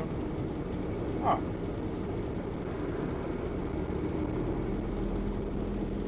But yeah, if trucks start driving themselves, I think that'll be the day I get off the road. Hell, I can't trust drivers to drive trucks, yet alone a computer to do so. That's true. Whoops.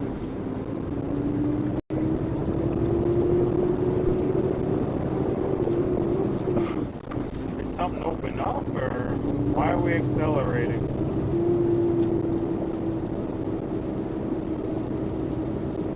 That one company truck was a...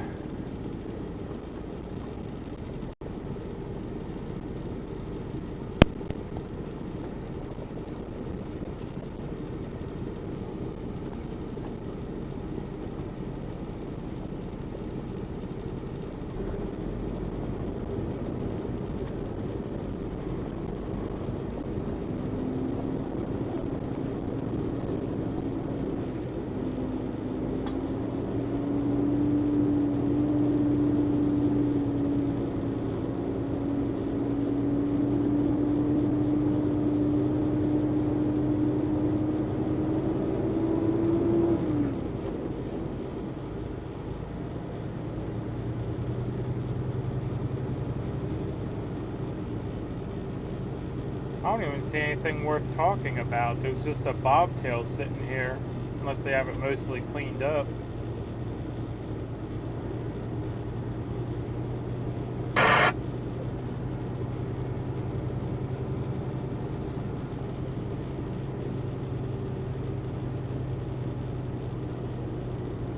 No damage I can see on the bobtail. Huh.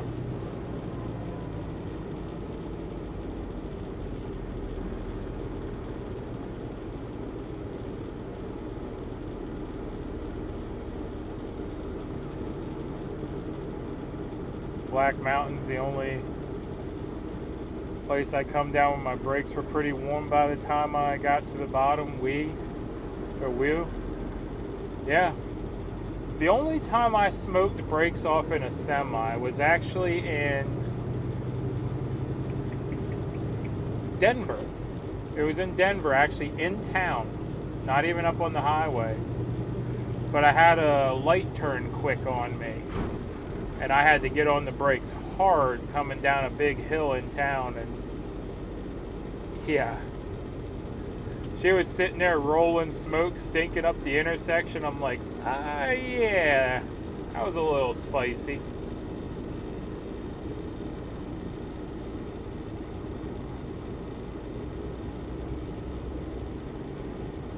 Yeah, maybe he was just in the breakdown lane, because they still got this lane closed, so maybe that wasn't the accident. Maybe the accident is up here a little further. Because if he was the accident, you know, this wouldn't still be closed.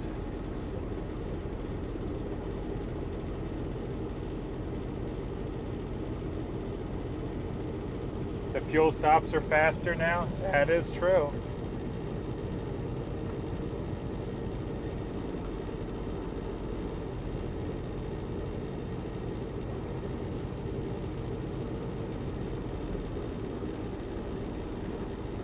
So Kimberly and Super Trucker, I got a question for you.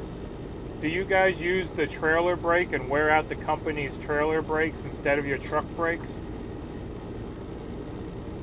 Because I might do that on occasion.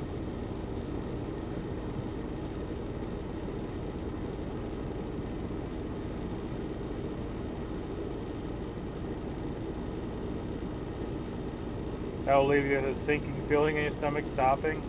Yep. I had 2 smoke sessions.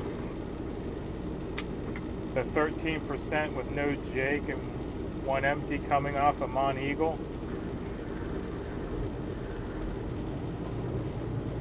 2 smoke sessions. That's pretty fun. Oh, you're never an owner operator?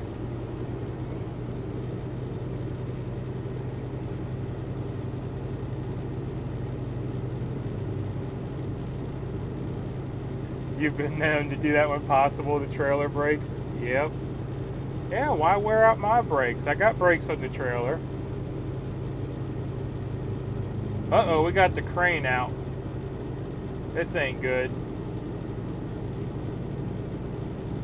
Oh, we got tires in the air. What's going on here? Ah, someone took the turn too fast and rolled her.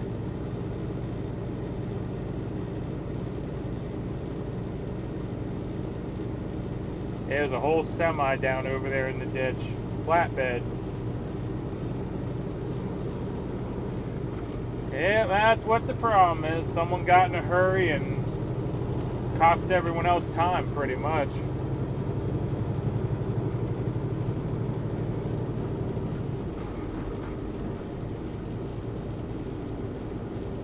Had the trolley valve for loading before.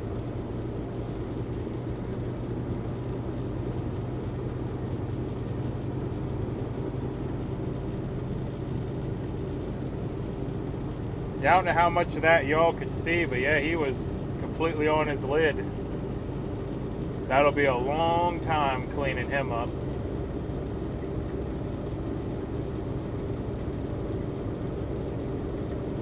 Hope everyone's okay. I hope so too. There was someone out taking pictures though, which I hope was the driver and not just a nosy spectator.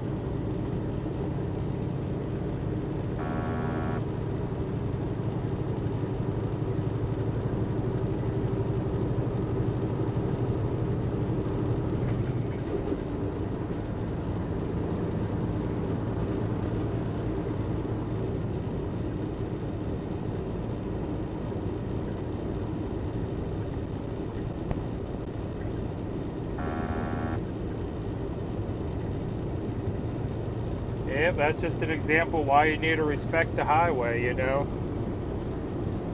Can't get in that big of a hurry that you end up putting it on its lid.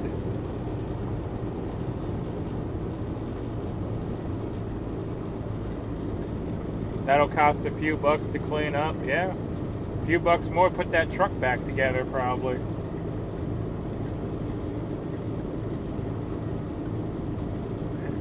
Let's get the heck out of here. I agree.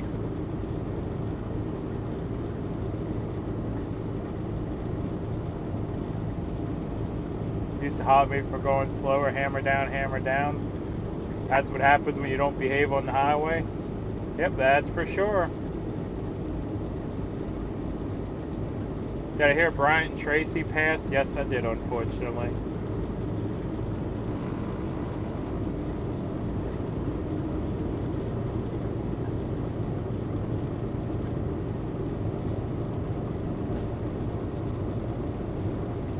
The gorge can be deceiving.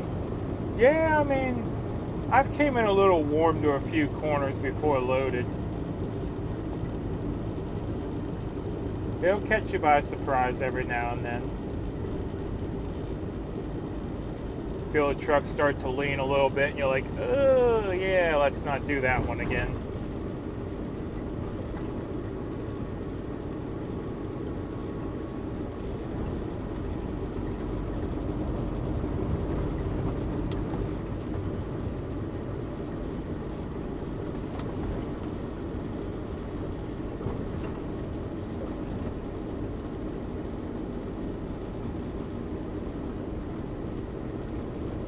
They're still playing Road Rage in DC.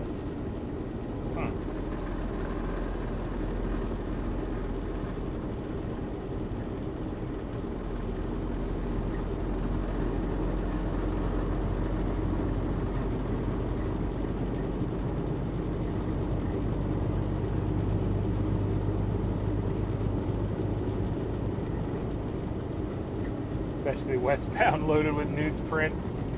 You've trucked newsprint all over the country, haven't you?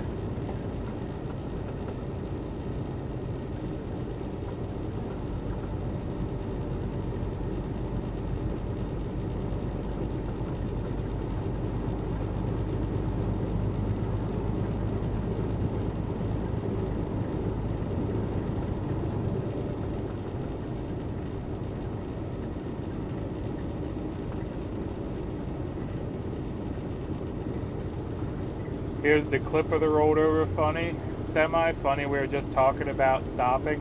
Yeah, we were.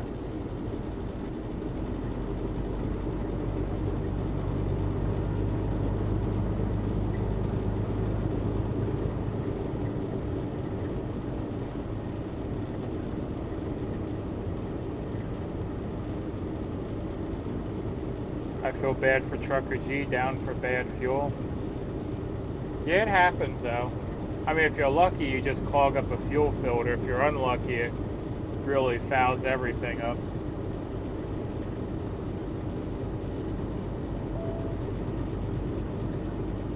Yeah, I had a tank of fuel once. I can't tell you how many times I emptied the water separator, but I kept getting messages on the dash, water and fuel, and every time I go up, that dang little plastic thing up there was pretty much full to the brim. So I'd, let it sit and separate, drain it out, start up the truck again, drive down the road a ways, water and the brim again. Paper mill, 15 miles from here, usually my load out after home. Ah, okay. That makes sense.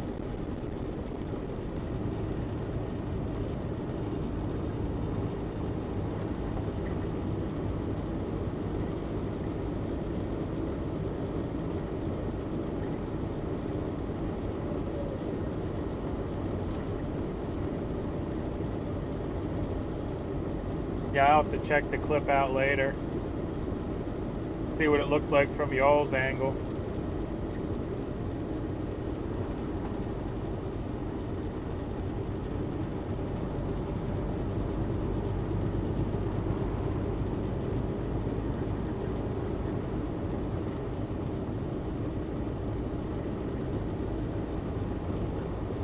That's what he did. Took a turn too fast, rolled over and threw a large spool of steel. Yep.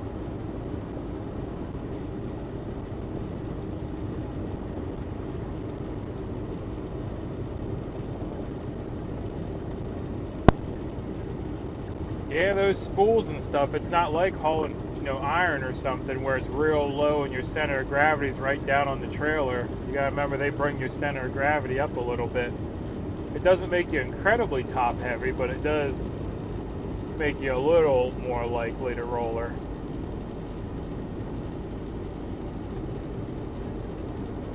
Anytime you got most of the weight up off the deck a little bit,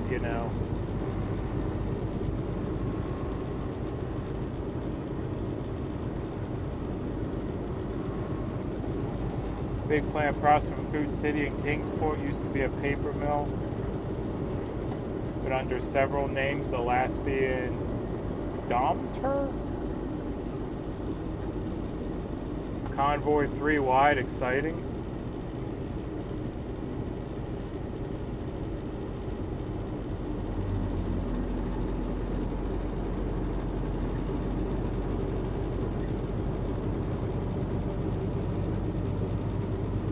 You know the physics? Yeah, I used to flatbed for probably about 4.5 years or so.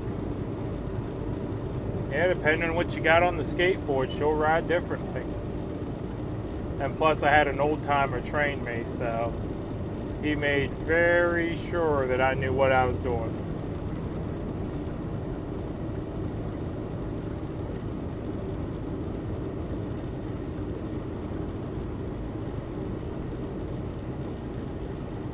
Yep.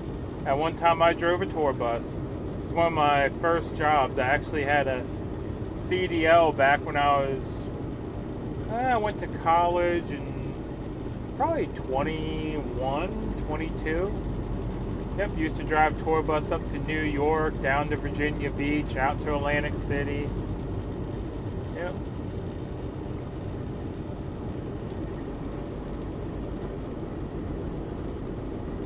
Into New York, yep.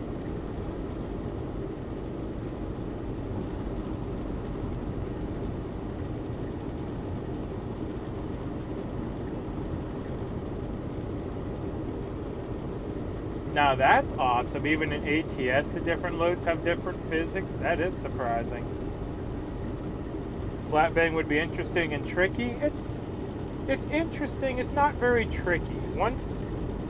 Once you haul a load, you kind of know how to do it. Like coils are coils, hay is hay, steel pipe and PVC pipe, they're their own animal. But the only time you really get something tricky is when they throw you that curveball and they give you a piece of farm equipment, or you get,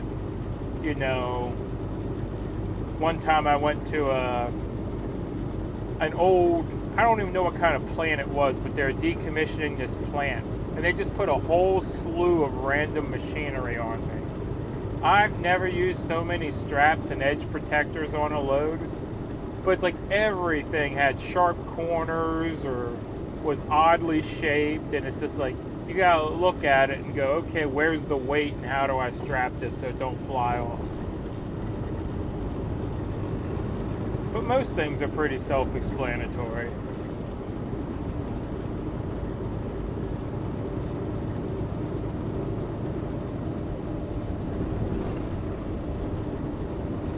Pulled flat for 2 years hauling junk crushed cars.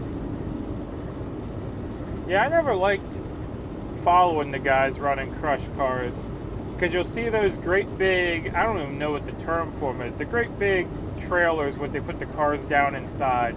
And every time I follow one of those, I get like something all over the windshield. I don't know what it is. But those trailers hauling those crushed cars always leak fluids.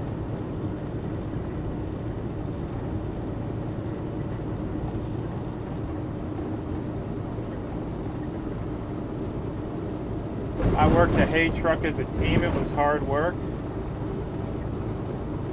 Man, when I hauled hay, it wasn't bad. They stacked it on there. You threw a tarp over it and, strapped it down and called it a day.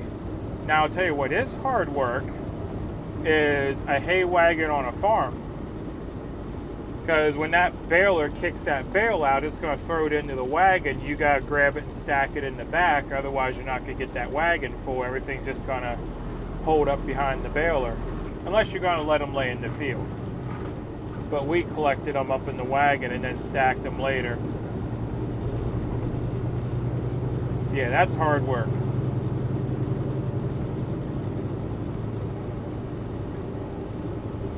Was stressful with the parties on the bus? I never really had parties on the bus. Most of what I did was either old people, I hate to say it like this, but either old people going up to New York City or going out to Atlantic City, or it was like foreign tourist groups going out to see the sights. I never really had a lot of parties, but then the bus I drove was a big bus, like, you know, full-size charter bus. Now, if you had one of the smaller buses, maybe people would rent it for parties, but yeah. Mine was all just tours. Take them up to see a show, take them up to see a ball game, take them down to the beach for a weekend.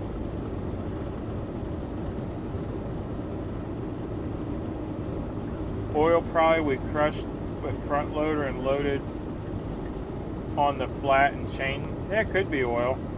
Delivered to racetracks by hands-free explosives.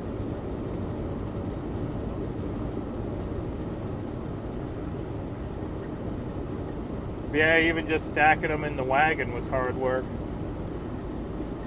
Because those hay bales didn't stop coming, you know, so you just had to keep going.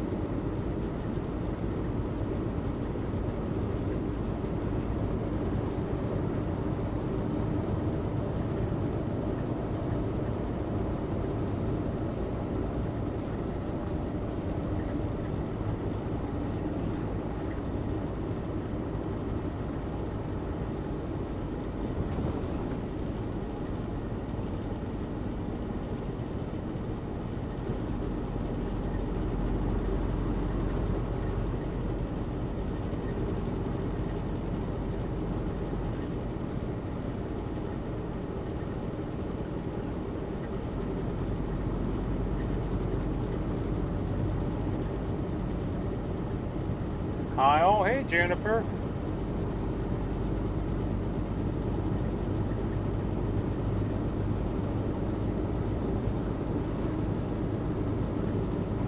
Yeah, Juniper, I watched your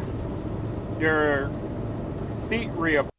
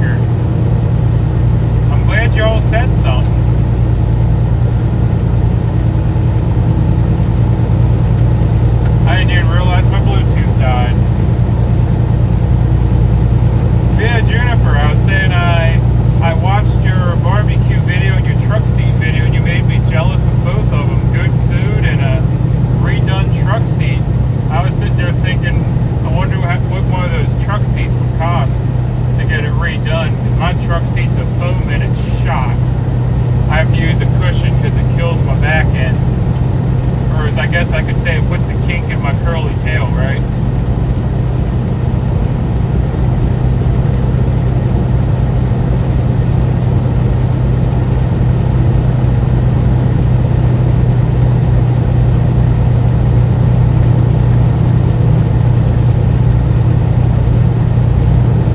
There you are. Yeah, here I am.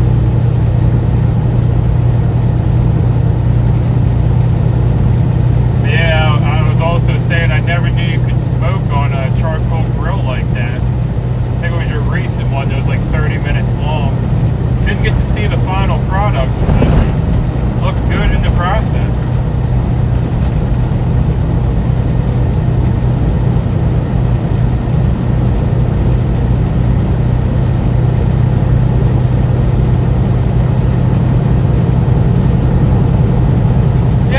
I was just curious, you know. I don't know what getting the foam replaced in a seat so it's actually comfortable again would cost. Like the leather's in good shape. I think it just needs new foam. Feels like you're sitting on the metal frame underneath.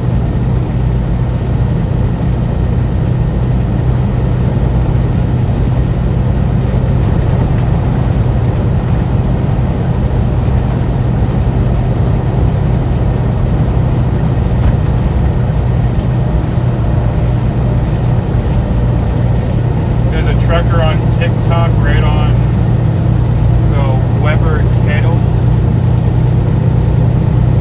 broke down form. It's a Dodge.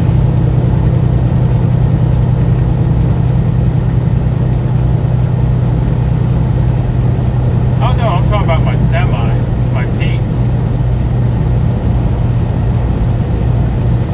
Yeah, my semi seat is uncomfortable.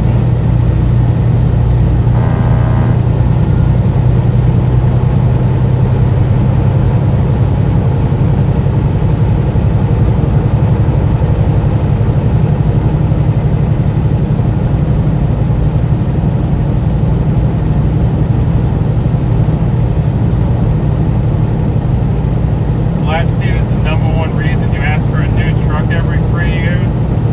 Yeah, this one's a 2017, and I'm pretty sure it's still the original seats in it. But yeah, it's done.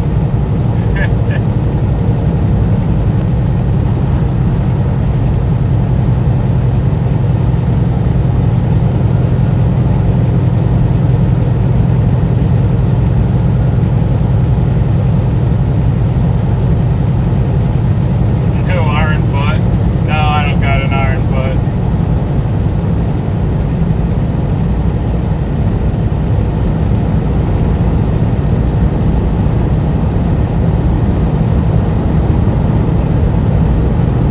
I wish I had an iron butt. All those time I spent in bleachers at football games and stuff.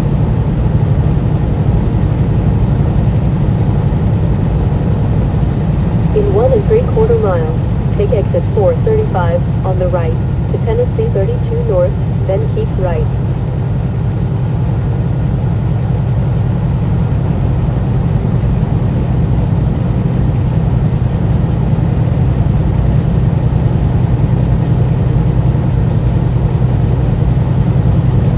Rebuild them for about 150.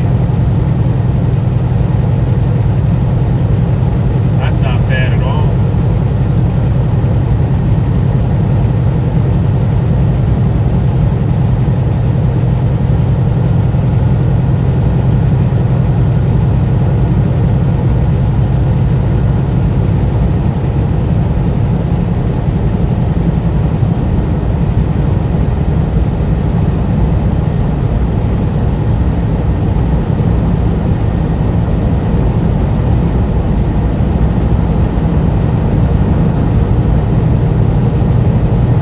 Take exit 435 on the right to Tennessee 32 North, then keep right.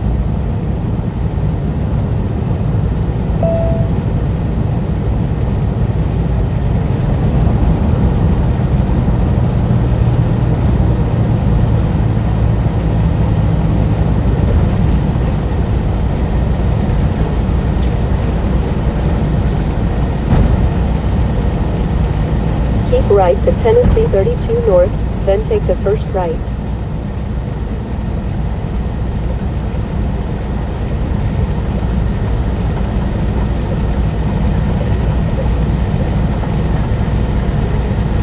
Turn right at the traffic light. Without GPS, you'd hear more chatter on the CV. Yeah, you'd probably have more truckers saying, "Help, I'm lost, I need directions."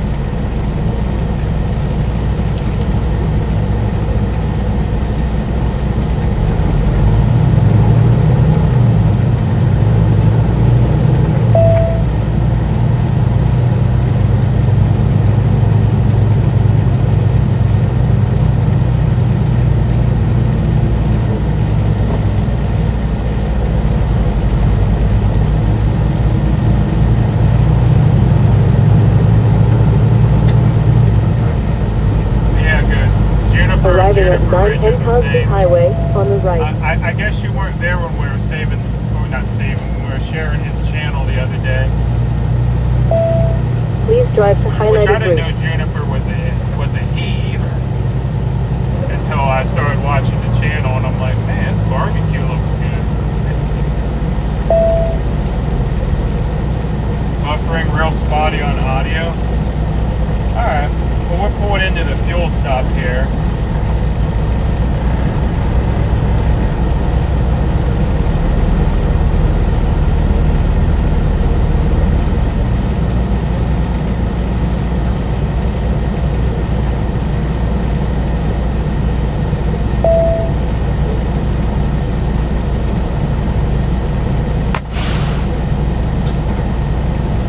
Chatter on the CB radios. Yeah, no one really talks anymore.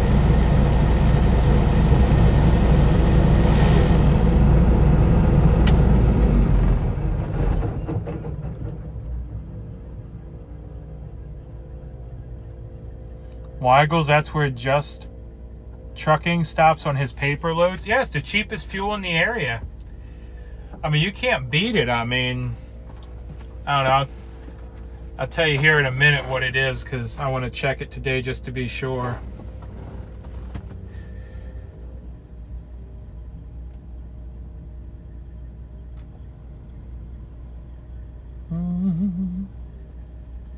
Today's diesel price is, as soon as it loads,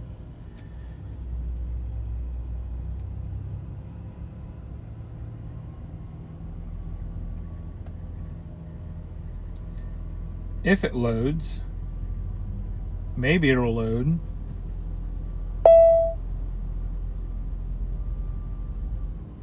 Today's fuel price is, load please,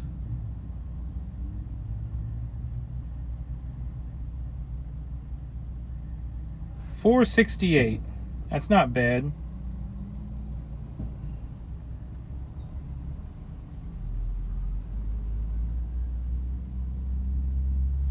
Yep, $4.68 a gallon.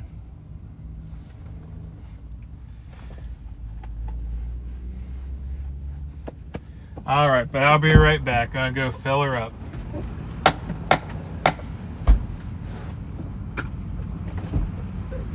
Ooh.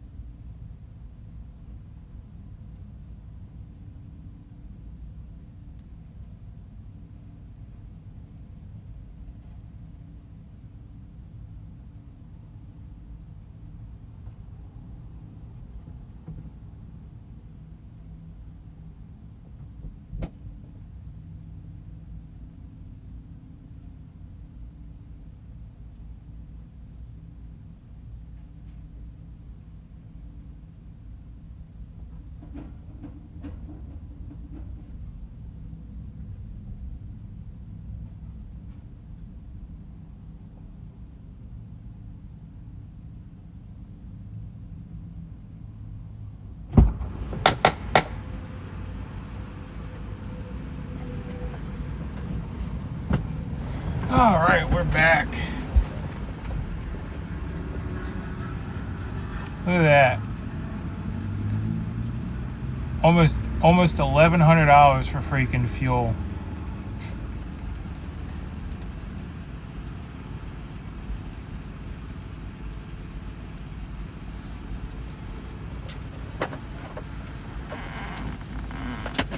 All right.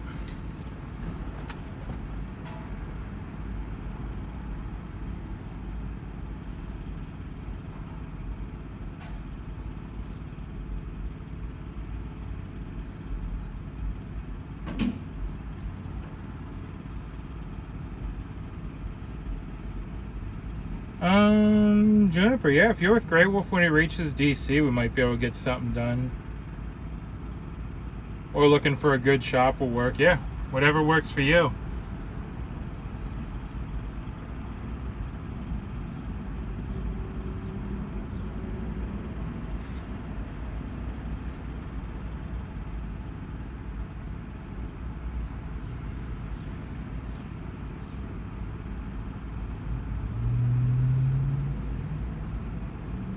That was $5.61 a gallon. Yes, it was, but I get a really good fuel discount here, almost $1 off a gallon.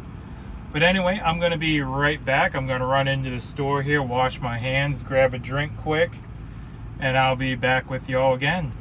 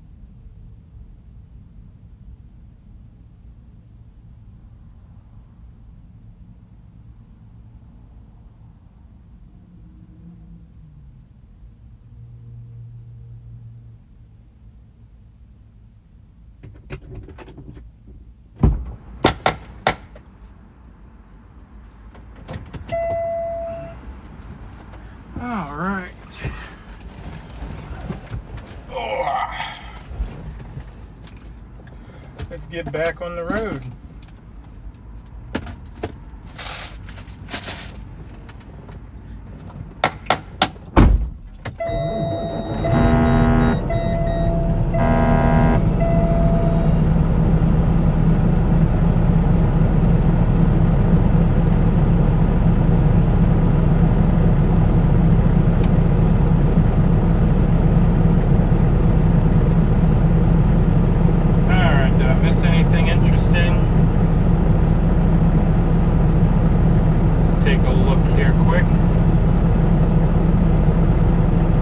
Y'all been talking about while I was away.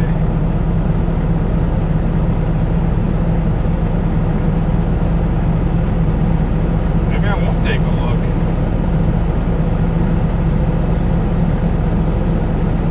My personal phone don't seem to have service. I was gonna look back through the chat quick, see what y'all were talking about. Nothing. Weren't talking about nothing, huh?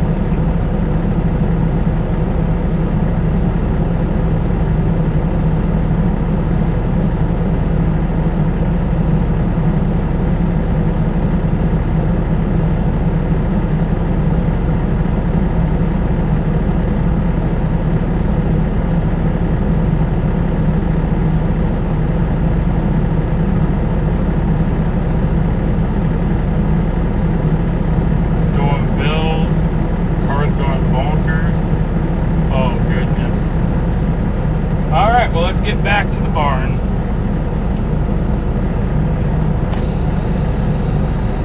Tanks are full. Got 2 sausages off the roller grill. Not the best for me, but will get me by until dinner time. I was starving something fierce. Turn left at the traffic light, then take the ramp on the right.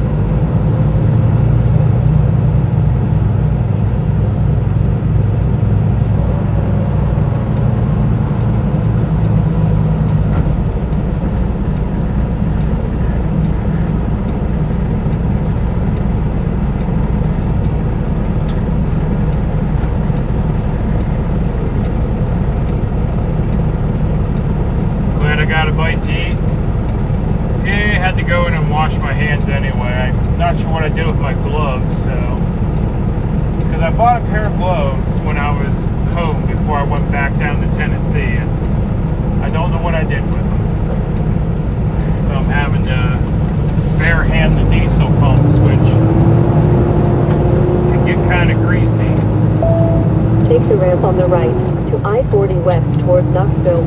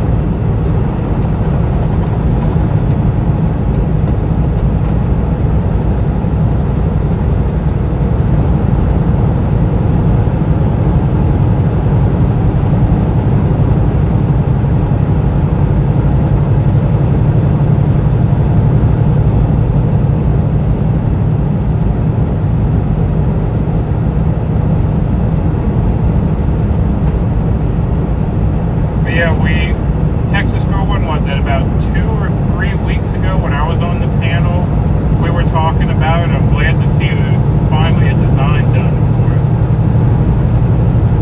Speaking of, I gotta try to make another panel.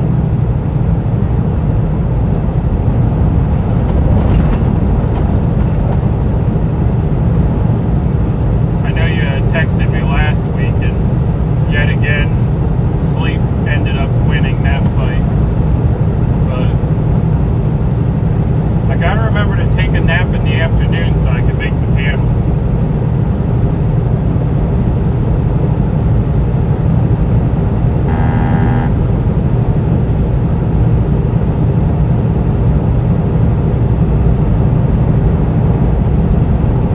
And Chris, I'd say Texas Girl, you're in the majority of the channels, aren't you?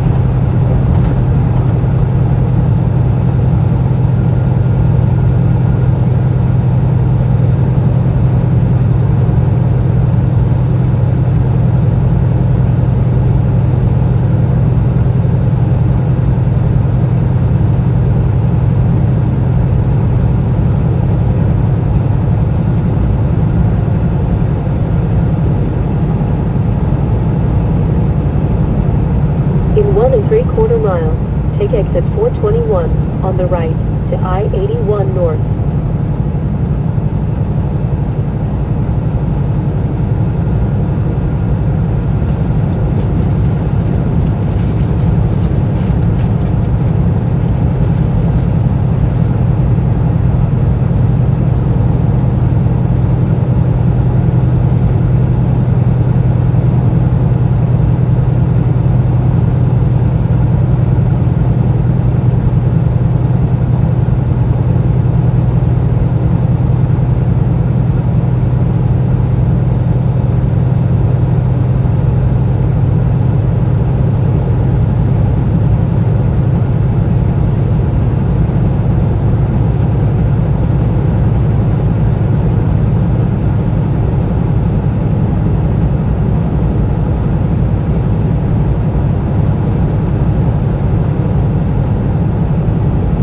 Take exit 421 on the right to I-81 North.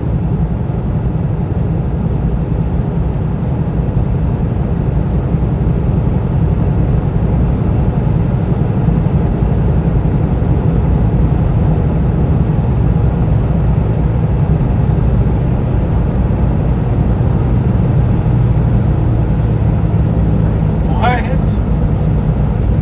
Does that say $1,000 fines in Canada for unusual noises yelling freedom?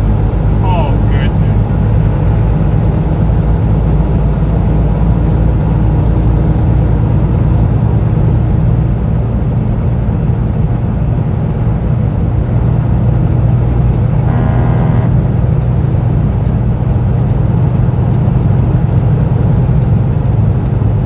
Continue on I-81.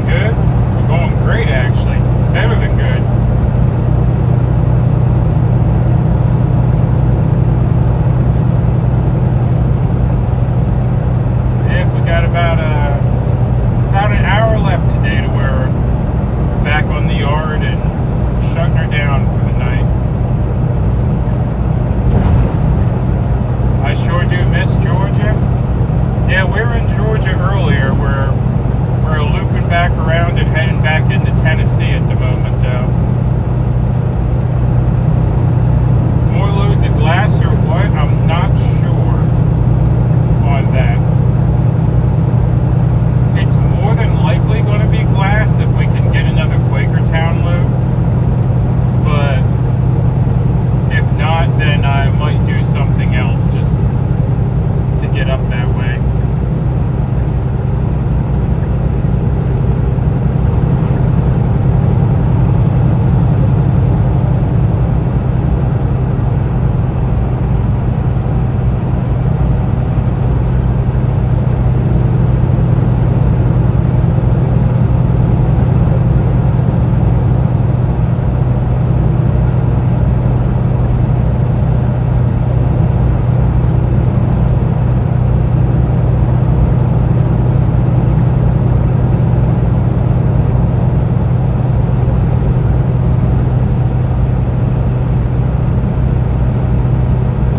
In 1 3/4 miles, take exit 8 on the right to US 25E North.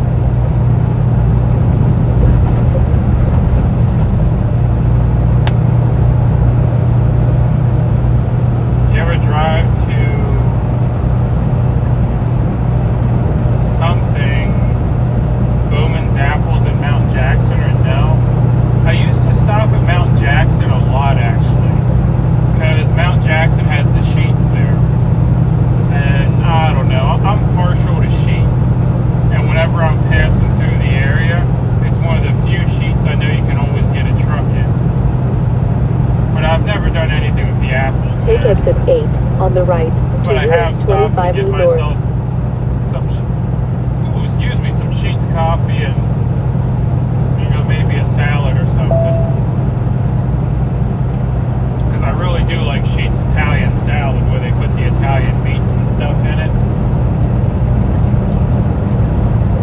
So, I'm familiar with Mount Jackson, but not the apple place. In 1/2 mile, keep right to US 25E North.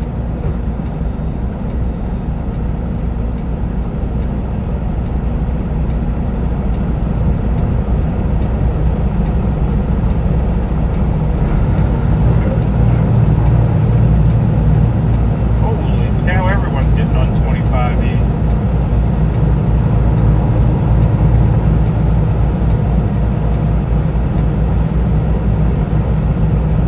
Keep right to US 25E North.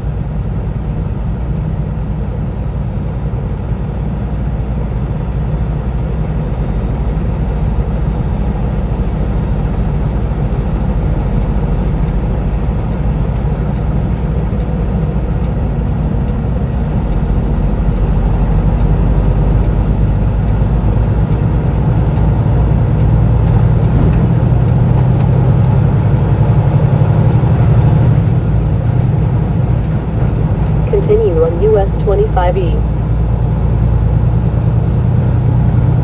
Yamaha out of Anheuser Brewery in Williamsburg, Virginia.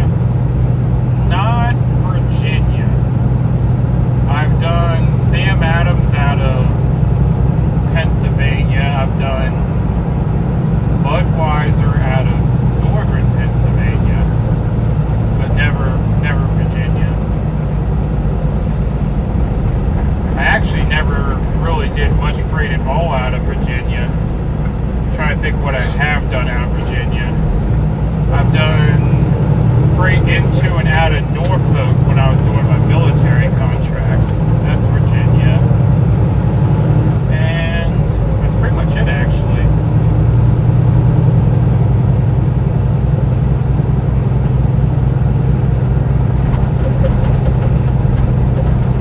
Not sure if you read my message. I'll have Texas Girl check in with you later when you're done. I read your message about you might be in town with Grey Wolf. We were able to find a good shop in my area. And yeah, I mean, there's no hurry.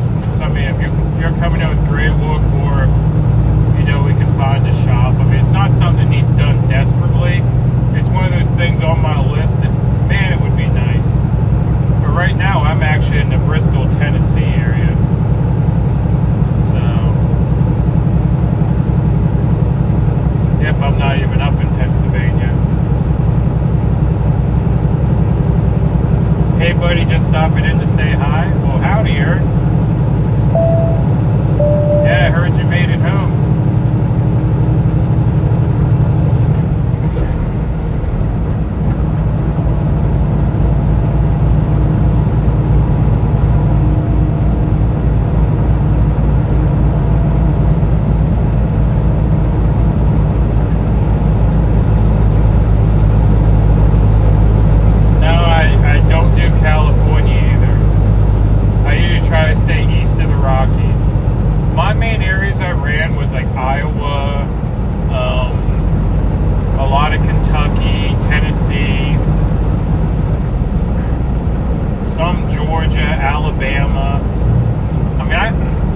stay out in the country when I trucked. I usually tried to stay out of the East Coast and the West Coast for that matter. Everything kind of middle of center, we call it, is where I like to run.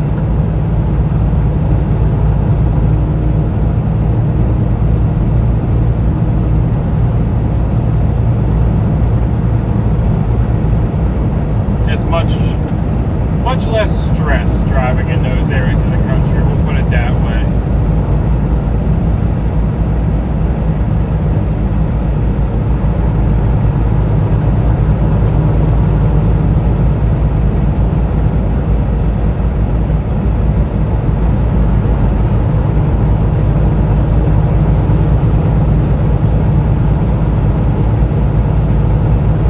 Unfinished business, that's no good.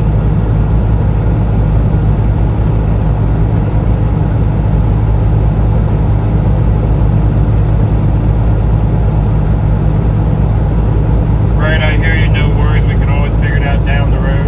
Yeah, I mean, it was just one of those things I never knew you could do it, so now I gotta kind of plan for it, if that makes sense. Because I gotta plan some downtime where I won't need my truck seat. It's at the middle center, kind of. Center at both top and bottom, and left and right. You know, Missouri, like I say, Kentucky, Alabama. Yeah. Never really did Louisiana. Usually stayed out of Mississippi. Come on, buddy. Come on. Try and be nice here.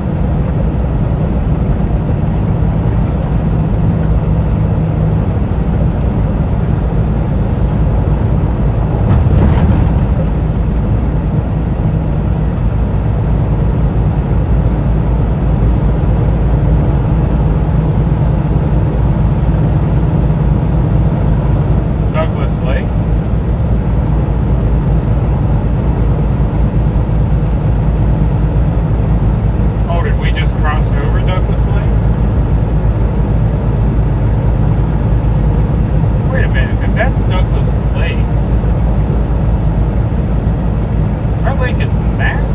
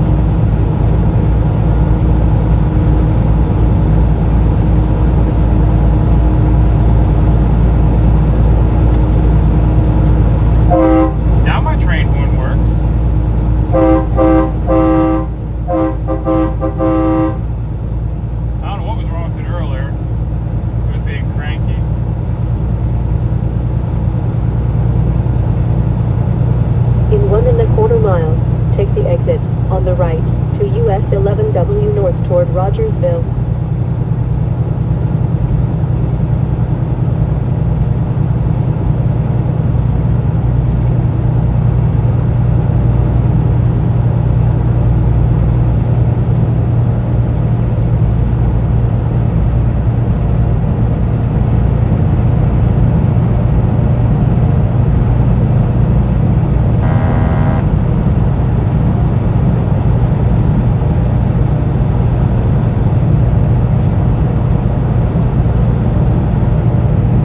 Exit on the right to US 11W north toward Rogersville.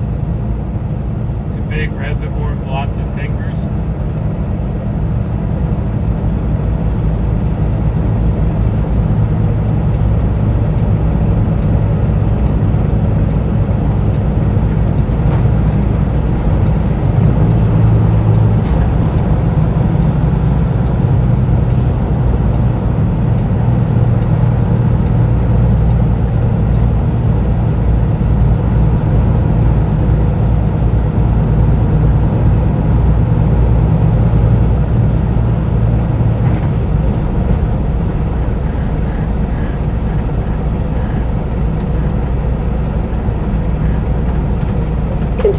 US 11W.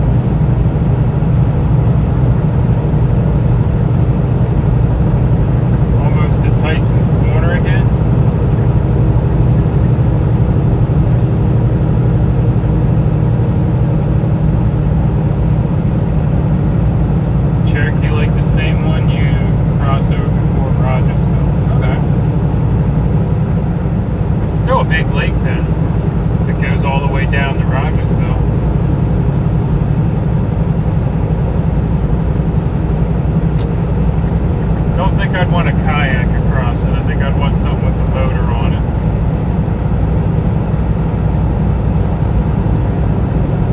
I don't know the area at all, just looking at the tracking map.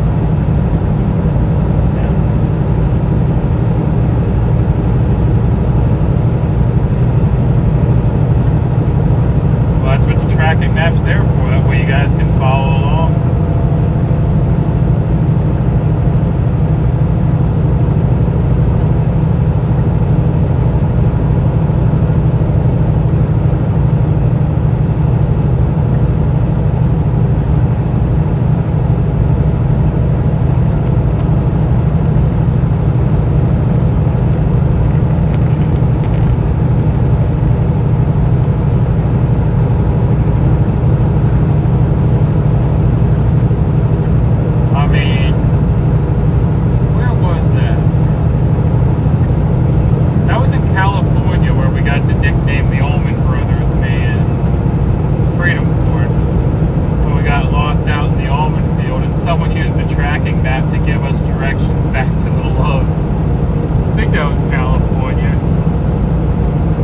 I don't know if any of y'all remember the Allman Brothers experience or not, where the Google had the loaves in the middle of an almond orchard.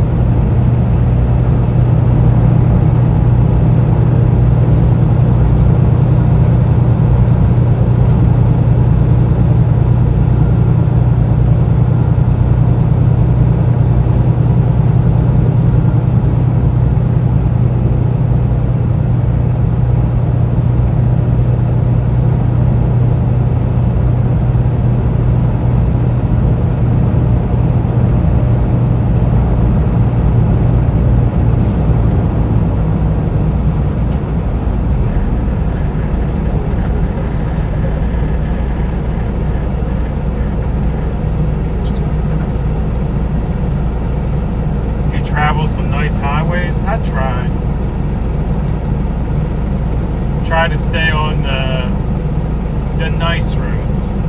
Because I mean, we could do 81 and 40 and all that mess, but yeah, it's not good. Coming up on it now. Coming up on what? Where they're launching the fireworks from?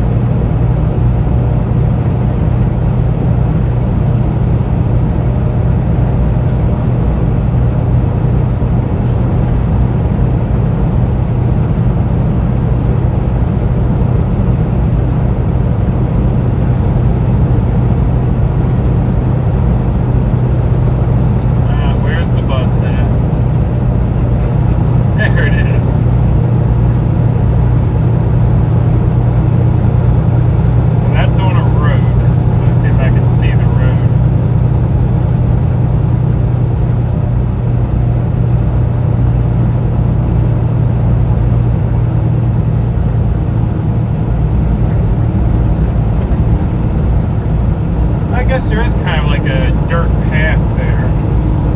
So maybe it's not wrecked into the woods. It sure looks like it's wrecked into the woods though. You don't normally stay at truck stops, right? No, I avoid truck stops. I usually stay at rest areas or cook in the truck.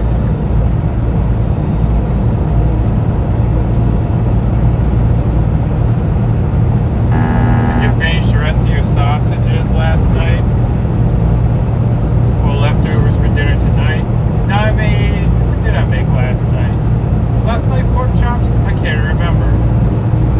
Yeah, I think last night was pork chops, because I had some pork chops that were going out of date.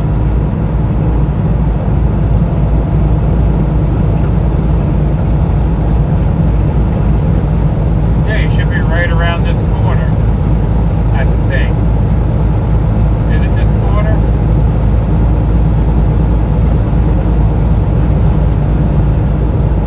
Yep.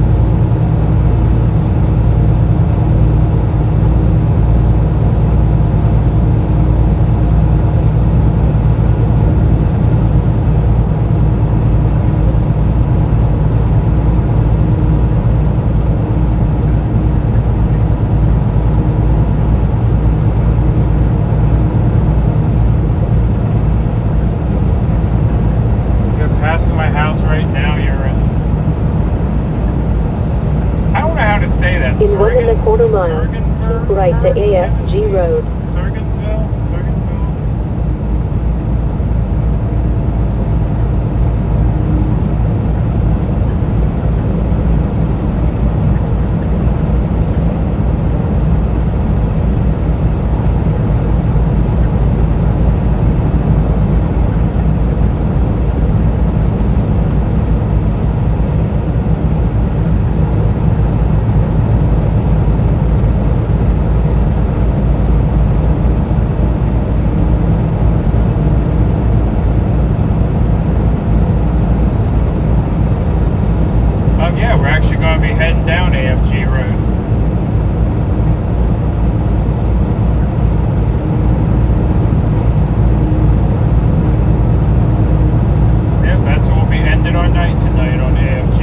Right to AFG Road.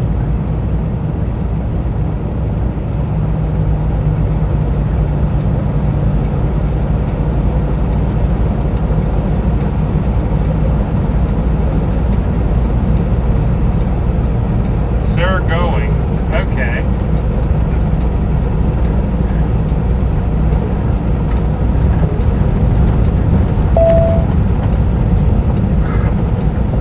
In 1 mile, arrive at 600 AFG Road on the right.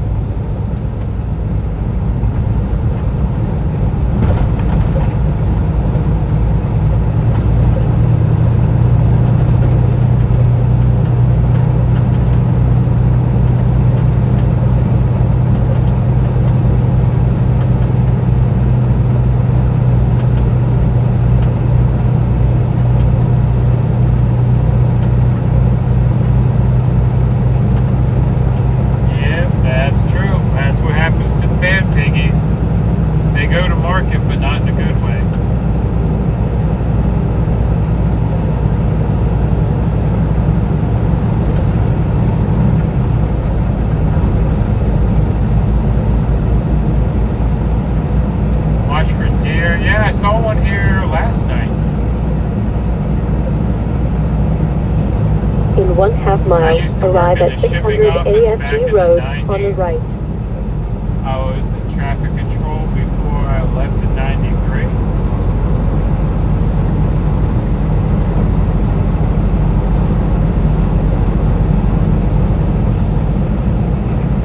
I know, that's why we're good digging. Yeah.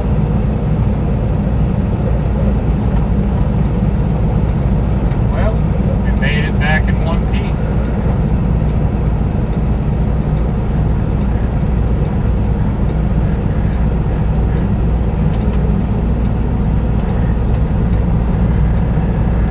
In 300 feet, arrive at 600 AFG Road on the right.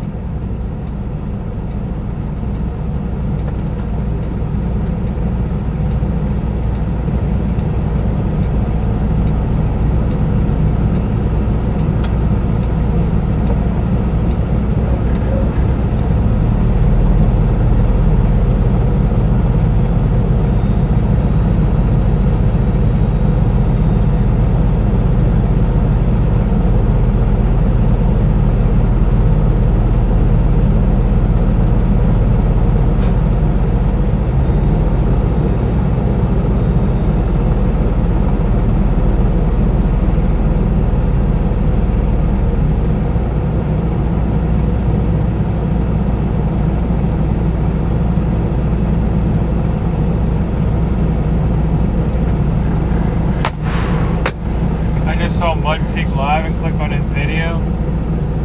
Do you know Jack Wood that used to be a local AGF? He's retired now. No, I'm not actually from this area. I'm from Pennsylvania, but I am working down this way now.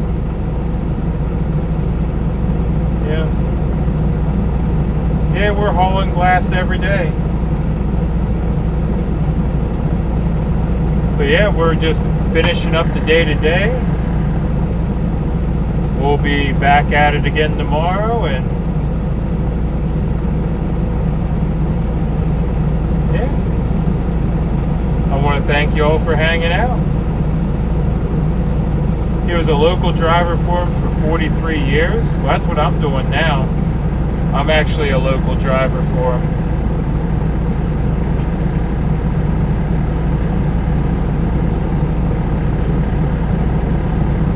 Yeah, we run basically anything we can get out and back pretty much.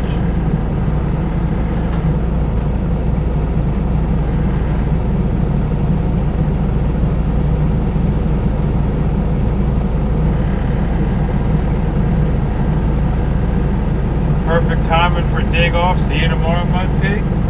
We'll see you tomorrow. Yep, you really are hauling glass. That's true. But yeah, we'll be on tomorrow morning. Same bad time, same bad place, right? Be safe. Happy to meet you. He loaded glass. We take the trailer and drop. Have a great rest and good healthy food. I'll try. Yeah, it'll be another bright and early start then. Enjoyed the ride. Good night. Well, good night. Thank you for riding along. And stay cool. That's going to be a hard one. This truck's saying 94 right here in the parking lot. But we'll try to stay cool.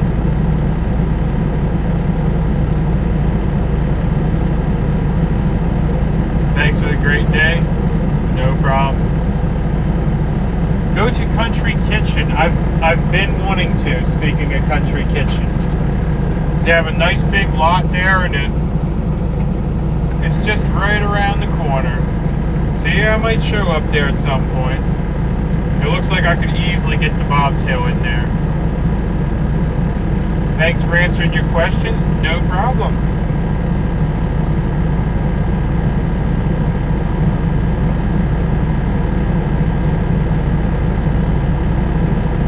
Alrighty, I'm going to sign off here, get some dinner started, and hit the hay. We'll see you all next time. there's that Stony Point Road you can park on the highway.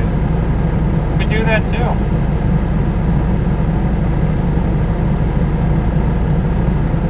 But alrighty, y'all. I'll see you later.